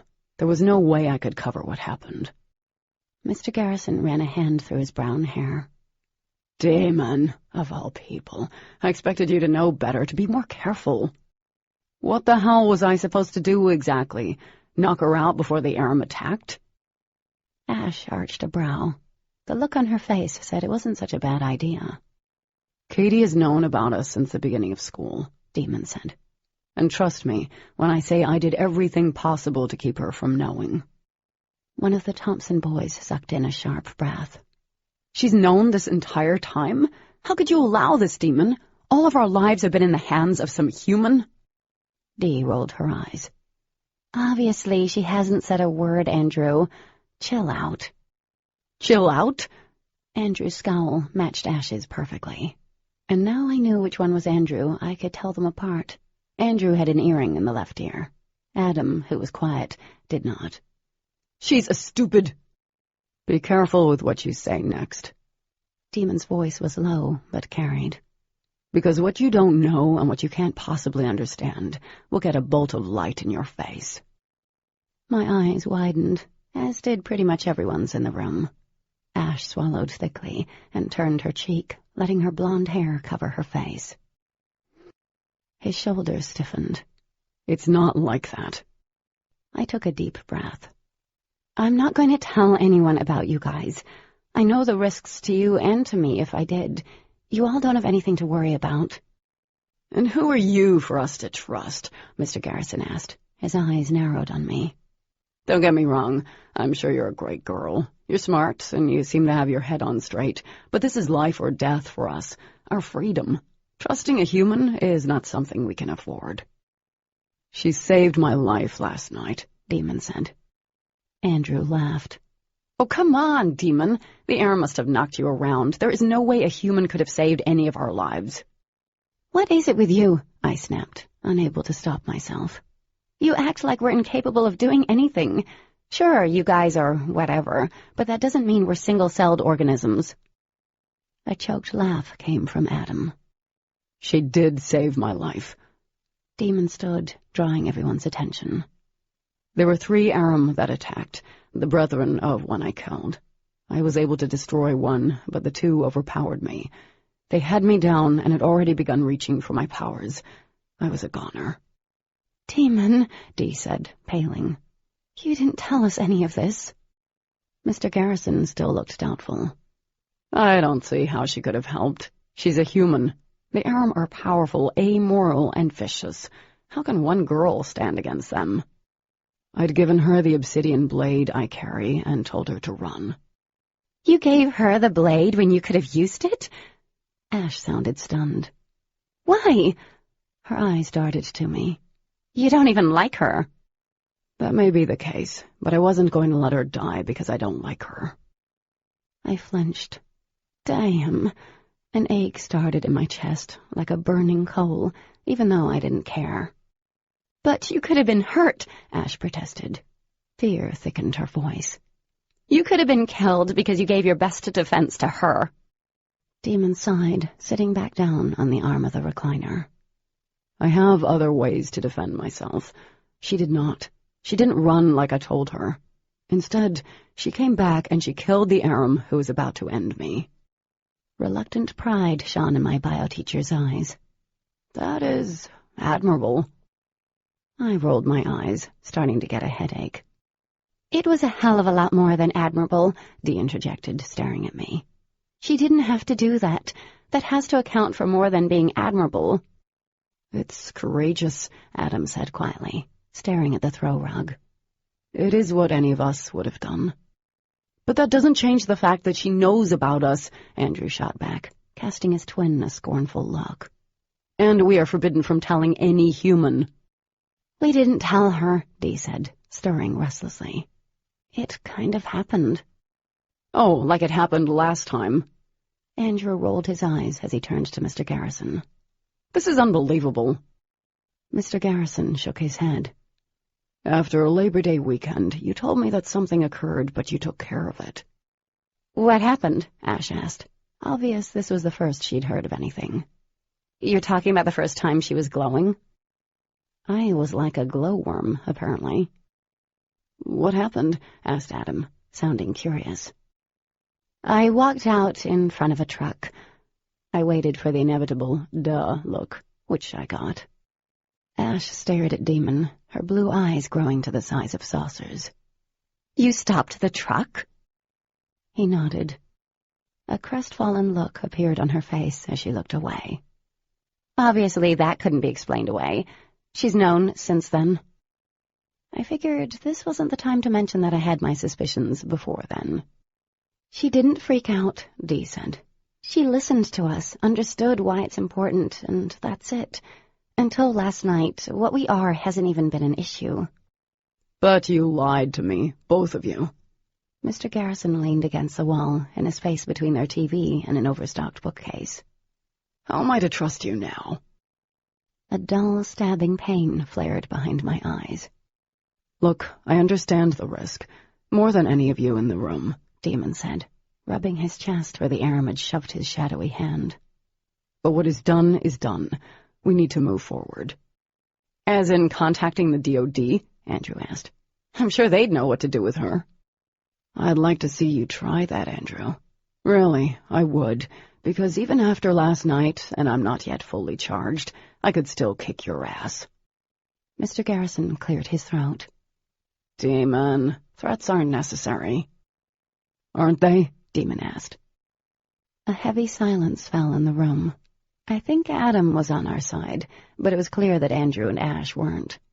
When Mr. Garrison finally spoke, I had a hard time meeting his gaze. "I don't think this is wise," he said. "Not with what happened before, but I'm not going to turn you over. Unless you give me reason to, and maybe you won't. I don't know. Humans are such fickle creatures. What we are, what we can do, has to be protected at all costs. I think you understand that." He paused, clearing his throat. "You are safe, but we aren't." Andrew and Ash looked less than thrilled by Mr. Garrison's decision, but they didn't push it. Other than exchanging looks with one another, they moved on to how to deal with the last Aram. "He won't wait. They're not known for being patient," Mr. Garrison said, sitting down on the couch. "I could contact the other Luxon, but I'm not sure if that would be smart. Where we may be more confident in her, they won't be." "And there's the problem that she's a megawatt light bulb right now," Ash added. "It doesn't even matter if we don't say anything. The moment she goes anywhere in town, they're going to know that something big happened again." I scowled at her. "Well, I don't know what I'm supposed to do about that." "Any suggestions?" Demon said. "Because the sooner she's not carrying a trace, the better all of this is going to be." "Yeah, because I bet he was looking forward to babysitting me again." "Who cares?" Andrew said, rolling his eyes. "We have the Aram issue to worry about. He's going to see her no matter where we put her. All of us right now are in danger. Any of us near her are in danger. We can't wait around. We have to find the last Aram." Dee shook her head. "If we can get the trace off her, then that will buy us time to find him. Getting rid of the trace should be the first priority." "I say we drive her out to the middle of nowhere and leave her ass there," Andrew muttered. "Thanks," I said, rubbing my temples. "You're so very helpful with all of this." He smiled at me. "Hey, just offering my suggestions." "Shut up, Andrew," Demon said. Andrew rolled his eyes. "Once we get the trace off her, she'd be safe," Dee insisted, and tucked her hair back, face pinched. "The Aram don't mess with humans, really. Sarah, she'd been in the wrong place at the wrong time." They launched into another discussion about what was more important, locking me up somewhere, which didn't make sense because my light could be seen through anything, or trying to figure out a way to make the trace fade other than killing me. And I seriously think Andrew believed that was a valid consideration. Asshole. "I have an idea," Adam said. Everyone looked at him. "The light around her is a byproduct of us using our power, right? and our power is concentrated energy, and we get weaker when we use our powers and use more energy." Mr. Garrison blinked, his eyes sparking with interest. "I think I'm following you." "I'm not," I muttered. "Our powers fade the more we use them, the more energy we exert." Adam turned to Demon. "It should work the same with our traces, because the trace is just residual energy we are leaving on someone. We get her to exert her own energy. It should fade what's around her. Maybe not completely, but get it down to levels that aren't going to draw every arum on Earth to us." That hardly made any sense to me, but Mr. Garrison was nodding. "It should work." Demon scratched his chest, his expression doubtful. "And how are we going to get her to exert energy?" Andrew grinned from across the room. "We could take her out to a field and chase her around in our cars. That sounds fun." "Oh, fuck!" Demon's laugh cut me off. "I don't think that's a good idea. Funny, but not a good idea. Humans are fragile." "How about I shove my fragile foot up your ass?" I said, irritated. My head was pounding, and I didn't find a single one of them funny. I pushed Demon off the arm of the chair and stood. "I'm getting a drink. Let me know when you guys come up with anything that won't potentially kill me in the process." The conversation continued as I hurried from the room. I wasn't thirsty. I just had to get out of there, away from them. My nerves felt shot. Entering the kitchen, I ran my hands through my hair. Blissful silence eased some of the pounding in my head. I squeezed my eyes shut until small spots danced behind my closed lids. "I figured you'd be hiding in the kitchen." I yelped at the sound of Ash's quiet voice. "Sorry," she said, leaning against the counter. "I didn't mean to scare you." Not sure if I believed that. Okay. Up close, Ash was the kind of beautiful that made me wish I could drop 20 pounds and run to the nearest makeup department. She knew it, too. There was a confidence in the tilt of her chin. "This must be a lot for you to handle, learning everything and then facing what you did last night."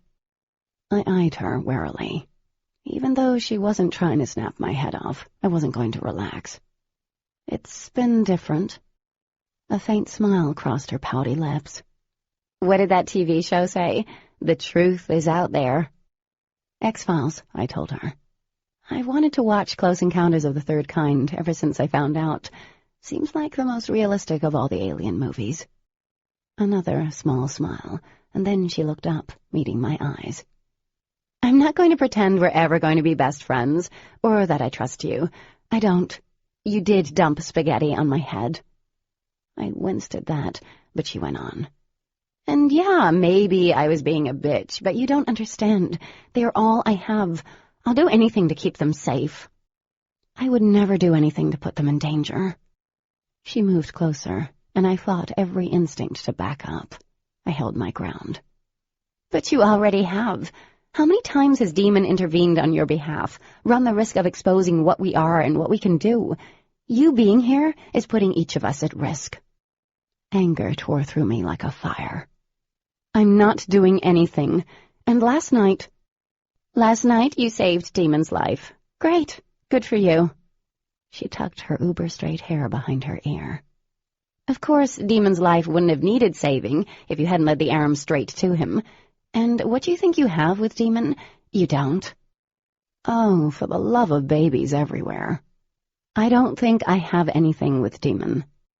"You like Demon, don't you?" Smirking, I grabbed a water bottle off the counter. "Not really." Ash cocked her head to the side. "He likes you." My heart didn't do a stupid little leap in my chest.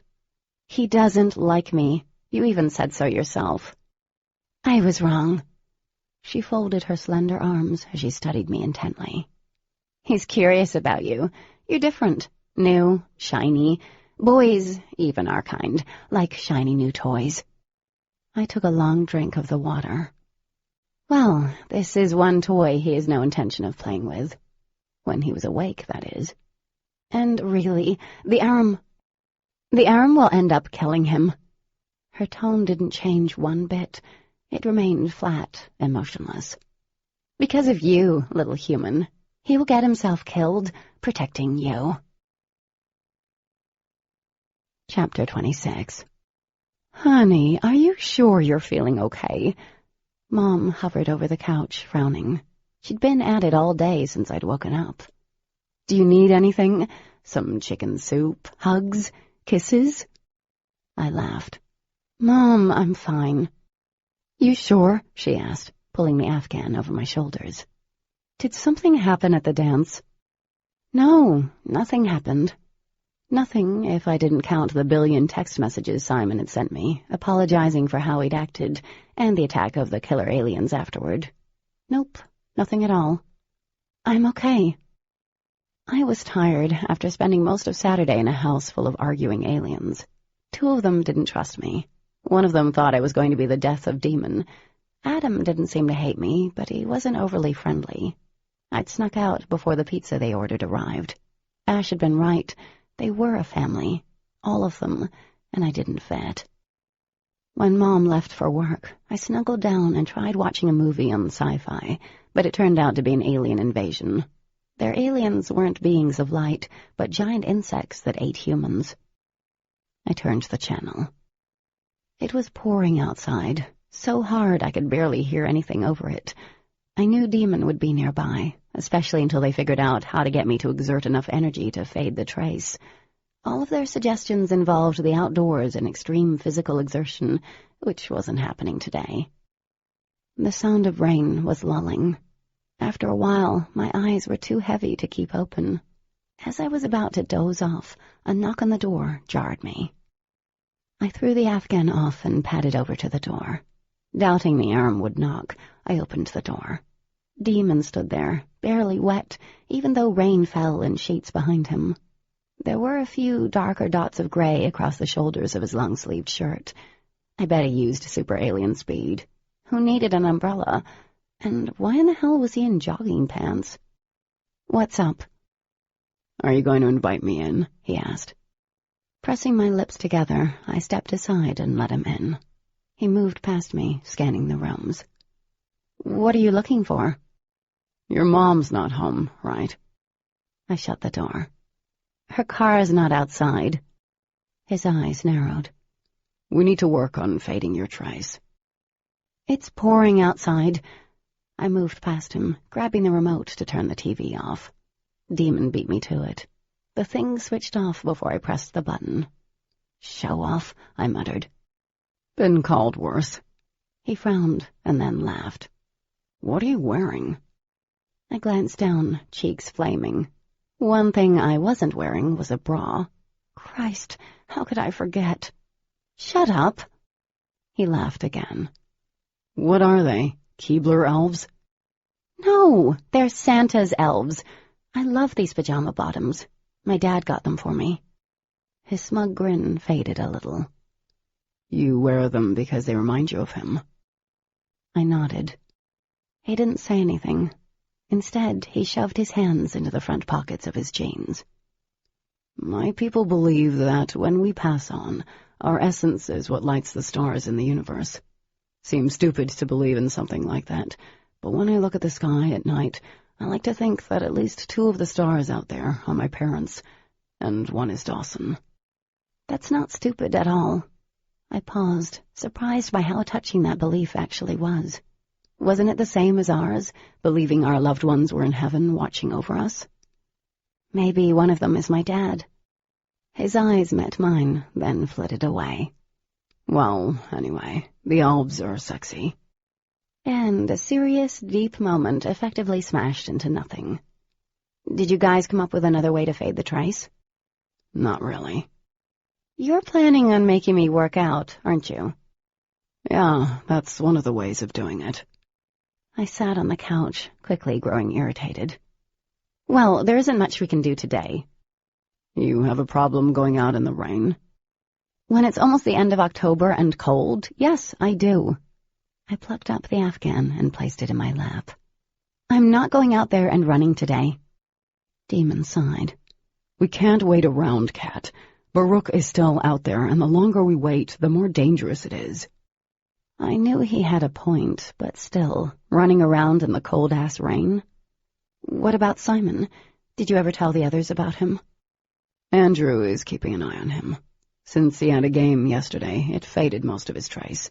It's very faint now, which proves that this idea is going to work. I snuck a peek at him. Instead of seeing the stoic expression, I saw the one from yesterday morning. The look in his eyes before he realized he was in bed with me. My body warmed. Stupid, stupid hormones. He reached behind him and pulled out the obsidian blade. This is another reason why I stopped over. The obsidian was shiny, glossy black as he laid it on the coffee table. It wasn't glowing a mottled red like it had been when near the arum. I want you to keep this with you, just in case. Put it in your backpack, purse, or whatever you carry. I stared at it a moment. Seriously? Demon avoided my eyes. Yeah, even if we manage to get the trace to fade, keep this on you until we finish off Baruch. But don't you need it more than I do, Dee? Don't worry about us. Harder said than done. I stared at the obsidian, wondering how in the world I was supposed to stash this thing in my bag. Do you think Baruch is still here? He's still around, yes, he stated. The beta quartz throws our presence off, but he knows we're here. He knows I'm here. Do you think he's going to come after you? For some reason, my stomach got tipsy at that thought. I killed 2 of his brothers and gave you the means of killing the 3rd. He was totally at ease discussing the fact that there was a deranged alien out to kill him. He had balls. I liked that about him. Arum are vengeful creatures, kitten. He won't stop until he has me. And he will use you to find me, especially since you came back. They've been on Earth long enough to recognize what that can mean. That you would be a weakness to me. I'm not a weakness. I can handle myself. He didn't respond, but the intensity in his gaze seared me to the core. My confidence crumbled, piece by piece. To him, I was a weakness, and maybe even Dee believed that. The rest of the Luxon sure did. But I killed an Arum while his back was to me, not like I'd been ninja stealth. Enough talking. We have stuff to do now, he said, glancing around. I don't know what we can do in here that'll make a damn bit of difference. Maybe jumping jacks? Jumping jacks without a bra was so not going to happen. Ignoring him, I opened up my laptop on the coffee table and checked out my last post. I filmed an in my mailbox after I'd gotten back yesterday, needing the comfort of books and my blog to remind me what normal felt like again. It was short since I only had 2 books, and I looked like crap. What had possessed me to wear pigtails? What are you looking at? He asked. Nothing. I went to close the lid, but it wouldn't budge. Stop using your freaking object thing on my laptop. You're going to break it. He cocked an amused brow and sat beside me. I still couldn't close it, and the mouse wouldn't move. I couldn't even shut down the damn website. Leaning forward, Demon tilted his head to the side. Is that you? What does it look like? I hissed. A slow smile crept over his face. You film yourself? I took a deep and slow breath. You make it sound like I'm doing a live perv show or something. Demon made a sound in the back of his throat. Is that what you're doing? That was a stupid question. Can I please close it now? I want to watch it. No! The idea of him watching me geek out over the books I'd bought in the last week horrified me. There was no way he'd understand. Demon cast me a sidelong glance. My eyes narrowed as I turned back to the screen. The little arrow moved over the page and clicked on the play button. I hate you and your freaky alien powers, I muttered. A few seconds later, the video started, and there I was in all my book nerd glory, shoving cover after cover in front of my crappy webcam. A few bookmarks showed, and I even worked in a totally cool Diet Pepsi product placement. Thank God I wasn't singing in this video. I sat there, arms folded, and waited for the inevitable slew of smart-ass comments. Never in my life did I hate Demon more than at that moment. No one I knew in real life paid attention to my blog. Books were a passion I shared with virtual friends, not Demon. It wigged me out knowing he was watching this. The video ended. Voice low, he said. You're even glowing in the video. Mouth clamped shut, I nodded, and I waited. You really have a thing for books. When I didn't respond, he closed the laptop without touching it. It's cute. My head whipped around to him. Cute? Yeah, it's cute. Your excitement, he said, shrugging. It was cute. I think my jaw hit the carpet. But as cute as you are in pigtails, that's not going to do anything to fade the trace on you. He stood and stretched. Of course his shirt had to ride up, drawing my eyes. We need to get this trace off you. I was still stunned over the fact he hadn't made fun of me, rendered speechless by it, shocked to the core. He just earned a few bonus points. The sooner we get the trace off you, the less time we have to spend together. And there went the points. You know, if you hate the idea of being around me, why doesn't one of the others come over here and do this? I actually prefer any of them to you, even Ash. You're not their problem. His eyes locked with mine. You're my problem. My laugh was harsh. I'm not your problem. But you are, he reasoned gamely. If I had managed to convince Dee not to get so close to you, none of this would have happened. I rolled my eyes. Well, I don't know what to tell you. There isn't much we can do in here that's going to make a difference, so we might as well count today as a loss and spare each other the pain of breathing the same air. He shot me a bland look. Oh yeah, that's right. You don't need to breathe oxygen. My bad. I shot to my feet, itching for him to be out of my house. Can't you just come back when it stops raining? No. Demon leaned against the wall, folding his arms. I want to get this over with. Worrying over you and the Aram isn't fun, kitten. We need to do something about this now. There are things we can do. My hands curled into fists. Like what? Well, the jumping jacks for an hour or so should do it. His gaze dropped. Something flickered in his eyes. You may want to change first. The urge to cover myself was strong, but I resisted. I wasn't going to cower from him. I'm not doing jumping jacks for an hour. Then you could run around the house, up and down the stairs. He paused, his smug grin turning wicked as his eyes met mine. We could always have sex. I hear that uses up a lot of energy. My mouth dropped open. Part of me wanted to laugh in his face. There was a part of me offended that he would suggest something so ridiculous, but there was another part that liked the idea, which was so wrong it wasn't even funny. Demon waited. That will never happen in a million years, buddy. I took a step forward, raising my pointer finger at him. Not even if you were the last... Wait, I can't even say last human on the face of this earth. Kitten, he murmured lazily, a clear warning in his eyes. I ignored it. Not even if you were the last thing that looked like a human on the face of this earth. Got that? Capiche? He tilted his head to the side, and several locks of hair slid over his forehead. Demon smiled, a wealth of danger in the tilt to his mouth, but I was on a roll now. I'm not even attracted to you. Lie, ding, ding, lie. Not even a little bit. You're... Demon was in front of me in a flash, not an inch from my face.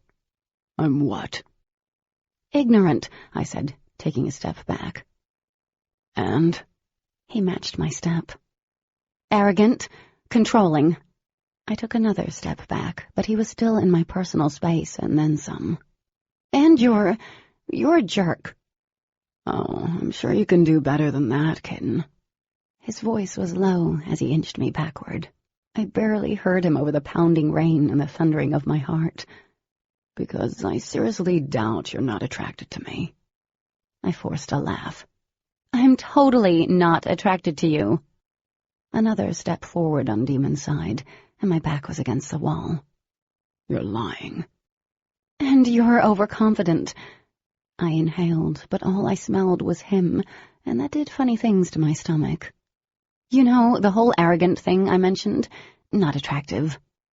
Demon placed his hands on each side of my head and leaned in. A lamp was on one side of me and the TV on the other. I was trapped, and when he spoke, his breath danced over my lips.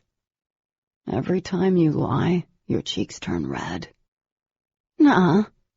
Not the most eloquent thing I'd ever said, but it was the best I could come up with. His hands slid down the wall, stopping beside my hips. I bet you think about me all the time, non-stop. You're insane! I pressed back against the wall, breathless. You probably even dream about me. His gaze lowered to my mouth. I felt my lips part. I bet you even write my name in your notebooks over and over again, with a little heart drawn around it. I laughed. In your dreams, Demon. You're the last person I think... Demon kissed me. There wasn't a moment of hesitation. His mouth was on mine, and I stopped breathing. He shuddered, and there was a sound from the back of his throat, half growl, half moan. Little shivers of pleasure and panic shot through me as he deepened the kiss, parting my lips. I stopped thinking. I pushed off the wall, sealing the tiny space between us, pressing against him, digging my fingers into his hair. It was soft, silky. Nothing else about him felt that way. I sparked alive. My heart swelled to the point of near bursting. The rush of sensations crawling across my body was maddening, scary, thrilling. His hands were on my hips, and he lifted me up as if I were made of air. My legs wrapped around his waist, and we moved to the right, knocking into a floor lamp. It toppled over, but I didn't spare it another thought. A light popped somewhere in the house. The TV turned on, then off, back on. Our lips remained sealed. It was like we couldn't get enough of each other. We were devouring one another, drowning in each other. We'd been building up to this for months, and oh my God, was it worth the wait. And I wanted more. Lowering my hands, I tugged at his shirt, but it was stuck under my legs. I wiggled down until my feet were on the floor. Then I got a hold of his shirt and yanked it up. He broke apart long enough to pull it over his head and toss it aside. His hands slid around my head, pulling me back to his mouth. There was a crackling sound in the house. A fissure of electricity shot through the room. Something smoked, but I didn't care. We were moving backward. His hands were moving down under my shirt, his fingers skimming over my skin, sending a rush of blood to every part of my body. And my hands went down. His stomach was hard, dipped and rippled in all the right places. And then my shirt joined his on the floor, skin against skin. His hummed, brimming full of power. I ran my fingers down his chest to the button on his jeans. The back of my legs hit the couch, and we went down, a tangle of legs and hands, moving, exploring. Our hips were molded together, and we moved against one another. I think I whispered his name, and then his arms tightened around me, crushing me against his chest, and his hands slipped between my legs. And I was swimming in raw sensations. So beautiful, he murmured against my swollen lips. And then he was kissing me again. The deep kind of kisses that left little room for thought. There was only feeling and wanting. That was all. I wrapped my legs around his hips, pulling him closer, telling him what I wanted with my soft moans. Our kisses slowed, becoming tender and infinitely more. It was like we were getting to know each other on an intimate level. I was breathless and dazed, unprepared for all of this, but my body ached for more than just kisses and touching, for more of him, and I knew he did too. His powerful body shook, like mine. It was easy to get lost in him, lost in this connection between us. The world, the universe, ceased to exist. And then Demon stilled, his breath coming out in rough gasps as he pulled back, lifting his head. My eyes opened slowly, dazed. His pupils were white, glowing from within. Demon took a deep breath. An eternity seemed to pass as he stared down at me, his eyes wide, and then he pieced himself back together. The light went out. His jaw hardened. A mask slipped over his face. The arrogant half-smile I disliked so much tipped up one corner of his swollen lips. You're barely glowing now. Chapter 27. I hated Demon Black, if that was even his real name, with a vengeance that equaled the solar power of 1,000 suns. "You're barely glowing now," He left after that, grabbing his shirt off the floor and sauntering out of my house. The son of a bitch blew up my laptop. That was what had been smoking. His alien mojo apparently has a major effect on lights and most electronics. Now I had to rely on school computers to update my blog. Ugh. And I'd spent a good hour after I peeled myself off the couch, replacing light bulbs in the house. Luckily, the TV hadn't been fried. But my brain had. What had I been thinking, doing? It had to have been all the arguing between us. That was the only explanation for why there was such a massive explosion from such a heavy make-out session. And he wasn't as unaffected as he pretended. No one could fake that. My glow had faded to a small trace, much to everyone's amazement. Imagine trying to explain how that happened, and I'm sure he couldn't wait to share the info. I hated him. Not just for the fact he'd proven me a liar, or that I now had to wait until my birthday for a new laptop, or the fact Dee was highly suspicious of how my glow faded, but because of what he made me feel, for making me admit it out loud, too. And if he poked me in the back with a pen one more freaking time, I was going to throw him in front of an arum. My cell phone buzzed in my backpack as I walked to my car, hunkered down against the unforgiving wind sweeping down from the rocks. Without looking, I knew it was another text from Simon. For the last week he'd been texting his apologies over and over again. He didn't dare talk to me in class or public, not with Demon's threat looming over his head. I wasn't forgiving him any time soon. Drunk or not, it wasn't an excuse for being an overbearing ass who didn't understand the word no. Katie! I jumped at the sound of Dee's voice. Shouldering my bag, I turned and waited. As always, Dee looked amazingly beautiful. Today she'd worn skinny dark denim jeans and a lightweight turtleneck. With her glossy black hair and bright eyes, she was stunning. Her smile was wide and friendly, but it quickly faded as she neared me. "Hey, I didn't think you were going to stop," she said. "Sorry, I was lost in my thoughts." I started walking again, spying my car. "What's up?" Dee cleared her throat. "Are you avoiding me, Katie?" I'd been avoiding all of them, which was hard. They lived next door. They were in my classes. They sat with me at lunch. And I missed Dee. "No." "Really, because you haven't been very talkative since Saturday," she pointed out. "Monday you didn't even sit with us at lunch, claiming you had to study for a test. Yesterday I don't think you said 2 words to me." Guilt twisted my insides. "I've been out of it." "It's too much, isn't it, what we are?" Her voice was small, childlike. "I was afraid this would happen. We're huge freaks." "You're not freaks," I said, meaning it. "You guys are more human than you give yourselves credit for." Dee seemed relieved to hear that. She darted in front of me. "The boys, they're still looking for Baruch." I sidestepped her and opened my car door. The obsidian blade bounced around in the compartment on the side of the door. Carrying it in my backpack had made me feel like I was going to shank a student or something, so in my car it went. "That's good." She nodded. "The boys are going to continue searching and keep an eye on things, and both you and Simon barely have any traces on you now." Dee paused. "I'd still like to know how that happened so quickly." My stomach twisted. Yeah, there was a lot of physical activity." Her brows inched up her forehead. "Katie." "Anyway," I said quickly, "that's all good. The trace fading from Simon, especially since he has no clue about any of this, so I'm glad, creepiness aside." "You're rambling," she said, grinning. "Yeah, kind of." "So what are you doing tomorrow?" she asked, hopeful.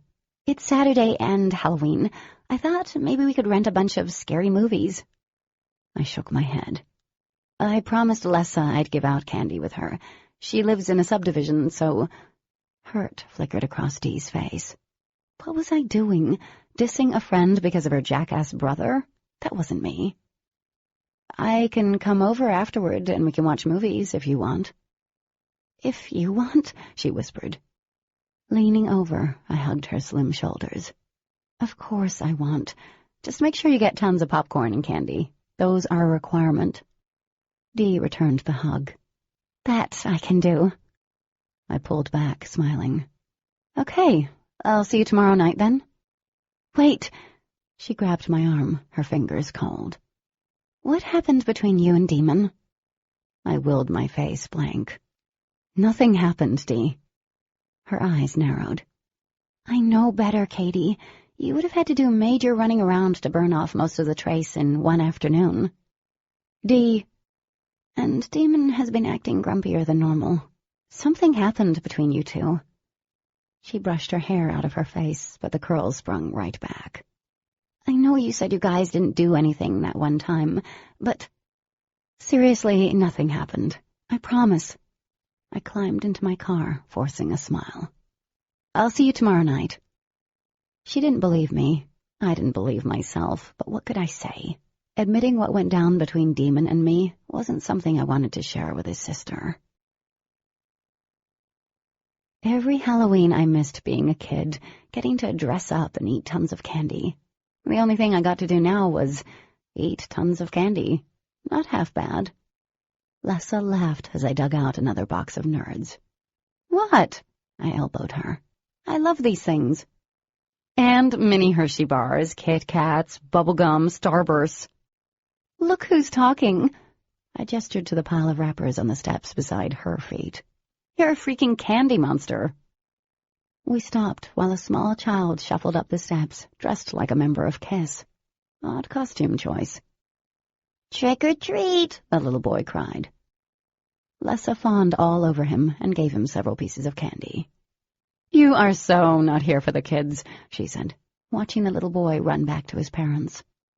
I popped a piece of caramel in my mouth. What gave you that idea? Did you think that little boy was cute? She moved the bowl away from me. I shrugged. Guess so. I mean, he kind of smelled like, I don't know, kid. Lessa busted out, laughing. Do you like kids? Kids scare me. A mummy and vampire approached us. Lessa cooed over them until they scampered away. Especially the little ones, I continued, scowling when I saw there weren't any Nerds left. They jabber and stuff, and I have no idea what they were saying, but your little brother is super cute. My little brother craps himself. I laughed.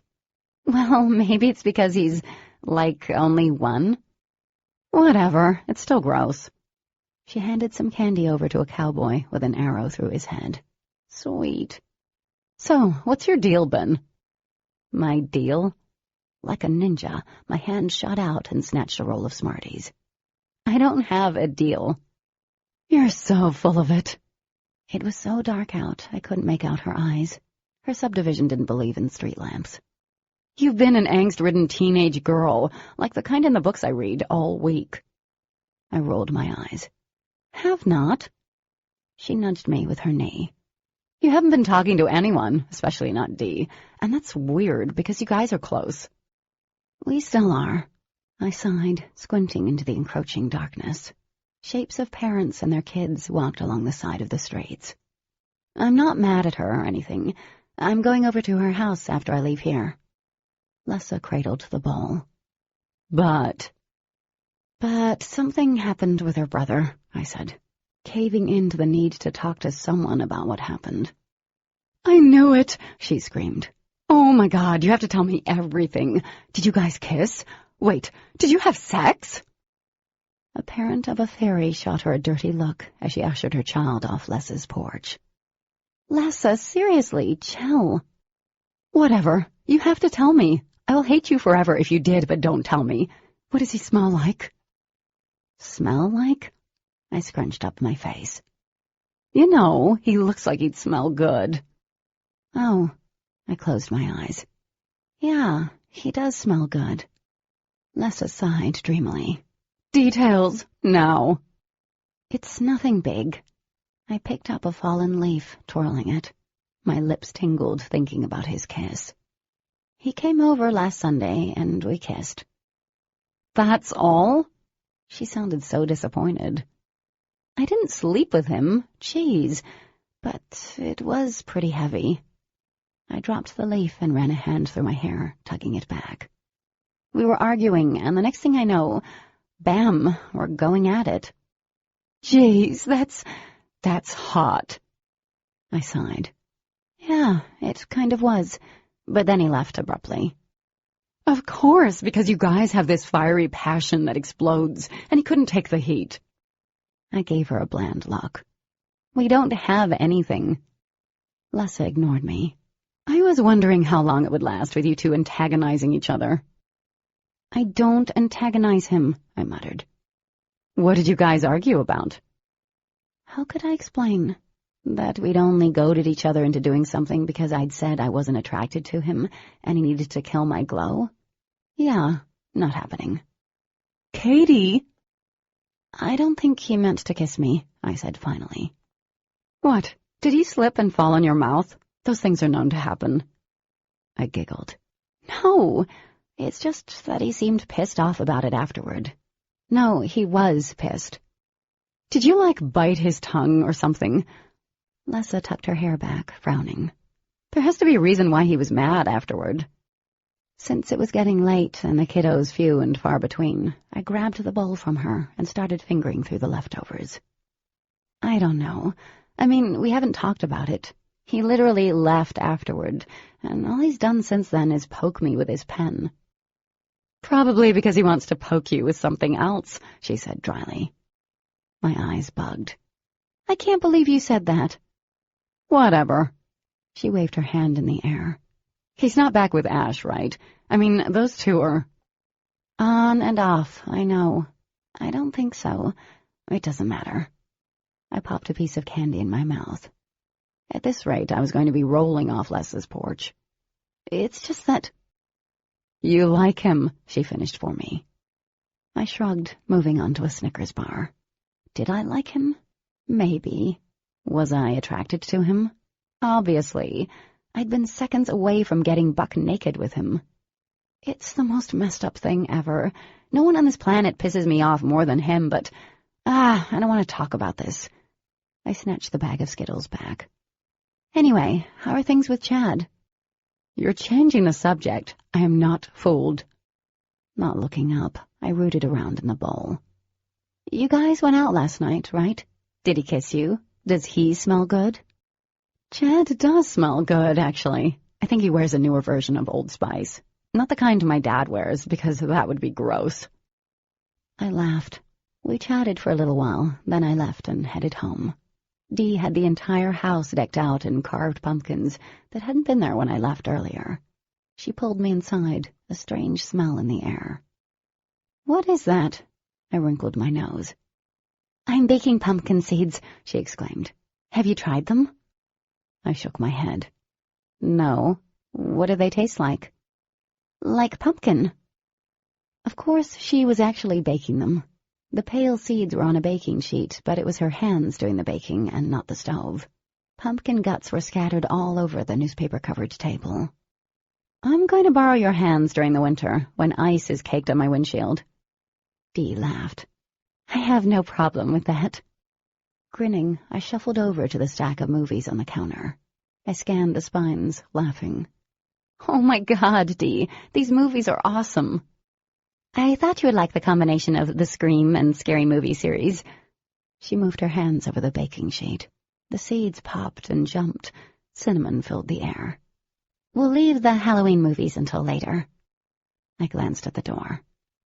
Is Demon here? No. She grabbed the sheet, dumping the seeds into a ball decorated in bats and skulls. He's out with the guys, seeing if they can get Baruch to show himself. Taking our snacks and movies into the living room, I thought about what she said. Are they purposely trying to get him to show himself, like they want to fight him? A DVD flew from the stack to her hand. She nodded. Don't worry, Demon and Adam are checking around town. Matthew and Andrew are out in the country. They'll be okay. Unease turned my stomach. Are you sure? Dee smiled. This isn't the first time they've done something like this. They know what they're doing. It'll be okay. Sitting back against the couch, I tried not to worry. It was hard, especially since I'd seen the look in Baruch's eyes. Dee settled in next to me, and I tried a few pumpkin seeds. Not bad. We'd made it through the first Scream movie when her cell rang. Raising her hand, Dee flicked it, and the cell flew off the table and landed in her hand. She answered with a roll of her eyes. "This better be good, Demon, because—" Her eyes widened. She shot to her feet, her free hand clenching. "What do you mean?" My stomach turned to liquid as I watched her edge around the coffee table. "Katie is with me, but her trace is barely noticeable." Another pause, and then her face paled. "Okay, be careful. I love you." As soon as she tossed the phone to the recliner, I stood. "What's happening?" Dee faced me. "They spotted Baruch. He's heading this way." Chapter 28. Of course, that didn't mean he was coming right here, but there was a chance, a big chance, that he was. Enough so that Dee prowled the length of the living room like a caged tiger. She wasn't afraid, but ready to do battle. "If Baruch comes here, can you fight him?" I asked. Dee passed me a steely look. She was a totally different person, morphing into a badass warrior princess. How come I'd never seen this side of her? "I'm not as quick or as powerful as Demon, but I'll be able to hold my own until Demon gets here." My stomach dropped. Hold your own wasn't enough. What if Demon didn't get here in time? Dee stopped in front of the window, her slim shoulders squared. It hit me all at once. Everything Demon had been worried about was coming true. I was a weakness, a liability to Dee. I wouldn't let that happen. "Is my trace strong enough that he'd see me inside your house?" She paused. "Not really." "What about from the main road? The woods?"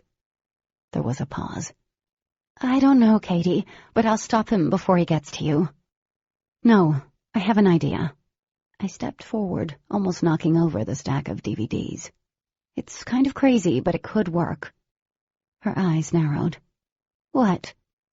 "If you make my trace stronger, I can definitely lead him away from here. Then he won't come here and Demon—" "Absolutely not," she said, whirling around. "Are you insane?" "Maybe," I said, biting my lip. "Look, it's better than sitting here with me when I could very well lead him right back to your house. And then he'll know where you guys live. What then? You won't ever be safe. I need to lure them away from your home." "No." Dee shook her head. "I can't do that. I can fight." "There's nothing else I can do. I can't fight him. And what if he escapes? What if he tells others where you live?" Demon's words came back to me.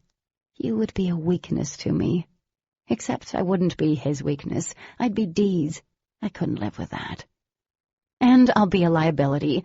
Baruch will know that. You have to stay here. If Baruch finds us together, he'll use me to destroy you. The best plan is for me to lure the arm away and let the guys meet me in the field and take him down together." "Katie!" "I'm not taking no for an answer. We don't have much time." I moved to the door, grabbing my keys and cell phone. "Light up! Do the crazy balls of light thing. That seems like it worked last time. I'll head to where the field party was. Tell Demon that's where I'm going." When she stood there, staring at me, I yelled, "Do it!" "This is insane." Dee shook her head, but she stepped back and started to blur out. A second later, she was in her true form, a beautiful silhouette of light. "This is insane," her voice whispered in my thoughts. I'd stopped thinking. "Hurry!" Two balls of crackling light formed in her outstretched arms. They shot around the room, blowing the lights and the TV, but ended up bouncing off the walls harmlessly. The fine hairs on my body stood as static filled the air. "Am I glowing?" I asked. "Like the sun." Well, that worked. Taking a deep breath, I nodded. "Call Demon and tell him where I'm going." "Be careful, please." Her light began to fade. "You too." I turned and raced out of the house toward my car before I could think twice about what I was doing. Because this was absolutely insane, the craziest thing I'd ever done. Worse than giving a 1-star review, scarier than asking for an interview with an author I'd give my firstborn to eat lunch with, more stupid than kissing Demon. But this was all I could do. My hands were shaking when I shoved the key into the ignition and backed out of the driveway, narrowly missing Dee's Volkswagen. I hit the gas, squealing out onto the main road. I was clenching the steering wheel like a granny, but driving like I was trying out for NASCAR. I kept glancing in my rearview mirror as I flew down the highway, expecting to find Aram chasing after me. But every time I checked, the road was empty. Maybe this hadn't worked. Oh, God, what if Baruch continued to the house and found Dee? My heart leapt into my throat. This was a stupid, stupid idea. My foot faltered on the gas pedal. At least he wouldn't be able to use me to get to Dee. My cell rang from the passenger seat. Unknown caller? Now? I almost ignored it, but I grabbed it and answered anyway. Hello? Are you out of your freaking mind? Demon yelled into the phone. I winced. This has to be the stupidest thing. Shut up, Demon, I screeched. The tires swerved a little into the other lane. It's done, okay? Is Dee okay? Yes, Dee's okay, but you're not. We've lost him, and since Dee said you're glowing like a goddamn full moon right now, I'm betting he's after you. Fear spiked my heart rate. Well, that was the plan. I swear on every star in the sky, I'm going to strangle you when I get my hands on you. Demon paused, his breath heavy on the phone. Where are you? I glanced out the window. I'm almost to the field. I don't see him. Of course you don't see him. He sounded disgusted. He's made of shadows, of night, Cat. You won't see him until he wants you to. Oh, well, shit. I can't believe you did this, he said. My temper snapped under the fear. Don't you start with me. You said I was a weakness, and I was a liability back there with Dee. What if he came there? You said so yourself he'd use me against her. This was the best I could do, so stop being such a damn jerk. There was such a gap of silence I thought he'd hung up on me, but when he spoke, his voice was strained. I didn't mean for you to do this, Cat. Never something like this. His voice sent shivers through me. My eyes darted over the blurred shapes of trees. I drew in a deep breath, but it got stuck. You didn't make me do this. Yeah, I did. Demon. I'm sorry. I don't want you hurt, Cat. I can't live with that. Another stretch of silence passed while his words sunk in, and then, stay on the phone. I'm going to find a place to ditch the car and I'll meet you there. It won't take more than a few minutes to get there. Don't get out of the car or anything. I nodded as I pulled the car to a stop inside the field. The moon rolled behind a cloud, turning everything pitch black. I couldn't see anything. A horrifying, sick feeling settled in my stomach.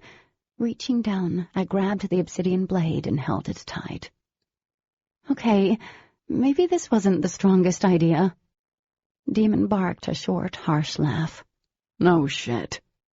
My lips twitched as I glanced in the rearview mirror. So, the not living with your... There was a shadow there that looked more solid than the rest. It moved through the air, thick like oil, slipping over the trees, spreading along the ground. Tendrils reached the back of the car, sliding over the trunk. My throat dried, lips parted. The blade warmed in my hand. Demon? What? My heart thudded. I think... The automatic locks unlocked, and my driver's door flew open. A scream came out. 1 second I was holding the phone, and the next I was flying to the ground, my fingers almost losing their grip on the blade. Pain shot through my arm and side as I hid the blade behind me. I lifted my eyes. My gaze traveled over black pants and the edges of a leather jacket.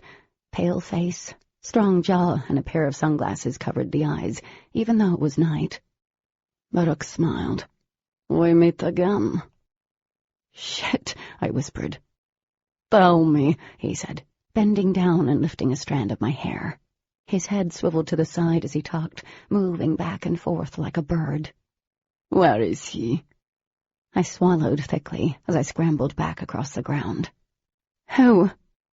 You're going to play dumb with me?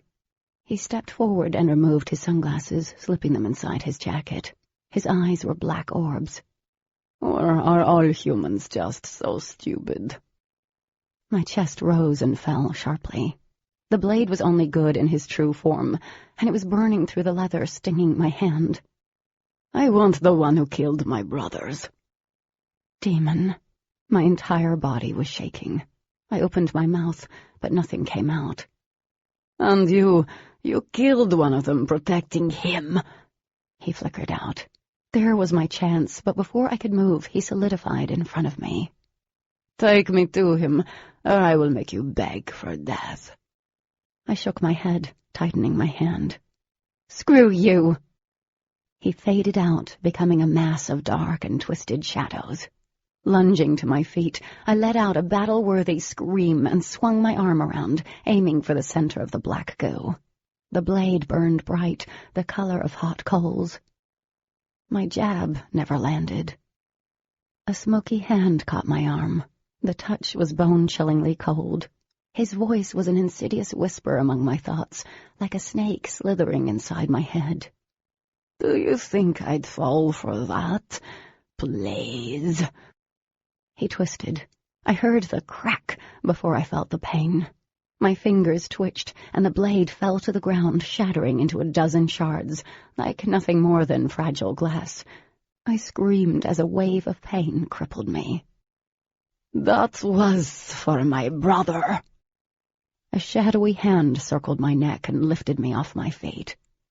And this is because you annoy me. Varuk threw me backward. I hit the ground hard and then slid several feet through trampled corn. Stunned, I stared up at the pitch-black night sky. Tell me where he is. Gasping for air, I rolled onto my feet and took off for the trees. I ran. Holding my arm protectively against my chest, I ran as fast as I could, my sneakers slapping against the hard-packed ground and crushing grass and fallen leaves. I didn't look back. Looking back would be bad. I tore through the woods, smacking at the low-hanging branches. Déjà vu floated through me as I stumbled over exposed roots and the uneven ground. Baruk came out of nowhere, moving past in a blur of shadows. He solidified right in front of me, throwing me off. I skidded to a stop, spinning around. He was there, too, and he knocked me to the ground. Did you get it out of your system yet? A cruel smile formed on his pale lips. Or do you want to run more? I scrabbled across the dirt as I gulped in every ragged breath I could. The horror made it hard to gain any sense of control. I was out of time. Baruk lashed out. His arm didn't hit me, but I flung back and landed with a dull thud on the ground. The air knocked out of my lungs. Small rocks dug painfully through my jeans. He reached down, sinking his hand in my hair and coiling it around his fist. I bit down on my lips to stop from crying out as he dragged me behind him. Material around my knees tore open. Pain radiated through me, threatening to consume me. I was sure he would pull every strand of my hair while ripping the skin off my knees. He gave another painful yank, and I yelped. Oops. He stopped. I always forget how painfully frail your kind is. I don't want to accidentally pull your head off. He then laughed at his own remark. Not yet, at least. I grabbed his arms with my good hand, trying to lessen the pull, but it wasn't much help. He brought me into the path of branches, roots, and boulders. My muscles were screaming in protest, and I hunched over, beginning to feel dizzy and moments away from succumbing to the pain. How are you doing down there? He asked conversationally. Baruk abruptly pulled my head up. Sharp pain shot down my neck and back. Doing well, I see. He stopped, and I fell the small distance to the ground. We were near the edge of the woods again. He loomed over me. Tell me where he is. I put my skinned-up hand on the ground, panting. No! His booted foot jerked up, slamming into my side. I knew something broke. Something pretty damn bad, because there was wet warmth running under my shirt. Tell me. Wincing, I curled up. The coldness of his true form chilled my very soul. He came closer. There are worse things than what is physical.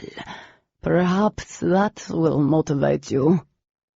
Baruch grabbed me by the throat again, lifting me onto the tips of my toes. He leaned in and roughly pulled me against him. His face was inches from mine, consuming my world. I can take your essence, drain you until your heart stops. It does nothing for me, but just imagine the slow, unending pain. Tell me where he is. I wasn't brave, but I wasn't going to turn Demon over to him. If Baruch defeated him, he'd go after Dee next. I'd never be able to live with myself. I wasn't that weak of a person. I wasn't a liability out here. I said nothing. He pulled back and shoved his hand into my midsection. I could feel it, his shadowy hand inside me, turning every cell cold. The small space of air between us constricted and pulled. The air in my lungs came out in a painful rush. Just like that, I could no longer breathe. My lungs seized as he continued to breathe in my air.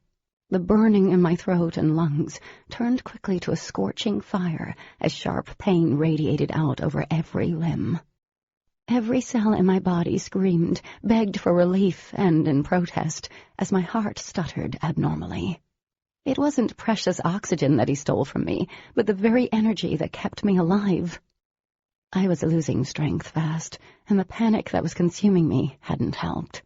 My hands were numb, and my one good arm hung limply at my side. Everything slowed, and the pain dulled a little. I vaguely felt his hand leave my throat, but I could not move. His powers had me hooked to him as he fed. He said something, but I could no longer distinguish the words. I was so tired, so heavy, and only the fiery pain in the pit of my stomach kept me from slipping away. My eyes drifted shut of their own accord, and I felt him take another heavy inhale, and the pain flared again. Something snapped within me, like a cord stretched too thin. It broke and recoiled with relentless speed. A flash of bright, pale blue light exploded behind my closed lids, and I was momentarily blinded. A roaring sound invaded my ears. Death had come for me. Death sounded painful, angry, and desperate, not peaceful. I thought that was unfair. After all that had happened, couldn't death have welcomed me with warm arms and visions of my dad waiting for me? Without warning, a figure crashed into us and sent me spiraling to the ground in a messy heap. With intense effort, I peeled my eyes open and saw him crouched like an animal in front of me. Demon growled in fury as he rose, standing over me like an avenging angel, swathed in light. Chapter 29. Baruch's mad laughter echoed and bounced around my skull. You've come to die with her. Perfect. That makes this so much easier, because I think I might have broken her. Demon shadowed Baruch's wild movements, fading out and taking on his true form, the form he could be killed in. She tasted good, too. Different somehow, he taunted. Not like a Luxon, but still worth it in the end. Launching himself at Baruch, Demon threw him several feet away with one powerful blast of light from an outstretched arm. I'm going to kill you. Baruch rolled onto his back, nearly choking with laughter. You think you can take me, Luxon? I have devoured those stronger than you. Demon's howl of anger drowned out whatever else Baruch might have said, and he sent another blast of light at him. I felt the ground beneath me tremble as I managed to raise myself up onto my elbows. Each movement, no matter how small, sent sharp stings all through me. I could feel my heartbeat, the struggle behind it. Streaks of lights danced within the darkness of the arum. They exchanged blows without even touching one another. Bright, orangey balls of fire formed on the tips of Demon's hands. They shot out past Baruch, fizzling out before they slammed into trees. The world turned amber and gold. Heat blew back at me. Embers crackled in the air, fading before hitting the ground. Each strike sent the ground into motion, knocking me back down, face first into the damp, itchy grass with a grunt. Pushing myself up, I saw a streak of light moving over the field, much like a falling star, but shooting across the ground at a dizzying speed. The light shot between Demon and Baruch, fizzing out as it reached me. Warm hands gripped my shoulders and lifted me. "Katie, talk to me," Dee begged. "Please talk to me." Nothing happened when I tried to talk. No words came out. "Oh my God!" Dee was crying, her tears falling from her beautiful face and landing on my nearly silent chest. She pulled me into her thin arms as she screamed for her twin. Demon turned from the battle at the same time Baruch did. With one look, a bolt of darkness shot straight for us, knocking Dee back. She screamed out in pain and rolled to her knees. She looked up, her eyes glowing an intense white. She rose to a crouch, her human form fading into crackling light. Demon struck back harder, and the ground rumbled. Baruch dodged Demon's attack and went after Dee. Screaming in fury, she rushed Baruch. He caught her again. For a second, darkness swallowed her, and then she crumbled to the ground in a twitching heap. Demon charged Baruch, tackling him to the ground in a rage that was so potent it fueled everything around him. From the branches that shook, to the dead leaves falling like macabre rain, to the ground beneath me, the air crackled with power. I felt it in my bones. Groaning, I staggered to my feet and sucked in a breath. I wasn't going out this way. My friends weren't going out like this. Dee was on her feet, flickering in and out. Blood trickled from her nose. She shook her head and stumbled forward. I saw what was going to happen next through a very narrow lens. Things seemed to slow down. I rushed forward as Demon glanced over his shoulder at his sister. Baruch pulled his arm back, preparing another stream of matter. The image of the tree snapping in half along the road flashed before me. Rushing forward, I crashed into the light that was Dee the moment Baruch released the blast of energy. Darkness surrounded me, and I heard a scream, a piercing scream that wasn't mine. And then I was flying, really flying. The sky was rolling, stars and darkness over and over. The entire world shimmered. I hit the ground hard, already knowing it was too late. A body crashed next to mine. A limp, slender arm fell against mine. Dee. I hadn't been quick enough. The arm warmed against mine, becoming less solid. Her light cast upon me. Sorrow cut through me like 1,000 double-edged razor blades. She wasn't moving, but I could see her chest moving, slow and shallow. Distracted, Demon turned and made a fatal mistake. "You'll get him killed," Ash had said. Baruch reared his arm back and his blast caught Demon in his back. He went up, spiraling through the air, flickering in and out of human form. He landed only a foot from us. Baruch laughed and shifted into his shadowy form. 3 for 1 special. Tears burned my eyes as my cheek nestled against the damp grass. Demon tried to sit up, but he collapsed onto his back, his face contorting in pain. "It's over. All of you will die." Baruch advanced. Demon turned his head toward me. Our eyes locked. There was so much regret in that one look. His face faded out, blurred and unrecognizable. He couldn't hold his human form. Seconds later, and he was in his true form, the shape of a man encased in the most beautifully intense light. One arm extended out toward me, forming fingers. Heart breaking, I reached out and my fingers disappeared in his light. Warmth encircled my fingers, the slightest pressure of Demon's hand wrapping around mine. He squeezed, as if to reassure me, and a sob caught in my throat. Demon's light flickered, but continued climbing up my arm, wrapping me in his intense heat. Like the day of the first arm attack, in the wake of his warmth, my body began knitting itself back together. Demon was using the last of his strength to save me. "No!" I shouted, but it came out no more than a hoarse whisper. I tried to pull my hand away, but Demon refused to let go, and he didn't know what I did. I was too hurt to be saved. He should have taken the last of his strength to save himself, or save Dee. I pleaded with him with my eyes, but he squeezed my hand tighter. This wasn't fair. It wasn't right. They didn't deserve this. I didn't deserve this. Pain and hatred welled in me. I would die. My friends would die. My mother would be lost, and Demon... I couldn't even understand the purpose behind all of this. The Aram's greed for power? Was it worth all these lives? The injustice of it all tore at me, and a surge of energy that came from deep within me jolted through my body. I wasn't going to die like this. Neither were Demon and Dee, not in some podunk field in bumfuck West Virginia. Using the strength Demon had given me, I pushed myself to sit up and grabbed Dee's heated arm, keeping a hold of Demon, willing them to get up, willing them to fight. Baruch moved toward Demon's light. Of course he'd take him out first, the most powerful. He'd be tweaking for hours.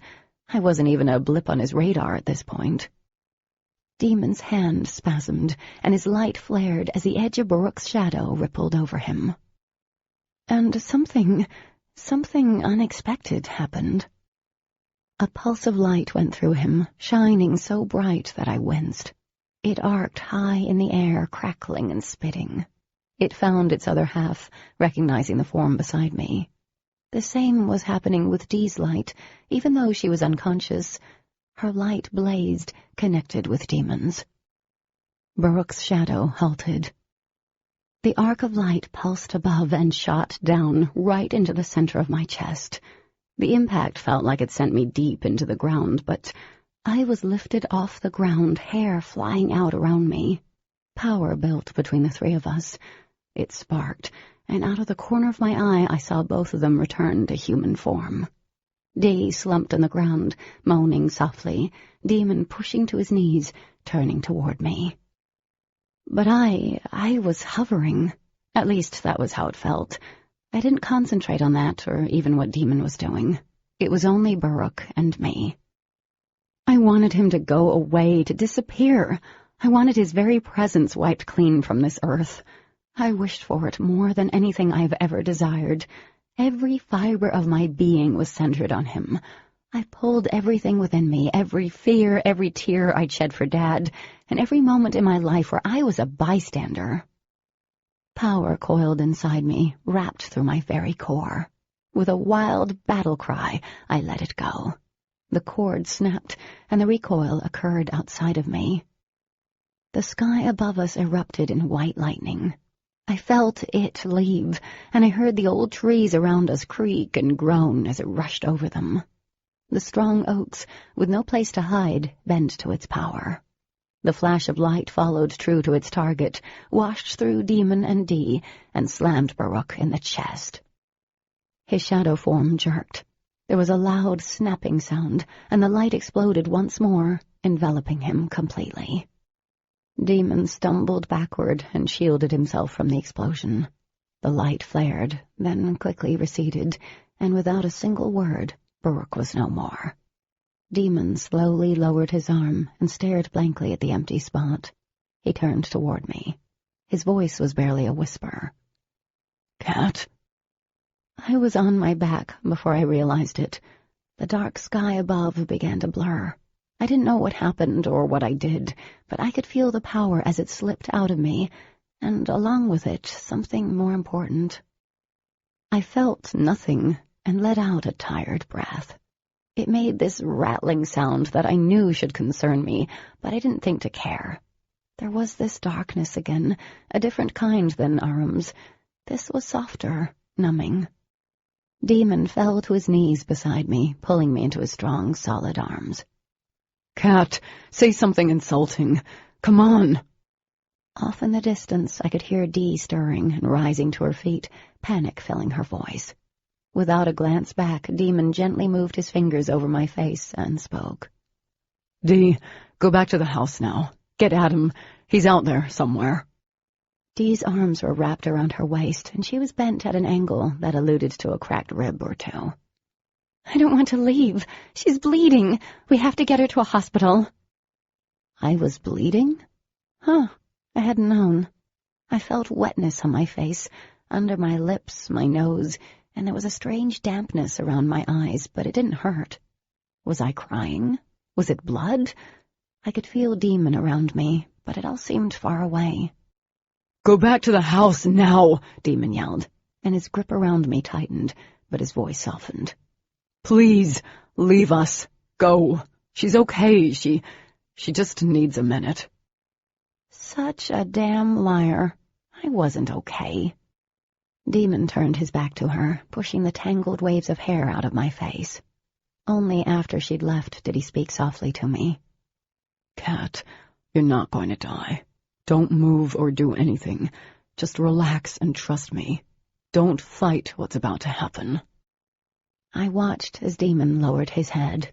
He rested his forehead against mine. His form faded out and he slipped into his true body. My eyes fluttered shut against the intensity of his light. The heat was almost too much. I was too close to it. "Hold on. Don't let go." His voice came through. "Just hold on." I felt myself sink deeper, and his hand cradled my head. Demon exhaled long and steady against my lips. Warmth spread from him to me, slowly moving down my throat and into my lungs, filling me with such glorious heat that I knew there was no better way to let go than this. Like a balloon that was slowly being inflated, I began to rise. My lungs filled as his heat spread through every vein, and my fingers began to tingle. The pressure in my head subsided. I swam in the intoxicating feeling that inundated me. My senses started to process the things around me again, and I was no longer in this numb and dim world. He continued until I was able to move in his arms. I pulled myself up, gripping his arms, following him out of the dark abyss. I reached for him blindly.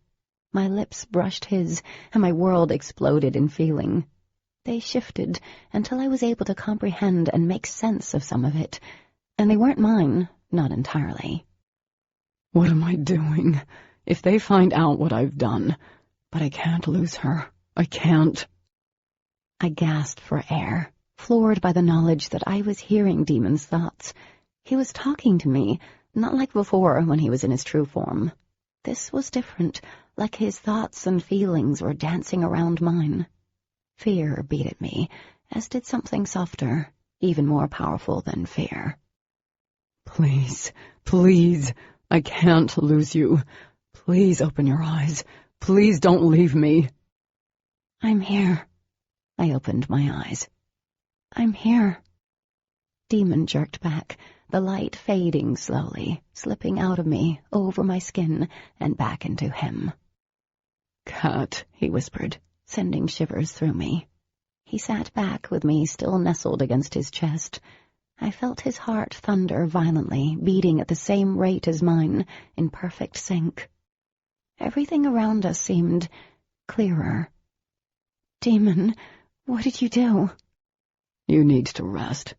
He paused, his voice throaty, weary. "You're not 100%. It will take a couple of minutes, I think. I haven't healed anything on this level before." "You did at the library," I murmured. "And at the car." His head lowered against mine. "That was just to help with a sprain and bruises. That was nothing like this." The arm that had been broken didn't even ache as I lifted it. I turned my head toward him, my cheek brushing his. I stared in amazement at the bent trees that folded around us in a perfect circle. My gaze fell to the ground and settled on the space Baruch once stood. The only trace of him was the scorched earth he left behind. "How did I do that?" I whispered. "I don't understand." He buried his head in the crook of my neck, breathing in deeply. "I must have done something to you when I healed you. I don't know what. It doesn't make sense, but something happened when our energies joined. It shouldn't have affected you. You're human." I was beginning to wonder about that. "How are you feeling?" he asked. "Okay, sleepy. You?" "The same." I watched in silence as his curious eyes followed his thumb over my chin, and he traced along my lower lip. "I think, for now, it would be best if we kept this between ourselves. The whole healing thing and what you did back there. Okay?" I nodded, but stilled as his hands drifted around my face, removing the smudges our battle had left behind. A tumble of black waves shifted over his forehead, and a smile spread across his face, reaching his eyes, deepening them to a brilliant green.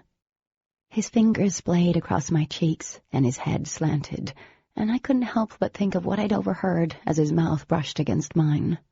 There was an infinitely tender quality to his soft kiss. It reached deep inside me, sending my heart into overdrive. It was innocent, intimate, soul-burning as he tipped my head back and explored my lips as if it was the first time we'd kissed. And maybe it was a real kiss. When he finally pulled back, he laughed unsteadily. I was worried that we'd broken you. Not quite. My gaze moved over every inch of his weary face. Did you break yourself? He snorted. Almost. I took a breath, a little dizzy. What now? A slow, tired smile pulled at his lips. We go home. Chapter 30. It literally hurt deep inside not being able to post my waiting on Wednesday, but I still had several weeks before my birthday. And even though Dee would let me borrow her computer, I didn't want to use it for that. Pouting, I grabbed the can of soda out of Dee's fridge and went back into the living room. Aliens could sure eat a lot of food. Do you want more pizza? Dee offered, staring at the last slice with such a longing that I was beginning to think that she and Adam needed to reevaluate their relationship. I shook my head. Dee had eaten enough to feed a small, starving village, and frankly, I wasn't hungry. Eating while Dee and Adam stared at me was getting tedious and uncomfortable. Dee didn't think I noticed, and Adam was currently on pause from asking another question about what happened that night with Baruch. As far as everyone knew, Demon had killed Baruch, and I hadn't been injured as badly as Dee had thought. Somehow Demon had convinced her that I was just stunned. I peeked at them. But it had been me. I'd killed someone. Again. Surprisingly, the thought didn't fill me with the same amount of dread and sickness as it initially did. Over the last couple of days, I'd come to a certain understanding with my actions. It was a level of shaky acceptance that made it easier to swallow, even if I would never forget. It was either him or me and my friends. The alien asshat had to go. Everyone was still staring. Lovely. Dee sat down next to me and took a sip of her soda. Convinced or not, Dee knew something was up when I returned with Demon that morning, and something was. She nudged my leg with hers, gaining my attention. Are you feeling okay? If I had $1 for every time she asked that question, I'd have a new laptop already. It wasn't like I didn't know I was lucky to be alive, and I should be suffering from post-traumatic stress, but I did feel fine. I never felt physically better, to be honest. I felt like I could go out and run a marathon or climb a mountain. I didn't want to look into the reason for that too closely. Enough things had already successfully freaked me out. Someone cleared his throat, jarring me out of my thoughts. I looked up to see Dee and Adam staring at me expectantly. I couldn't remember what they wanted. What? Dee smiled a little too brightly. We were wondering how you were handling things, if you're worried about there being more Aram. Oh, do you think there will be? I immediately responded. No, Adam reassured me. Ever since the battle with Baruch, he actually started talking to me. It was a nice change in things. Ash and Andrew were a different story. We don't think so. I shifted uncomfortably, and my skin itched. I wasn't sure how long I could sit here with them staring at me, like I was an experiment gone wrong. I thought you said Adam would be back soon. Adam settled in the recliner. Dee's eyes shifted from Adam to me. Demon should be here any minute. I hadn't seen Demon since that morning. I'd asked Dee several times where he had gone, but she never answered me. Eventually, I gave up pestering her. The two of them started talking, making plans for Thanksgiving break coming in a few weeks. I zoned out, like I'd been doing for the last 3 days. It was strange. I couldn't concentrate. I felt off, like I was missing a part of me. Warmth slipped over my skin like a warm breeze. It came out of nowhere. I looked up, seeing if anyone else noticed what I'd felt. They were still talking. I shifted on the couch as the feeling increased. Dee's front door opened, and my breath caught in my throat. Within seconds, Demon entered the room. His hair was a tousled mess, and there were shadows under his eyes. Without saying a word, he dropped onto the couch, his heavy lashes hiding his eyes, but I could feel his stare. "Where have you been?" I asked, in a voice that sounded shrill to my own ears. Silence fell, while two more sets of beautifully odd eyes settled on me. I felt my cheeks turn hot, and I leaned back, feeling like an idiot. I folded my hands and kept my eyes pinned to them. What a way to draw attention to myself. "Well, hello, honey. I've been out boozing and whoring. I know, my priorities are pretty off." My lips thinned at his sarcastic response. "Dick," I muttered. Dee groaned. "Demon, don't be a jerk." "Yes, Mommy. I've been with another group, searching the whole damn state to make sure there aren't any Aram that we're not aware of," Demon said, his deep voice soothing a weird ache within me. At the same time, I wanted to thump him upside the head. Adam leaned forward. "There aren't any, right? Because we told Katie she didn't have anything to worry about." His eyes left me briefly. "We haven't seen a single one." Dee hooted happily and clapped her hands. She turned to me, her smile genuine this time. "See, nothing to worry about. Everything is over." I smiled back at her. "That is a relief." I heard Adam talking to Demon about his trip, but it was hard to pay attention. I closed my eyes. Every cell in my body was aware of him, like that day in my living room, but on a different level. "Katie, are you even here right now?" "I think so." I forced a smile for Dee's sake. "Have you guys been driving her crazy?" Damon asked, sighing. "Bombarding her with a million questions?" "Never," cried Dee. Then she laughed. "Okay, maybe." "Figured," Demon muttered, stretching out his long legs. Unable to stop myself, I turned toward him. Our eyes locked. The air between us seemed to stretch with heat and electricity. The last time I'd seen him, we'd been kissing, and I had no idea where that left us. Dee shifted next to me, clearing her throat. "I'm still hungry, Adam." He laughed. "You're worse than I am." "True." Dee hopped to her feet. "Let's go to Smoke Hole.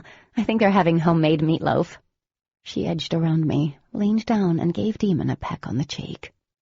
"Glad you're back. I've missed you." Demon smiled up at his sister. "Missed you too." When the door shut behind Dee and Adam, I let out the breath I'd been holding. "Is everything really okay?" I asked. "For the most part." He reached out with one hand, running his fingers over my cheek. Demon sucked in a sharp breath. "Hell." "What?" He sat up and scooted closer, his leg pressing against mine. "I have something for you." Not what I was expecting. "Is it going to blow up in my face?" Leaning back, he chuckled and reached into the front pocket of his jeans. He pulled out a small leather pouch and handed it to me. Curious, I pulled on the little string and carefully emptied the pouch into my palm. I glanced up, and when he smiled, I felt my heart turn over. It was a piece of obsidian, about 3 inches long, polished and shaped into a pendant. The glass was shiny black. It seemed to hum against my skin, cool to the touch. The silver chain it hung from was delicate, spiraling over the top of the pendant. The other edge was sharpened into a fine point. "Believe it or not," Demon said, "even something as small as that can actually pierce Aram skin and kill them. When it gets really hot, you'll know an Aram is nearby, even if you don't see one." He carefully picked up the chain, holding the clasps. "It took me forever to find a piece like this since the blade turned to crap. I don't want you to take this off, okay? At least well, for the most part." Shocked, I pulled my hair out of the way and twisted around, letting him hook the necklace around my neck. Once it was clasped, I faced him. Thank you. I mean it, for everything. It's not a big deal. Has anyone asked you about your trace? I shook my head. I think they're expecting to see one because of all the fighting. Demon nodded. Hell, you're bright as a comet right now. The sucker has gotta fade, or we'll be back to square one. A slow heat built inside me. Not the good kind. And what is square one, exactly? You know, us being stuck together until the damn trace fades. His gaze flickered away. Stuck together?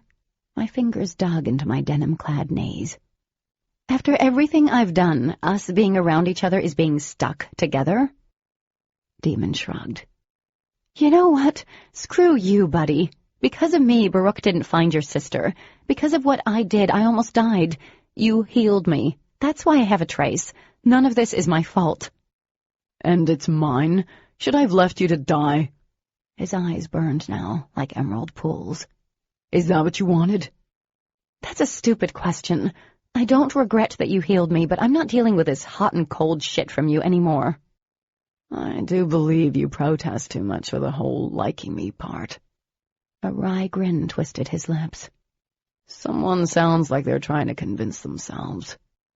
I took a deep breath and let it out slowly.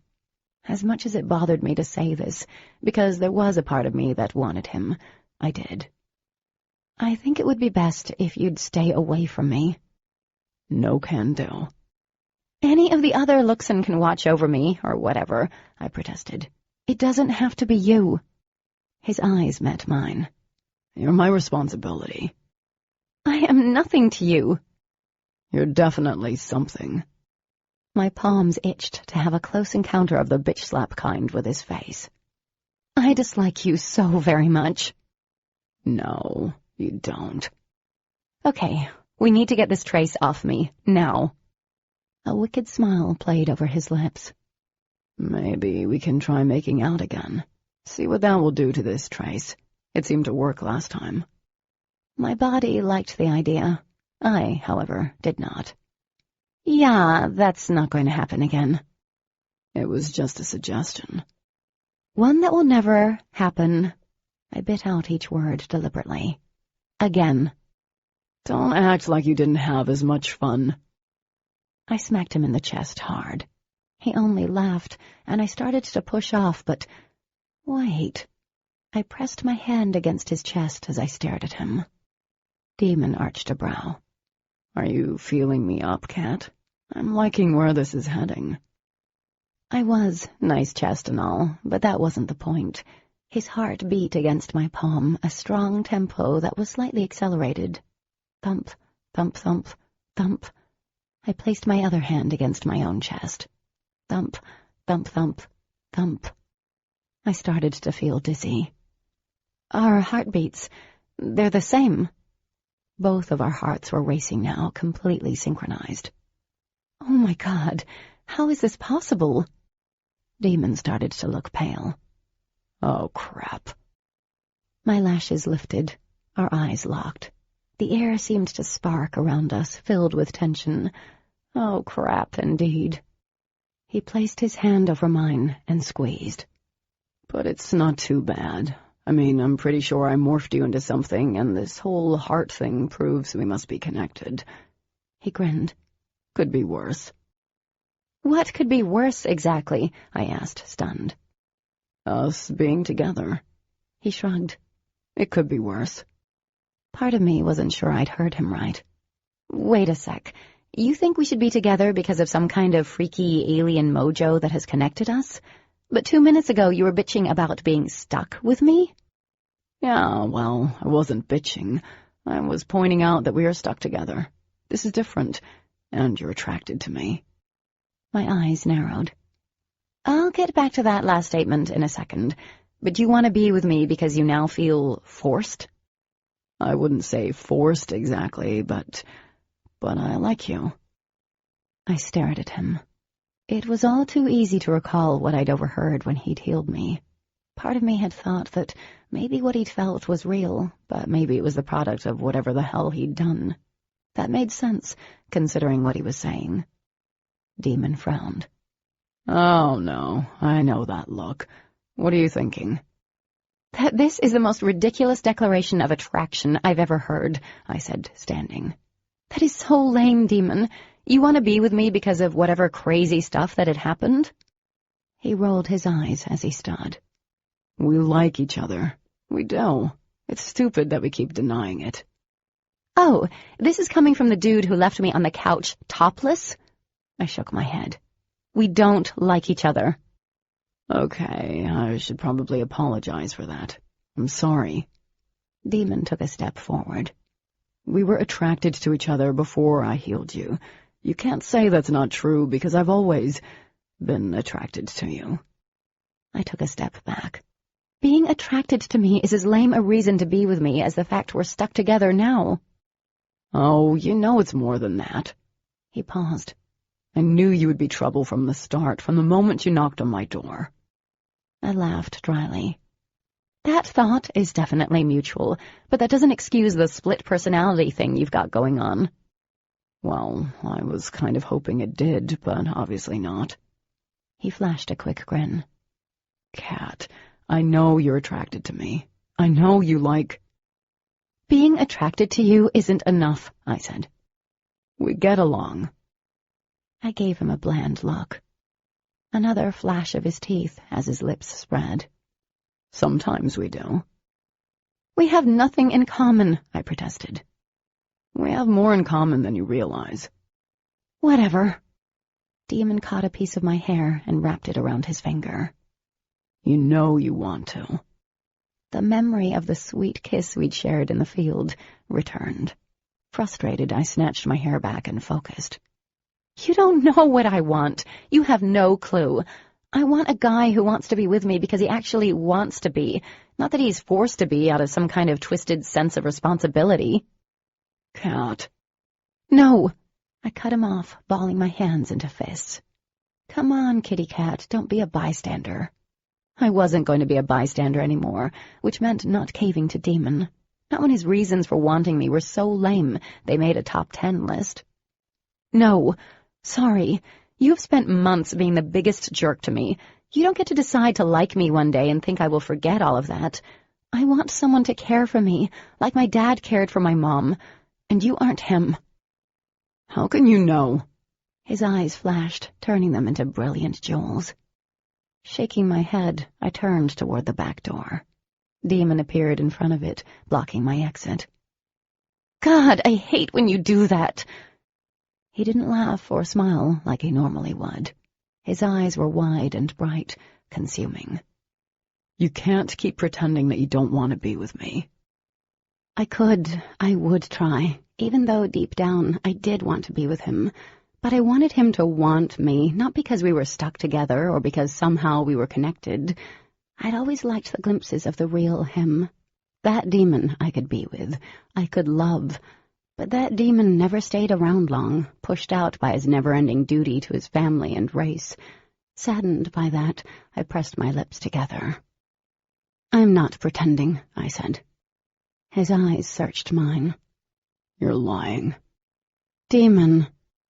He placed his hands on my hips and tugged me forward carefully. His breath stirred the hair around my temple. If I wanted to be with... He started, his hands tightening. If I wanted to be with you, you'd make it hard, wouldn't you? I lifted my head. You don't want to be with me. His lips twitched into a smile. I'm thinking I kind of do. Parts of my body liked that. My chest swelled. Insides knotted. Thinking and kind of aren't the same thing as knowing. No, it's not, but it's something. His lashes lowered, shielding his eyes. Isn't it? I thought of the love my mom and dad had again. I pulled away, shaking my head. It's not enough. Demon's eyes met mine, and he sighed. You are going to make this hard. I didn't say anything. My heart was thumping as I sidestepped him and headed for the front door. Kat. Drawing in a deep breath, I faced him. What? A smile parted his lips. You do realize I love a challenge. I laughed under my breath and turned back to the front door, giving him a one-fingered salute. So do I, demon. So do I. This concludes Obsidian.